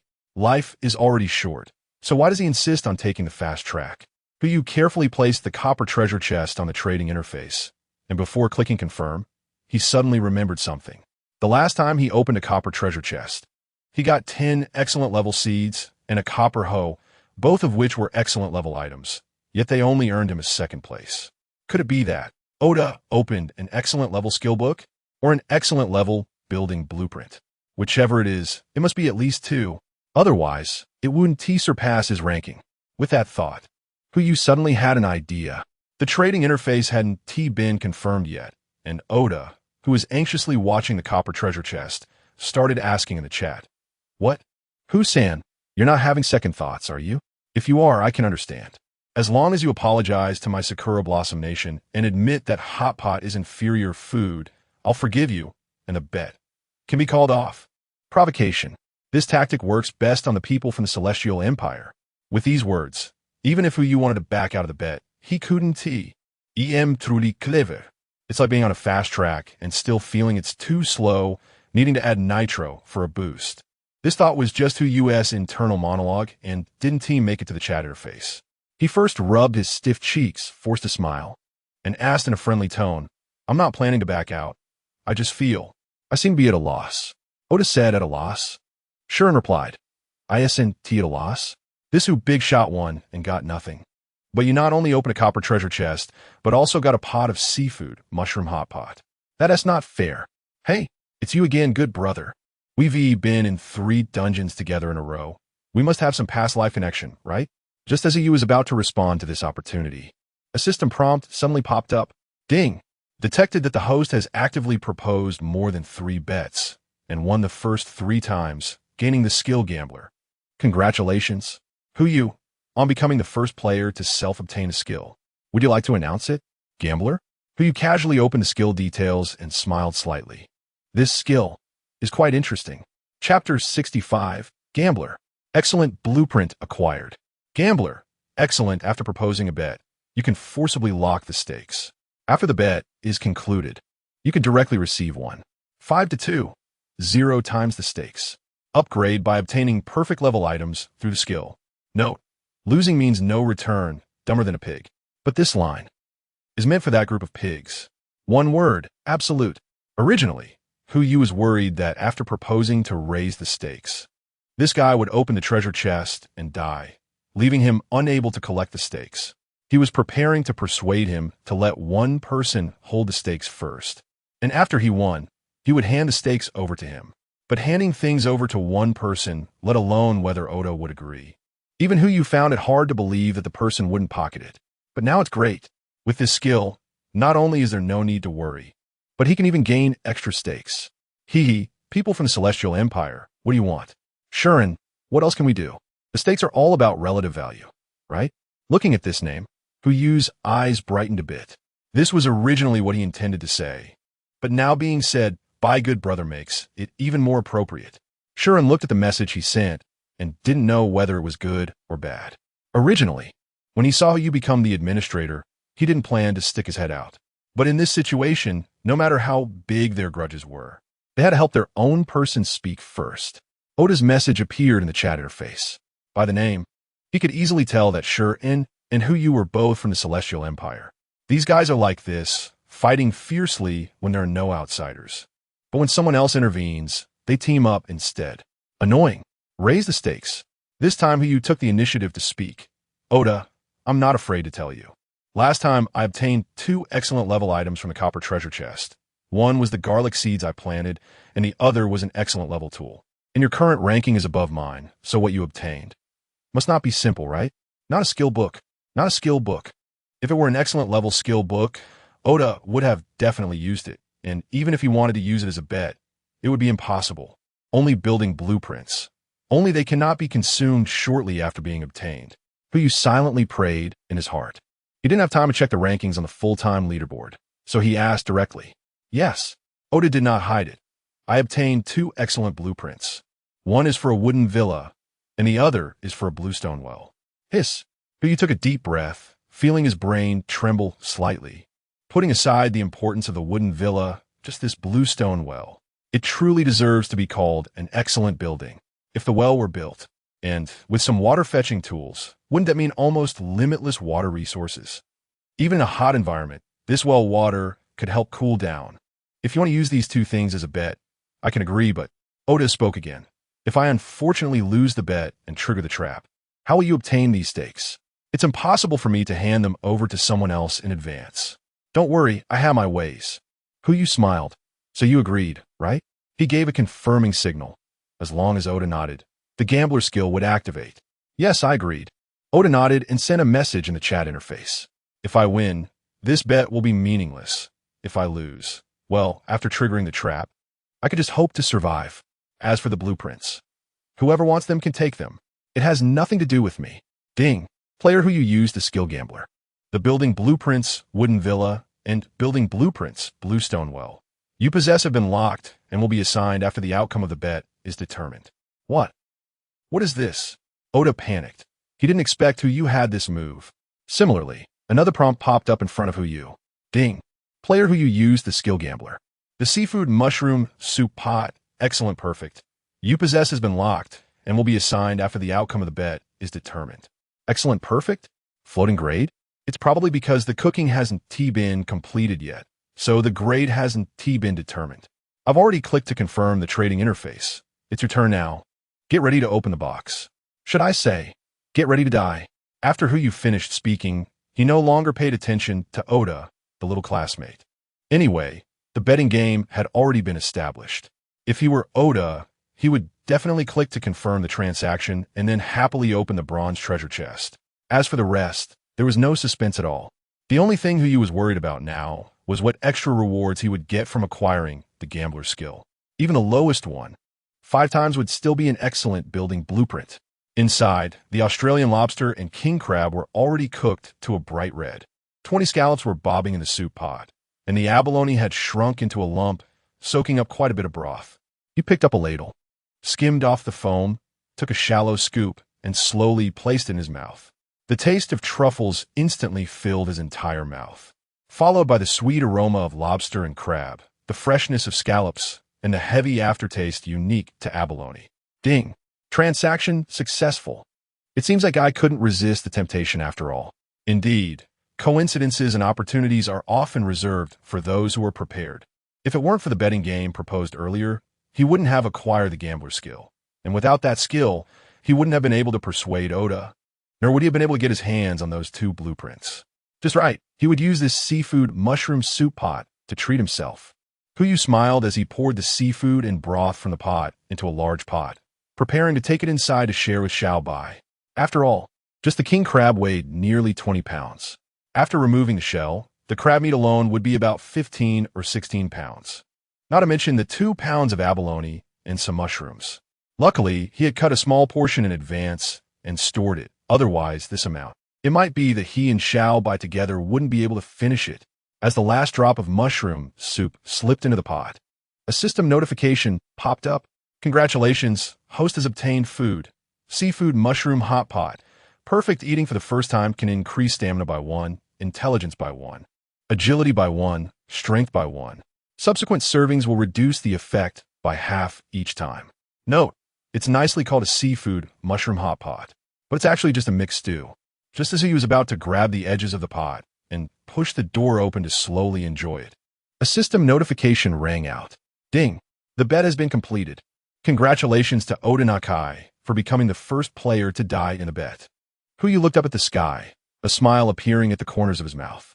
Just in time, it seemed he could take a photo to share the delicious food with his good brothers.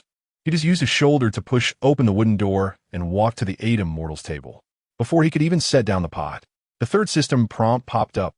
At a glance, he almost couldn't hold the soup pot steady. This reward is a bit outrageous, isn't it? Chapter 66. Business people, it's normal to have a bit of forgetfulness.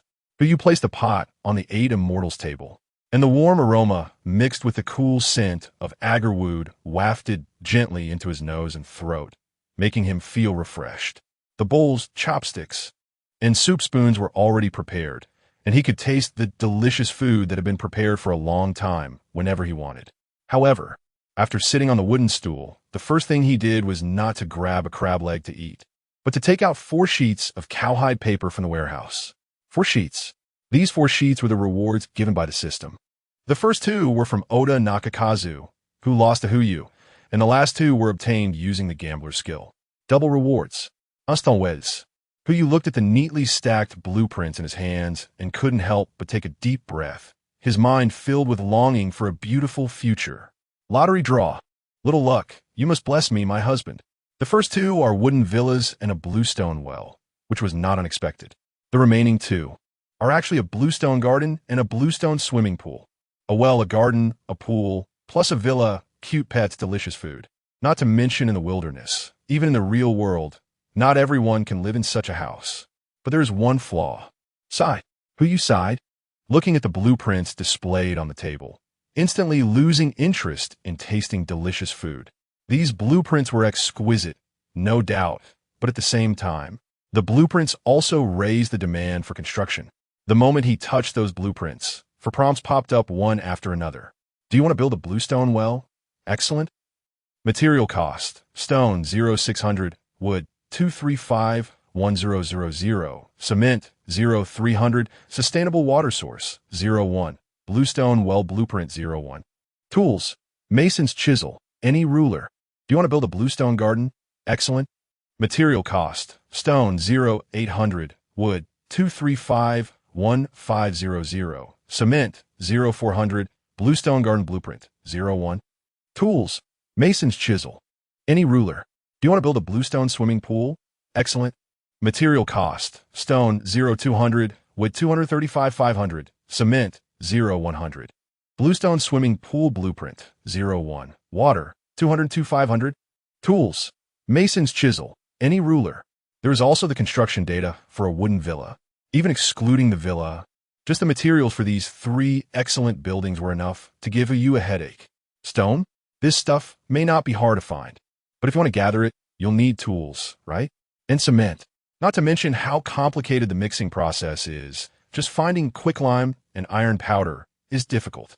Don't be fooled by the fact that the bluestone swimming pool has the least materials and seems the simplest, but 500 portions of water. 1 portion is 1 liter. That's 1,000 bottles of mineral water. Converted to gold coins, it would cost 5. Really? Who knows how hard it is to make money, right? Life is not easy, the handsome guy sighed. Who you originally thought that his resources were already sufficient. But unexpectedly, just these 4 excellent blueprints were enough to drain most of his fortune. If he wanted to build, he could still manage to get a garden and a swimming pool. Stone, cement, and masonry tools should be findable in the VIP mall. The price isn't a problem, just afraid of not finding the supply. But the only thing he couldn't figure out was the well, who was so angry that he almost slammed the table. He thought that building this well would mean having a sustainable water source. Who knew that it would first consume a sustainable water source to build it? It's really such a waste. However, there is some good news. At least he is currently at the top of the copper treasure chest leaderboard. As long as he can maintain it until tomorrow, it will be a huge profit. Actually, it was already a huge profit. Forget it. It's more important to eat first. After finishing the meal, he would check how much the items in the VIP store are worth. He can't just empty out his nearly 300 gold coins. But he took a photo of the seafood mushroom hot pot on the 8 Immortals table and casually posted in the group. Seafood mushroom hot pot. JPG. I won't say much else. I'm busy eating, and I'll give you a live update of the charcoal grilled dragon palace later. Just a heads up. This time we'll have new ingredients, such as yellow croaker, colorful fish, tiger shrimp, bear paws, and so on. Not a human. Not a human. I've only had a bite of bread today, and all the remaining food has been given to the sand lizard. Am I supposed to have a barbecue tonight? Be careful when speaking upstairs. Later, Hudalao will send you a treasure chest, and let's see if you can open it. Who you smirked? Treasure chest? With just 1 word from me, I can kill invisibly. After sending the message, Shuren waited quietly in front of the notebook, his heart racing. Oda Nakazu is already dead, and he has contributed to that. If possible, this person shouldn't refuse him, right? Looking at the chat, exclusive to meals. Who was startled. Oh right, the soup I haven't finished yet, or the water used to wash the ingredients, can all be sold. This is all water resources. After all, I need to accumulate capital to build blueprints, otherwise you wouldn't want to sell it. Wouldn't it be nice to save this water for Xiaobai's bath? After washing, it would turn into a mushroom-scented Xiaobai. How comfortable would that be to hold? But when holding to sleep, it would be easy to bite a bit, right? Oh no, hard to imagine. At this point, Xiaobai, who had come in to sneak a bite, suddenly stopped, staring at Hu Yu with a pair of dark eyes. Human, it seems you're thinking of something very rude. Hu Yu shook his head and discarded his thoughts. Making money was a priority now. So the matter of evolving Xiaobai into a mushroom-scented Xiaobai could wait for later. With that in mind, he picked up an abalone, cut it in half, and placed it in an iron bowl, then scooped some soup into it. He waved to Xiaobai, inviting it over to eat. By the way, Hu Yu took out the cleaning water that was originally stored in the warehouse, took a photo, and posted it in the group. Here, warm mushroom broth. Although there are no seafood in it, it's genuine mushroom broth. 3. No for gold coins per liter. 8 gold coins for a package. Pre-order quickly. Although the cost price of the mushroom hot pot is only 4 gold coins, the premise is that you have to be able to buy it. Not to mention that this is in a desolate area. Even in a normal wilderness, you can't buy these things.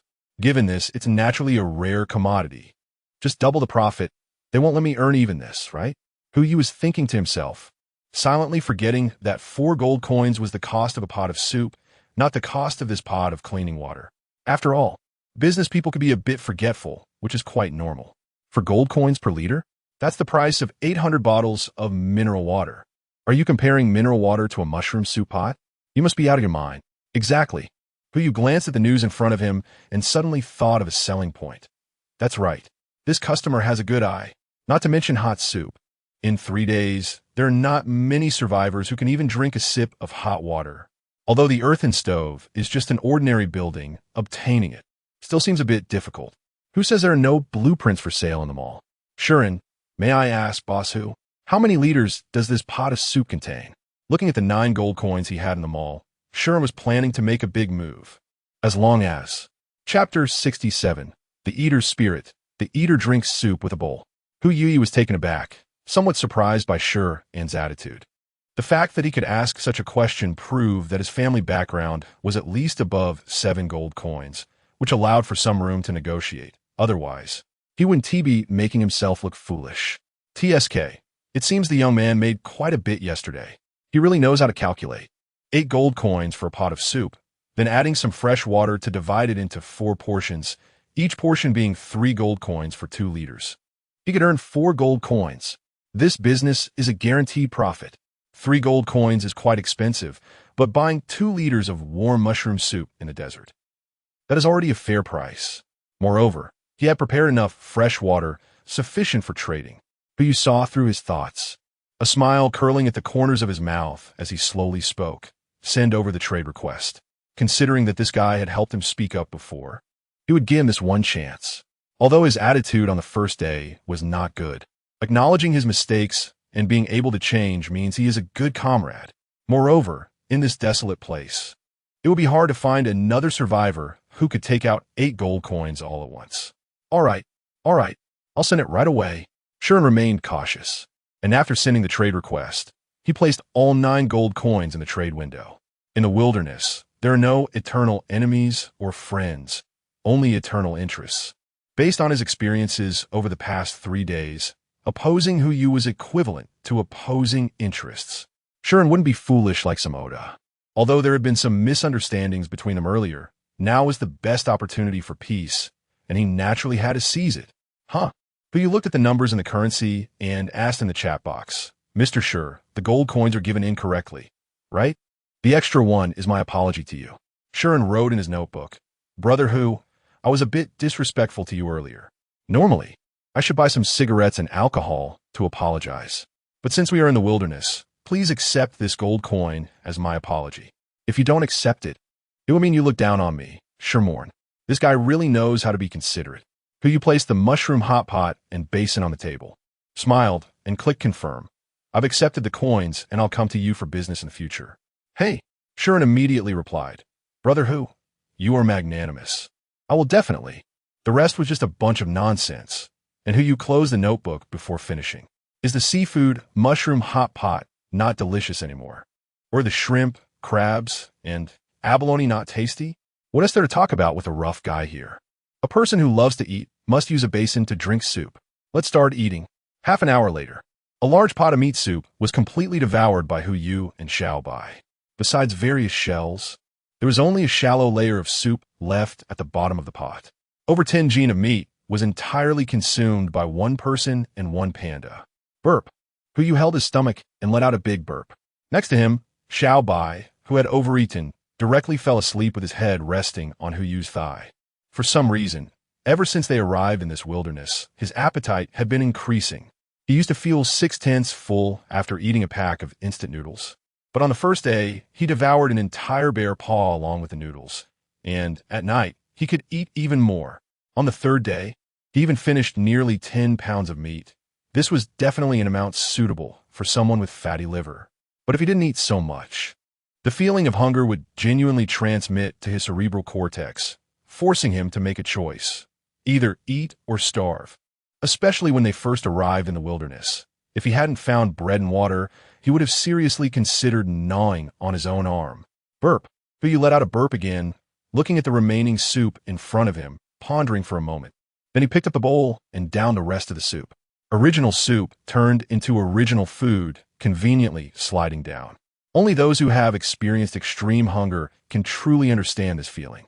I'm full. Who rubbed his belly and pulled out a notebook from 200 years ago. If nothing unexpected happened, it definitely contained materials for constructing excellent buildings. But the problem lay in the prices of these materials. Search for cement. Ding. A total of 26 types of cement found. Ordinary cement. Excellent, a common building material. Usually used for sinking corpses, transportation, or a series of secret activities. Price. 10 silver coins per portion. Are you sure this is a note for building materials? Who twitched the corner of his mouth and started calculating. 3 excellent grade buildings require a total of 800 bags of cement, which amounts to 8,000 silver coins or 80 gold coins. This price is quite good, not too expensive. As for the other 25 types of cement, who didn't even bother to look as per the system's conventions. They must be more expensive than the first type. Searching for stone materials. Ding. A total of 890 stone materials found. Good heavens. That's more than the variety of fungi. It seems all kinds of ores have been counted in. Who's gaze fell on the first item. Common stone. Find extremely average texture, extremely average hardness, only average materials used by average people. Price. 1 silver coin. Goodness, your price is quite extraordinary. Among the 3 building blueprints, stone is used the most, totaling 1,600 pieces, which amounts to 16 gold coins. Fortunately, now combined with cement, it only costs 96 gold coins, less than 100. The remaining tools, like the ruler and masonry knife, should also be simple, and the prices shouldn't be too high. The only thing left is a sustainable water source. Not to mention anything else, just the name alone makes you hesitate. With the prefix sustainable, you could forget about a low price. However, out of curiosity, he still searched them all. Ding! A total of 891 types of sustainable water sources found. Who didn't look at anything else and directly focused on the first item. Steam collector. Excellent, can collect moisture from the air. Collection amount is 0.5 L day. Note, it is recommended to change the filter daily. Otherwise, heavy metal poisoning is not my responsibility. Price. 1,258 gold coins. Hiss. But you took a deep breath. More than 1,200 gold coins. Even for me, it would take at least almost 2 weeks to gather that. Forget it. This building blueprint is better used to trick other good brothers. I just don't know how much area an excellent level building can add. I'm still 65 points away from building a wooden villa, and I don't know if 2 excellent level buildings will be enough. Just as he was about to close the VIP mall, a product behind caught his attention. This is, wow, could it be this coincidental? This thing can also be considered a sustainable water source. Chapter 68, Desert Pool, Online Workout.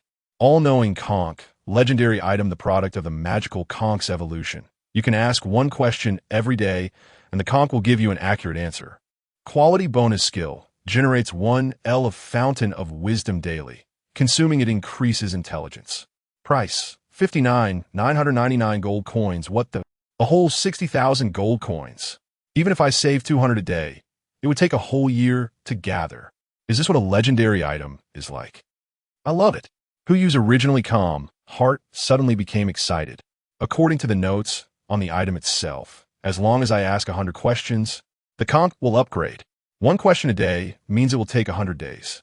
So, based on the price and the number of questions, if I ask 1 question, I can earn 600 gold coins for free. Who's lips curled up slightly. A bluestone well? What well? I don't know, I've never seen it. What is it? Is the fountain of wisdom no longer appealing? Or is the seafood mushroom soup not tasty anymore? Why drink your cold well water? Forget it. As for the remaining 2 blueprints, let's get started. The construction will take about 3 hours. Just enough time for a nap. And when I wake up, I can see a brand new garden and pool. Just as he fell into a deep sleep, the mall interface kept popping up trade requests. Player Luo Jean request trade, do you agree? Damn it.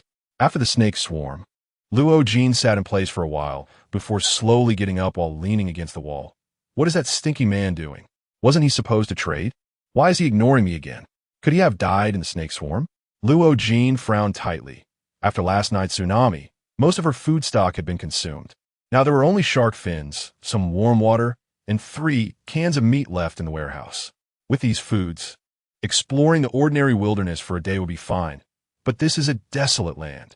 Exploration won't yield resources, but will consume energy. 3 cans of meat? Not nearly enough. She could only use shark fins to exchange resources with Huyu, just enough food to last until the end of the day. After all, besides beast attacks, there would be another night raid. Gurgle. Her stomach made a noise, and Luo Jean pressed her hand against her abdomen. I can't hold on any longer. Forget about that stinky man for now. Luckily, this little white one isn't as gluttonous as the other one. Luo Jean only shared a bit of meat paste, and the white-feathered golden eagle had already eaten most of it. Soon, all 3 cans of meat were finished, taking only 6 minutes. Luo Jean wiped her mouth and frowned. No, this isn't right. According to my usual appetite, I would be full with at most 2 cans. Today, after 3 cans of meat, I'm not even 60% full. Could it be that excessive fright has led to an increased appetite? Forget it. I'll just twist his head off. Both of them. 3 hours later, the sun was setting. The afterglow spread across the yellow sand, and half a salted egg yolk hung at the horizon. Slurp. A warm touch came from his right cheek, and Huyu opened his eyes to see that stupid bear licking his face again. Little white. Huyu propped himself up, picked it up, and held it in front of his eyes. Promise me, don't wake me up like this in such a wet way anymore. Okay. Xiao Bai tilted his head. Forget it. Huyu rubbed the creature's head and set it aside. He suddenly felt that being proficient in animal language seemed quite useful. And if he had some spare money in the future, he might as well get another one. After saying that, he took out his pocket watch to check how long he had slept. This one still belonged to him. That old antique had long been buried in the ground, serving as fertilizer. 1745. There were still a little over 2 hours until the exploration time ended, and after 8 o'clock, it was likely that night activities would begin again. He had no idea what the night activities in this desolate land would be like. Never mind. He should first go check his garden and swimming pool. Huyu stretched lazily, just standing up from the bed, and his brows furrowed into a knot. Gulp, stomach. Hungry again. A chill swept from the top of his head to the soles of his feet, and Huyu felt all the hairs on his body stand on end, goosebumps falling all over the place.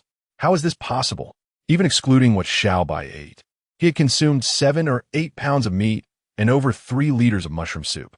With so much food in his stomach, he was actually hungry after just one sleep. If someone only ate a can of meat a day, wouldn't they wake up as a skeleton?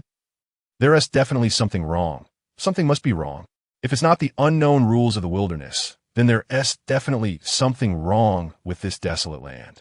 Huyu furrowed his brows, looking at the little white creature that was preparing to cling to his thigh, and suddenly understood why it had woken him up.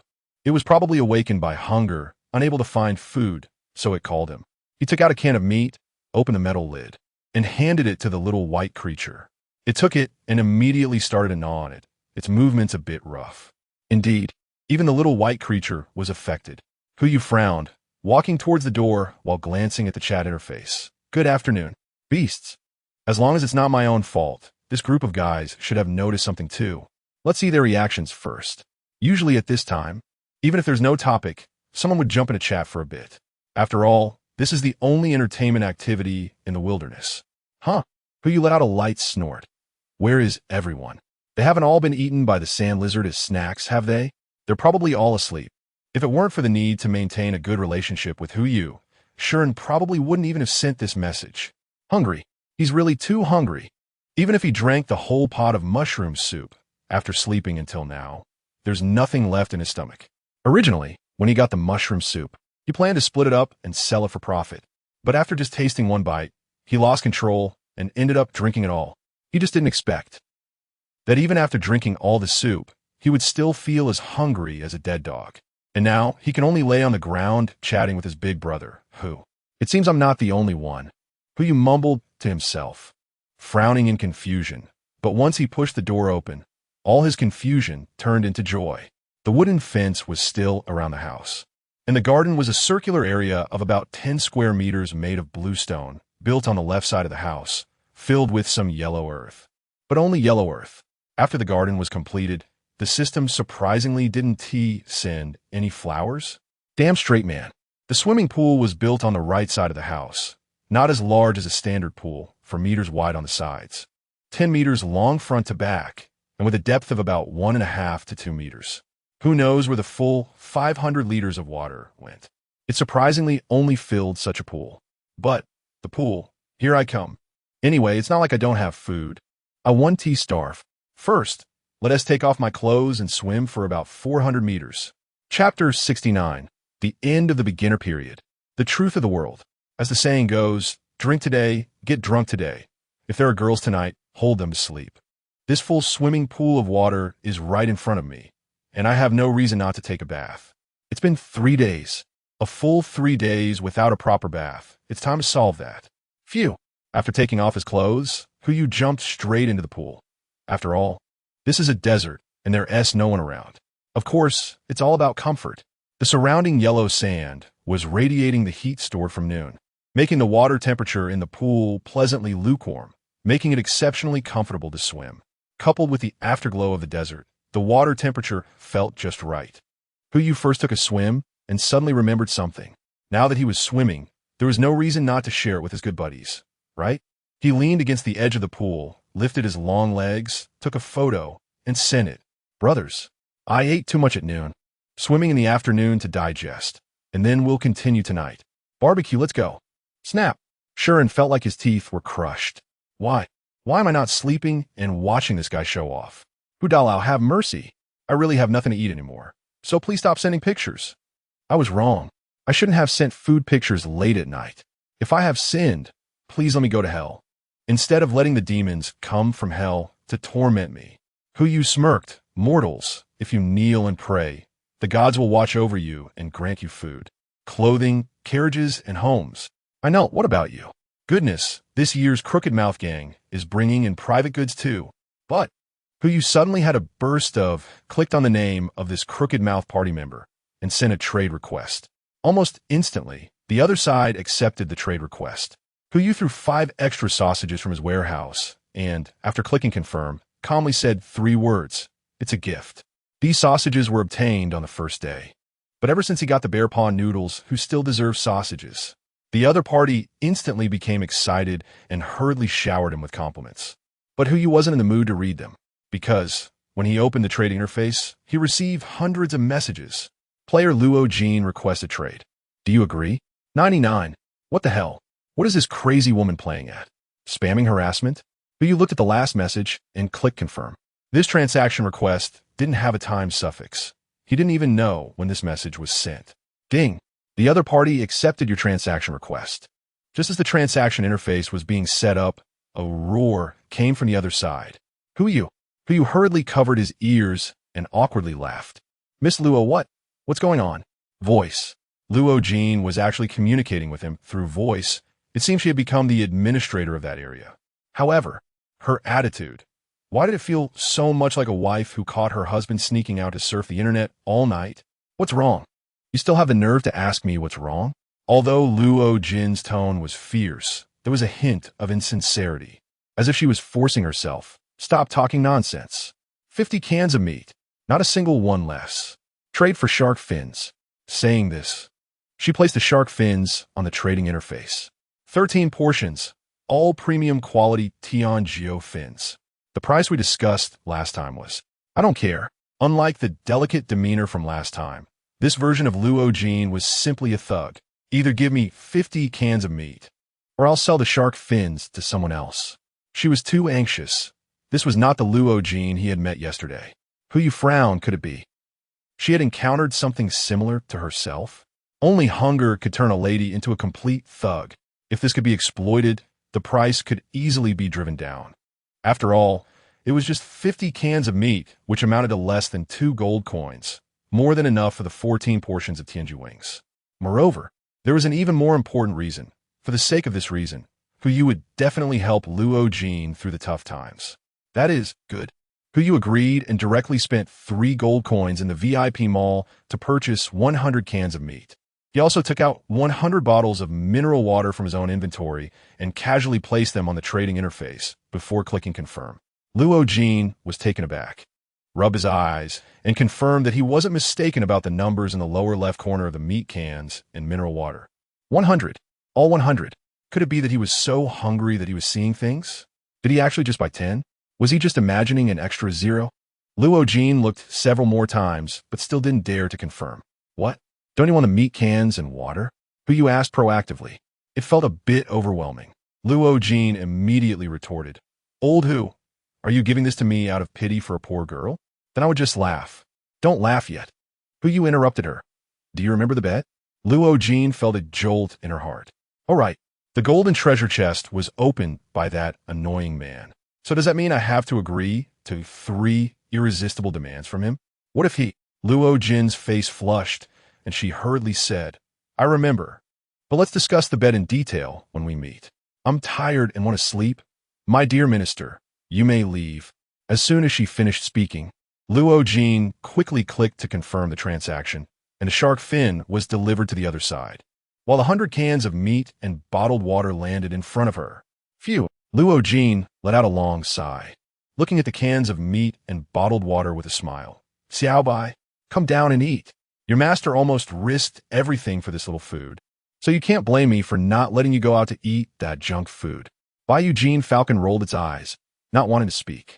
These are the real junk foods, you smelly master. Meeting? Who you chewed on the last words of Luo Jin and let out a bitter laugh. So it's just playing tricks, huh? Meeting again? The wilderness is so vast. Who knows when we'll randomly have the chance to meet? After saying this, Who you began swimming again, planning to swim for a bit longer before starting the barbecue. After all, there wasn't much to see in the chat interface anymore. Ever since he gave 5 sausages to the members of the Crooked Mouth Party, it was now filled with them. The only thing missing was the election of the party leader. At 6 in the evening, Who you finished swimming, wiped himself dry, and prepared to start the barbecue. At 6:30, feeling hungry, he decided to eat some canned meat before starting the barbecue. At 7, he ate the canned meat. Who you? You can't fall any further. Right now, immediately, buy a barbecue grill and get ready for a barbecue. It's 7:30. I've had enough of canned meat. Barbecue? What barbecue? Eating so much protein in a day. Aren't you afraid of getting acne? It's over. After eating and drinking enough, Who you lay on the wooden lounge chair, holding the fan exchanged from the VIP mall, waiting for nightfall. When the hour hand pointed to 8, Who you immediately opened his eyes, and the system notification also arrived as expected. Ding! The beginner period has ended. Survivors who have made it, it's time to inform you of the truth of the world. Chapter 70, Best Newcomer. Crystal Treasure, Chest in Hand. The truth of the world? What about the essence of humanity? Who you sarcastically complained, continuing to lounge on the wooden chair, watching the system notifications refresh one by one. 1. The wilderness is not just this one world. According to the different world systems, it is divided into 7 levels. And the one you're currently in is the lowest F-level world. Ants struggle at the bottom of the world. F-level world? Who you propped himself up from the recliner, frowning tightly. No wonder that notebook had marked world levels, while his own notebook did not. It now made sense. 2. Depending on the time spent surviving in the wilderness, your physical condition will automatically undergo some changes. For example, laziness, gluttony, pride, greed, etc. Yes, it's the 7 deadly sins, but I can tell you a free method to overcome a particular original sin. That is, excessive lust leads to disaster. Cut it off for everlasting peace. Damn, nuclear radiation mutations aren't as torturous as you are. Who you stood up directly from the recliner, his fists clenched tightly. No wonder his appetite was terrifyingly huge. When he was by the sea with Luo Jin, his mind was filled with those kinds of thoughts. It turned out to be the original sin's fault. It's definitely not that I'm craving for Jin's body. As for the method to eliminate original sin, I cannot coexist with gambling and drugs. 3. When a survivor in this world poses no threat to survival, they will enter the next level of the world. All resources mastered in the lower level world will be reduced by a certain ratio, including but not limited to benefits from buildings, currency, food resources, etc. Usually, we refer to this behavior as ascension. However, whether it is riding a crane to the west or transcending to immortality. That depends on your luck. Ascension can also mean riding a crane to the west. Your language teacher must be turning in their grave. But this does make some sense. If a person's original sin grows to a certain extent, they will need a large amount of resources to survive. Once the resources run out, combined with ascension, won't they just kick the bucket on the spot? If possible, it would be better to be a salted fish. Before who you could finish his thought, the fourth prompt popped up. 4. The stability of any world is different. The lower the level, the easier it is to collapse. When a lower-level world collapses, all survivors will be forcibly sent to the next-level world. Want to be a salted fish? We suggest you go dream in a coffin instead, dear. What? Doesn't that mean a countdown to the apocalypse? Who you frown in silence. No wonder. No wonder the predecessors from 200 years ago warned him like this. Seeing this prompt, he suddenly understood. Why did those predecessors already have interstellar battleships, yet still die without leaving even ashes behind? If the collapse of the world happens too quickly, an original sin grows rapidly. With the resource ratio after ascension being too high, then apart from immortal beings who don't eat or drink, no one can survive. Not only who you, but all survivors now have only one thought in their minds: wilderness survival. It is only now that the real survival begins. The first 3 wildernesses were truly just at the novice level. Ding. Hearing the system prompt sound, Huyu was taken aback. Wasn't this an announcement? Suddenly ding out of nowhere. What the hell is this? Huyu's eyes suddenly brightened, and the gloom in his heart was greatly diluted. Rankings often represent rewards. Besides himself, who was at the top of the 13 rankings and the 2 points boards? Who else could be considered the best newcomer? Bear guy? Go eat cockroaches next to him. According to statistics, all survivors have experienced 3 different types of wilderness, and there are currently 13 rankings and 2 points boards. Based on the rankings, the best newcomer is Huyu. So excited. Just kidding. The best newcomer must be himself. But the question is, what is this reward? Ever since he learned about the original sin and the collapse of the world, Huyu has been crazily wanting to accumulate resources. Titles don't matter. The resources in hand are the most desirable. Reward, yellow. Before Huyu could see his reward, everything in front of him suddenly went black. And he fainted. Not only him, but all the remaining survivors also lost consciousness, and even the system prompts came to a standstill. The word yellow began to gradually distort, being erased little by little from the prompt box, and was then replaced with crystal chest and key. Moreover, parts of the text in the previous prompts were also erased. The erased part happened to be the second line, the part belonging to the original sin. This scene went unnoticed by anyone and left no trace. In the next moment, the pocket watch buried in the ground popped open, and the minute hand began to spin rapidly, forming a phantom, until the 3 hands overlapped and pointed to 12. Morning. Ding. All rankings have been settled. Congratulations to the host for obtaining gold coins. 135. Administrator salary. 5 coins. The system prompt woke Huyu up.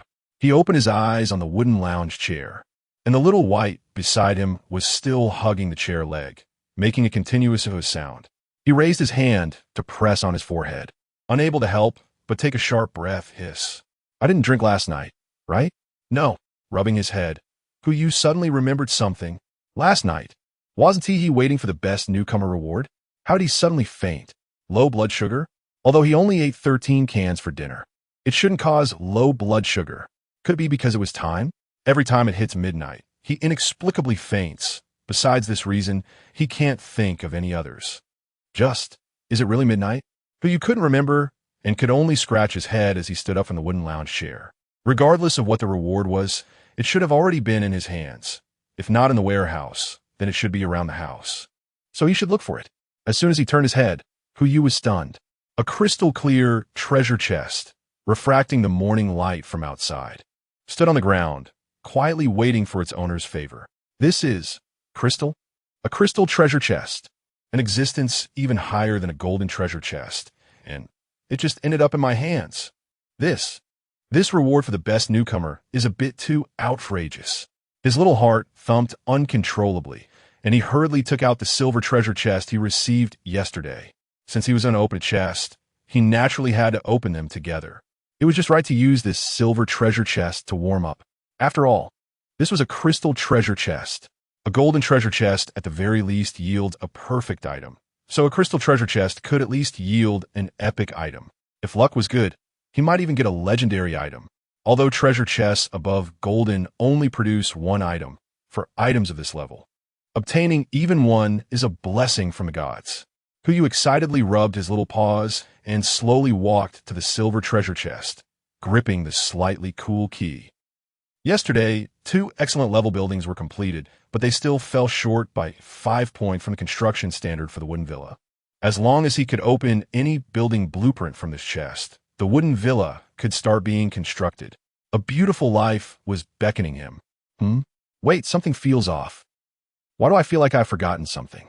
Chapter 71. Firearm Weapons. World Level Disparity? Never mind. It's more important to open the chest first. Ding. Opening the treasure chest may trigger. Treasure chest trap, excellent level building blueprint, perfect level weapon, excellent level tool. You can exclude one option. Unfortunately, there is no skill book. But it's not a perfect level building blueprint. That's simply great. If another perfect building blueprint fragment comes out, you might just faint right there. Exclude the treasure chest trap. With a twist of the key, the lid opened, and the chest immediately emitted a deep purple glow. A piece of parchment and a long sword lay inside the chest. It seems to be a weapon and a blueprint. Kuyu didn't pay attention to the long sword, but directly took out the cowhide paper, constantly praying in his heart. Please bless me. Please bless me. Don't let it be something as frustrating as the bluestone well again. My little heart can't take it. Should I build bluestone floor tiles? Excellent. Material consumption. Stone, 0-2000. Cement, 0-1000. Bluestone floor tile blueprint, 0-1. Tools. Mason's knife, any ruler. Note, the floor tiles will be laid around the building, occupying the territory within the enclosure. Only 2 materials, besides stone and cement. There are no other material requirements. This simple and straightforward excellent building is completely different from that well. Kuyu smiled with satisfaction, put the craft paper aside, and planned to buy materials from a VIP mall after unpacking the box to start the construction. Look, there's a great sword right in front of me. A perfect level weapon, and it's just a sword? I guess it's probably not as effective as my excellent grade bow and crossbow. But considering your rank, I'll give you some face. Who was still thinking when he reached out to grip the sword's handle and cast a high-level appraisal. Ding! High-level appraisal. Dragon blood sword. Perfect a steel sword that is bathed in dragon blood. When attacking dragon-type creatures, it deals double damage and slows down the bleeding process. Quality bonus skill. Perfect when wielding this sword, you gain the gaze of dragons. All dragons within a 1-kilometer radius will stare at you. Note, shift. Don't say I didn't tell you. Using this sword to cut through meat will lock in all the juices except for the blood. It smells incredible when roasted. Kuyu may raise an eyebrow, wondering, is this a barbecue grill or a dragon-slaying sword? A dragon? Are there really dragons in this wilderness? Although there are sand lizards over 5 meters long, a dragon seems a bit too fantastical, right? I don't even know if it's a big lizard with wings or a belief from our great heavenly dynasty. The main event is here. After unboxing, only one item can be obtained, which means I only have one chance. Kuyu rubbed his hands, took 3 deep breaths, and finally placed his hands on the crystal key. Ding! Open the treasure chest. Possible triggers. Legendary skill book, epic weapon, legendary building blueprint, legendary materials. You can exclude one option. Notriasure chestrap. This means he can exclude one of the 4 rewards he doesn't want, allowing him to obtain one from the remaining 3 choices. Legendary, epic, legendary, legendary.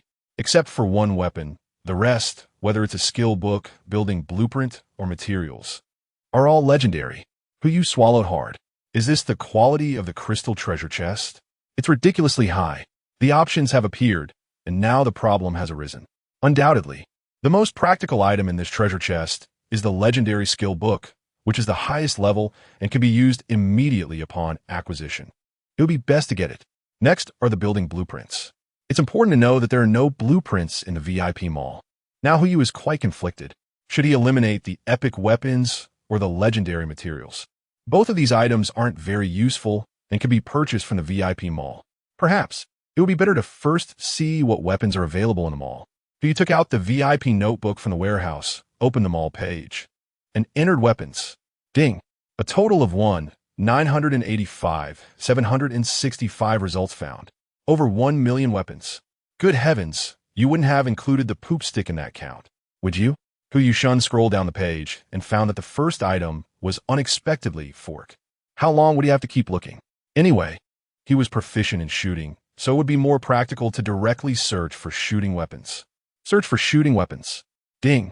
A total of 786 results found. Well, that's much less. You focused his gaze and found that the first one in line was the crossbow he used. F. Repeating crossbow, excellent grade weapon. Price, 120 gold coins. F. What does the letter in front of this crossbow mean? Who still didn't understand and continued to read on. E. Ordinary Desert Eagle, common grade weapon, a signature of the classic hunting pistol, but due to its excessive recoil and an empty weight exceeding 2 kilograms. It's hard to take to the battlefield. Note, as an old relic, it's better to stay honestly in the collection room. Price, 10 silver coins. You rubbed his eyes to confirm that he wasn't mistaken. A price of 10 and it's silver coins? Is this the price of a handgun? Even for an ordinary Desert Eagle, this price seems ridiculously low. You frowned and tried to click on the purchase. Ding. Purchase successful. Due to the difference in world levels, currency settlement is 100. What? You looked at his account where 10 gold coins have been directly deducted. And the Desert Eagle also landed in the palm of his hand. The world level difference. He suddenly recalled the third system prompt he had seen last night, which stated that when entering the next world, all resources would be reduced by a certain ratio. Could this ratio be 100? A chill swept over his heart. 100-fold reduction. If this also includes the size of ingredients and various abilities, then that would be too terrifying. Moreover, he currently had only 344 gold coins. If he entered the E-level world, wouldn't that mean he would only have 3 gold coins? No. Resources, currency, food. Before going to the next world, I must accumulate enough to survive even after 100-fold reduction. Otherwise, with my current food intake, it will be impossible to survive. Hey, what was the second prompt? You furrowed his brows, but he just couldn't remember. The system had prompted him before, but there were no records present, so he couldn't see anything. Forget it. Once he pushed the door open and went out, he would ask other people. Since firearms could be purchased, even if the price was a bit high, he wouldn't use weapons from a lower world. So, exclude epic-level weapons. After eliminating the options, you grasped the crystal key again and gently twisted it. Chapter 72, Legendary Skills. Another base discovered. The lid of the crystal treasure chest slowly opened. An orange light filled the entire room. A square book lay quietly in the chest, waiting for its owner to peruse it. A book. It's a skill book. You took a deep breath, held it in, feeling as if his heart was about to leap out of his throat. A perfect level high-grade appraisal was already incredible. If it were a legendary level skill book, wouldn't that be? You shook his head, not daring to think too much, and quickly reached into the treasure chest to take out the skill book. The deep orange cover was somewhat eye-catching, as if a layer of gold dust had been sprinkled on it, with ink-colored characters adorning the upper right corner of the cover. Stamped in ancient small seal script with 2 words. What food? Before you could understand it, a system prompt popped up in front of him. Ding. Congratulations. Host, you have obtained the skill book Gluttony, legendary. Do you want to learn it? Gluttony? That name. Sounds somewhat familiar, right? That's one of the original sins in the 7 deadly sins, isn't it? Good heavens, is this a skill or a curse? I already have a big appetite. If I get gluttony as well, you might as well send me to the zoo to eat elephants. However, out of respect for a legendary skill, you wouldn't just use it as a table leg. He decided to perform a high-level appraisal first. High-level appraisal. Gluttony, legendary skill book named after one of the 7 original sins. This skill has been endowed with powers that originally did not belong to it. The master of gluttony will turn everything they consume into nourishment for their growth, whether it's air or microorganisms. Note, after mastering it, you will no longer need digestive aid tablets. From the description, this skill is not ordinary strong. However, for some reason, Kuyu always felt something was off, but he couldn't quite put his finger on it. It felt like wanting to say something but forgetting it after being interrupted. The discomfort was no less than being interrupted while trying to sneeze. Forget it. I can't just leave a legendary skill unlearned, right? Even a salted fish would look down on me for that. Learn. Ding. The book transformed into a white light and disappeared from Huyu's hands. And his skill bar added a new skill. Gluttony. Before his heartbeat could return to normal, Huyu felt a wave of hunger rising from his stomach. Gulp. I'm hungry. It's just the right time to test the effects of gluttony. Huyu casually took out a can of meat, opened the lid, and scooped a spoonful into his mouth. Ding. Gluttony. Physique 001 got it. This gluttony actually directly increases attributes. This data, 001, using this to feed a beggar would be an insult to their dignity. However, Huyu continued to stuff minced meat into his mouth, and a bold idea gradually formed in his mind. Eating canned meat itself wouldn't increase attributes. But foods like bear paw instant noodles and seafood mushroom soup would increase certain attributes just by normal consumption. If he added binge eating into the mix, would it double stack? He had to give it a try. Soon, an entire can of meat was consumed by Huyu, and his constitution increased by 0.1. Although the number was small, it was good that it could accumulate. He didn't know if it was due to binge eating or just because his stomach had opened up. But Huyu was getting hungrier and hungrier. It seemed like it was time to prepare breakfast. The amount of food one person could eat was limited, and if he just filled his stomach with canned meat, wouldn't the bear paw abalone in the warehouse go to waste? He pushed open the door, ready to start cooking. Huyoshing eagerly pressed his hand against the door, waiting for the system prompt to pop up. Putting everything else aside, you can't possibly give me 3 wastelands this time, right? If it really turns out that way, then I will just have to resign to my fate. Ding. Opening the door. You might encounter the outskirts of the Red Dragon Forest, C, the Wailing Abyss, B, or the peak of the White Dragon Snow Mountains. And you can exclude one option. This is, Huyu is stunned. There are no wastelands, no treasure lands, and no fertile lands. Instead, there were more place names he had never heard of, and these place names were followed by levels. Could it be that these are regional levels? The last wasteland was rated only D, yet there were sand lizards over 5 meters long. Then what about these places? Who shook his head, not daring to think too much? Red Dragon Forest? White Dragon Snow Mountain? Could it be that there are really dragons in this world? If we consider the system's rating, it's not impossible. Gulu. Huyu swallowed his saliva and dismissed the idea of going to the top of the White Dragon Snow Mountain. Whether it was its rating or the environment suggested by the place name, it was definitely not somewhere he could go right now. Steady. First, he needed to take it easy and observe. After eliminating the options, Huyu gritted his teeth and raised his hand to push open the door. As the wooden door opened, a unique humid heat from the forest rushed toward him, and sunlight filtered through the gaps in the leaves, casting down on the tips of the small grass. Huyu was stunned by the scene in front of him, not because of the forest, but because of a building right in front of him. A base that was undoubtedly much more upscale than his wooden house was no more than 5 meters away. The swimming pool was almost touching the large iron gate of the property. The iron gate was solid, without any hollow patterns, so one could not see inside from the outside. Huyu couldn't see inside, and the inside couldn't see outside either. He let out a long sigh, forcing himself to calm down, but his hands couldn't help trembling. This kind of building was not something his generation of survivors could construct, and there was only one reason for its existence: the base of the previous generation of survivors. Apart from that, Huyu couldn't think of any other possibility.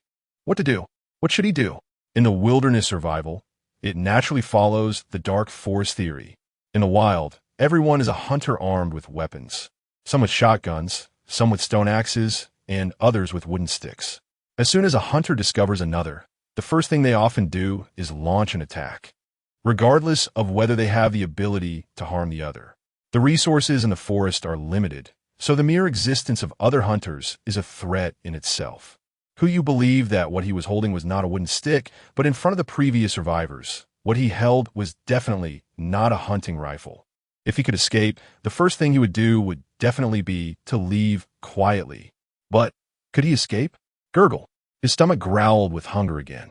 Huyu frowned and had no choice but to gently close the wooden door, taking out the only 10 cans of meat in the warehouse.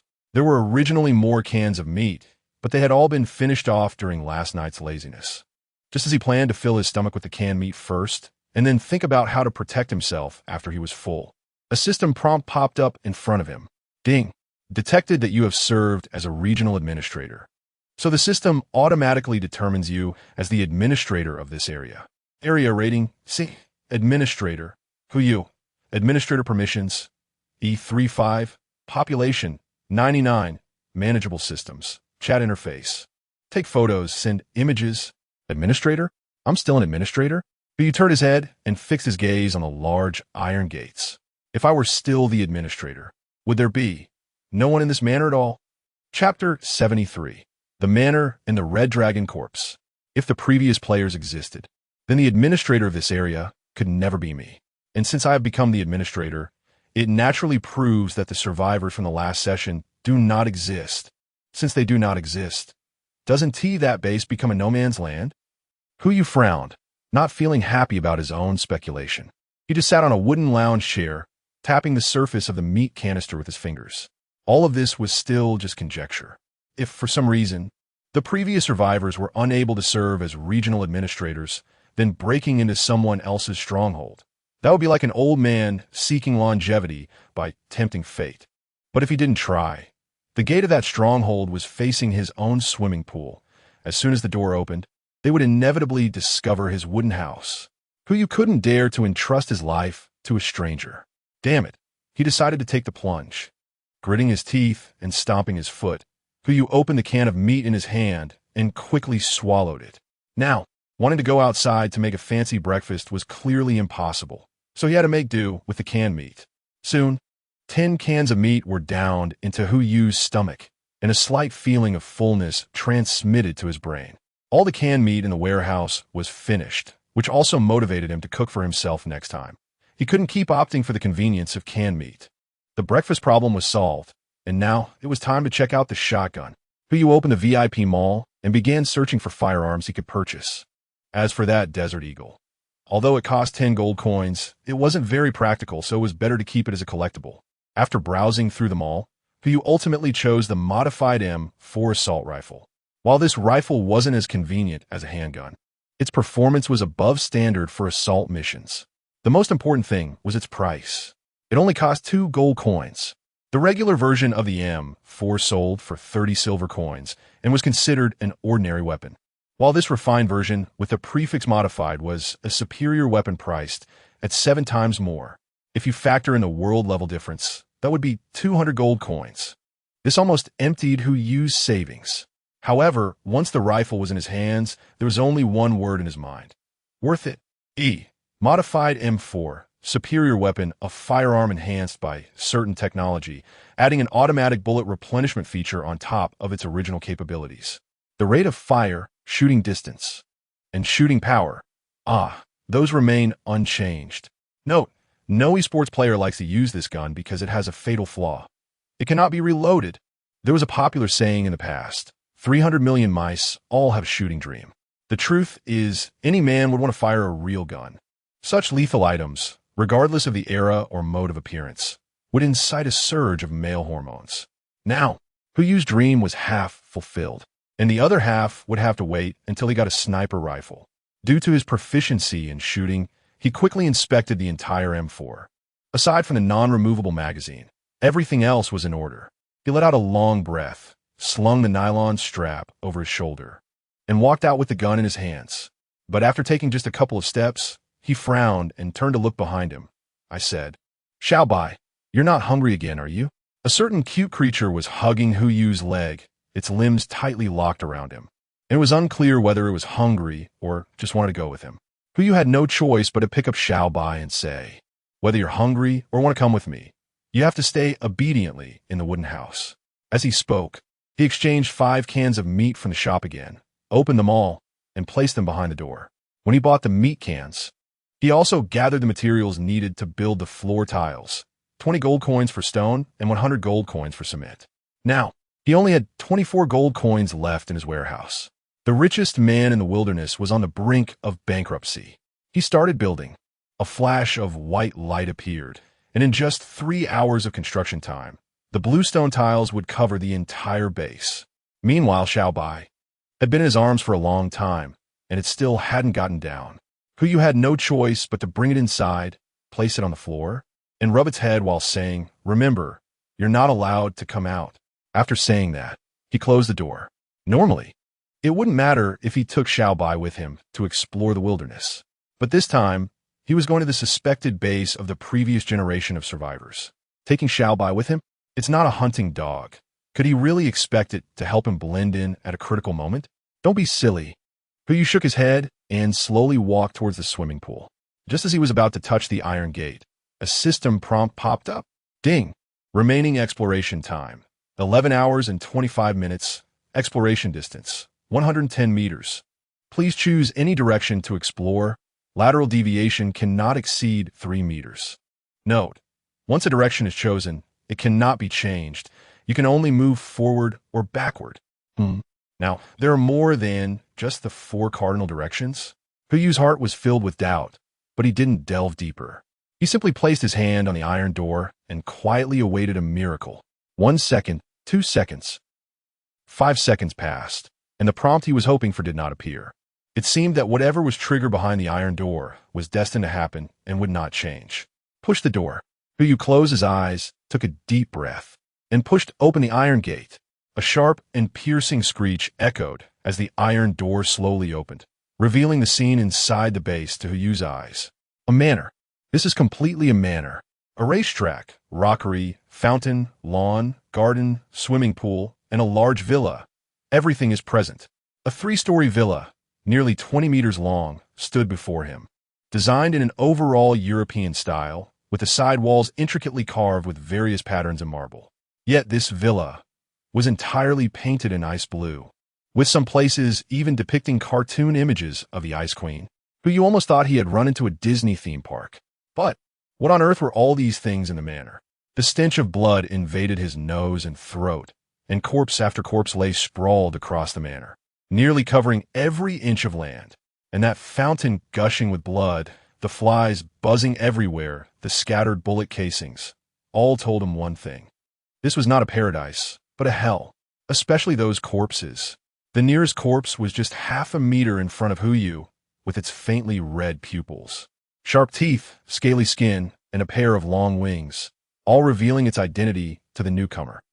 A dragon. The red dragon from the Red Dragon Forest. Even though it wasn't as gigantic as the red dragons he had imagined. All its physiological features indicated to Huyu that it was a Western dragon capable of soaring through the skies. In other words, a big lizard with wings. Not just this one, but there were no fewer than 1,000 such corpses in the entire manor. And all the red dragons were facing in one direction, toward the Iron Gate. It seemed that before dying, they all wanted to escape from here. What on earth could cause a group of red dragons to die here? Huyu thought of this and couldn't help but shiver. Even though he was holding the modified M4 in his hand, he felt a bit afraid to move forward. Chapter 74. Who are you? There are 3 situations in life where it is very difficult to refuse someone else's request. These 3 situations are during the new year. He's still a child, and since I'm already here. Once triggered, even if you don't want to agree to something, you will still mentally go through it. Is doing this thing going to have particularly large drawbacks for yourself? If not, then you might as well agree. Especially the last one. Since I'm already here. Huyu let out a and muttered to himself, it's already at the doorstep. Not going in to visit the host would be too rude. I should go take a look. After saying that, he stepped towards the nearest red dragon corpse. Before visiting, he thought it would be better to identify this red dragon first. This way, he could not only know what this thing was, but also have a sense of the host's strength. After all, having so many corpses displayed in the manor must be a waste, right? He had just acquired a perfect grade barbecue grill, which would come in handy, arriving in front of the red dragon corpse. Huyu placed his hand on its forehead and released a high-level identification. Ding! High-level identification. Red-winged dragon. Dragon subspecies, a branch of the red dragon lineage. Possessing only basic intelligence, thus often wandering the outskirts of forests, worshipping high-level pure-blood dragons, and exerting suppression over other non-dragon beasts. Note: remove the wing scales from the dragon. Brush on a layer of marinade, coat with breadcrumbs, and fry until golden brown on both sides. Even the neighbor's child will cry out in envy. Not a red dragon? just a subspecies. Hu looked at the red-winged dragon in front of him, which had a wingspan of nearly 2 meters, and found it hard to believe. If a creature of this size is just a subspecies of dragons, then the real dragons must be as big as the villa in front of him. Would his barbecue grill still be usable? If he really attracted a dragon, who knows, it would end up being roasted. Hu shook his head, dismissing the thoughts in his mind, and continued deeper into the manor. The further he went, the more he felt a sense of regret. The garden had been crushed by the corpses of red-winged dragons, and the unknown flowers had long since withered. The surface of the swimming pool had turned a deep crimson, and the edges were faintly cracking. The tennis court, stables, lawn, and all the visible facilities around had all become unrecognizable. Without these corpses, this manor would be a rare work of art. But unfortunately, imagination is just imagination. Now, they didn't even know if the owner of this place was alive or dead, and they were already thinking about coveting someone else's property. It felt a bit premature. Hu let out a bitter laugh and looked up at the villa. Thud! His heart stopped instantly. The entire villa had only one window open, with deep brown curtains fluttering in the wind, and a pitch-black gun barrel was pointed straight downward. It seemed to be aimed directly at him. Hu stood still, his eyelids twitching, and he couldn't help but feel a sense of retreat. Hu gritted his teeth and took a few steps back. The distance increased significantly, and only then did he see that there was no figure behind the gun barrel. The gun was just leaning against the window frame. Phew, I almost had a heart attack. Hu let out a long breath and continued walking towards the villa gate. Since he had been focusing his attention on the direction of the villa, he didn't notice a black and white, round head peeking out from behind the iron gate. It was Xiaobai. After finishing all 5 cans of meat, it immediately ran over to follow Hu. Seeing Hu's figure, it hurriedly caught up. As for the corpses of the red-winged dragons along the way, else.But didn't pay them any attention at all. Hu's hand was already resting on the villa's door. For some unknown reason, he had developed the habit of pausing for a moment before pushing the door open. Even though he knew that no prompt would appear, he still did it. Hu felt the coldness in his palm and couldn't help but lean forward, carefully staring at the door that seemed to be marble. No, something's not right. This texture seems to be Hetian jade. Hetian jade and marble are both types of stone. From a distance, pure white marble in the sunlight doesn't look too different from Hetian jade. But once you get closer, it's a completely different story. Hetian jade and marble are on entirely different levels.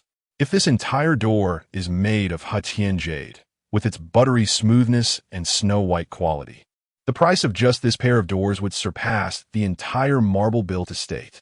It's been almost 10 minutes since I entered the estate, and there's still no sign of life in the villa. It seems there are no living people inside. Since that's the case, I think I'll just take this door. I wonder if that perfect grade saw can cut it down. Hu mumbled as he pushed open the jade door, instantly stunned by the sight before him. Neat, luxurious, resplendent. A long corridor appeared in front of him, and just 2 meters ahead to the left was the living room.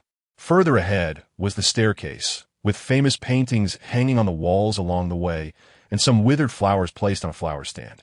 Normally, these furnishings would seem quite ordinary, but whether it was the flower stand, the picture frames, or the floor tiles beneath his feet, they were all made of jade. The flower stand was made of jadeite, the picture frames were made of inked jade, and the floor tiles beneath his feet were made of mutton-fat white jade. If Hu's sandalwood house was luxurious, then this jade villa was truly a national treasure. No, it should be called a miracle.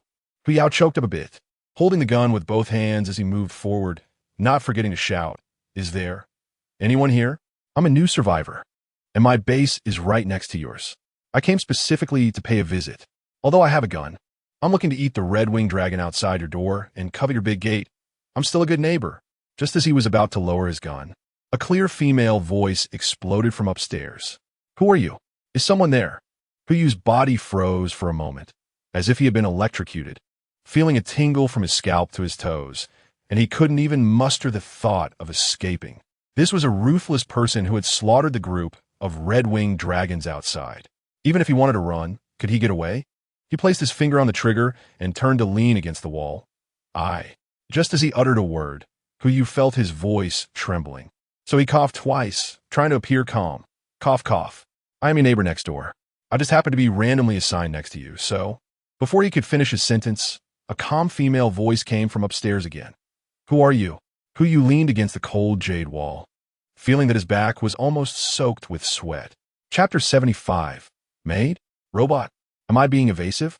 If I say I'm here to visit, I definitely won't do anything else. If you don't like it, I can leave right away. You. Who are you? This is the third time.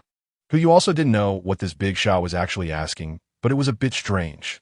The same question asked 3 times. And the tone of this big shot upstairs was exactly the same. It was like a recording. Big shot. Who you had a guess in his heart, but it still needed to be confirmed. Didn't I say my name is Who you? Could it be you still want my personal resume? I'm not here to apply for a job. This statement not only leads to the next topic, but also maintains a sense of humor while being polite. If the person upstairs were a normal person, they would never repeat the same question for the 4th time. If they do repeat it, then it proves that the person upstairs is definitely not human. Who are you? This is the 4th time. As expected, the person upstairs is not human. Who you was instantly excited and immediately circled around the jade wall, marching towards the building. But just as he turned to the stairway, no, dozens of black gun barrels were pressed against his head. The cold sensation, accompanied by a calm female voice, echoed the same question for the 5th time. Who are you? This time, Who you finally saw who was speaking. A robot. At least 20 gun barrels protruded from its body, and it was an expressionless female robot. She was dressed in a complete maid outfit, revealing a pair of lightly silver-glossed mechanical calves, and her finely sculpted face showed no expression, only her eyes flickering with a strange red light. This is bad. The only 2 words in Who You's mind. His judgment was correct. There were indeed no humans upstairs. But this is a damn robot. If it were a human, he could use his skills to charm his way out and save his life. But if it's a robot, have you ever seen anyone charm a robot? He had no choice but to raise his hands high, signaling that he posed no threat, forcing a friendly smile on his face. Just as he planned to slowly back away, a system prompt suddenly popped up. Ding. Huh. Who You's eyes lit up as if he had grasped a lifeline. After eliminating the last option, he immediately spoke. 9527. What are you doing? As soon as he finished speaking, the red light in the eyes of the maid robot instantly went out, replaced by a pair of green lights. The gun barrels seemed to have been put away somewhere and were replaced with a broom. Master, 9527 is executing a cleaning task. Please give your instructions. Goodness. Speaking nonsense with eyes wide open. Just now, you were clearly carrying out an assassination mission. If it weren't for my cleverness, I would have been shot in the head by you. Who You's mouth twitched, and he didn't want to complain in front of this person. However, since the sound just now came from a robot, does it mean there are no other people upstairs? Every day like this, can there be a little less of a plot twist? My heart almost gave out from the scare. Ahem. Who You coughed twice. Looking at the obedient robot made in front of him, he decided to play it safe, and, is there anyone upstairs? Yes. Who You? Really? Is that true? I haven't read much, so don't lie to me. I've already made it home, and your master is still sleeping upstairs?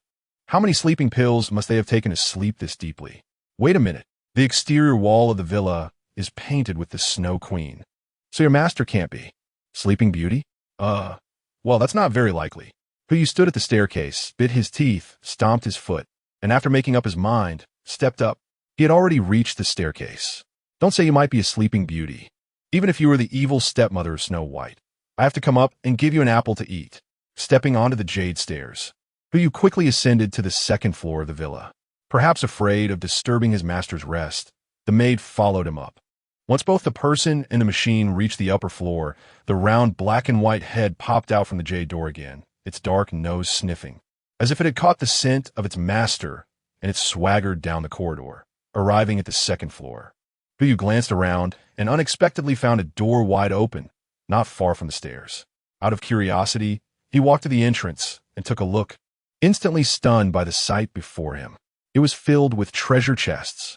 The lowest quality one was a golden chest, while the highest quality ones were made of jade, including both black jade and white jade. However, unfortunately, all these treasure chests had been opened. It seemed this was a collection room, containing the treasure chests that the villa's owner had previously opened. Judging by the number, even if one chest was opened each day, The villa's owner had lived in the wilderness for no less than 100 days, and this was only counting the chests above gold. It's hard to imagine what kind of threats could still endanger the life of such a survivor. Hu Yushun casually closed the door and continued walking to the top floor. If nothing unexpected happened, the master bedroom should be on the 3rd floor, and the previously open window was also on the 3rd floor. When he arrived at the 3rd floor, he found a large door blocking the stairs and the 3rd floor. Such a design is usually only used for access to a balcony, and its appearance here seems somewhat out of place. Hu Yu didn't pay attention to these and pushed open the white jade door. As the door opened, a cold wind rushed in, carrying the damp scent of earth, mixed with a hint of blood. Hu Yu turned his head and found that the cold wind was blowing in from the window. And right by that window stood a figure. The figure was dressed in red, with long black hair lifted by the wind, and there was even a faint fragrance. Hu Yu couldn't tell if it was the incense in the room or something else. His mind was consumed by a single thought. It's fake. This is definitely fake. But at that moment, a female voice, resembling that of the robot made by 90%, rang out. You're here? Hu Yu widened her eyes, frantically hypnotizing herself in her mind. It's fake. This must also be a robot. It just has more hair. She should only be able to say this one sentence. Have a seat. The second sentence floated out slowly, as if inviting an old friend not seen for many years. Before Hu Yu could react, the third sentence drifted into her ears. The room is a bit messy, 9527. Come and clean it up? Just as she stood there in a daze, there was suddenly a collision behind her. 9527, start the cleaning program. The robot maid bumped past her, directly rushing into the room, swiftly running to the open window, placing a gun of unknown model on the bedside, and casually closing the window, with a broom in one hand and a rag in the other. It actually started to clean up. Hu Yu felt a bit dry in the mouth and really didn't know what to say for a moment. What to do? What should I do? Chapter 76. Startled from a dying illness, he smiled and asked where the guest came from. There was no escaping now, so it was better to be more gracious and take the initiative to greet this person, trying to leave a good impression. Not to mention anything else. Just from the tone she had when she spoke earlier, she didn't seem like a difficult person to get along with. Huh. Hu Yu let out a long sigh and forced a smile. Senior, I hope it's not too presumptuous for me to visit without bringing anything. Do you like seafood? How about an 18 or 19-pound king crab? Or we could have half a sea urchin. Let me tell you, the gel-like substance in the abalone is quite abundant, making it an excellent tonic for beauty. So shall we have this for lunch? As soon as he finished speaking, Hu Yu chewed over his own words. Not too humble, nor too arrogant, progressing step by step, maintaining politeness while adding a touch of playfulness. Any normal person would never harm themselves. But the premise is, she has to be a normal person. After living in the wilderness for so long, it's probably normal to be abnormal. I'm already dead. The sudden, calm statement caught him off guard. Dead? Dead and still able to speak? Could it be that you are the legendary sitting up in bed, laughing and asking where the guest comes from despite being on the brink of death? Before he could say anything, the second sentence floated out. He didn't know if it was Shang Yun or Harris. The woman's tone carried a hint of sadness. Of course, it could also be someone else. If 9527 has been destroyed, something feels off. The more he listened, the more it sounded like a farewell message. Could it be? Hu Yozhuang gathered his courage and walked slowly towards the figure in red, still smiling as he said, Senior, what are you talking about? I don't understand. If it was Shang Yun, the woman let out a bitter laugh and said, Hi, I'm sorry, I didn't keep my promise to you. That diamond treasure chest has already been opened by me. Diamond treasure chest. Hu Yu's pupils contracted, and she was directly stunned in place. As for the diamond treasure chest she mentioned, Hu Yu's gaze searched the room, but he did not find any trace of treasure chests. In the previous treasure chest room, he also did not see the so-called diamond treasure chest. Unfortunately, I triggered a trap, and my greatest legacy is left in. Never mind, I won't say more, so Harris doesn't find out. In any case, you should know where it is, right? The code is the sum of our birthdays. The woman's next words piqued Hu Yu's curiosity again. A trap? Could it be that this was the cause of the senior's death? Besides that, Hu Yu couldn't think of any other possibility. Many red-winged dragons had died in the manor, but those corpses were only scattered outside the villa. This master bedroom, and even the entire villa, showed no signs of damage. So the woman in red clearly did not die from an attack by the red-winged dragons. If what she said was true, that she opened the diamond treasure chest and then triggered the treasure chest trap, then that could very well be the cause of her death. It could even also be the cause of the deaths of those red-winged dragons outside. As for Harris, the woman in red spoke again. If you find this room first, please pass on what I just said to Shang Yun, and the reward will be my gun. You've always wanted it, right? Yes. Hu Yuho shamelessly said, from now on, my English name will be Harris. A survivor who can open diamond treasure chests must possess extraordinary weapons. Just consider it compensation for the mental distress you've caused me so many times. However, Hu Yu furrowed his brows again. Something wasn't right. Since this woman wielded firearms, she should belong to the E-level world survivors. Why did she die in the F-level world? The former possibility was slim, but the latter was still possible. If someone else had come, the woman's voice instantly turned cold, and then she seemed to remember something. Forget it. If you could bypass 9,527 to get here, there's nothing I can do about you. As I said, pass on my last words to Shangyin, and the rest is up to you. With the last words finished, Hu Yu finally breathed a sigh of relief. But he still remained in place. He was scared. Scared that this senior still had a backup plan. Scared that if he wasn't one of Shang Yun or Harris, she might have 9,527 attack him again, despite the maid robot still cleaning. Hu Yu remembered how she had emerged with gun barrels all over her, although the likelihood of that happening was low. After all, she still needed him to relay her message and leave her greatest legacy to Shang Yun. Shang Yun. Hu Yu silently repeated this name in his heart, firmly keeping it in mind. If he encountered her, he would tell her what he had just heard, considering a task he had taken on, and the reward for the task. Hu Yu's gaze was fixed on the unknown model of the gun as he slowly approached the figure in red. Just as he reached the woman in red and was about to reach for the gun, her voice suddenly erupted. That's right. Hu Yu felt his heart skip a beat, and with a sudden leap, he jumped a meter away. The woman in red spoke again.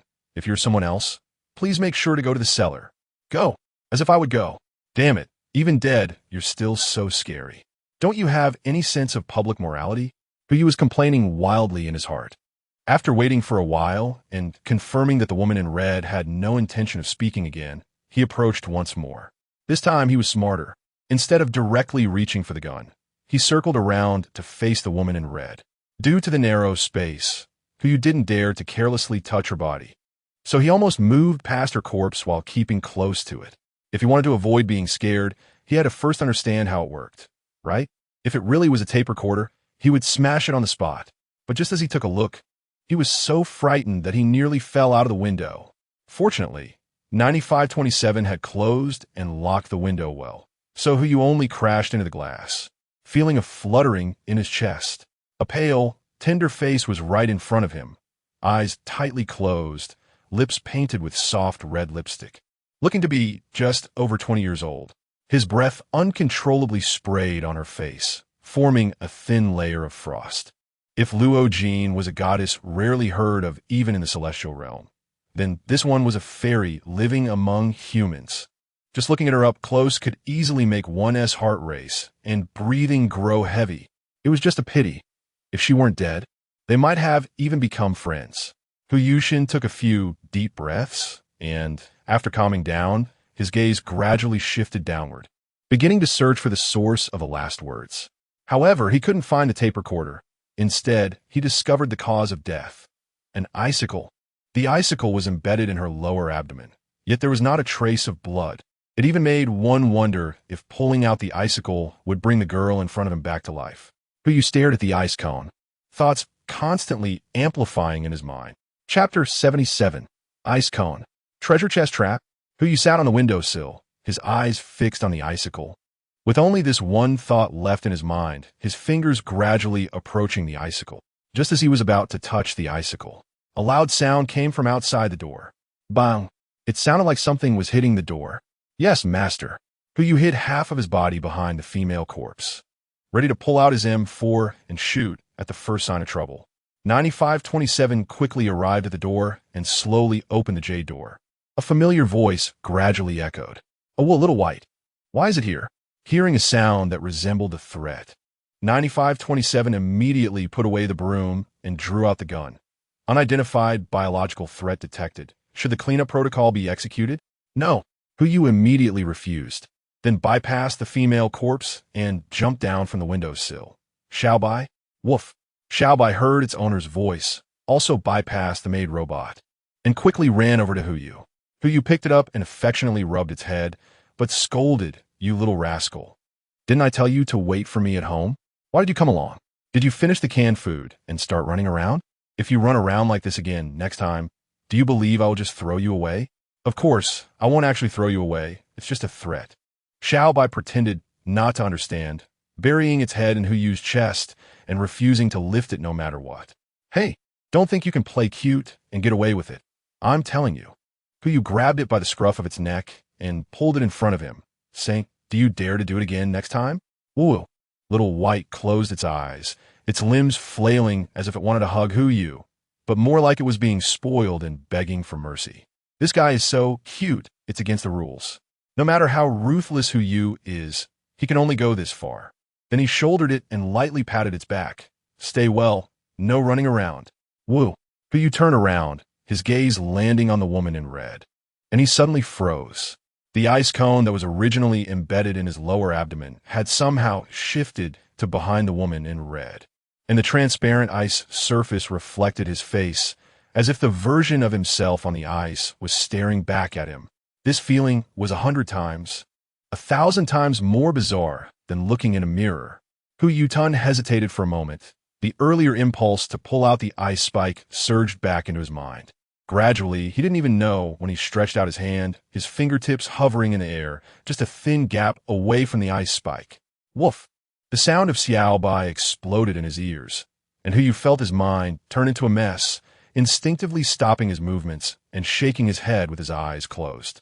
When he opened his eyes, he realized that Xiaobai, who had originally been lying on his shoulder, had somehow moved to his arm, firmly gripping his forearm with all four limbs, eyes warily watching him.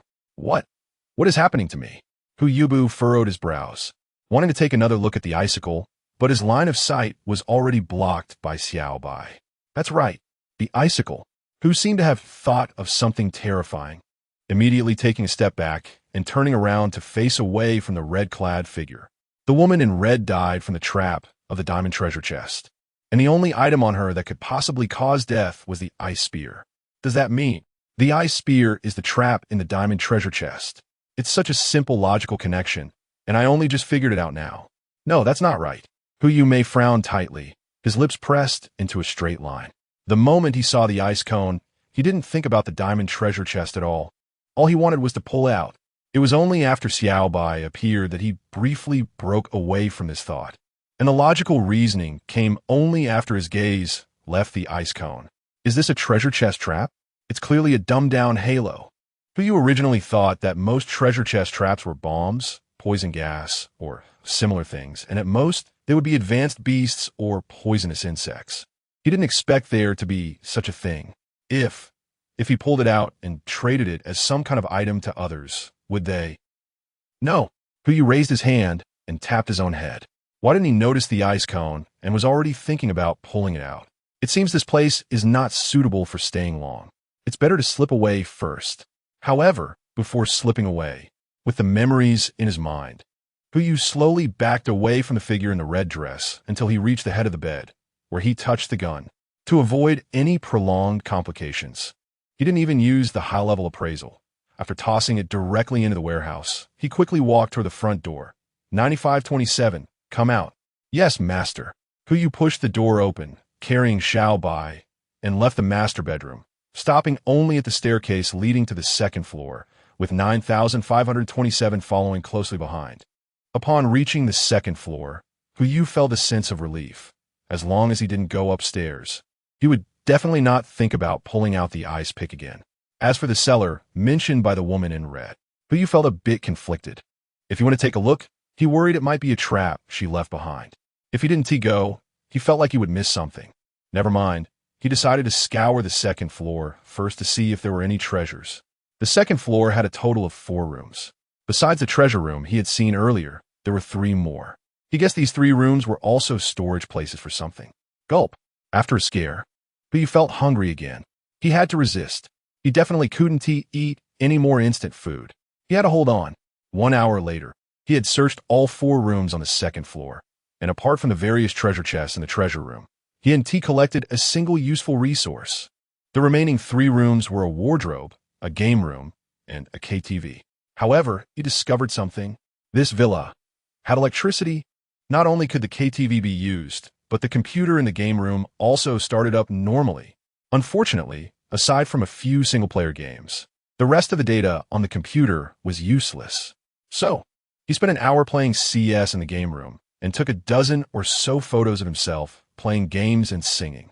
He saved them. When everything was done, those guys would be so envious. Strangely enough, the chat channel was particularly quiet today, besides a few discussions on how to distinguish north from south in the forest.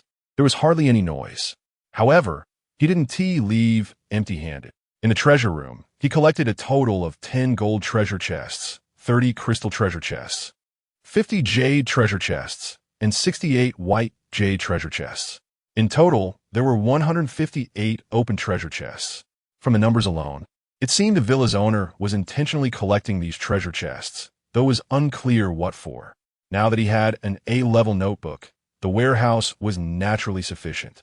Not to mention these treasure chests. Even if he wanted to pack up the entire estate, it would be enough. But this was a base, and there was no way to fit everything inside. When you arrived at the first floor, compared to the second floor, this one seemed even more barren.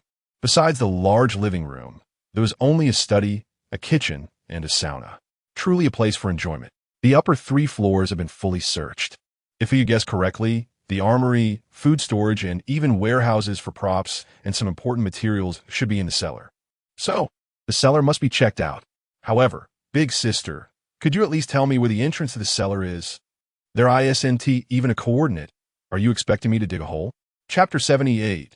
Food. I want to do resources. I also need. The stairs only lead to the second floor and do not connect to the so-called cellar. Who you searched around, and not to mention the cellar entrance. You didn't even see the sewer. 9527. Do you know where the cellar entrance is? Upon hearing this, 9527's eyes instantly turned red, and the gun barrel pointed at you again. Harris, don't even think about touching my warehouse.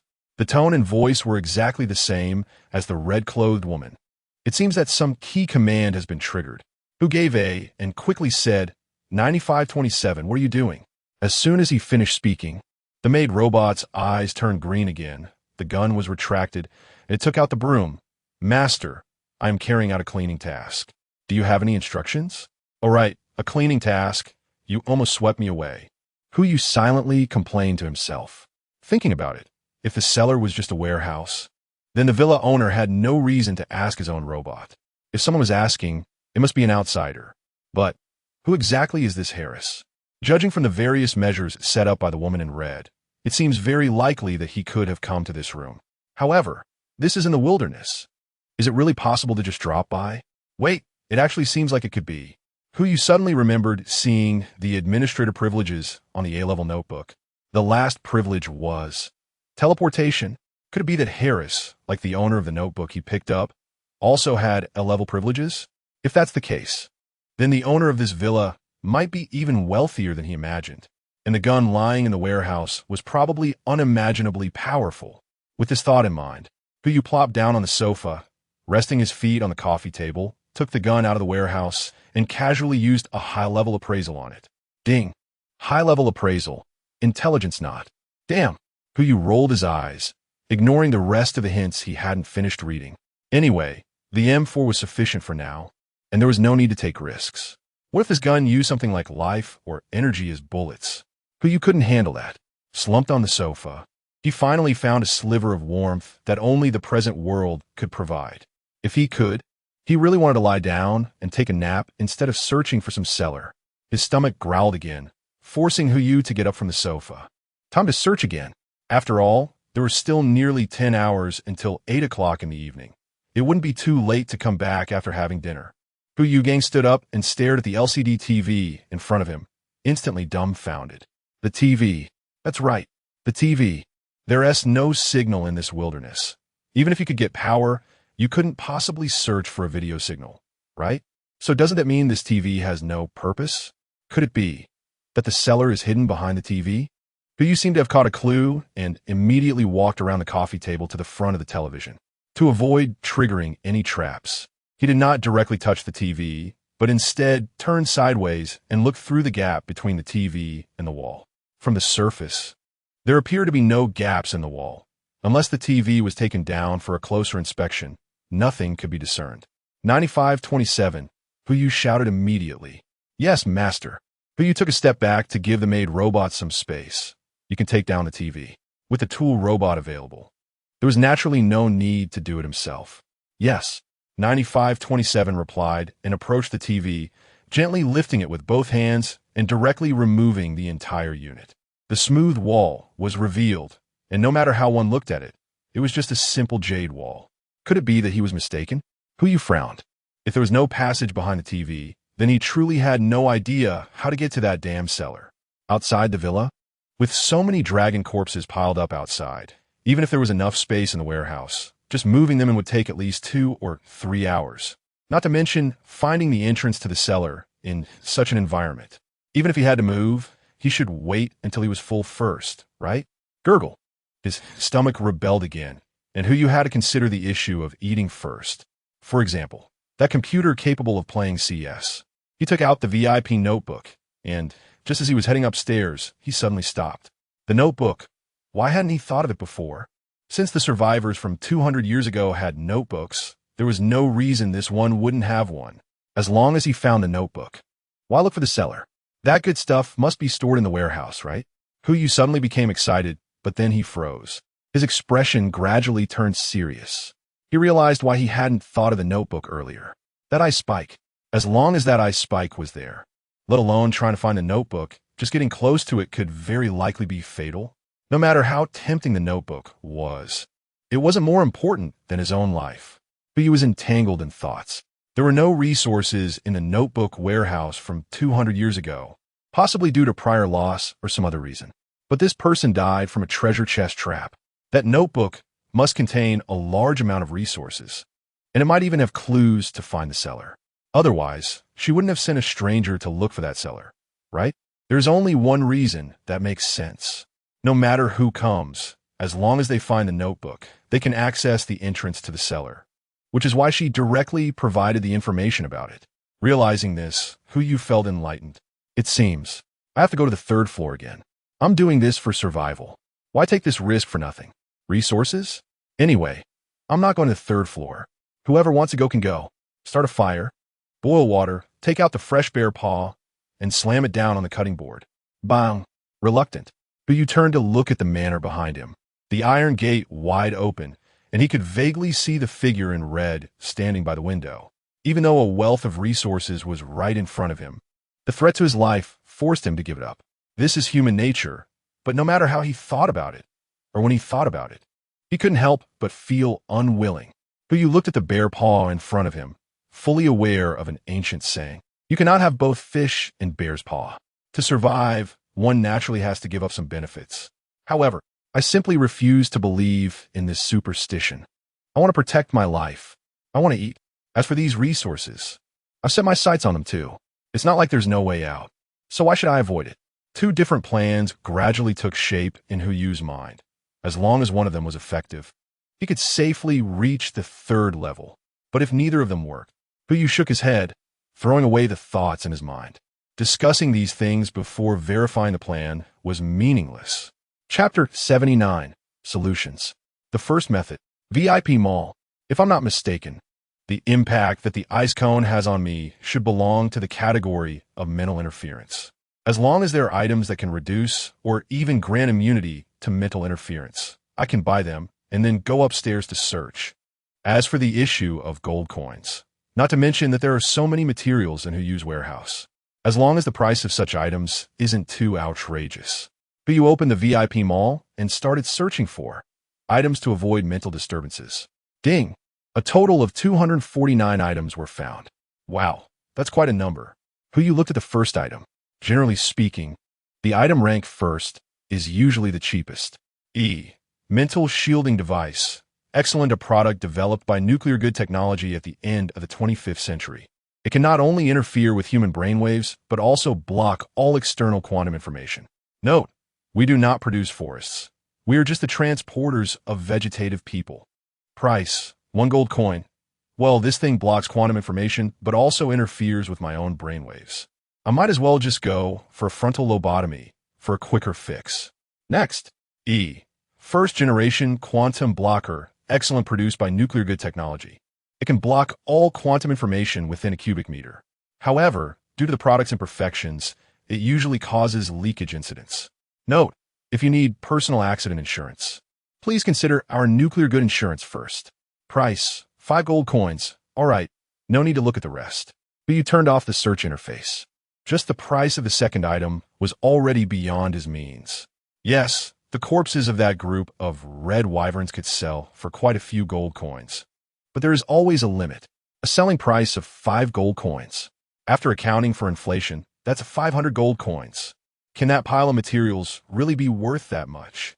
It seems. He would have to use the second method. You took the conch out of the warehouse, his eyes a bit hesitant. If this conch were more reliable, that would be one thing. But what if it also gave me a simultaneous brainwave shielding? At this moment, it would test the art of language. I need a cheap solution that neither harms myself, nor blocks or reduces mental interference. A question mixed with countless elements. Fortunately, Huyu's native language is Chinese. If this were in another language system, just this series of requirements alone would take forever to articulate. The conch reacted for a while, then there was a tremor. To the left. Huyu. Is this it? Did I not feed you or something? Last time, it was something from the back. This time it's from the left. Are you learning directional nouns like a primary school student? If you are at least throwing some east, south, west, and north. Complaining aside, Huyu still quietly turned to look to the left. The left side was a dense forest, and it was hard to tell what kind of trees they were, lush and green, with no end in sight. Forget about whether there's a way to the left. Even if there was, Huyu wouldn't go looking for it, because his exploration direction was already set. The manor was right in front of him. Boo-hoo. Little Bai seemed to have caught a whiff of food and ran over from the left, hugging his thigh and rubbing its head against him. All right. I'll cook right away. Huyu bent down and rubbed the little guy's head. After getting up, he frowned tightly. Both methods have been tried. One has no money, and the other can't be found. Could it be that he really can only wait? The left side. Huyu shook his head and looked at the little white creature that was clinging to his left leg. This guy must have run over from the left just now, right? That's right. It must be. I had felt something strange earlier. I was about to touch the ice spike, and as soon as this little guy appeared, my attention was completely on it. Could it be that it is the solution the seashell mentioned? It's very possible. After all, aside from this guy, there were only trees on the left, and considering my previous encounter on the 3rd floor, it definitely is the solution the seashell talked about. A pet that I can't even identify myself, but has the effect of avoiding mental interference. What's wrong with that? Isn't that perfectly normal? Little White, Huyu bent down and picked it up, pressing his face against it and giving a flurry of kisses. No wonder you're a national treasure. Nothing can defeat you. Woo-woo. Xiaobai tilted its head in disdain and dodged, its 2 little hands constantly reaching forward, trying to block Huyu's attack. Hey, don't dodge. Just a kiss, just one. Huyu laughed happily, and after a while of making a fuss, finally swept away the gloom in his heart. Isn't it just an icicle? Trying to stump me? Next life, please transform into a beautiful girl. Maybe I would be a little moved. Huyu looked at the quiet chat interface for a long time and took a photo of the bear paw on the cutting board. Good brothers. It's almost lunchtime. Have you prepared your lunch yet? As soon as the message was sent, the chat interface instantly became lively. What the hell? What did I just see? Isn't that Huyu? The best newcomer king is actually in our area. I just saw Hu Dalao for the first time upstairs, and he has no style at all. A bear paw? Is this what Hu Dalao is having for lunch? Too bad I don't have a photo function. Otherwise, I could show you what Spanish Iberico ham looks like. The chat interface suddenly fell silent. Those who had been in the same area, as Huyu didn't dare to send any more messages. Provocation. Does this person only have ham in their mind? How dare they provoke Hu Dalao? Huyu stared at the chat interface in a daze. Black-haired pig ham? It seems like it would be great to cook it in soup with shark fin. but I'm still missing some key ingredients. Otherwise, it would be perfect to make a pot of Buddha jumps over the wall, right? Let's just have Buddha jumps over the wall for dinner. As a celebration for getting the notebook and resources, Huyu was already thinking about the celebration in the evening, having completely forgotten the words of the person who had just provoked him. He didn't take such a level of provocation seriously. He took out the leftover ingredients from the seafood mushroom soup pot he hadn't finished last time and snapped another photo to send to the chat interface. Half a king crab, half an Australian lobster, a large amount of mushrooms, 3 bear paws. JPG, abalone wasn't suitable for grilling, so he didn't take it out, planning to use it when he made Buddha jumps over the wall in the evening. The chat interface became lively again. Did you hear? The last victim has gathered. The person upstairs eating ham. Could you please open your eyes and see? Hudalao is not eating your ham? Who you smirked? Ham? Just a salty fast food. How can it compare to seafood? Shurin, to be fair, I've had the mushroom soup. And the person upstairs is right. William Austin, condemnation. This behavior must be condemned. Chinese, what do you want to achieve by sending these images while we are all hungry? Is there no gentlemanly demeanor left? Look at this salty person worrying about nothing. It's obvious they're from the beautiful country. Chapter 80. The Watchful Eyes of the Dragon Clan. Huyu rolled his eyes and ignored the guy completely. If you don't want to see it, you don't have to look. Your chat interface isn't right in front of you like mine. If you don't want to see it, just close the chat interface. Why are you nagging me about it here?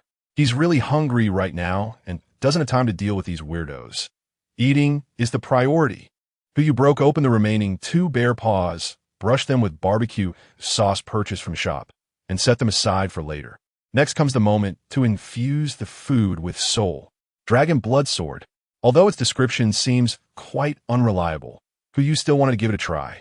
After all, there are no signs of a dragon clan around, so roasting some meat should be fine, right? Huyu held the sword hilt and skewered the 3 bear paws that were cut in half, placing them over the fire pit to roast. The firewood used was not ordinary. Usually, fruit woods are used for barbecuing, with Qinggang wood being the best in flavor, but Huyu used agarwood. Agarwood is a type of incense wood, but due to its high oil content and unique fragrance, it is regarded as a divine product among incense woods and is often collected. Using it for barbecuing is something that people living in the present world wouldn't dare to imagine.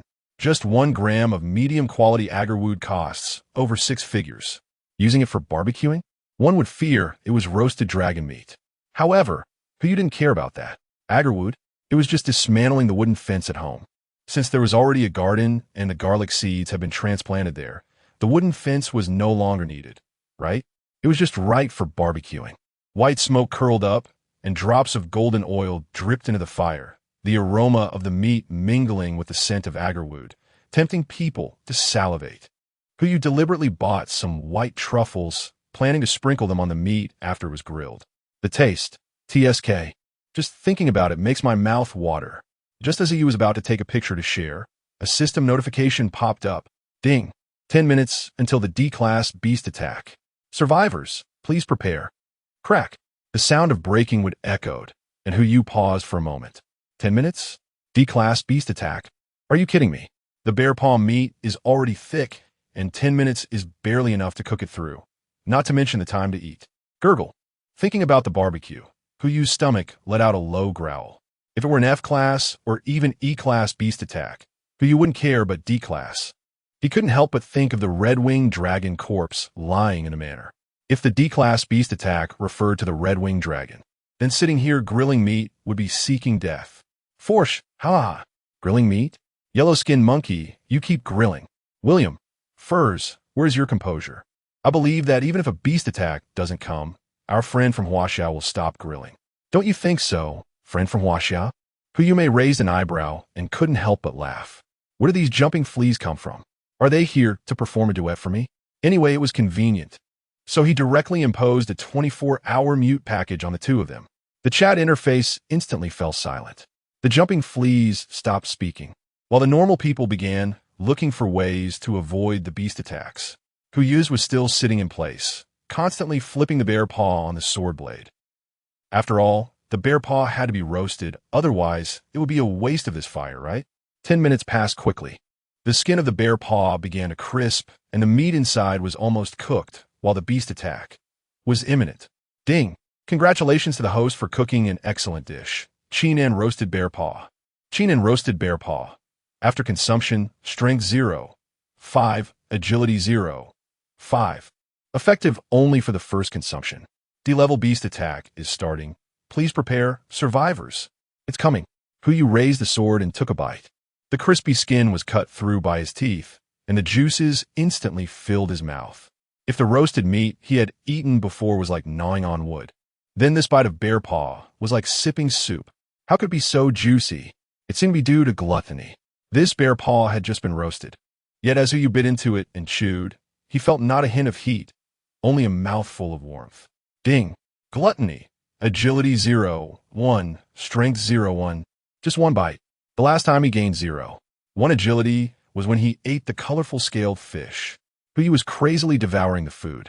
If it weren't for Xiao by starting to gnaw on his calf, he wouldn't even think of sharing one of the bear paws with it. Because he was hungry. He was really, really hungry. This was the feeling of someone who had been starving for a long time when they took their first bite of food. The hunger had been suppressed for a while, but that first bite of food completely unleashed the demon within. Beast attack? What beast attack? Is there anything more important than eating? Just half a minute later, the first bear paw was completely stuffed into Yu's stomach, and a shadow flew in from the horizon, flapping its wings as if assessing its prey. However, this prey seemed to be eating. Humiliation. This was an insult to the noble dragon race. Owl. The red-winged dragon let out a roar, interrupting someone's meal. At that moment, Yu tore off a piece of bear meat and looked up at the red-winged dragon, his eyes filled with brutality and hunger. Seeing that gaze, the red-winged dragon trembled slightly, actually feeling a sense of retreat. In that instant, the positions of hunter and prey seemed to have reversed. Hey, wait a minute. Gulp. Yuten swallowed the bear meat in his mouth and gradually realized something was wrong. This is a damn red-winged dragon. Just now, did I just provoke it? Who gave me the courage? Liang Jingru, who himself didn't know what had just happened. And the red-winged dragon did not launch an attack either. The man and the dragon just stared at each other. No way. At this rate, he would eventually not be able to hold on. Forget it. Let's shoot it first and see what happens. Yu slowly handed the barbecue rack to his left hand, while his right hand moved behind his back, planning to draw the M4 for shooting. This process had to be slow. He couldn't let the red-winged dragon realize he posed a threat. Otherwise, if it dived down directly, he would be finished. The red-winged dragon hovered in the air, possessing only basic intelligence, and had no capacity for thought. It was currently driven by instinctive fear of Yu. To be precise, it was afraid of the Yu from just moments ago. As for now, before the red-winged dragon could make any judgment, it saw a slender object aimed at itself. For some reason, it sensed an unprecedented threat from this object. Bang! A gunshot rang out, and the copper projectile instantly pierced through the red-winged dragon's skull. Ding! Beast attack leaderboard. Player Yu killed red-winged dragon 1, points 100, currently ranked first. Dead? Yu watched as the red-winged dragon fell onto the grass, twitched a couple of times, and then went still, feeling a bit at a loss. Is it really dead? A D-level beast attack, this simple? Then I might as well continue eating. Yu raised the corner of his mouth and picked up the barbecue rack in his left hand, continuing to gnaw on the bear paw. Ding! Triggered the additional skill of the dragon blood sword. You are under the gaze of the dragon race. Warning! Warning! Due to unknown reasons, the D-level beast attack you're experiencing has transformed into a C-level. Unknown reasons? What else could it be? Isn't it because of this barbecue rack in my hand? Before Yu could react, a roar suddenly echoed. Oh, unlike the roar of the previous red-winged dragon, Yu clearly felt the pressure and excitement from this roar. But so what? It's just a dragon. You can't withstand bullets, unless you come with thousands of them. I'm not afraid at all. Thinking of this, Yu's little heart couldn't help but thump. Within a radius of 1 kilometer. Could it really be that many? Chapter 81. Hesitation leads to defeat. Decisiveness is a gift. Now it's too late to throw away the barbecue rack. Even if he did, where could he throw it? 1 meter? 10 meters? Or 100 meters? Even if he threw it into the warehouse, those red-winged dragons would have already noticed Yu. Now his only choice is to face it. Even if it means facing thousands of red-winged dragons. Just as Huyu was in a dilemma, the chat interface suddenly exploded. Is this really a D-level beast attack? West coming are dragons. Dragons? They're just big lizards with wings, wow. This one claw just collapsed my wooden house. Help! Hu Zalao? Who daddy? How did you slay the dragon? I'm about to be. Dad, I called you Dad. Can you give me a copy of the dragon slaying method? I'll pay. Whatever it takes. Hey, wait a minute. Did you guys notice something? At this point, the chat interface suddenly fell silent, with no new messages refreshing for a full 10 seconds. Huyu frowned and couldn't help but ask, those who call me Dad. Wait a moment, what happened? Sharon replied, Brother Hu, the red dragon here suddenly disappeared. It seems to have flown east. Mine too. You're not alone upstairs. The dragon on my side is also missing, but it's flying west. Wait a minute. Hu suddenly thought of something and hurriedly asked in the chat interface, did all the dragons over there fly to the place where the sound just came from? If so, that's the worst case scenario. All. No, at least most of the red-winged dragons are advancing towards us. Sharon, yes. Hey, how did you know Hu? Isn't it obvious? I guess the dragons on your side were attracted too, right? Is the one upstairs stupid? Who is the one who killed the red dragon? Wait, who? That sound. Could it be the noise you made when you killed the dragon? Although I really don't want to admit it, you guessed right. The first thing we need to do is find a solid defense. A couple of red-winged dragons can still be killed, but dozens or hundreds. We should just hide for now. Fortunately, there's good news. The strongest defense is right in front of us. In the manor villa, we can only withstand the attack of the red-winged dragons by entering the Jade Villa first. But what about the wooden houses? Although the wooden houses are of a higher level than the log cabins, their sturdiness hasn't improved much. From the chat records just now, someone's log cabin was destroyed by a claw, so my wooden house probably won't hold out for long either. Unless, upgrade. Huyu hurriedly carried Xiao by and held the barbecue grill, sprinting towards the manor at a 100-meter dash speed. The bluestone pavement had been completed, and the building score had reached 325, exceeding the requirements for a wooden villa. Now, they only needed materials to build the wooden villa, 1,500 pieces of wood and 1,000 ropes, both of which were not expensive, totaling only 25 silver coins. But the 4 pieces of wood over 3 meters were the main concern. Search for wood over 3 meters. There wasn't enough time to look. They could only buy it now. Luckily, the VIP mall had a voice search function, allowing Huyu to purchase while running. Ding! A total of 98,642 results found. Buy me 4 the cheapest ones. This one can't be that expensive. Huyu now has 24 gold coins, and even if it costs 5 coins for one, he can still buy it. Purchase completed. A total of 4 gold coins consumed. Damn, 1 coin each? I might as well chop it myself. A prompt sound rang out, and Huyu, holding Xiao Bai, arrived at the iron gate. He couldn't afford to feel regret. Currently still in the base, Huyu noticed that the red-winged dragons had not yet arrived, so he stopped outside the iron gate. He opened his notebook, purchased the remaining materials, and then clicked the upgrade button. Ding! Do you want to upgrade to a wooden villa? Excellent. Materials required. Having read through this series of information, Huyu skipped directly to confirmation. Yes, a white light flashed before him, and the wooden house was instantly enveloped in white light, including the swimming pool and garden in front of him, as well as the earthen stove beside the house. Construction will take 3 hours. Please be patient. Since your wooden house is a hybrid wooden house, after upgrading to a wooden villa, it will automatically become a hybrid wooden villa. Phew, the first task is half done. Just as Huyu turned around, intending to push open the iron gate and enter the manor, a roar sounded above his head. It was the same as the previous roar of the red-winged dragon. It seemed that one had arrived recently. Without raising his head, Huyu directly lifted the M4 and pulled the trigger. Bang!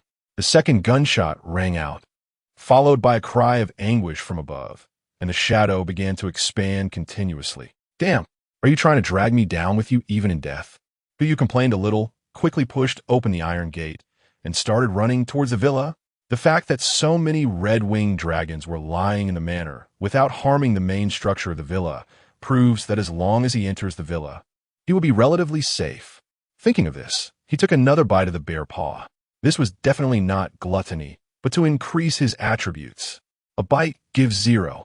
One agility, so why not eat it? Villa, here I come. What the hell is that? Hu Yugang pushed open the iron gate and paused in disbelief as he looked ahead. The villa, made of jade, had 3 stories, topped with a European-style triangular roof, featuring a large one in the middle and 2 smaller ones on the sides. Now, all 3 triangular roofs were covered with red-winged dragons. The largest roof had 5 standing on it, with 3 on one side and 2 on the other. A total of 10 red-winged dragons, all staring at Hu Yu. This is bad. He originally wanted to find a defensive position to snipe from, but now the enemy was already on top of the defensive position. How could he fight now? Hu Yu took a step back, just as he was about to leave the manor and find another way. A sharp sound of wind came from behind him. Without needing to look or think, he knew this was definitely the wind generated by the wings of some large creature. With a blockade in front and pursuers behind, retreating was definitely too late now. The only option was to charge forward. Take a gamble. Bet that those red-winged dragons wouldn't be able to attack him before he got through the door. Xiaobai, you better hold on to me. If we get separated, don't blame me. Hu Yu felt the furry arms tighten around his neck. Gritting his teeth, he charged forward. He couldn't afford to hesitate any longer. The longer he waited, the more red-winged dragons would surround him. And who knows? A real giant dragon might descend. The villa was his only lifeline. As the saying goes, hesitation leads to defeat. Decisiveness is a freebie. But now, even if it was a freebie, he could only take a gamble. Stepping over the corpses of red dragons, Hu Yu gritted his teeth and continued forward, constantly praying that the red-winged dragons would not attack him. But praying was ultimately just praying. Seeing Hu Yu running toward them, the red-winged dragons opened their mouths wide, revealing their slimy, sharp teeth. 1, 2, 10 red-winged dragons swooped down from the roof, with only one target. That was Hu Yu. Chapter 82. First, let us fire a shot at him. 10 meters, 5 meters. When Hu Yu was just 3 meters away from the villa's gate, the claws of the first red-winged dragon were already in front of him. Whether it was due to enhanced physical qualities or psychological effects, at that moment, Hu Yu felt the red-winged dragon's speed seemed to slow down significantly, as if time was playing in slow motion like in movies and novels. He couldn't hesitate. He immediately raised his gun and fired a shot at the red-winged dragon's abdomen. Then he quickly turned his body to use its falling form as a shield. Seizing the opportunity to continue running forward, the bullet penetrated the scales and sank into the skin, causing the red-winged dragon to instantly lose control of its body, letting inertia carry it toward its fellow dragons behind. Watching 2 large red-winged dragons collide, the other red-winged dragons immediately soared higher into the air, their eyes fixed on the dark object in Hu Yu's hands, their pupils flashing with fear. What is that thing? It can cause instant death to its own kind. Red-winged dragons possess only basic intelligence. Previously, seeing Hu Yu so small, they naturally wanted to bully him. But now, witnessing the death of their kind, any species would develop a fear mentality, especially those with lower intelligence. Hu Yu took this opportunity and had already run to the villa's entrance. Unlike last time, this time he pushed the door open and ran in without any hesitation. Huh. He let out a long sigh, and that familiar voice rang in his ears again. Who are you? I said. Hu Yu smiled bitterly. Don't you have any other words in your vocabulary? Could it be that your master is the legendary fish that slipped through the net of quality education? Complaining was purely to relieve the tension. But Hu Yu didn't expect that the maid robot actually came down from upstairs and aimed its pitch-black gun directly at him. Hiss. Master, 9527 is executing a cleaning task. Please give your instructions. Goodness, a cleaning task? How many times have you almost cleaned me up? Who did not dare to complain? There were still important matters to attend to. He hurriedly carried Xiao by and ran to the 2nd floor, arriving at the already emptied treasure room. It's better not to go to the 3rd floor yet. The situation is still unstable. If anything else happens to me, with internal and external troubles, even if I were a deity, I would still fall here. Hu Yu pushed open the door to the treasure room, opened the window, and leaned out to look at the interior of the manor. This was the central position of the 2nd floor, and looking out the window, he could see more than 70% of the manor's scenery, as well as the situation outside the Iron Gate. The number of red-winged dragons around was increasing, And just from the situation at the manor's entrance, there were at least 30 gathered, but you didn't have time to count the exact number. He just took a quick glance before hiding below the window and inquiring in the chat interface. Is there anyone else who has red-winged dragons? As soon as the message was sent, the chat interface exploded. Wow, Hu Dalao is still alive? Red-winged dragons? Could it be that the name of this dragon race is red-winged dragons? Someone said the red-winged dragons have come to seek revenge on you. And I said it was nonsense. How could such a thing happen? Hu Yubai glanced at the two people upstairs, then peeked out and took a photo of the scene outside the window. JPG. The chat interface fell silent for a moment, as they seemed to be digesting the information brought by this picture. Wow, it's actually real. What the hell did I just see? There are two red-winged dragons lying on the ground. They can't be. Upstairs, you guys have got the focus all wrong. The bodies. Why are there so many corpses of red-winged dragons in this place? 382. I counted them once. Those corpses plus the red-winged dragons. There are a total of 382 heads. Actually, I think you all have missed the main point. From the perspective of the camera, didn't you notice that Hu Daolao is at least 3 meters high in the air? So, what you try to express upstairs? A human who can kill that many dragons and is also 3 meters in the air can only be a superhero? Sure and bye-bye. Brother Hu, I'll buy a complete corpse of a red-winged dragon for 10 gold coins. Hu shook his head and stopped looking at the annoying chat interface. However, he did get the answer he wanted from another perspective. No, if there were other red-winged dragons at the bases of other survivors, they would have long been clinging to Hu Yu's thigh asking for methods. Or would they have the time to chat and boast? Since there aren't any, Hu Yu raised the barbecue grill in his hand and began to munch on it again. Let the red-winged dragons fly for a while longer. He would enjoy a good meal first. About a minute later, the two bear paws were devoured clean by Hu Yu. As for Xiao Bai, this guy had already finished one before, and no matter how cute its eyes were, Hu Yu would not share a bite with it. After finishing the two bear paws, Hu Yu's attributes received a slight boost. Agility increased from 7 to 8. 6. Strength from 8 to 9. 5. He wasn't sure what these numbers specifically represented, but Hu Yu did feel that both his strength and speed had improved. He was almost 6/10 full. The red-winged dragons outside should be gathering soon.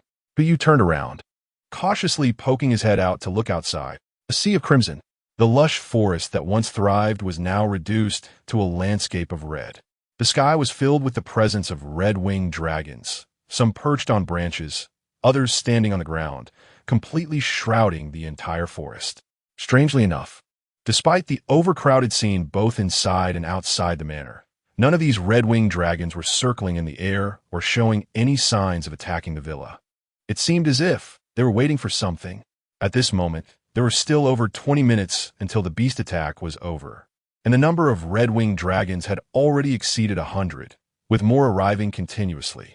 If they waited any longer, whether they launched a full-scale attack after their numbers surpassed 1,000 or waited for something even larger to arrive, it would be tantamount to sitting and waiting for death for Hu Yu. Seizing the initiative was the way to go. Let us fire a shot first. Hu Yu simply set up his gun at the window, switching from single-shot mode to spray mode, and with his eyes closed, he just went on a wild spray. After all, the bullets were unlimited, and there were plenty of red-winged dragons, so it was just like a lottery.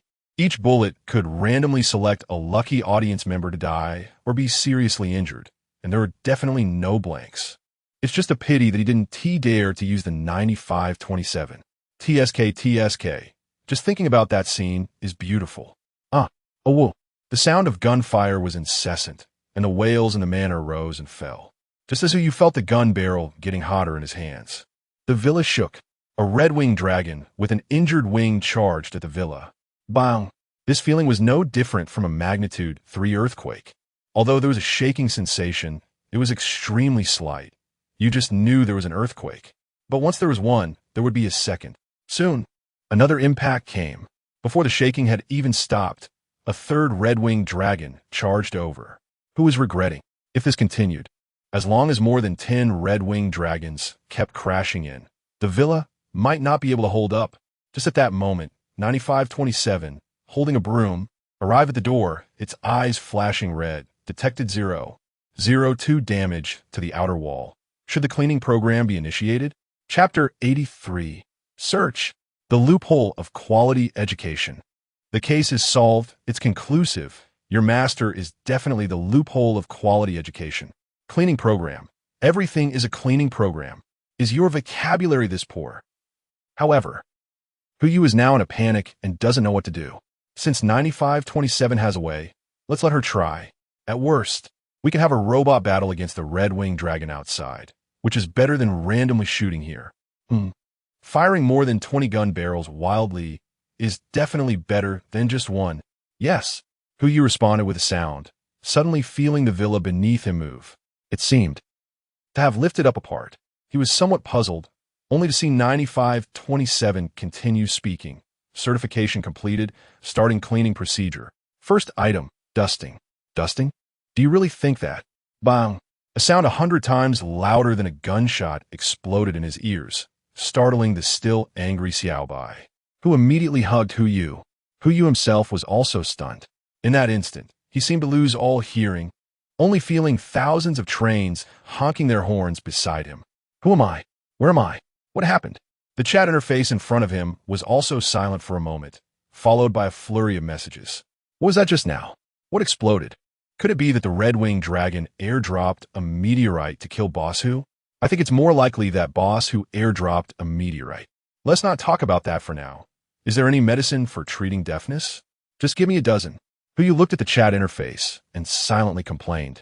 If there is such a potion, please save me a dozen. What on earth happened? Huyu rubbed his bewildered head and forced himself to poke his head out of the window. As soon as he did, he was completely stunned. Countless silver steel pipes were lined up below the villa, with the smallest bore exceeding 50 millimeters. Each silver pipe was emitting white smoke, seemingly declaring their achievements. As for the red-winged dragon, a layer of fresh corpses was spread over its old carcass, and the entire forest outside the manor had been directly cut in half, leaving only a dazzling white light standing out like a crane among chickens. Thankfully, he had upgraded the base first. Otherwise, with this round of salvos, his shabby residence would definitely not have been spared. Clap! Huyu felt something pat his shoulder. He turned his head abruptly and found 9527 holding out a bottle of green potion towards him. Is this a medicine for curing deafness? You're really considerate. But why couldn't you tell me in advance? Huyohei took the potion with a gloomy face and cast a high-level appraisal spell. High-level appraisal. Eardrum repair potion. Excellent, just one drop can instantly repair the eardrum and remove earwax. Note, apply a drop before partying, and you'll be the one dancing the hardest in a venue. It looks like it's for external use. But you twisted open the cap and let a drop fall into each of his ears, as if he had dripped some essential oil. Instantly, he felt refreshed. Now, he could finally hear the wails of the red-winged dragons outside the manor. Ding! Beast attack leaderboard. Player Huyu killed red-winged dragon 178. Points 17800. Currently ranked first. Huyu gasped in shock. Nearly 200 red-winged dragons had died, and all the kill points were counted under his name. This wave was a huge profit. It's just a pity that these points can only be used for ranking and cannot be exchanged for any other rewards. Otherwise, it would have been even better. Huyu shook his head and pushed himself up from the floor. After all, this beast attack could be considered over, right? The last E-level beast attack had given him a silver treasure chest, so this time, with a C-level beast attack, it would be unreasonable not to have a crystal treasure chest reward. Wouldn't he? Huyu stretched lazily, planning to go to the third floor to grab his notebook while he wasn't hungry yet, and then head to the cellar. By the time he found the cellar, the beast attack might be over. Oh, what a wonderful day. He had already gathered a lot of good things. He would try again when leaving. If he could attract some more red-winged dragons, he could get another pair of red-winged dragon wings. How delightful. He casually twirled his sword and walked out of the treasure room, letting 9527 follow behind him. He didn't dare provoke her now. The seemingly innocent robot maid could wield such a powerful weapon. Master, before Huyu could step on his stairs, 9527 asked from behind. Shall we proceed to step 2 of the cleaning program? There is a second step. It probably involves something like crushing bones to ashes. He intended to use those red-winged dragons for cola dragon wings, so they couldn't be disposed of. No, and the cleaning program, who casually said as he arrived at the entrance of the third floor again. He placed the barbecue grill at the door and held Little White in front of him with both hands, letting out a long sigh. Huh, Little White, our prosperity later depends on you, a bear. Although I know that at your age, you have taken on responsibilities you shouldn't have. You must understand that only you can do this. Huh? Little White tilted his head, indicating that he didn't understand. You don't need to understand. Just don't run around later.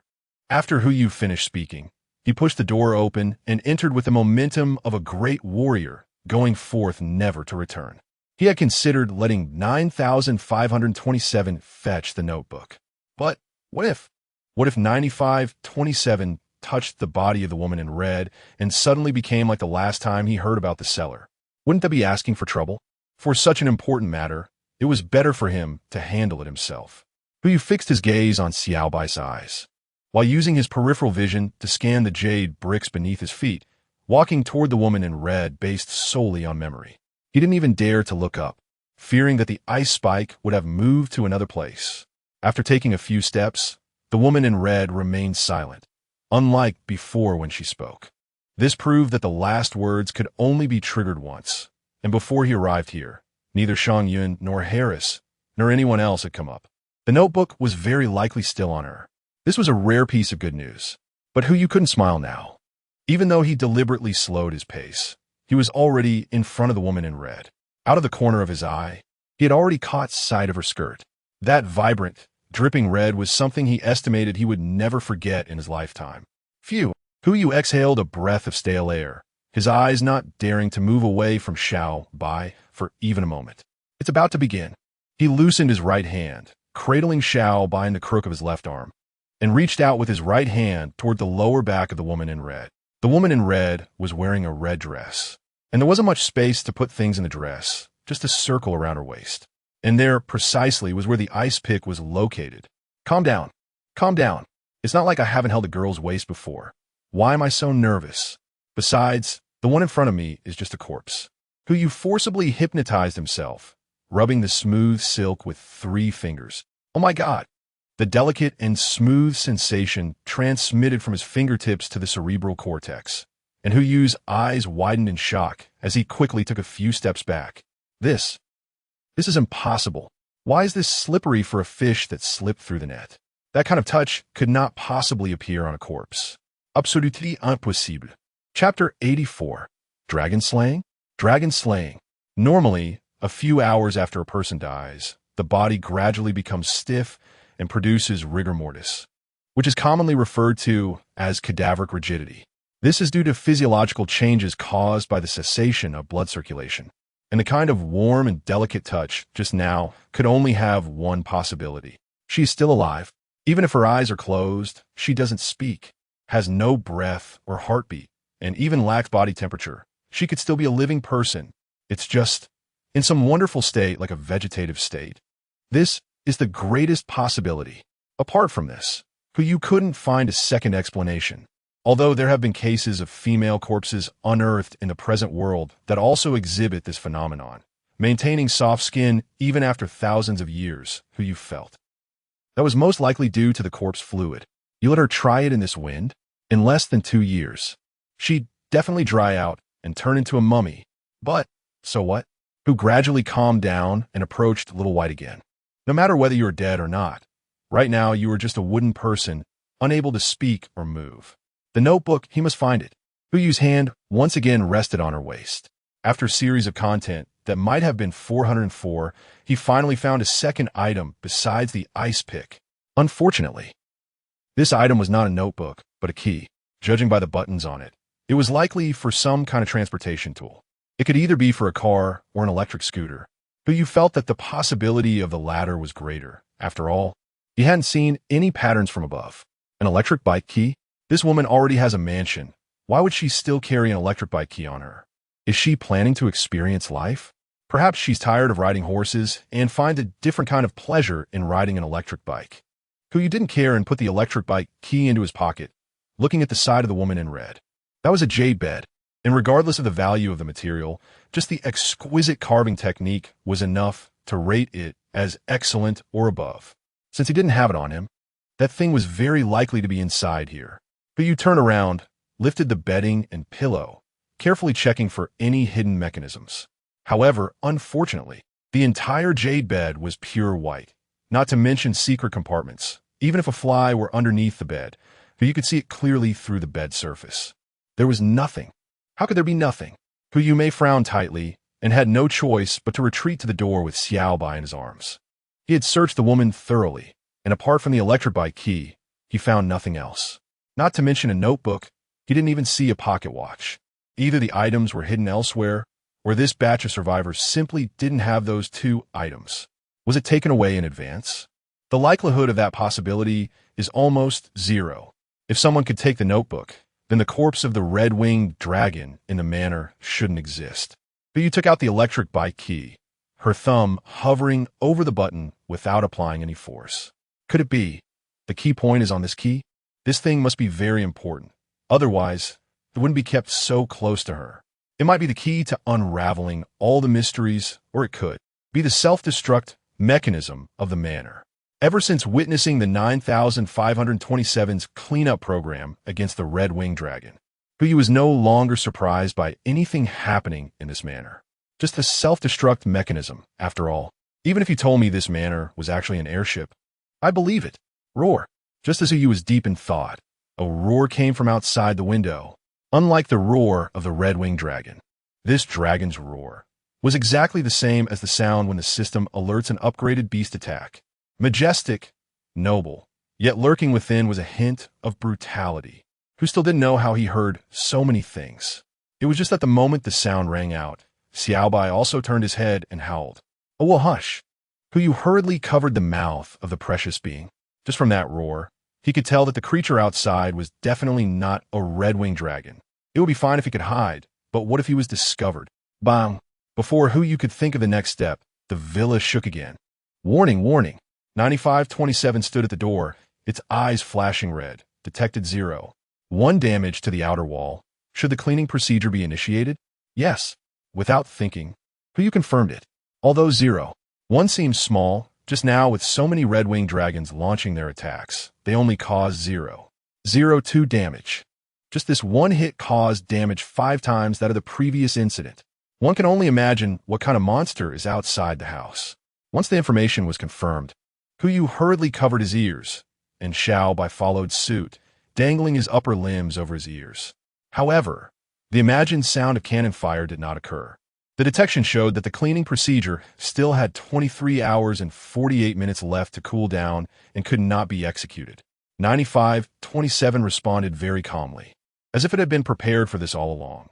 While Yu, damn, why didn't you mention the cooldown earlier? This feeling is no less than seeing a flash of crimson while visiting a brothel. Forget it. Let's see what the situation is outside first. Yu didn't dare to look out from the 3rd floor window.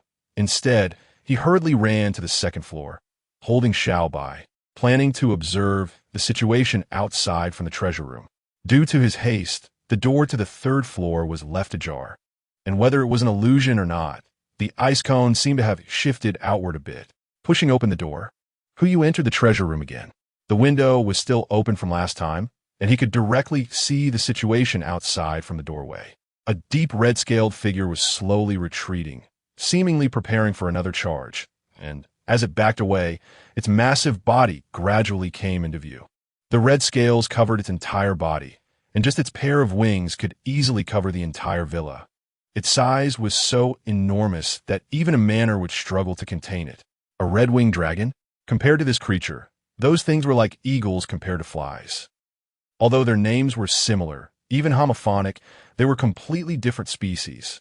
If a 5.56mm bullet could take the life of a red-winged dragon, then this creature would require at least 556mm of ammunition. This was a dragon, a true Western dragon. Although it also had wings like a large lizard, its size was just too massive. Even saying it was a giant whale flying in the sky would not be an exaggeration. At least Xiao Jin was not as huge as it. Just as he was lost in thought, the chat interface was already in an uproar. Everyone's positions were not too far apart since they were in the same area. With such a large creature appearing in the sky, there was no reason for it not to be noticed. However, Aside from fear, they had nothing else to express. Slaying dragons? That was something that only existed in Western mythology. They didn't have the courage to attempt it. At most, they would just take a few more glances when the red dragon descended, and that would be considered a rare display of bravery. But Huyuke suddenly had this thought, especially when he used the advanced appraisal skill on the red dragon. Chapter 85. The Black Sniper Slays the Dragon. Advanced Appraisal. Growing red dragon, legendary creature from the moment it hatches from the egg, it is destined to be one of the rulers of the world's future. Of course, it is also the main ingredient in the delicacy 5 dragon stew, mythical level. Note, all dragon slayers face a dilemma, which is how to handle the corpse of such a large creature. Later, they compiled a complete set of recipes. Huyu's mouth twitched, and he couldn't help but think of that weapon that looked like a sword but was actually a barbecue grill. They even compiled a recipe. Is it really that outrageous to use a weapon as a barbecue grill? What bad intentions do the warriors have? They just want to have a meal of dragon meat. That's all. Huyu is the same. However, he has another reason. If he doesn't slay the dragon, this jade mansion in front of him will eventually be crushed by the red dragon, becoming his grave. He wonders if he will meet that red-clad figure after being buried in the same grave. Huyu shook his head, throwing away the strange thoughts in his mind. Rather than being crushed by the jade stone, he might as well give it a shot. With a thought, Huyu took the dragon blood sword and walked to the window, his black and white pupils fixed on the nearby red dragon. Holding a cold weapon against an enemy with hot weapons was an incredibly foolish act. But the function of this grill was simply too enticing. It wasn't the aroma of roasted meat that was enticing, but the description from the high appraisal. Causes double damage when attacking dragonkind. This description didn't specify that only the damage caused by this sword was doubled. If Huyu interpreted it correctly, as long as the person wielding this sword dealt damage, it would all be doubled. If his interpretation was right, then this sword's function would not merely be a grill. It would truly deserve to be classified as a perfect grade weapon. To verify his understanding, while locking eyes with a red dragon, Huyu pulled out the M4 and aimed it at those enchanting red eyes. The eyes are always one of the most vulnerable parts of a creature. This fact puts male creatures at a disadvantage, as their other most vulnerable area is often known to all creatures. Originally, that area was Huyu's target. However, the high appraisal did not provide the gender of this red dragon, and Huyu didn't have time to judge, so he had to settle for a secondary target. After all, both targets were round, so it wasn't a big difference. His right index finger rested on the trigger, and at the moment the red dragon closed its eyes and opened them again, he pulled the trigger. Bang! The bullet was fired and hit just before the red dragon closed its eyes for the second time.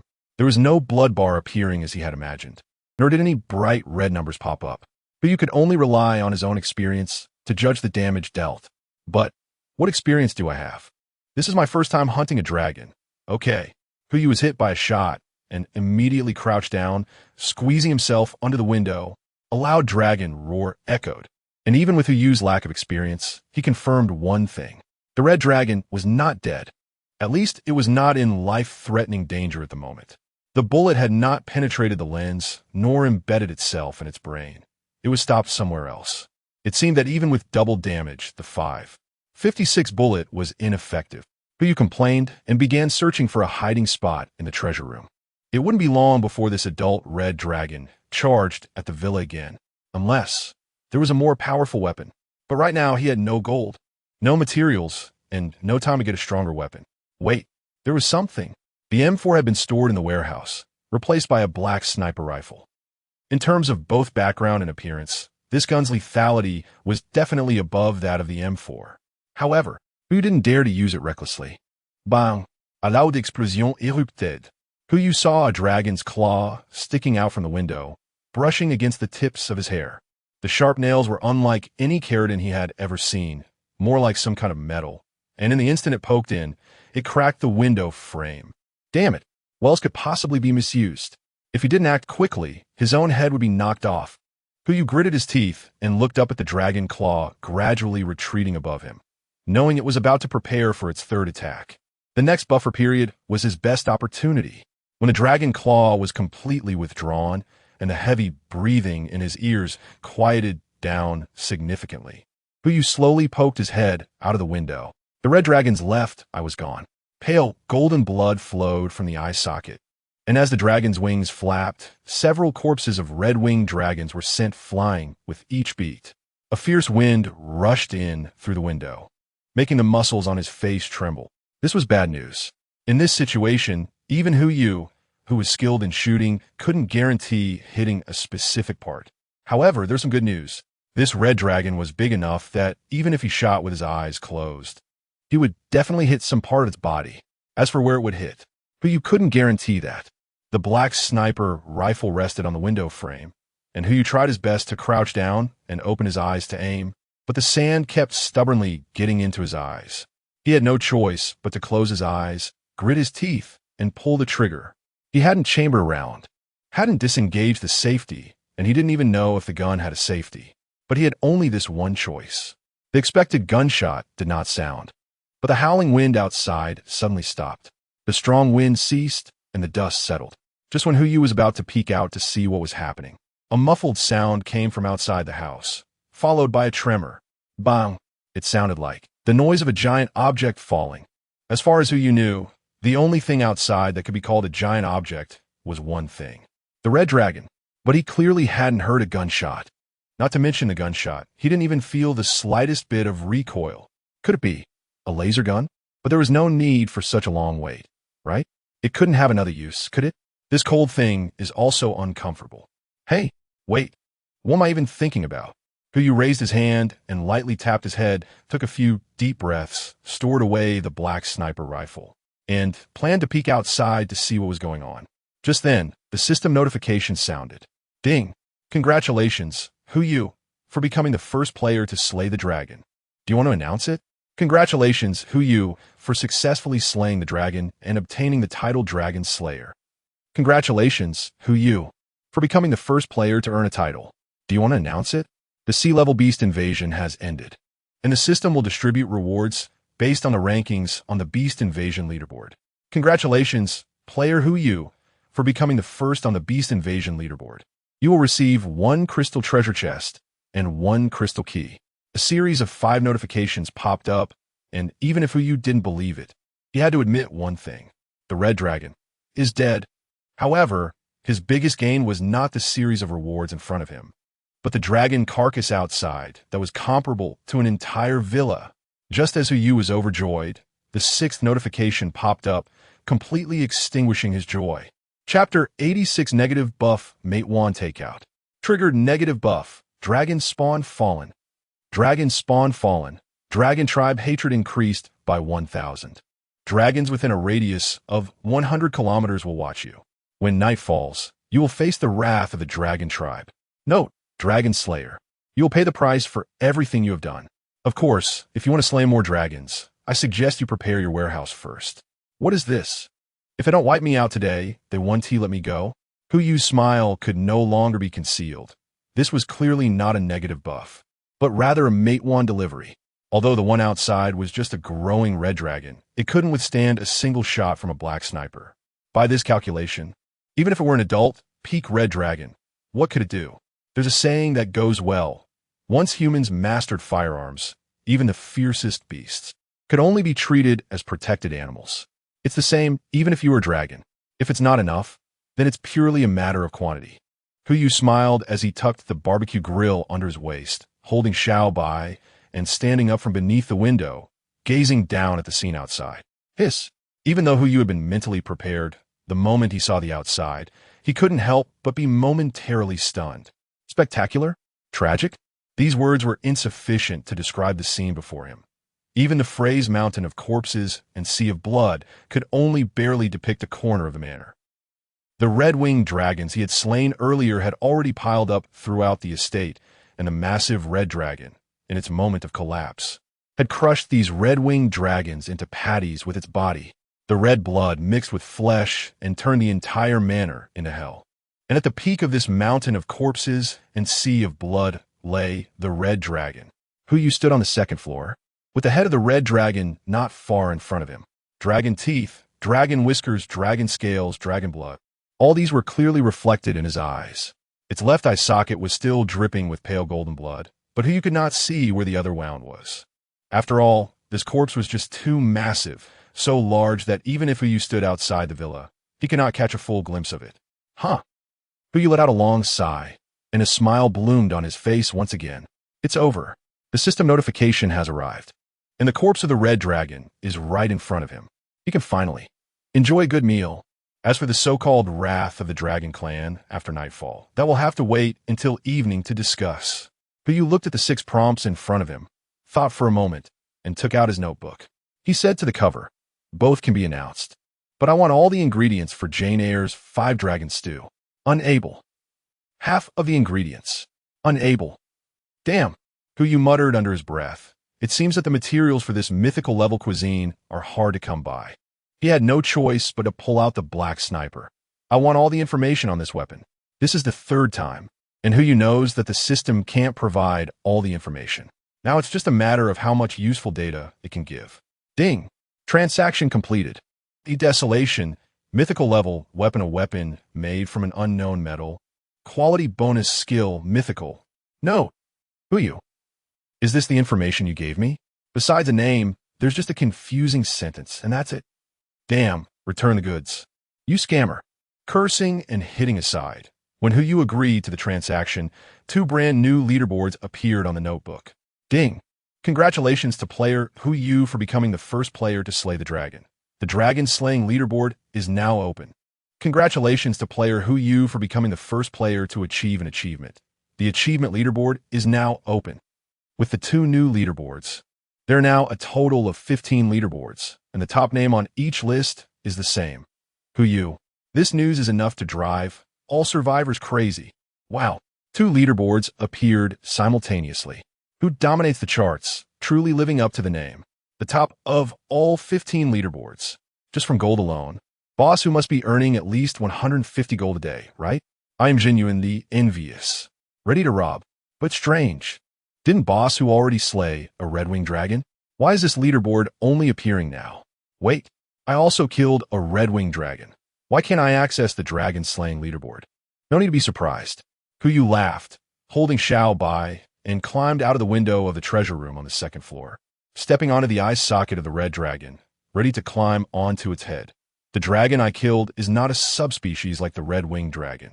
As the saying goes, it's not the thief you fear, but the thief who has their eye on you. So this statement shouldn't have been told to these guys, but Who didn't know why. He instinctively said it out loud. This feeling, if put nicely, is called pride, but if put harshly, it's arrogance. One of the 7 deadly sins. Arrogance. Once this was said, the curiosity of the crowd was completely ignited.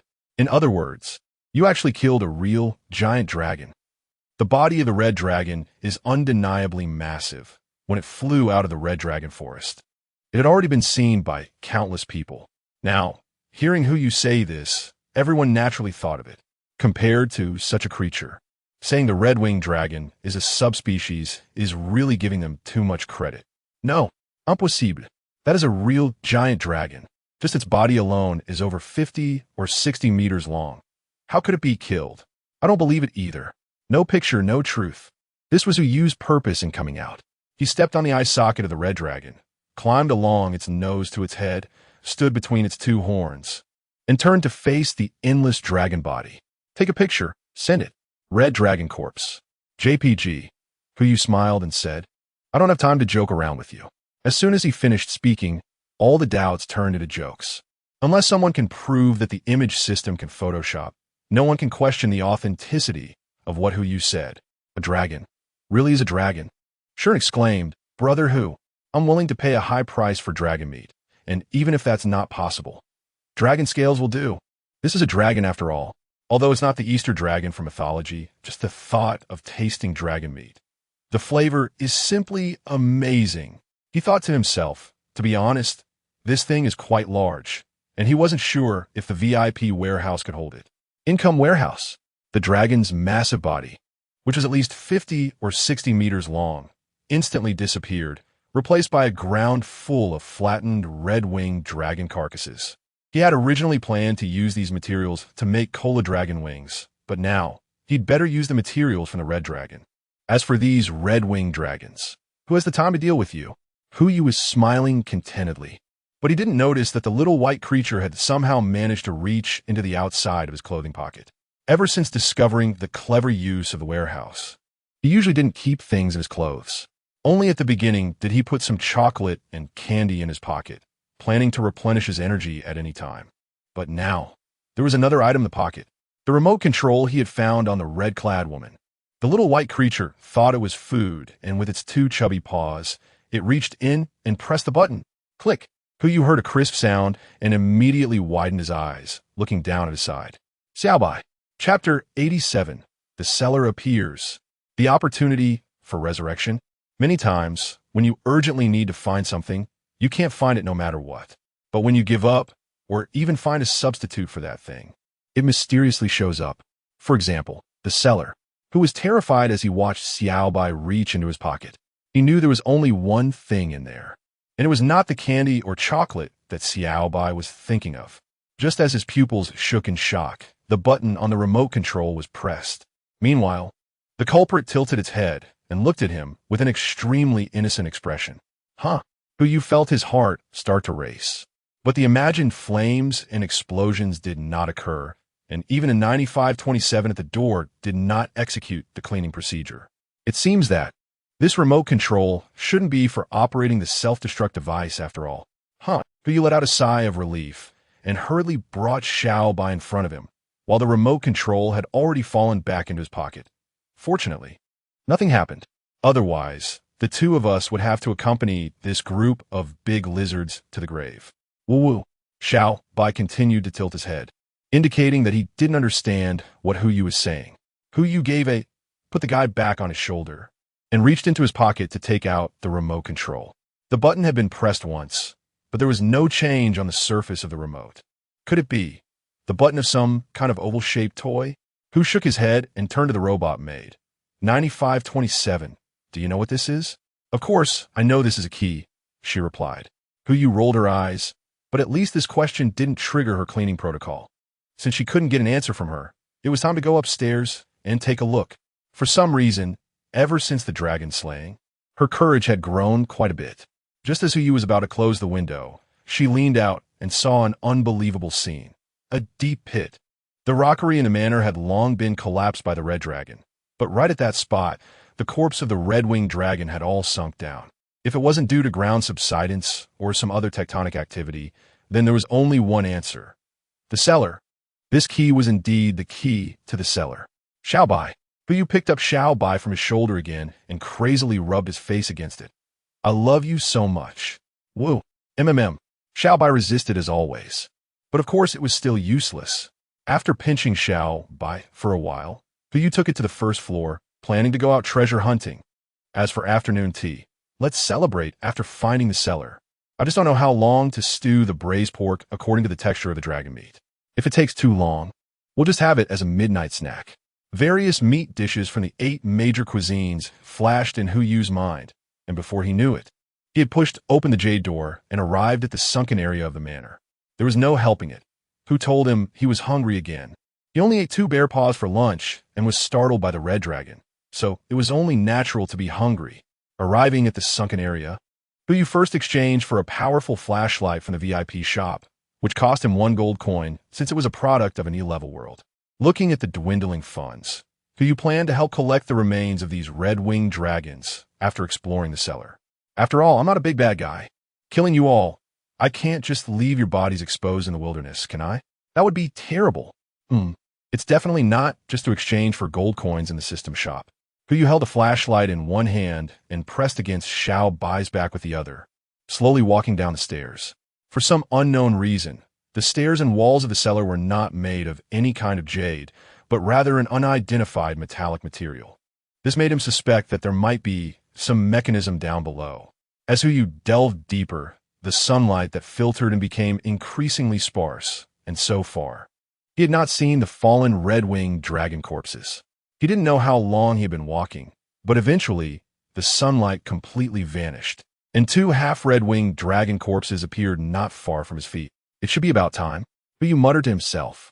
Since the moment he entered the cellar, he had been silently counting the number of stairs in his mind, and there were a total of 33 steps. roughly estimating. There was about 1 meter of height for every 3 steps, so he was already 11 meters underground. What could possibly be buried down here that required such depth? Huyu continued forward. As he stepped over the already broken corpse of the red-winged dragon, the white light of the flashlight fell on an iron door. The iron door had no gaps and looked more like an iron wall, but a semi-transparent screen on the left proved that it could open from one direction. Huyu walked closer and found that the semi-transparent screen only had a palm print verification interface. Damn, Huyu's whole body went numb. However, there was no other choice. She could only turn around and walk back up toward the cellar. To get the password, she didn't even know whose palm print it was. If she was really unsure, she would have to chop off both. Thinking of this, Huyu suddenly stopped, standing on the stairs and no longer moving forward. Something was off, since the door to the cellar could only be opened through palm print verification. Why did she still want me to come to the cellar? Was it possible that whatever was inside was so important that she would rather sacrifice one or even both of her hands to make me open it? This clearly didn't make sense. Who would be willing to have their palms chopped off after they died? Who could only think of 2 possibilities. Either they planned to perish together with the person who was about to open the cellar, or there was something in the cellar that made her willing to sacrifice both her hands to open it. The likelihood of the former was low.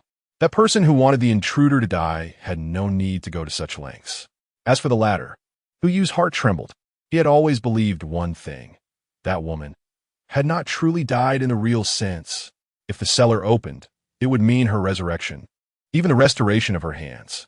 Then Huyu, who had cut off her palm, would undoubtedly become the sacrifice. This was a glitch script of various demons resurrecting. But in a world with dragons, how new could the resurrection of demons be? He turned to look at the tightly closed cellar, and a bold idea gradually took shape in his mind. Why not just carry that woman down entirely? Although it would be a bit tiring, it would be safe if she really did come back to life. As long as she wasn't a demon that eats people, then I would not be her enemy for cutting her hand, but rather her benefactor for saving her life. Even if I don't get a lavish feast, the red-winged dragon in the manor should at least share half with me, right? If she really is a demon. Regardless of how the cellar is opened, I would only have a dead end. Carrying her down would just be a bit tiring. What? Not opening the cellar? Don't mention Huyu. Even Xiao Bai wouldn't be willing to give up the resources right in front of him. Half an hour later, Huyu carried the woman in red back to the cellar door, and after leaning her against the iron door, he wiped the virtual sweat from his brow. Phew. This girl looks like she has no meat on her bones. Why is she so heavy? After complaining, it was time to open the cellar. Huyu gasped for breath as he walked to the translucent screen, gently taking the right hand of the woman in red and slowly pressing it against the screen. Verification successful. It's done. After the prompt sound, the iron door slowly rose from the bottom up. Chapter 88. The cellar opens. Not resurrection. Ever since he learned about the cellar, Huyu had imagined many times what was stored inside. First of all, there must be weapons. And judging by the level of the treasure room, the weapons stored in the cellar would at least be of perfect grade or above. Secondly, there would be food. Food in the wilderness is a rare commodity. Most people, after acquiring gold coins, first buy food from the system hall, and the resources exchanged for gold coins would inevitably be food. The saying, food is the heaven for the people, is incredibly appropriate in the wilderness. If it is stored in the cellar, it should be canned food that is moisture-proof and anti-corrosion. As for what else there might be, who you couldn't have imagined. It could be potions, it could be something unspeakable, or even a notebook might be inside. However, all of this was just speculation before opening the cellar. As she watched the iron door of the cellar slowly rise, her expression transformed from hope to shock. An entire cellar, a space of nearly 1,000 square meters, and it turned out to be a room full of figurines. In order to prevent water, humidity, and insect damage, she had even crazily sealed every figurine in a vacuum chamber. As soon as the iron door opened, he was left dumbfounded. Hundreds of vacuum chambers lay in the cellar, each containing nearly 100 plastic figures. But you turned to look at the red-clad woman with her eyes closed, and only one thought remained in his mind: to stab her with a white knife and have a red knife come out. Who would have thought? Who would have thought? In his previous life, he didn't become a second-dimensional otaku, but in this life, he unexpectedly fell into the hands of a second-dimensional otaku girl. Although the reality was right in front of him, Hu still didn't want to resign to his fate. He gritted his teeth and slowly walked into the basement, weaving between those sealed pods, hoping to find other resources hidden in the cellar. Ding! Just as he reached the last row of sealed pods, a red light suddenly lit up, locking onto his brow. Hu instinctively raised his hands, afraid to move. An external intruder has been detected and is being assessed. Assessment? What is being assessed? It won't directly execute the cleaning program on me, right? Assessment successful, triggering the fourth response mode. As soon as the words fell, the figure of the woman appeared on the metal wall, and from the background, it seemed to be in the living room of that villa. She was sitting on the sofa, wearing a Lolita dress, her almond-shaped eyes sparkling, with a smile on her lips. Raising her hand to greet Hu across from her, "Hi, hello, outsider. If I'm not mistaken, I should be dead. You came to the basement because you heard my last words, right? You're just idly leaving last words behind. I don't even know if your so-called greatest inheritance also has last words. But given the current situation, that likelihood is quite high. In terms of leaving last words, Hu would call you the strongest." While complaining in his heart, the projection did not stop. "Thank you for actually coming to the basement, although you may have done something quite offensive." The girl on the projection continued speaking and even lowered her head, blushing. "What are you shy about? You clearly put the basement key on your waist. Are you going to blame me for that?" Hu almost shouted out loud. "But it's okay, I can understand." The girl raised her head again, but the blush on her face didn't fade at all. "The reason I brought you here is actually to fulfill a wish of mine. If I really die, please make sure to bury me and my wives together." Hu. "All right, it's confirmed. This elusive fish is indeed an otaku girl, and quite the big shot at that. Of course, it seems that she's afraid Hu won't agree." So the girl on the other side of the screen raised her head again, her big eyes sparkling as she said to him, "If you like them too, you can take some as a reward. But at most, you can take one wife from the sealed chamber. Forget it. Look at that reluctant expression of yours. I don't want that." Hu rolled her eyes and turned to leave the cellar. Since she was already here, she might as well bury this fish that slipped through the net. After all, her villa had saved my life, and that black sniper rifle named Silence had saved my second life.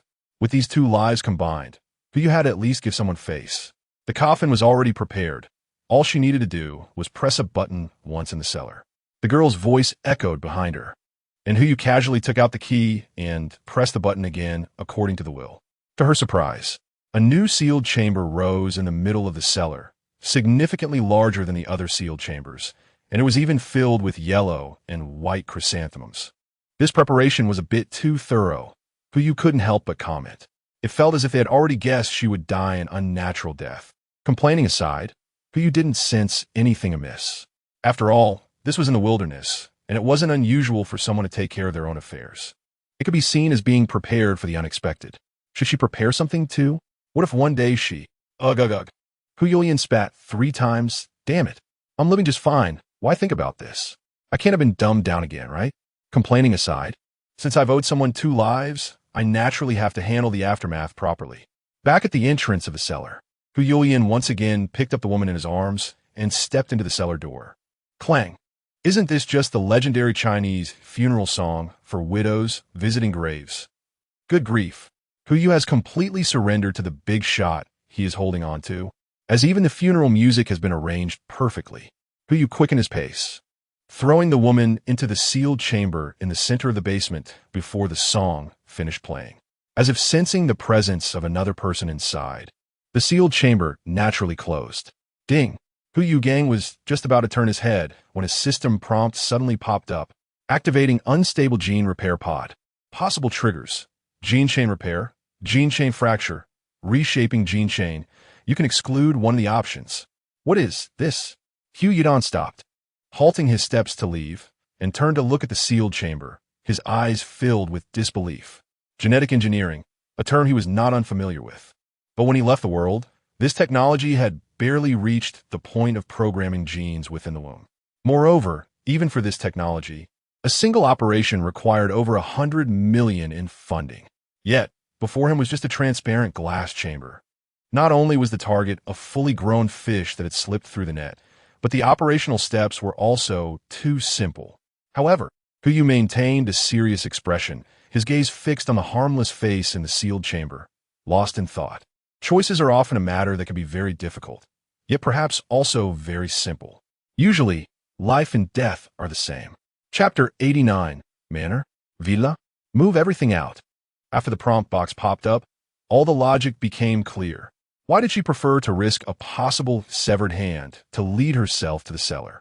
Why did she leave so many suggestive farewell messages, each indicating that she was completely dead?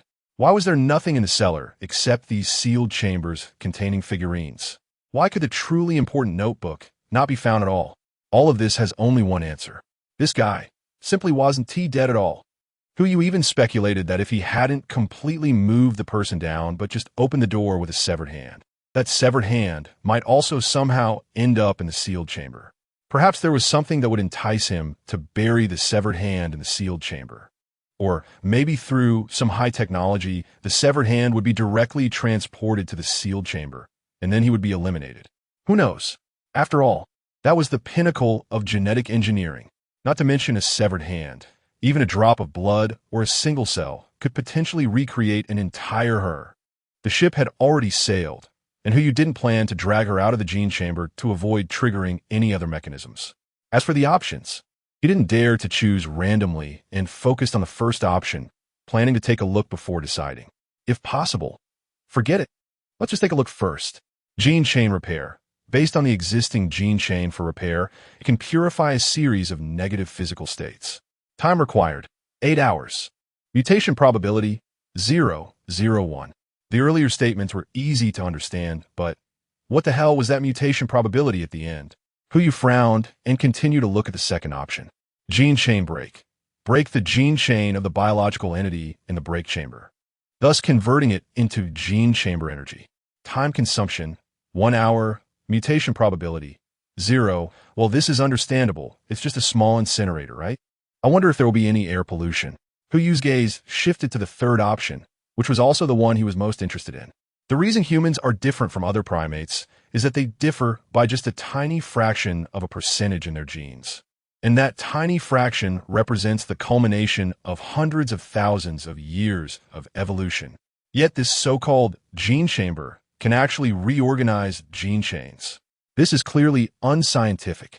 Reorganizing gene chains, improving and reorganizing the existing gene chain. Time required, 12 hours. Mutation probability 13. 5. From the description alone, you couldn't find any useful information. However, looking at the girl in the sealed chamber, you couldn't help but mutter, whether it's the first option or the third, it should be able to save you. Considering all the benefits you've given me, I'll help you this once. Excluding the gene chain rupture.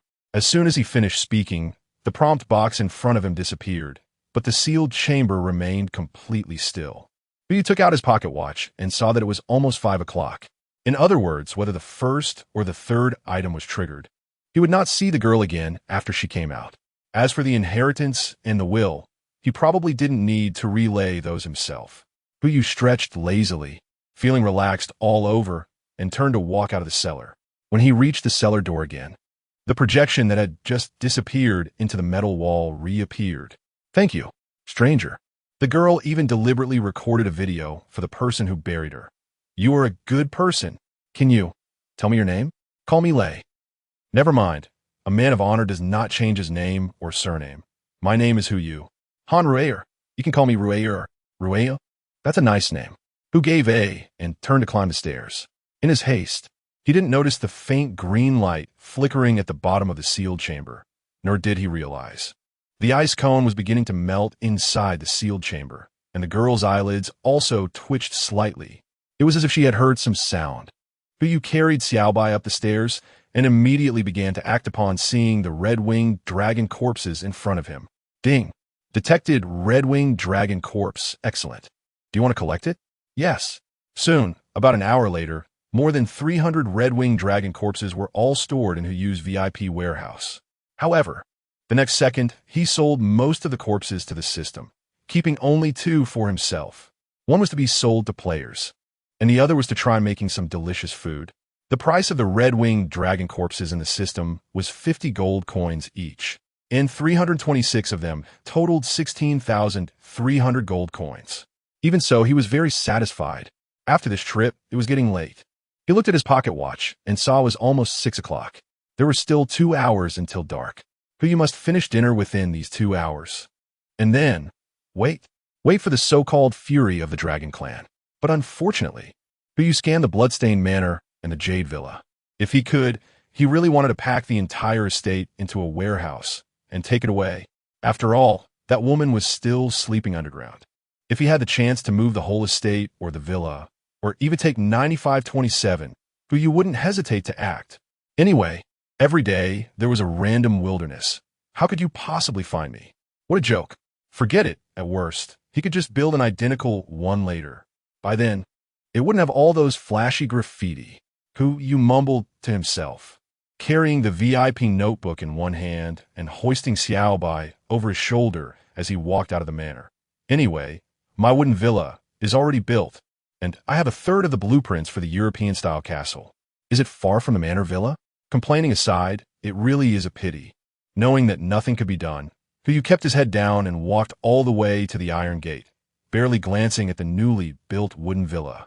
He reached the Iron Gate, took one last look at the manor and villa not far away, and slowly closed the gate. But at that moment, a prompt suddenly exploded in front of him. Ding! Detected an unowned building below the base. Do you want to collect resources? Tip: collecting unowned buildings will convert all materials inside the building into basic resources, and 20 will be consumed as a handling fee. All items inside the building will be automatically placed in the wilderness, including but not limited to tools, weapons, food, and other non-building items. It seems that the system determines the base level based on the VIP notebook. Little Xing, I really love you to death. Yes, you almost shouted at the top of his lungs. Soon, a flash of white light appeared, and the second prompt popped up. Collection in progress. Requires 3 hours based on building level. 3 hours? That's just after nightfall. There's still time. Just as Yu was overjoyed, a figure suddenly emerged from the white light and slowly walked toward him. Chapter 90, Wooden Villa. This is clearly a Chinese courtyard. 9,527. What are you going to do? You immediately recognized that the figure in the white light was a maid robot. Her maid outfit was simply too recognizable. There was no gun barrel on her body. She wasn't holding a broom, and she didn't even have the most commonly mentioned cleaning program on her lips. The entire robot seemed to be in a daze, standing still and not moving. Hey, speak up. You raised his hand and waved it in front of her eyes, but she didn't react at all. Could it be that she's frozen? Earlier, I was afraid this guy would sweep me away, so I didn't dare to use advanced identification on her. Now the opportunity has come. You raised his hand and patted her shoulder, silently reciting advanced identification. Advanced identification, maid-type robot, perfect, one of the few household products produced by Nuclear Good Technology. Upholding the company culture, this robot encompasses a series of functions such as outdoor combat, anti-theft and burglary prevention, aerial enemy interception, and underwater fishing. Quality additional skill, perfect, can be linked with all weapons and tools within the base, enhancing the efficiency of Nuclear Good Technology's weapons and tools by 10. Note, as the saying goes, a robot butler that doesn't aspire to be a spy is not a good maid. Wow, it really is a humanoid weapon. Could it be that human civilization still exists in the E-level world? And that gene chamber, that kind of technology is at least 200 years ahead of the current world. Min pursed his lips and remained silent. Before truly reaching the E-level world, he could only make random guesses based on the products of the E-level world. However, today is another day of great harvest. You couldn't help but smile as he searched around 9,527, finally locating the so-called factory reset button at the back of her neck. After pressing it, 9527 seemed to come back to life. She actively turned her head, her eyes shimmering with green light, and stared at him. Master, please set the password. Shut up, Xiaobai. You said it without thinking, and the little white cat that had been dozing on his shoulder also lifted its head, looking at him with a very strange expression. Huh, please confirm. The password is Little White. Shut up. Confirmed. You nodded. The password not only needs to be simple and memorable, but also unexpected. These 4 words perfectly summarize all the elements of a password. Confirmation complete. 9527's mouth curled up, revealing a hint of a smile. Please grant a name, master. Huh? Could it be that 9527 is not her number, but rather Han Rayer's twisted sense of humor? How about Little Red, who you casually said a few words and walked towards his small villa? Although it was just a robot, it at least had a female appearance. Calling it 9527 was such an unpleasant name. Since Xiao Bai and Xiao Jin were already there, having another robot, Xiao Hong, was fine as well. They were all younger ones. Yes, Xiao Hong is here to serve you. Xiao Hong pressed her hands on her skirt and respectfully bowed at a 90-degree angle. Seeing Hu Yu walking towards the villa, she followed closely behind him. This was the first time Hu Yu took a serious look at his villa. Previously, he had been too busy lamenting to really pay attention to it, but now that he looked, he could think of no other word to describe this house except perfect. This was not just a villa. It was clearly a standard Chinese mansion. It was 2 stories high, with a roof that curved at the corners, each corner adorned with 5 auspicious beasts, and instead of glazed tiles. The roof was covered with a layer of transparent glass. Not only was it waterproof and leak-proof, but it also allowed for stargazing on clear nights. For golden silk Nanmu pillars, each capable of being embraced by 2 people, stood around, intricately carved with the 4 spirit animals: the dragon, the phoenix, the tortoise, and the white tiger, guarding the 4 directions. However, it was a pity there were no artificial mountains outside, no fountains, no corridors with bamboo groves, no tea pavilions or fish ponds, and even the only garden had just a few heads of garlic planted in it. The house was perfect, but the surrounding environment left much to be desired. Such a house should be placed in a courtyard, not exposed in the wilderness. Who couldn't help but shake his head and sigh. The revolution has not yet succeeded. Comrades still need to work hard. Although he had now gathered materials from other people's manors and villas, without blueprints, wasn't it all in vain? However, looking at the group of guys in front of him who were still trying to purchase cabin blueprints, who couldn't help but smile with satisfaction. After all, at least he was living better than these guys right now. Hu Yu leisurely walked to the wooden villa and raised his hand to cast a high-level appraisal. High-level appraisal. Hybrid wooden villa. Excellent grade building and artwork constructed from a mix of precious woods, including rosewood, golden silk Nanmu, and rare agarwood. Specifically designed to adapt to the outdoor environment by replacing the traditional glazed tiles with tempered glass. It has a total height of 2 stories, with the first floor consisting of a reception hall, dining room, chess room, restroom, and kitchen. The second floor includes a master bedroom, restroom, study, storage room, and tea room, totaling 240 square meters. Exploration distance increases by 20 meters forward and 2 meters on each side. Immune to E-grade and below beast attacks. Note, as the saying goes, if your fate isn't strong enough, you can't wear the dragon robe. This house is the same. If you want to live in such a house, I suggest you first consider matters related to the afterlife. Hu Yu rolled his eyes and automatically ignored the remarks given by the system. A 240 square meter house. Not to mention the materials, just the building area alone is considered a luxury home in any city. If it were an HK for an average person, this would be a palace. In the current world, Hu Yu didn't know how many years he would have to work hard to buy such a house in a 4th or 5th tier city. And now, it's effortlessly in his hands. By the way, this can definitely be considered a housewarming, right? Wouldn't it be a bit unethical not to invite the neighbors around to take a look? Classmates. Hu Yu hid Xiao Hong behind him and took a photo of his wooden villa. Come, let's take a look at our new house. Wooden villa. JPG. After sending the image, the survivor who was just looking for the plans for a small cabin was completely dumbfounded. What is this? A dimensionality reduction strike? I'm still living in a thatched house, and you're living in a big villa? And it looks so good. You could have just lived there. Why send it out? Isn't this asking for a scolding? That survivor trembled as he pointed, but in the end, he couldn't write any insulting words in his notebook.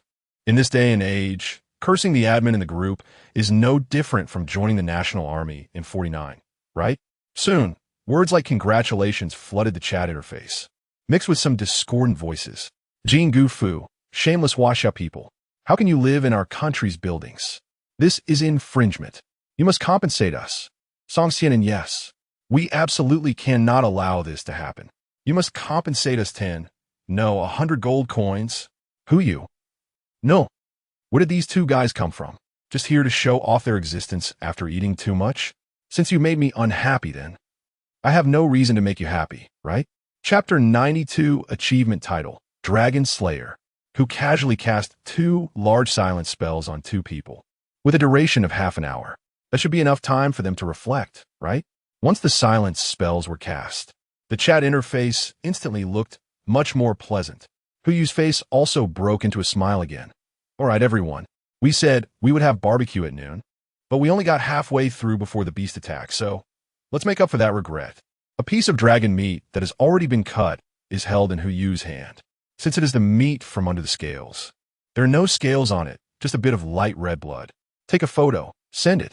As you can see, this piece is legendary dragon meat, and it is the star of our dinner tonight. Dragon meat? Such a big piece? What did Boss Who get it? He wasn't napping upstairs at noon, was he? You don't know about Boss Who's slaying dragons? When that red-winged dragon came, I just dug a hole and buried myself. Almost wrote a will. How could I know? Huyu twitched the corner of his mouth. Unfortunately, the brother who spoke last was just born at the wrong time. Otherwise, you and that certain Rue would definitely have a lot in common. The chat interface kept refreshing, and Huyu was also starting to take the next step. In order to maintain the diversity of ingredients, he took out the seafood that was left over from lunch that hadn't been grilled. These seafood had been processed at noon, so they could be grilled directly now. The key was how to handle this dragon meat. Different ingredients require different handling techniques to achieve the best taste and texture. Huyu had never dealt with dragon meat before, so he could only feel his way across the river. But that's okay. That red dragon had plenty of meat.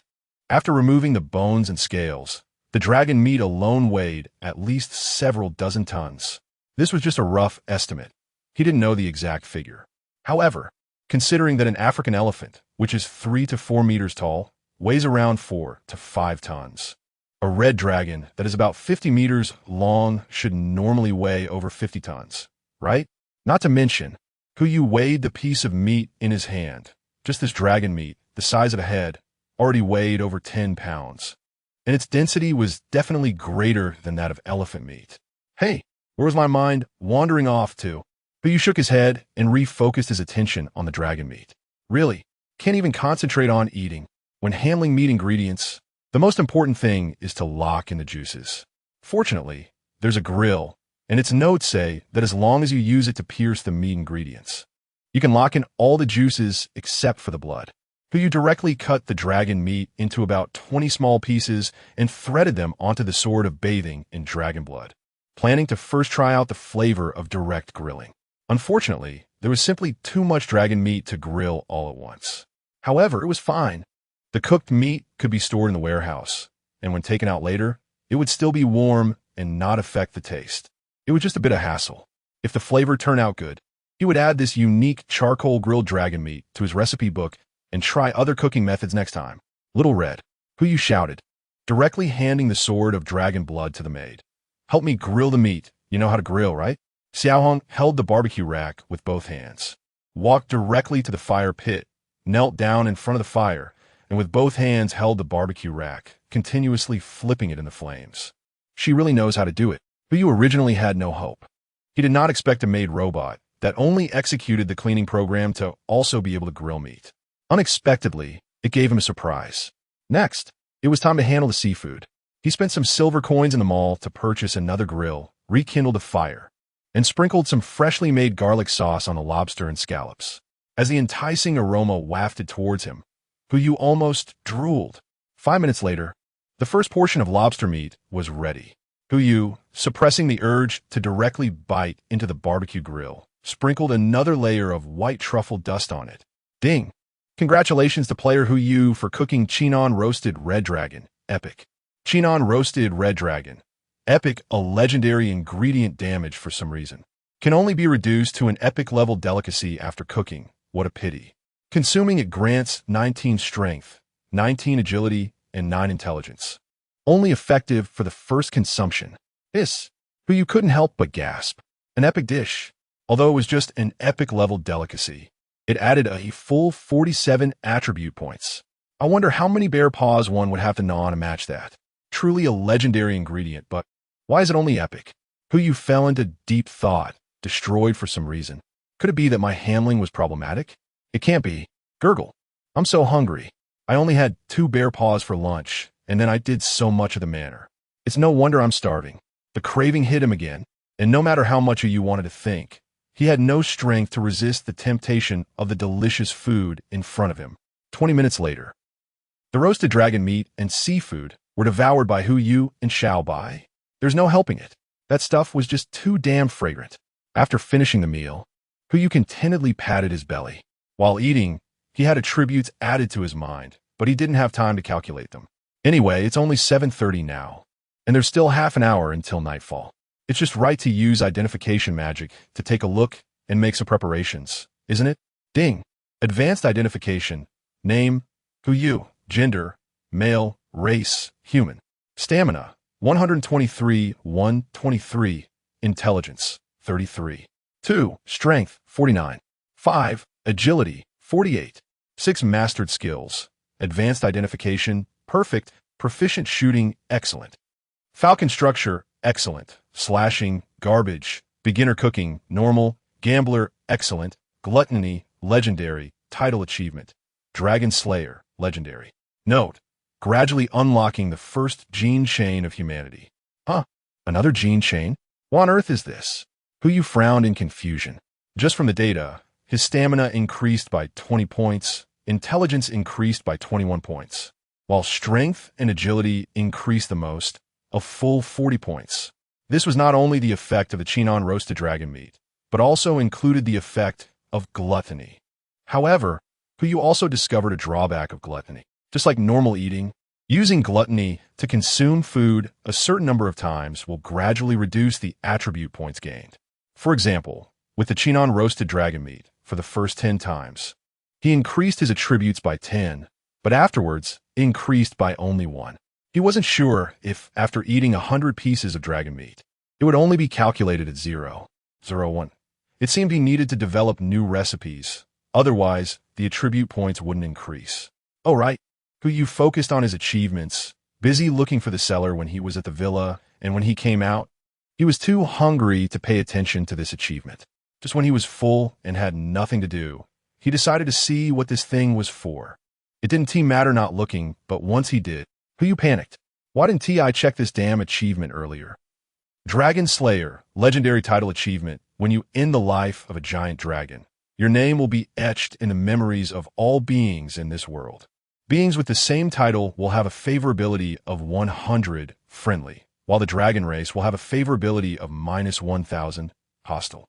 Quality additional skill, legendary deal 500 damage to the dragon race. When you possess this title, the dragons you face will be at least 1 level higher than the title level. The next giant dragon you face will be at the mythical level.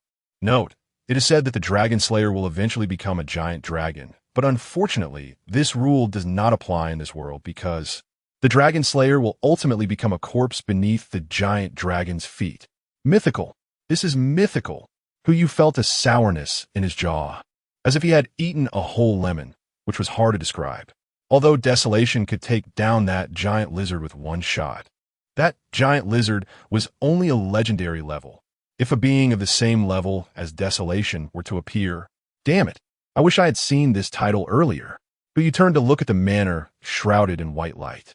If he had known that a mythical level dragon would come, he would never have transformed the manor and villa into materials so early. Whether they could withstand the dragon's attack was uncertain, but at least they were more resilient than the wooden villa behind him. Gulp. Hu Yu choked up for a moment, frowned, and stood up from the wooden chair. First, find a place to hide. Hu Yu looked around and found that he was in bad shape.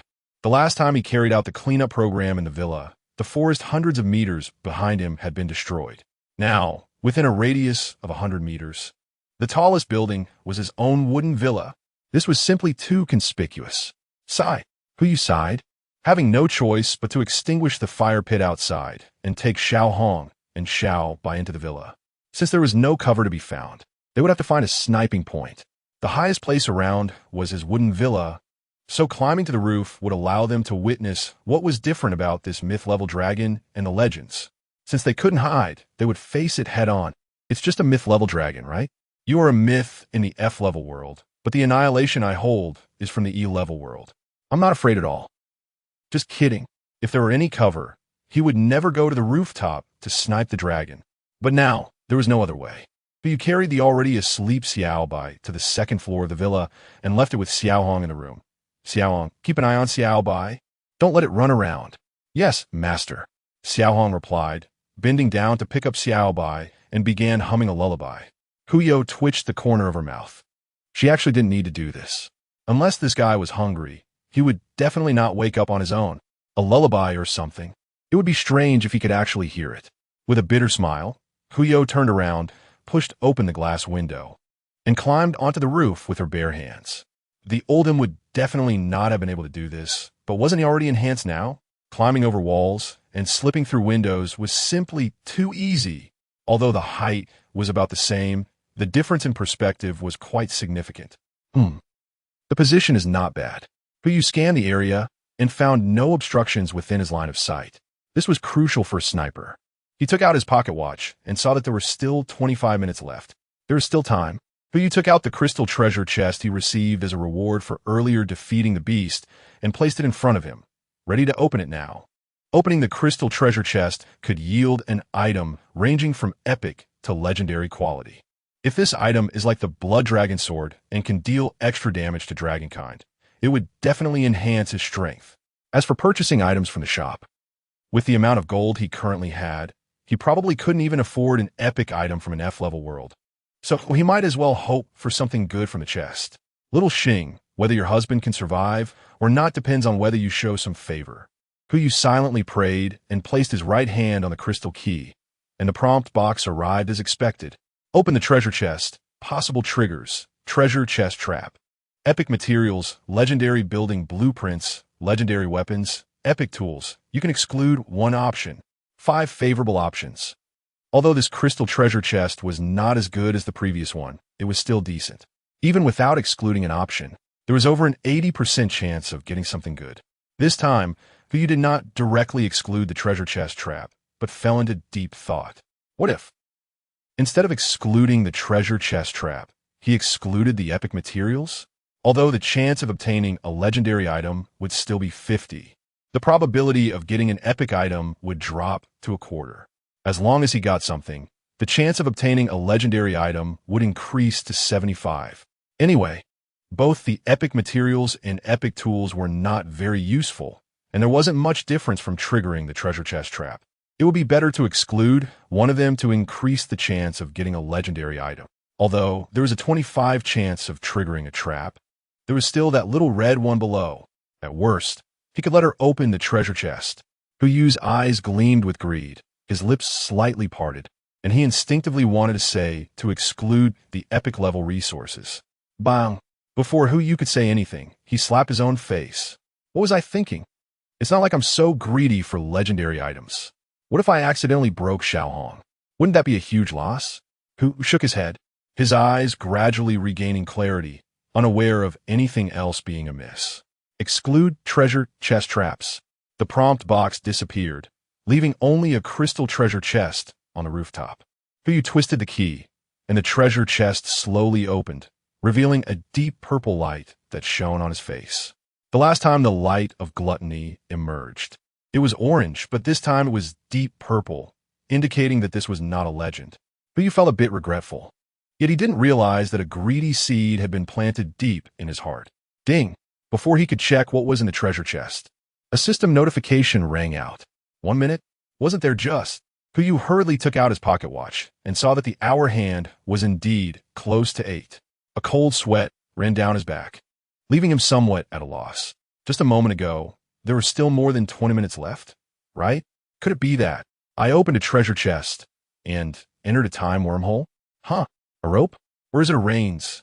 Is this thing an epic level item?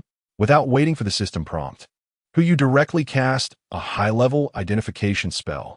Ding! High-level identification. Dragon taming reins. Epic level tool. Huyo. Yulong. Could it be the Yulong I'm thinking of? Chapter 93. Is it a mountain shadow or a dragon as big as a mountain? Bang, bang. The sound of a heartbeat echoed in his ears. Kuyu stared at the prompt box in front of him and continued to read, his eyes filled with anticipation. Advanced identification.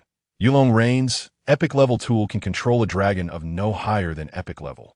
Note, to catch a dragon, you must first bind its reverse scale. It's the same principle as capturing a man's stomach. It really is that thing. Kuyu's eyes widened in shock. If he had known there was such a thing, he would have definitely kept a red wyvern alive instead of killing it. This Rains could only control dragons of no higher than epic level, but they were still dragons. The kind that could fly in the sky. Riding a dragon through the air was a dream for most men, second only to flying on a sword, since there was an epic level dragon riding Rains. Could there be mythic level similar items as well? With this thought, Kuyu directly opened his VIP notebook. Although he couldn't afford it now, that didn't mean he couldn't sell all the materials from the villa and manor to buy it. There was still an hour and a half left, and he would soon have all the materials from that entire manor and villa if the selling price of the materials was high enough. And he didn't kick the bucket within an hour and a half. And if there were mythic level similar items available in the shop, then he might just be able to own a mythic level red dragon. His heartbeat grew increasingly clear, and Huyu's hands trembled slightly as he opened the notebook and said to the VIP mall, "Search Dragon Riding Rains, limited quality mythic level." Ding. Searching. For items found. Yes, there really are. Huyu lowered his head and was stunned. F. Dragon Rains Mythical. Price, 1,500. 000. Gold coin saw. 1,500,000 gold coins. Damn. That legendary item all-knowing conch is only 60,000 gold coins. Just because you're one level higher. Increased 25 times. Can't you have a little conscience? Huyu subconsciously wanted to close the notebook, but his gaze involuntarily swept down to the following lines. C. Dragon Rains Mythical. The same name, the same rank, but the world prefix is C. Could it be that a sea-level world also has giant dragons? Ding. Night falls. A system prompt sounded, directly interrupting Huyu's thoughts. Never mind. What does a sea-level world have to do with me now? I should think about how to deal with that mythical giant dragon first. Just as he was on guard, his surroundings, a roar echoed. A woo. This sound was 90% similar to that of the red dragon, but it was unknown how many times larger. Huyu immediately covered his ears, his eyes scanning the surroundings, but he didn't see any large flying objects approaching. Only a dark mass of birds was flying in from deep within the forest. Due to the distance and the insufficient moonlight, Huyu couldn't see clearly what they were. But he would soon find out. Countless people in the chat interface were going crazy over this. What? What is that? Did you see it? So many red-winged dragons are flying out. Not just red-winged dragons. I also saw a lot of strange birds. Wait, why do I feel an earthquake? It's not an earthquake. It's a pack of wolves. A group of wolves the size of wild bears and tigers are running like crazy. I saw it too, but it's strange. Why aren't they paying attention to us? They are fleeing. These creatures are fleeing. He stood up from the rooftop, looking down at everything below. With the treetops cut down, he could see the scene clearly. Countless wild wolves, tigers, bears, and even a few elephants were desperately running for their lives. They were not ignoring the survivors, as the chat interface said. They were simply not aware of them at all. When encountering obstacles, they would charge right through without hesitation. The survivor who said the beast pack ignored him was completely just lucky. This is a classic case of survivor bias. Huyu witnessed a group of not-so-large beasts trying to invade his stronghold, but they were kept out by the intervention of the rules. The wooden villa was immune to beast attacks of E level and below. In that moment of stagnation, they were trampled by their companions behind them, and those that were not above E level repeated this scene. Of course, there were also beasts that exceeded E level entering his stronghold. These creatures crashed into his wooden villa, stomped into his swimming pool, and trampled his garden. However, this situation quickly disappeared. It was because of Xiao Hong. When the first beast entered the territory, Huyu wanted to raise his gun and shoot, but he found that Xiao Hong had already taken Xiao Bai down. As the second beast's foot just stepped into the territory, Xiao Hong pushed open the wooden door. With both hands holding Xiao Bai, gently rocking him, she hummed a lullaby. but over 20 gun barrels had already emerged from her body. The third beast. Oh, there was no third beast. In the second after the gun barrels emerged, all the beasts charging towards the stronghold were wiped out. Huyu raised his gun, staring in shock at the flickering flames. This is just too intense. When the corpse of the beast blocked the path ahead, the beast naturally avoided this area and ran off in another direction. After completing the task, Xiao Hong put away the gun and turned to Huyu to bow. Master, the cleanup task is complete. Should we proceed to the previous unfinished task of keeping an eye on Xiao Bai? Goodness, you really did a thorough job with the cleanup. Huyu twitched the corner of his mouth. Yes. Xiao Hong bowed again, holding Xiao Bai and heading upstairs. The beast problem was solved, but Huyu still frowned. The dragon hadn't arrived yet, although this was the outskirts of the Red Dragon Forest. It would take some time for the Red Dragon to come from the inner area, but up until now, he hadn't even seen a shadow of the dragon. Out of curiosity, Huyu asked in the chat interface, has anyone seen the Red Dragon? Not the red-winged dragon, but the kind with horns on its head. Oh no, Hu Daolao couldn't be having a surge of nationalistic blood from the great celestial empire, planning to directly turn the Red Dragon into a protected species, right? Huyu tilted his mouth. Red Dragon breeding farm. You deserve it. Shurin, Hu Daolao, what happened to the red-winged dragon trade? Shut up. You can't afford it yet. Before he could finish his question, an astonishing scene appeared before him, and Huyu was frozen in place. In the distance of the Red Dragon Forest, there was a solitary mountain, and during the day, under the sunlight, one could see some vague mountain shadows. At night, under the clear moonlight, the light wasn't as bright as during the day, making the mountain shadows less obvious. But now, that mountain shadow re-entered his view. Still in a soaring posture, slowly flying towards Huyu's direction. Thud! Huyu felt his heart skip a beat as he looked at the mountain shadow approaching him. A terrifying thought emerged in his mind. This mountain, could it be that legendary Red Dragon? Chapter 94, Red Dragon. Raining. Although it was hard to believe, this was the truth. Huyu saw it flap its wings. A pair of wings large enough to block out the sky trembled, and a fierce wind howled through the mountains and forests. Huyu Lang stood there, his jaw dropping unconsciously. I might as well leave a last word. Such a huge thing, even if it was delivered by Dongfeng Express. It might not be able to break through my defenses, right? I thought that the Red Dragon in its growth phase, which was 50 to 60 meters long, was already big enough, but I didn't expect its father to be a mountain. If its grandfather were still around, wouldn't he be as big as a continent? Hu Yoshin felt suspicious, but he quickly shook his head to dismiss the thought from his mind. He couldn't stay on the roof any longer. If he stayed any longer, before the mythical Red Dragon arrived, he would be blown away by the wind it created. Wow, what a strong wind. Who boss? The Red Dragon you mentioned, could it be the thing outside the window? It seems that some survivors have already noticed this. Who didn't plan to hide it? Looking at the mythical Red Dragon gradually approaching in the distance, he could only smile wryly. Yes, but this is not an ordinary Red Dragon. It's a mythical Red Dragon. Mythical? Is it a grade above legendary? It should be. But why is there a mythical Red Dragon appearing now? Isn't it only the 4th day? Yes, it's only the 4th day, but your administrator got lucky and managed to provoke their son on the 4th day. Huyu muttered to himself without saying it out loud. This is a big pot. Whoever wants to carry it can take it. I don't want to be infamous for eternity. He must be out inspecting his territory, right? To him, beings like us are hardly different from ants. So he probably wouldn't take it too seriously. I agree with the person above, but I wonder if he will get a sudden urge and prepare to slay the dragon. Huyu smirked. Mythical level Red Dragon? Just a meal. The chat interface was still filled with laughter and chatter. This carefree group thought that the Red Dragon was just out for a stroll, inspecting its territory, and wouldn't he do anything to them? But Huyu clearly knew that the target of this mythical level Red Dragon was him. No, I can't just sit back and wait for death. Huyu took a few deep breaths, suppressing the shock in his heart, and raised the silence again. Although the possibility of causing damage to it was very low, he had to give it a try. He lifted the gun, cracked a small gap in the window with the muzzle, and aimed at the center of the mountain shadow. That position should be the head, no doubt about it. His index finger tapped the trigger, and a faint buzzing sound rang in his ears. Did it fire? The last time he used silence. Huyu didn't feel any sensation of shooting. If it weren't for the prompt of the Red Dragon's death, he wouldn't even have known he had actually fired. So this time he was particularly attentive to the sound of the shot.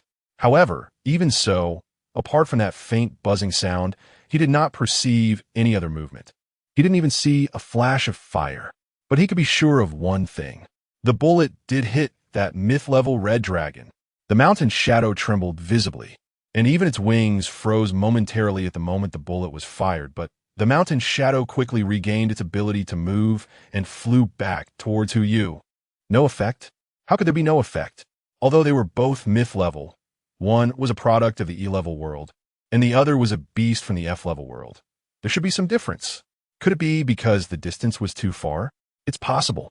Huyu turned around and brought Xiao Hong in front of him, raising his hand to point at the mountain shadow ahead. Xiao Hong, can you detect how far that red dragon is from us? Yes, master, Xiao Hong replied, and a faint green laser shot out from her eyes, directly hitting the red dragon's forehead. Detection complete. The target is 5 kilometers away from us. 5 chilometri. No wonder. The effective shooting range of modern firearms is only up to 2 kilometers, and at 5 chilometri. Even mythical level weapons would have their power diminished or their trajectory deviated. This is unavoidable. Perhaps that shot just now didn't hit the red dragon's head, but struck its abdomen or even its tail, which is why it didn't cause significant damage. As long as it comes a bit closer, I will definitely be able to severely injure. No, kill it, of course.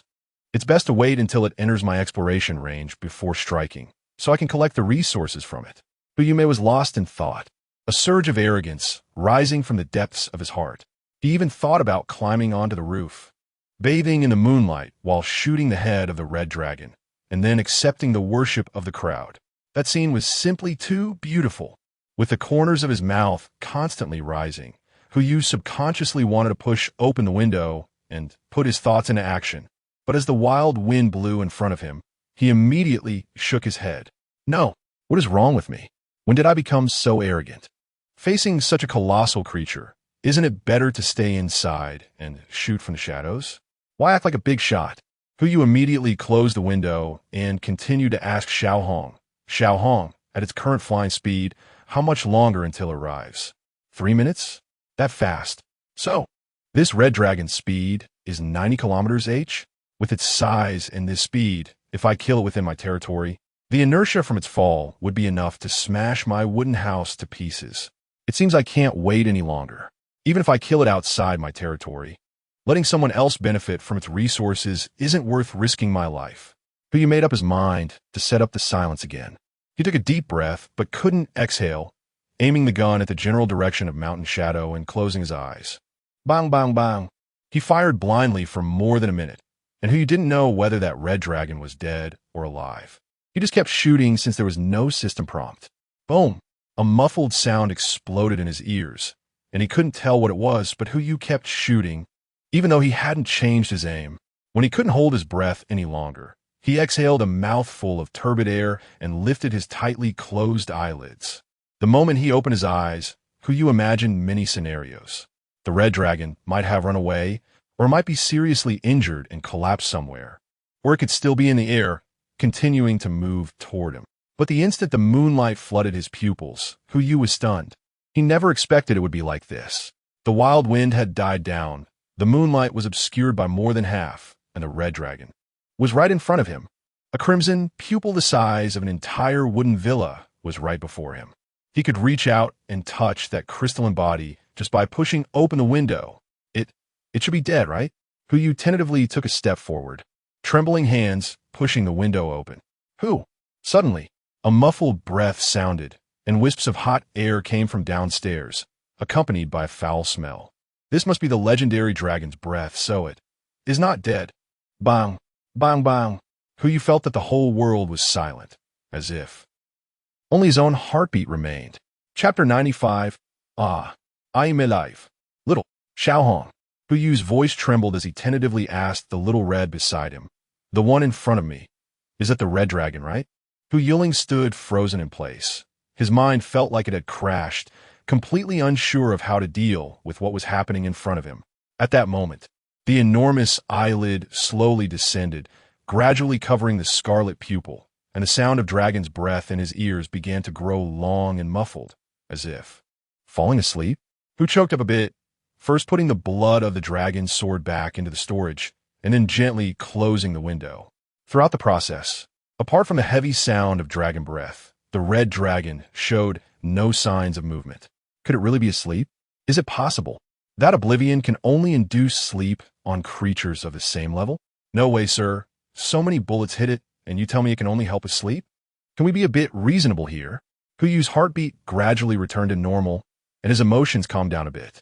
He stepped up to the window and, through the glass, cast an identification spell on the red dragon. Advanced identification, Lord of the Red Dragon, mythical creature ruler of the continent, one of the 5-colored dragon lords. As one of the supreme rulers of this world, its scales can defend against all attacks, and its sharp teeth can penetrate any defense. Of course, if you ask me what would happen if it used its sharp teeth to gnaw on its own scales, I can only tell you. It hasn't developed Alzheimer's yet. Note, as a father who has just lost his 28th child, it is currently extremely angry. Status: asleep, remaining time, 27 hours. Kuyu let out a long sigh, looking at the information panel in front of him, finally feeling relieved. A sleep duration of 27 hours. This means that as long as he doesn't disrupt its sleep state, nothing will happen. His little life is temporarily safe. But why temporarily? From the notes, it seems that this guy is likely to cause trouble for him after waking up. If he gets found again, it might not be possible to keep it asleep. What should he do? Who muttered to himself, taking a few steps back to sit on the edge of the bed. The Lord of the Red Dragon is asleep now. But even annihilation can't cause it any substantial harm, and I can't send it to meet its son. What if I try shooting at its eyes again? No way. If it doesn't die in one shot and wakes up, wouldn't that just be asking for trouble? Huyu looked up at Xiao Hong and instinctively asked, Xiao Hong, do you have a way? Xiao Hong turned around while holding Xiao by. Searching for information, please wait. Forget it, I guess you, who can only talk about the cleaning program, won't have any solutions either. Huyu mumbled and directly lay on the bed, staring at the starry sky in a daze. No matter what, my life today is saved. Alas, it's a pity that I don't have enough gold coins. If only I could buy an item to erase this big guy's memory, then I wouldn't have to worry about being hunted down by it. Retrieval complete. Xiao Hong suddenly spoke. There is one method to eliminate the creature in front of you. Would you like to review it? Huyu immediately sprang up from the bed, his eyes shining with light. Speak. Activate the annihilation mode of silence, which can eliminate the creature in front of me within 3 shots. Annihilation mode? Huyu tilted his head and took out the annihilation again. This thing, does it have other modes? Do you know how to activate it? Well, I shouldn't have expected anything from you. Huyu held the silent device and looked around, but he couldn't find any movable parts other than the trigger. Could it be voice activated? Huyu curled his lips and frowned at the massive object in front of him. According to Xiao Hong, if he could activate the annihilation mode, he could finish off the Red Dragon Lord with 3 shots at its weakest moment, and then reap a mountain of myth-level materials and various resources. But if this gun wasn't voice-activated, he would end up firing a bullet with no real damage right in front of the Red Dragon Lord's eyes. If it woke up then, there would only be one outcome. With a blow of the Suona, a white cloth would be draped, and the whole village would be waiting for the feast. Who was caught in a dilemma. He gambled. Huyu made up his mind, sat on the bed, raised the silence, and whispered, Activate extermination mode. As soon as he finished speaking, he realized that his own window was still closed. He had no choice but to get up, walk to the window, and slowly open it, brushing past the eyelids of the Red Dragon Lord. After all, it was his own property. He couldn't let it go to waste, right? If he really succeeded, he couldn't just install a new window, could he? Ding. Detected that you have inhaled the breath of the Red Dragon, mythical, resistance judgment in progress. Huyu? What the hell is this? Why? Why do I feel so dizzy? Detected that your physical condition is below 200, intelligence is below 200, resistance failed. Entering coma mode forcibly. Huh? You can't be serious. I can't faint yet. Huyu shook his head vigorously, but the scene before him felt like an afterimage. He gritted his teeth, but in the end, he couldn't pull the trigger under his finger, because the last bit of reason told him that in his current state, he definitely couldn't finish 3 shots. Bang! Huyu fell onto the wooden bed, slipping into a deep sleep. Xiao Hong turned her head, scanning Hu Yu's physical condition from top to bottom, then muttered to herself, detected that the master has fallen asleep, entering night mode. As soon as she finished speaking, she walked to the window, closed the 2 glass panes, turned around, and approached Hu Yu, gently taking the silence from his hand and placing it on the bedside. After doing all this, Xiao Hong smiled with satisfaction and then knelt beside Hu Yu's bed, quietly watching him, motionless. 1 hour and 20 minutes later. Ding! All materials from the manor and villa have been collected. Congratulations!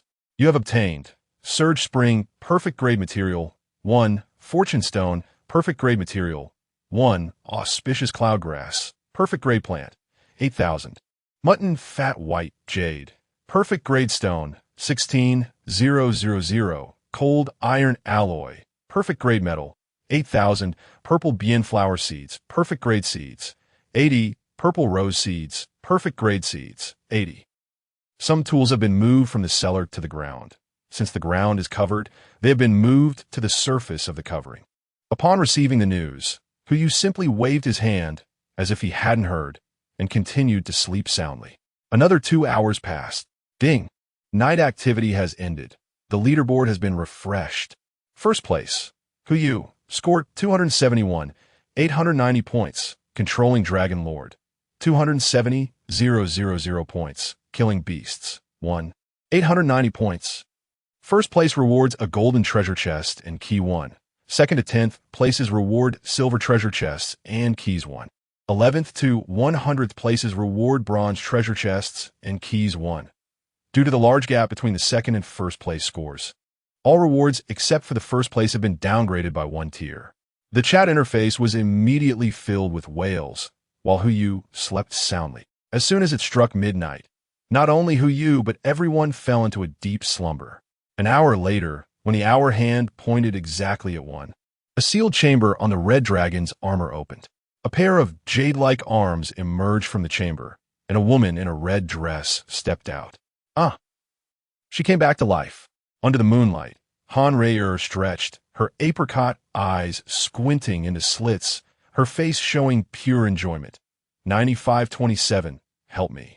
Before she could finish her sentence, Han Rei opened her big eyes, staring blankly at what was in front of her. Chapter 96, Perfect Grade, Building Blueprint, get. The cellar gone, the manor gone, the villa also gone. All that was left were her hundreds of sealed chambers surrounding her. Everything else had disappeared, but thankfully, at least her body had not mutated. However, which bastard came to raid my home? Ding! Detected that player Han Rei's base has disappeared. The system determines her to be a wanderer. Wanderer, a poor person who has lost their base. You will not follow the 0-point transition rule. Go measure the land of this world with your own feet. She was resurrected, but her base was gone. Her plans were clearly not supposed to be like this. Pink fist clinch tightly. Opening a diamond treasure chest is extremely dangerous. At that time, to avoid the treasure chest trap, she had specifically used a rare item to move her base to an F-level world. In a lower-level world, no one would know what a gene repair chamber is, nor would anyone be able to move her base while she was half dead. Even if someone could do it, it would only be those 2 guys, Shan Yun, Harris. But the former would just drool over the gene repair chamber waiting for her to wake up, and the latter, that guy shouldn't have been shameless enough to this extent. Thankfully, I had a backup plan. Han Rei stepped out of the gene repair chamber, reached in, and used her palm print to verify a mechanism. A crisp click sounded, and a metal box slowly rose from the gene repair chamber. Luckily, the chamber has recording functionality. Harris, wait until I find you. Let's see how you explain. She opened the metal box and pulled out a notebook, a pocket watch, and a mobile phone.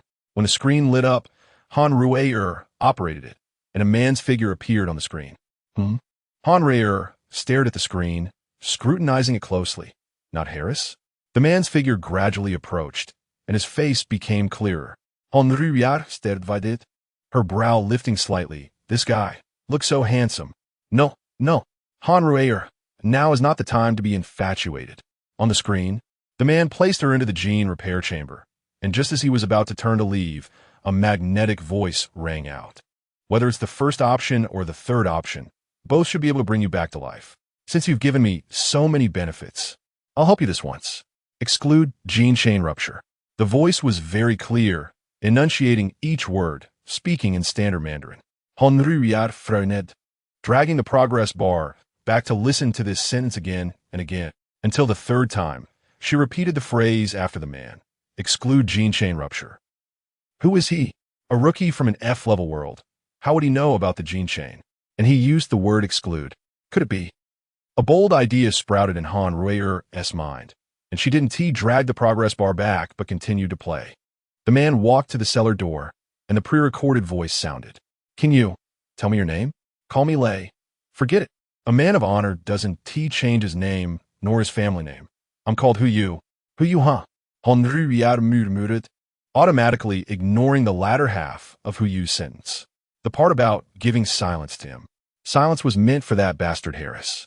You a stranger playing with it for a couple of days is fine, but if you want to claim it as your own, this dream seems too easy to achieve, right? Although you saved my life, you moved the entire house away. This debt, it seems we need to settle slowly. Han Rueyer sneered, using the notebook to gather all the surrounding sealed chambers. As for the one she used, she simply placed it on the dragon's back. This thing is a one-time consumable. Once used, there's no second time, so it doesn't matter where it goes. After all, this world doesn't have a health inspection bureau, and no one would issue her a fine. After tidying up, Han Rueyer leaped down from the nearly 100-meter-high dragon's back, landing steadily on the ground. She stood up. Not only was she unharmed, but not even a speck of dust was disturbed. Is this the legendary, mythical creature of this world? Han Rueyer turned to look at the Dragon Lord, raising her hand to stroke the dragon scales. Truly, one generation is not as good as the last. But the meat quality shouldn't be too bad, right? Just as she retracted her hand and clenched her fist, intending to attack the red dragon, a system prompt intercepted her. Ding. Damn it. The next morning, before 8 o'clock, he woke up from his bed. This was the best sleep he had in days, except for having a nightmare. I don't know why, but there's always a woman in a red dress chasing him in the dream, holding a gun and shooting at him. Unfortunately, he can't see her face clearly. Otherwise, he definitely would. Oh, right? Didn't I plan to snipe that red dragon lord last night? He suddenly woke up, and the remnants of the dream were instantly thrown to the back of his mind. He jumped up from the bed and nervously looked out the glass window. Although it was pitch dark outside, that eyelid had already disappeared. Hu Yushun casually took out his pocket watch and looked down at the time. 7:47. Phew. It seems that the base has been forcibly relocated. Dragon's breath. I must have been knocked out by the toxicity of dragon's breath. And with the red dragon lord also falling into a deep sleep, the two of us, one person and one dragon, just slept peacefully side by side. Quite harmonious, actually. Hu Yu flipped out of bed and found a golden treasure chest right in front of him. This thing should be the reward for the night walk leaderboard. Right? That's right. Since the night walk leaderboard has been settled, then the villa and estate I collected should also. Who hurriedly opened the warehouse in his VIP notebook and looked at the newly added items, instantly overjoyed. Perfect, perfect, perfect. From grass, seeds to fountains.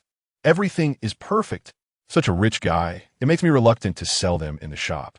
Now, there is a sustainable water source, but using a perfect grade material to build an excellent grade building seems a bit wasteful, doesn't it? Should I wait a bit longer? Maybe I'll get some other building blueprints? Yes, just in time to open the golden treasure chest in front of me. Hu Yu walked up to the golden treasure chest, reached out to hold the key, and waited for the prompt box to pop up. Ding! Open the treasure chest. Made trigger. Perfect level tools. Perfect level building blueprints. Epic level weapons. Epic level materials. You can exclude one option. All good stuff. What I lack the least right now is weapons. Although they are epic level, they can't compare to mythical level desolation. Exclude epic level weapons. With a thought, Hu Yu twisted the treasure chest key. The chest slowly opened, and a faint purple glow lit up. That is, a blueprint. No way, no way. Just as I was thinking of wanting a perfect level water source blueprint. Little Xing, did you just deliver it to me? Hu Yu dreamed as he reached in to take out the blueprint. Congratulations, host, for obtaining the perfect level architectural blueprint for a European-style castle. This is Chapter 97. This voice is Luo Jin. Hu Yu looked ahead, continuing to read the system prompt. Congratulations, host. You have obtained the perfect level blueprint for the European-style castle, 1-3. Well, I knew it wouldn't be that simple. With the system's track record, if it could provide a complete blueprint, it would be a miracle. But at least it's good news that I've achieved 2-3. The European-style castle is just around the corner. It's just a pity for my antique wooden villa. From Hu Yu's aesthetic perspective, it definitely preferred buildings with a more traditional Chinese style. Only such houses truly have warmth. However, it's a shame that he hasn't obtained a similar perfect level blueprint otherwise. He would definitely sell this so-called European-style castle in the system mall. But you put the second blueprint into his warehouse, and the two blueprints automatically overlapped. Ding! Detected that the host possesses more than half of a certain blueprint's fragments. Construction conditions can be unlocked. Would you like to view it? That's fine. It's good to take a look in advance, isn't it? Yes. European castle, perfect level building material consumption. Wood 0-2000, rope 0-1000, cement 0-4000, stone 16. 0004000. Ancient themed items 5-8. Building rating 525-800. European castle blueprint 01. Tools: iron saw, mason's knife, any measuring tool. Building requirements: excellent level or above race course, excellent level or above golf course, superior level or above garden. But you looked at the data and gasped. Unlike excellent level buildings, the perfect level buildings had an additional requirement, which specified the need for special supporting constructions. Schools, golfschools, gardens. The difficulty of these constructions wasn't high, but this rigid requirement was quite challenging. He currently had an excellent level garden, but it was hard to find the blueprints for the other two buildings. It would be great if blueprints could be purchased in the VIP store. Hu Yu shook his head and wiped the prompt box away from his sight. There was no need to think so much right now. The wooden villa had just been completed. Let us wait and see after staying for a couple more days. What if he found a perfect Chinese-style building? Xiaowong, Hu Yu shouted loudly. Since getting up, this maid had not appeared at all. Could it be that she went out last night to challenge the Lord of the Red Dragons? After all, in a sense, that massive creature had invaded her territory. Master, I'm here. The voice came from behind. Hu Yu turned around and saw her approaching slowly, holding a porcelain plate with both hands. A fragrant aroma wafted through the air. Was that steak? Xiao Hong came to him and presented the porcelain plate. Master, your breakfast is ready. The steak in front of him was cut open, coated with a layer of golden flaky pastry, and the tender red meat was still steaming. Between the flaky pastry and the tender meat was a layer of dark sauce. Was this beef Wellington? Hu Yu took the porcelain plate, and tears involuntarily welled up in his eyes. It's over, Xiaoxing. I feel like I'm going to fall for someone else. No man would refuse a woman who makes Wellington steak for breakfast, even if she is a robot. Oh, except for those who don't eat beef. Xiao Hong, yes, master. Xiao Hong slightly bowed. Do you have any further instructions? Since I couldn't find red wine in your warehouse, I couldn't make the best pairing. Please punish me. Punish a mantis shrimp? You have already done very well. Hu Yu encouraged with a word, and apart from that, there was no other way to reward Xiao Hong. Master, Xiao Hong's cheeks turned slightly red, and she even lowered her head. You flatter me. She actually blushed. This is a bit too human-like, isn't it? Hu Yu performed a high-level appraisal on the dragon steak in front of him. This was not out of fear of Xiao Hong, but rather he wanted to see how much the attributes of the items made by Xiao Hong could increase. Wellington dragon steak, legendary cuisine, crush instant noodles into powder, mix with mineral water to make dough, then combine with black truffles, white truffles, shrimp meat, and crab sticks to create a sauce wrapped inside. Next, pan-fry the dragon steak, which has been marinated in colorful fish oil in advance to medium doneness.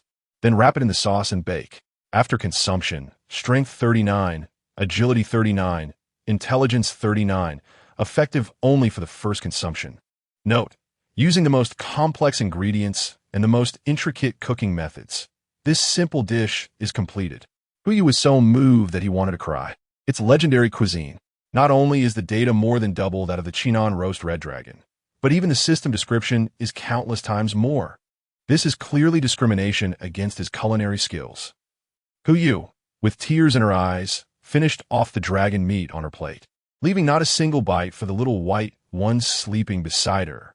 In the wilderness, enjoying such delicious food feels like a sin. Since that's the case, let me bear this sin alone. The child is still young, so there's no need to torment it. By the time you finished licking the plate, it was almost 8 o'clock. However, strangely, it was already 8, yet outside the window was still pitch black, while a few rays of sunlight leaked through the roof. Could it be that I randomly ended up in some dark cave? Ding! 215 coins. The dragon taming rope. The red-winged dragon remains are considered epic. The devour skill and the red dragon remains are all legendary. Plus the 15 leaderboard and admin salary add up to exactly 215 gold coins. However, it seems that the Hunan roasted red dragon and Wellington dragon steak were not counted. That makes sense. If developing a recipe counted as an item, then gold coins would be too easy to farm. Previously, you had not activated the crystal treasure chest leaderboard, so the only gold coins she received from the leaderboard amounted to just 150. A great harvest, adding the 2,823 gold coins already in the warehouse. Huyu's wealth has increased to 3,038 gold coins. Yesterday, the gold coins had plummeted to double digits, and today they are in the 4-digit range starting with 3. This feeling is simply exhilarating. Huyu was satisfied as he stretched lazily, taking advantage of the fact that Xiaobai had not yet woken up. To avoid this guy smelling the meat in his mouth, he decided to go downstairs first. Just in time, he pushed the door to see what the situation outside was like. Huyu arrived at the first floor, reached out to press on the wooden door, and watched as the system prompt popped up. Ding! Pushing open the door may lead to the Red Dragon Mountain Range, B, the Ascending Cave, C, or the Endless Abyss, C. You can exclude one option. Without a second thought, Huyu directly excluded the first option. After excluding the option, Huyu felt that something seemed to have changed around him, but he couldn't quite say what the change was. He didn't care much about it. As long as he didn't encounter the Lord of the Red Dragons, that was enough. Under this major premise, he would even be fine with falling into the abyss. Huyu pushed open the door, and before he could see what was in front of him, he heard a voice in his ear. Xiaobai, what are you doing? This voice was Luo Jin, Chapter 98. This woman really makes it hard not to commit a crime. Some people's voices are very distinctive. Once you've heard them, it's hard to forget. Perhaps it's because they are too unpleasant, or maybe they're so enticing that they penetrate deep into your bones. There is no doubt that Luo Jin belongs to the latter category. Who knows if her parents saved the world in their past lives, allowing her to be born with an angelic face and a voice like a witch. This woman really makes it hard not to commit a crime. As the sandalwood door opened, just a crack, Huyu's hand hung above it, feeling somewhat at a loss. Nervous. The last time he encountered Luo Jin was after the tsunami. Back then, it was more of a coincidence than an actual meeting. But now, judging by the voice, Luo Jin was at most a few meters away. Once he pushed the door open, they would inevitably come face to face, and their respective territories would be extremely close. Encountering such a situation in the wilderness was even more thrilling than meeting one's idol during a blind date. Huyu's lips curled up, not knowing whether she would admit to her bet with him. When that bet was made, he hadn't yet acquired the skills of a gambler. If he wanted to cash in on the wager, it would depend on whether Luo Jin was aware of it. He prepared himself mentally and drafted the first sentence in his mind. Huyu pressed his hand against the door panel again and gently pushed the door open. A smile he believed to be the friendliest still on his lips. Miss Luo, what the hell? What is going on? The draft was scrapped. Everything before him was truly unbelievable, forcing him to reorganize his words. Huh? Luo Jin's voice came from not far away. Is that Huyu? Boss who? Is it you? Why, yes, it's me. The random location was a cave. Damn it, I should have thought of this point earlier. Huyu was complaining to himself as he carefully looked around. As soon as he pushed the door open, he sensed something was off. The surroundings were dim, with sunlight only pouring down from above. If nothing unusual had happened, this should be the so-called sky ascending cave mentioned by the system. However, unlike regular caves, this cave was vertical. The cave was filled with stone walls, and the bottom was the base, with only one passage leading up to the sky. Huyu looked up at the sky, his brows furrowing involuntarily. Is it another type of desolate land? The cave was extremely narrow, barely accommodating the base, making it impossible to explore for resources. The view from above was also unobstructed, and even with flying pets, it was difficult to gather any useful resources from above. Boss who? Luo Jin's voice sounded nearby, seemingly closer than before. Can you still hear me? Yes. Huyu lowered his head and moved closer to the direction of the sound. What's the situation over there? No resources? Luo Jin gave a. The walls of the cave are smooth. It doesn't look like it can be climbed. The surrounding rocks are airtight, with no seepage, and there should be no passages leading outside. There are no traces of any plants or animals. It must be a desolate place for sure. This young lady is a bit professional. Huyu pondered for a moment, frowned, and nodded. It's the same on my side. Do you have enough resources? Yes. After experiencing a wasteland last time, I've gotten used to stockpiling food in the warehouse. But what? Beast attacks.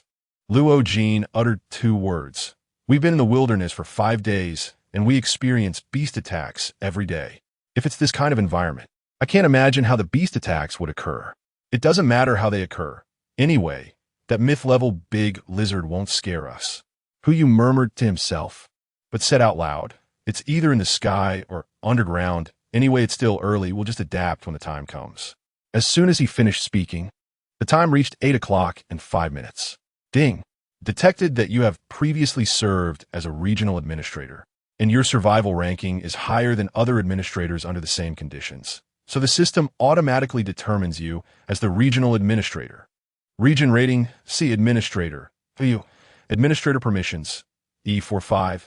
Number of people, 99. Manageable systems. Chat interface, take photos, send images. The administrator interface popped up again, just 1 permission away from upgrading, and he wondered what surprises the D-level permissions would bring. The chat interface appeared, and a group of people instantly became excited.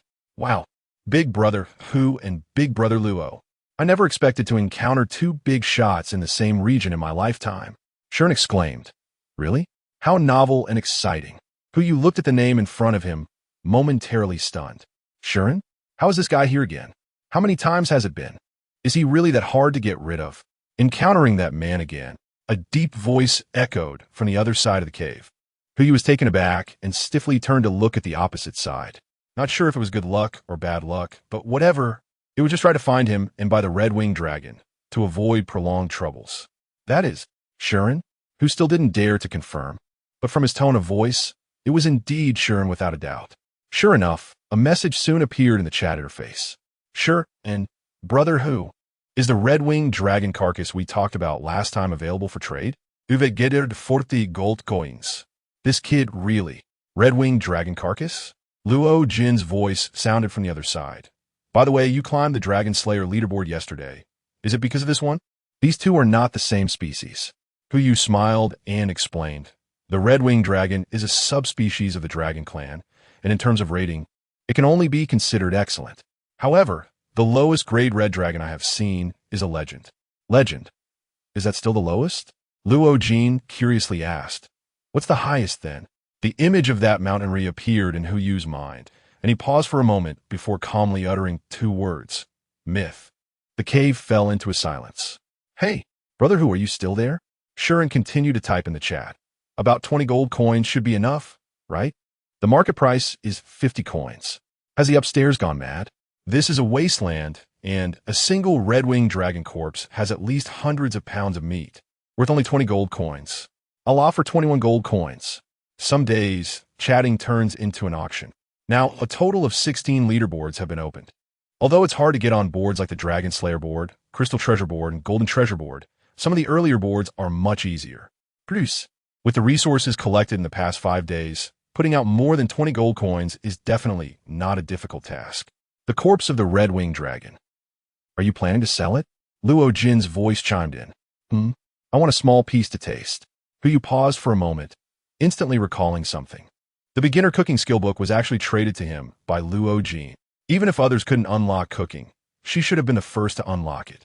Since cooking was unlocked, it would naturally lead to the unlocking of advanced menus, thus gaining attribute points. Don't be fooled by how simple this seems. It's only been 4 days, and how many survivors know the importance of attribute points? For example, Shuren. He's just a fool who only knows how to eat. In fact, Most people still don't understand the importance of ingredients, or attribute points, otherwise. They wouldn't suggest buying an entire corpse for 20 gold coins. Luo Jin's tone carried a hint of amusement. Boss who? Don't you think so? Who you smiled so? I should sell to them, right? In a competitive environment, rather than doing something foolish like giving a sword to a hero, shouldn't I give good things to fools and then exchange them for corresponding resources? The two fell silent, and as the cave once again sank into silence, a system prompt sounded. Ding! Detected that all survivors in the area have a negative will to survive. Warning! If no survivors obtain any resources within 10 minutes, the desolation mode will be forcibly triggered. Desolation mode. All exploration behaviors are prohibited. All eating behaviors are prohibited. All communication behaviors are prohibited. Chapter 99. Ascending to Heaven? Ascending to Heaven. Huh. What does this prompt mean? Does this mean it's still not desolate, right? There are restrictions in desolate lands. Let's try and see. Do you open them all and exchange for a bottle of mineral water? And the system delivered it to him in an instant. Sure enough. But who you looked around once again. Just as Luo Jin said, there was nothing to collect here at all. The chat interface also paused for a moment, then started a flood with messages. Is the system bugging out? It looks like a wasteland here. But why can we still buy food? Are we supposed to dig holes and collect stones? The idea upstairs is good. But I've tried it, and the iron shovel can't break the stone wall at all. What about the copper shovel? But you pulled a copper pickaxe out of the warehouse and struck the wall next to him with it. Clang! The excellent tool hit the stone wall, only sparking a burst of flames, without even kicking up a layer of dust. No good. Where else could those resources be? Huyu's brows furrowed slightly as he scanned the area, and he couldn't help but look up at the sky. Boss Luo, you two, who are well-known figures on the survival list, can you please think of a way quickly, prohibiting all modes of eating? That would really lead to death. Ordinary people can survive 7 days without food or 3 days without water, but this is the wilderness. Not only Huyu, but everyone's appetite has been magnified countless times. If we don't eat now, just one day, it's likely that skipping 2 meals would lead to starvation. Not to mention we can't drink water. By the way, did you hear the voice next to you? Whose pupil shrank? And the meaning behind this person's words was, could it be the system wants us to acquire others' resources? Sure, and impossible. I've tried. The stone walls here can't be broken even with excellent tools. How could we go to other places? Just because excellent tools can't break it doesn't mean perfect, epic, or legendary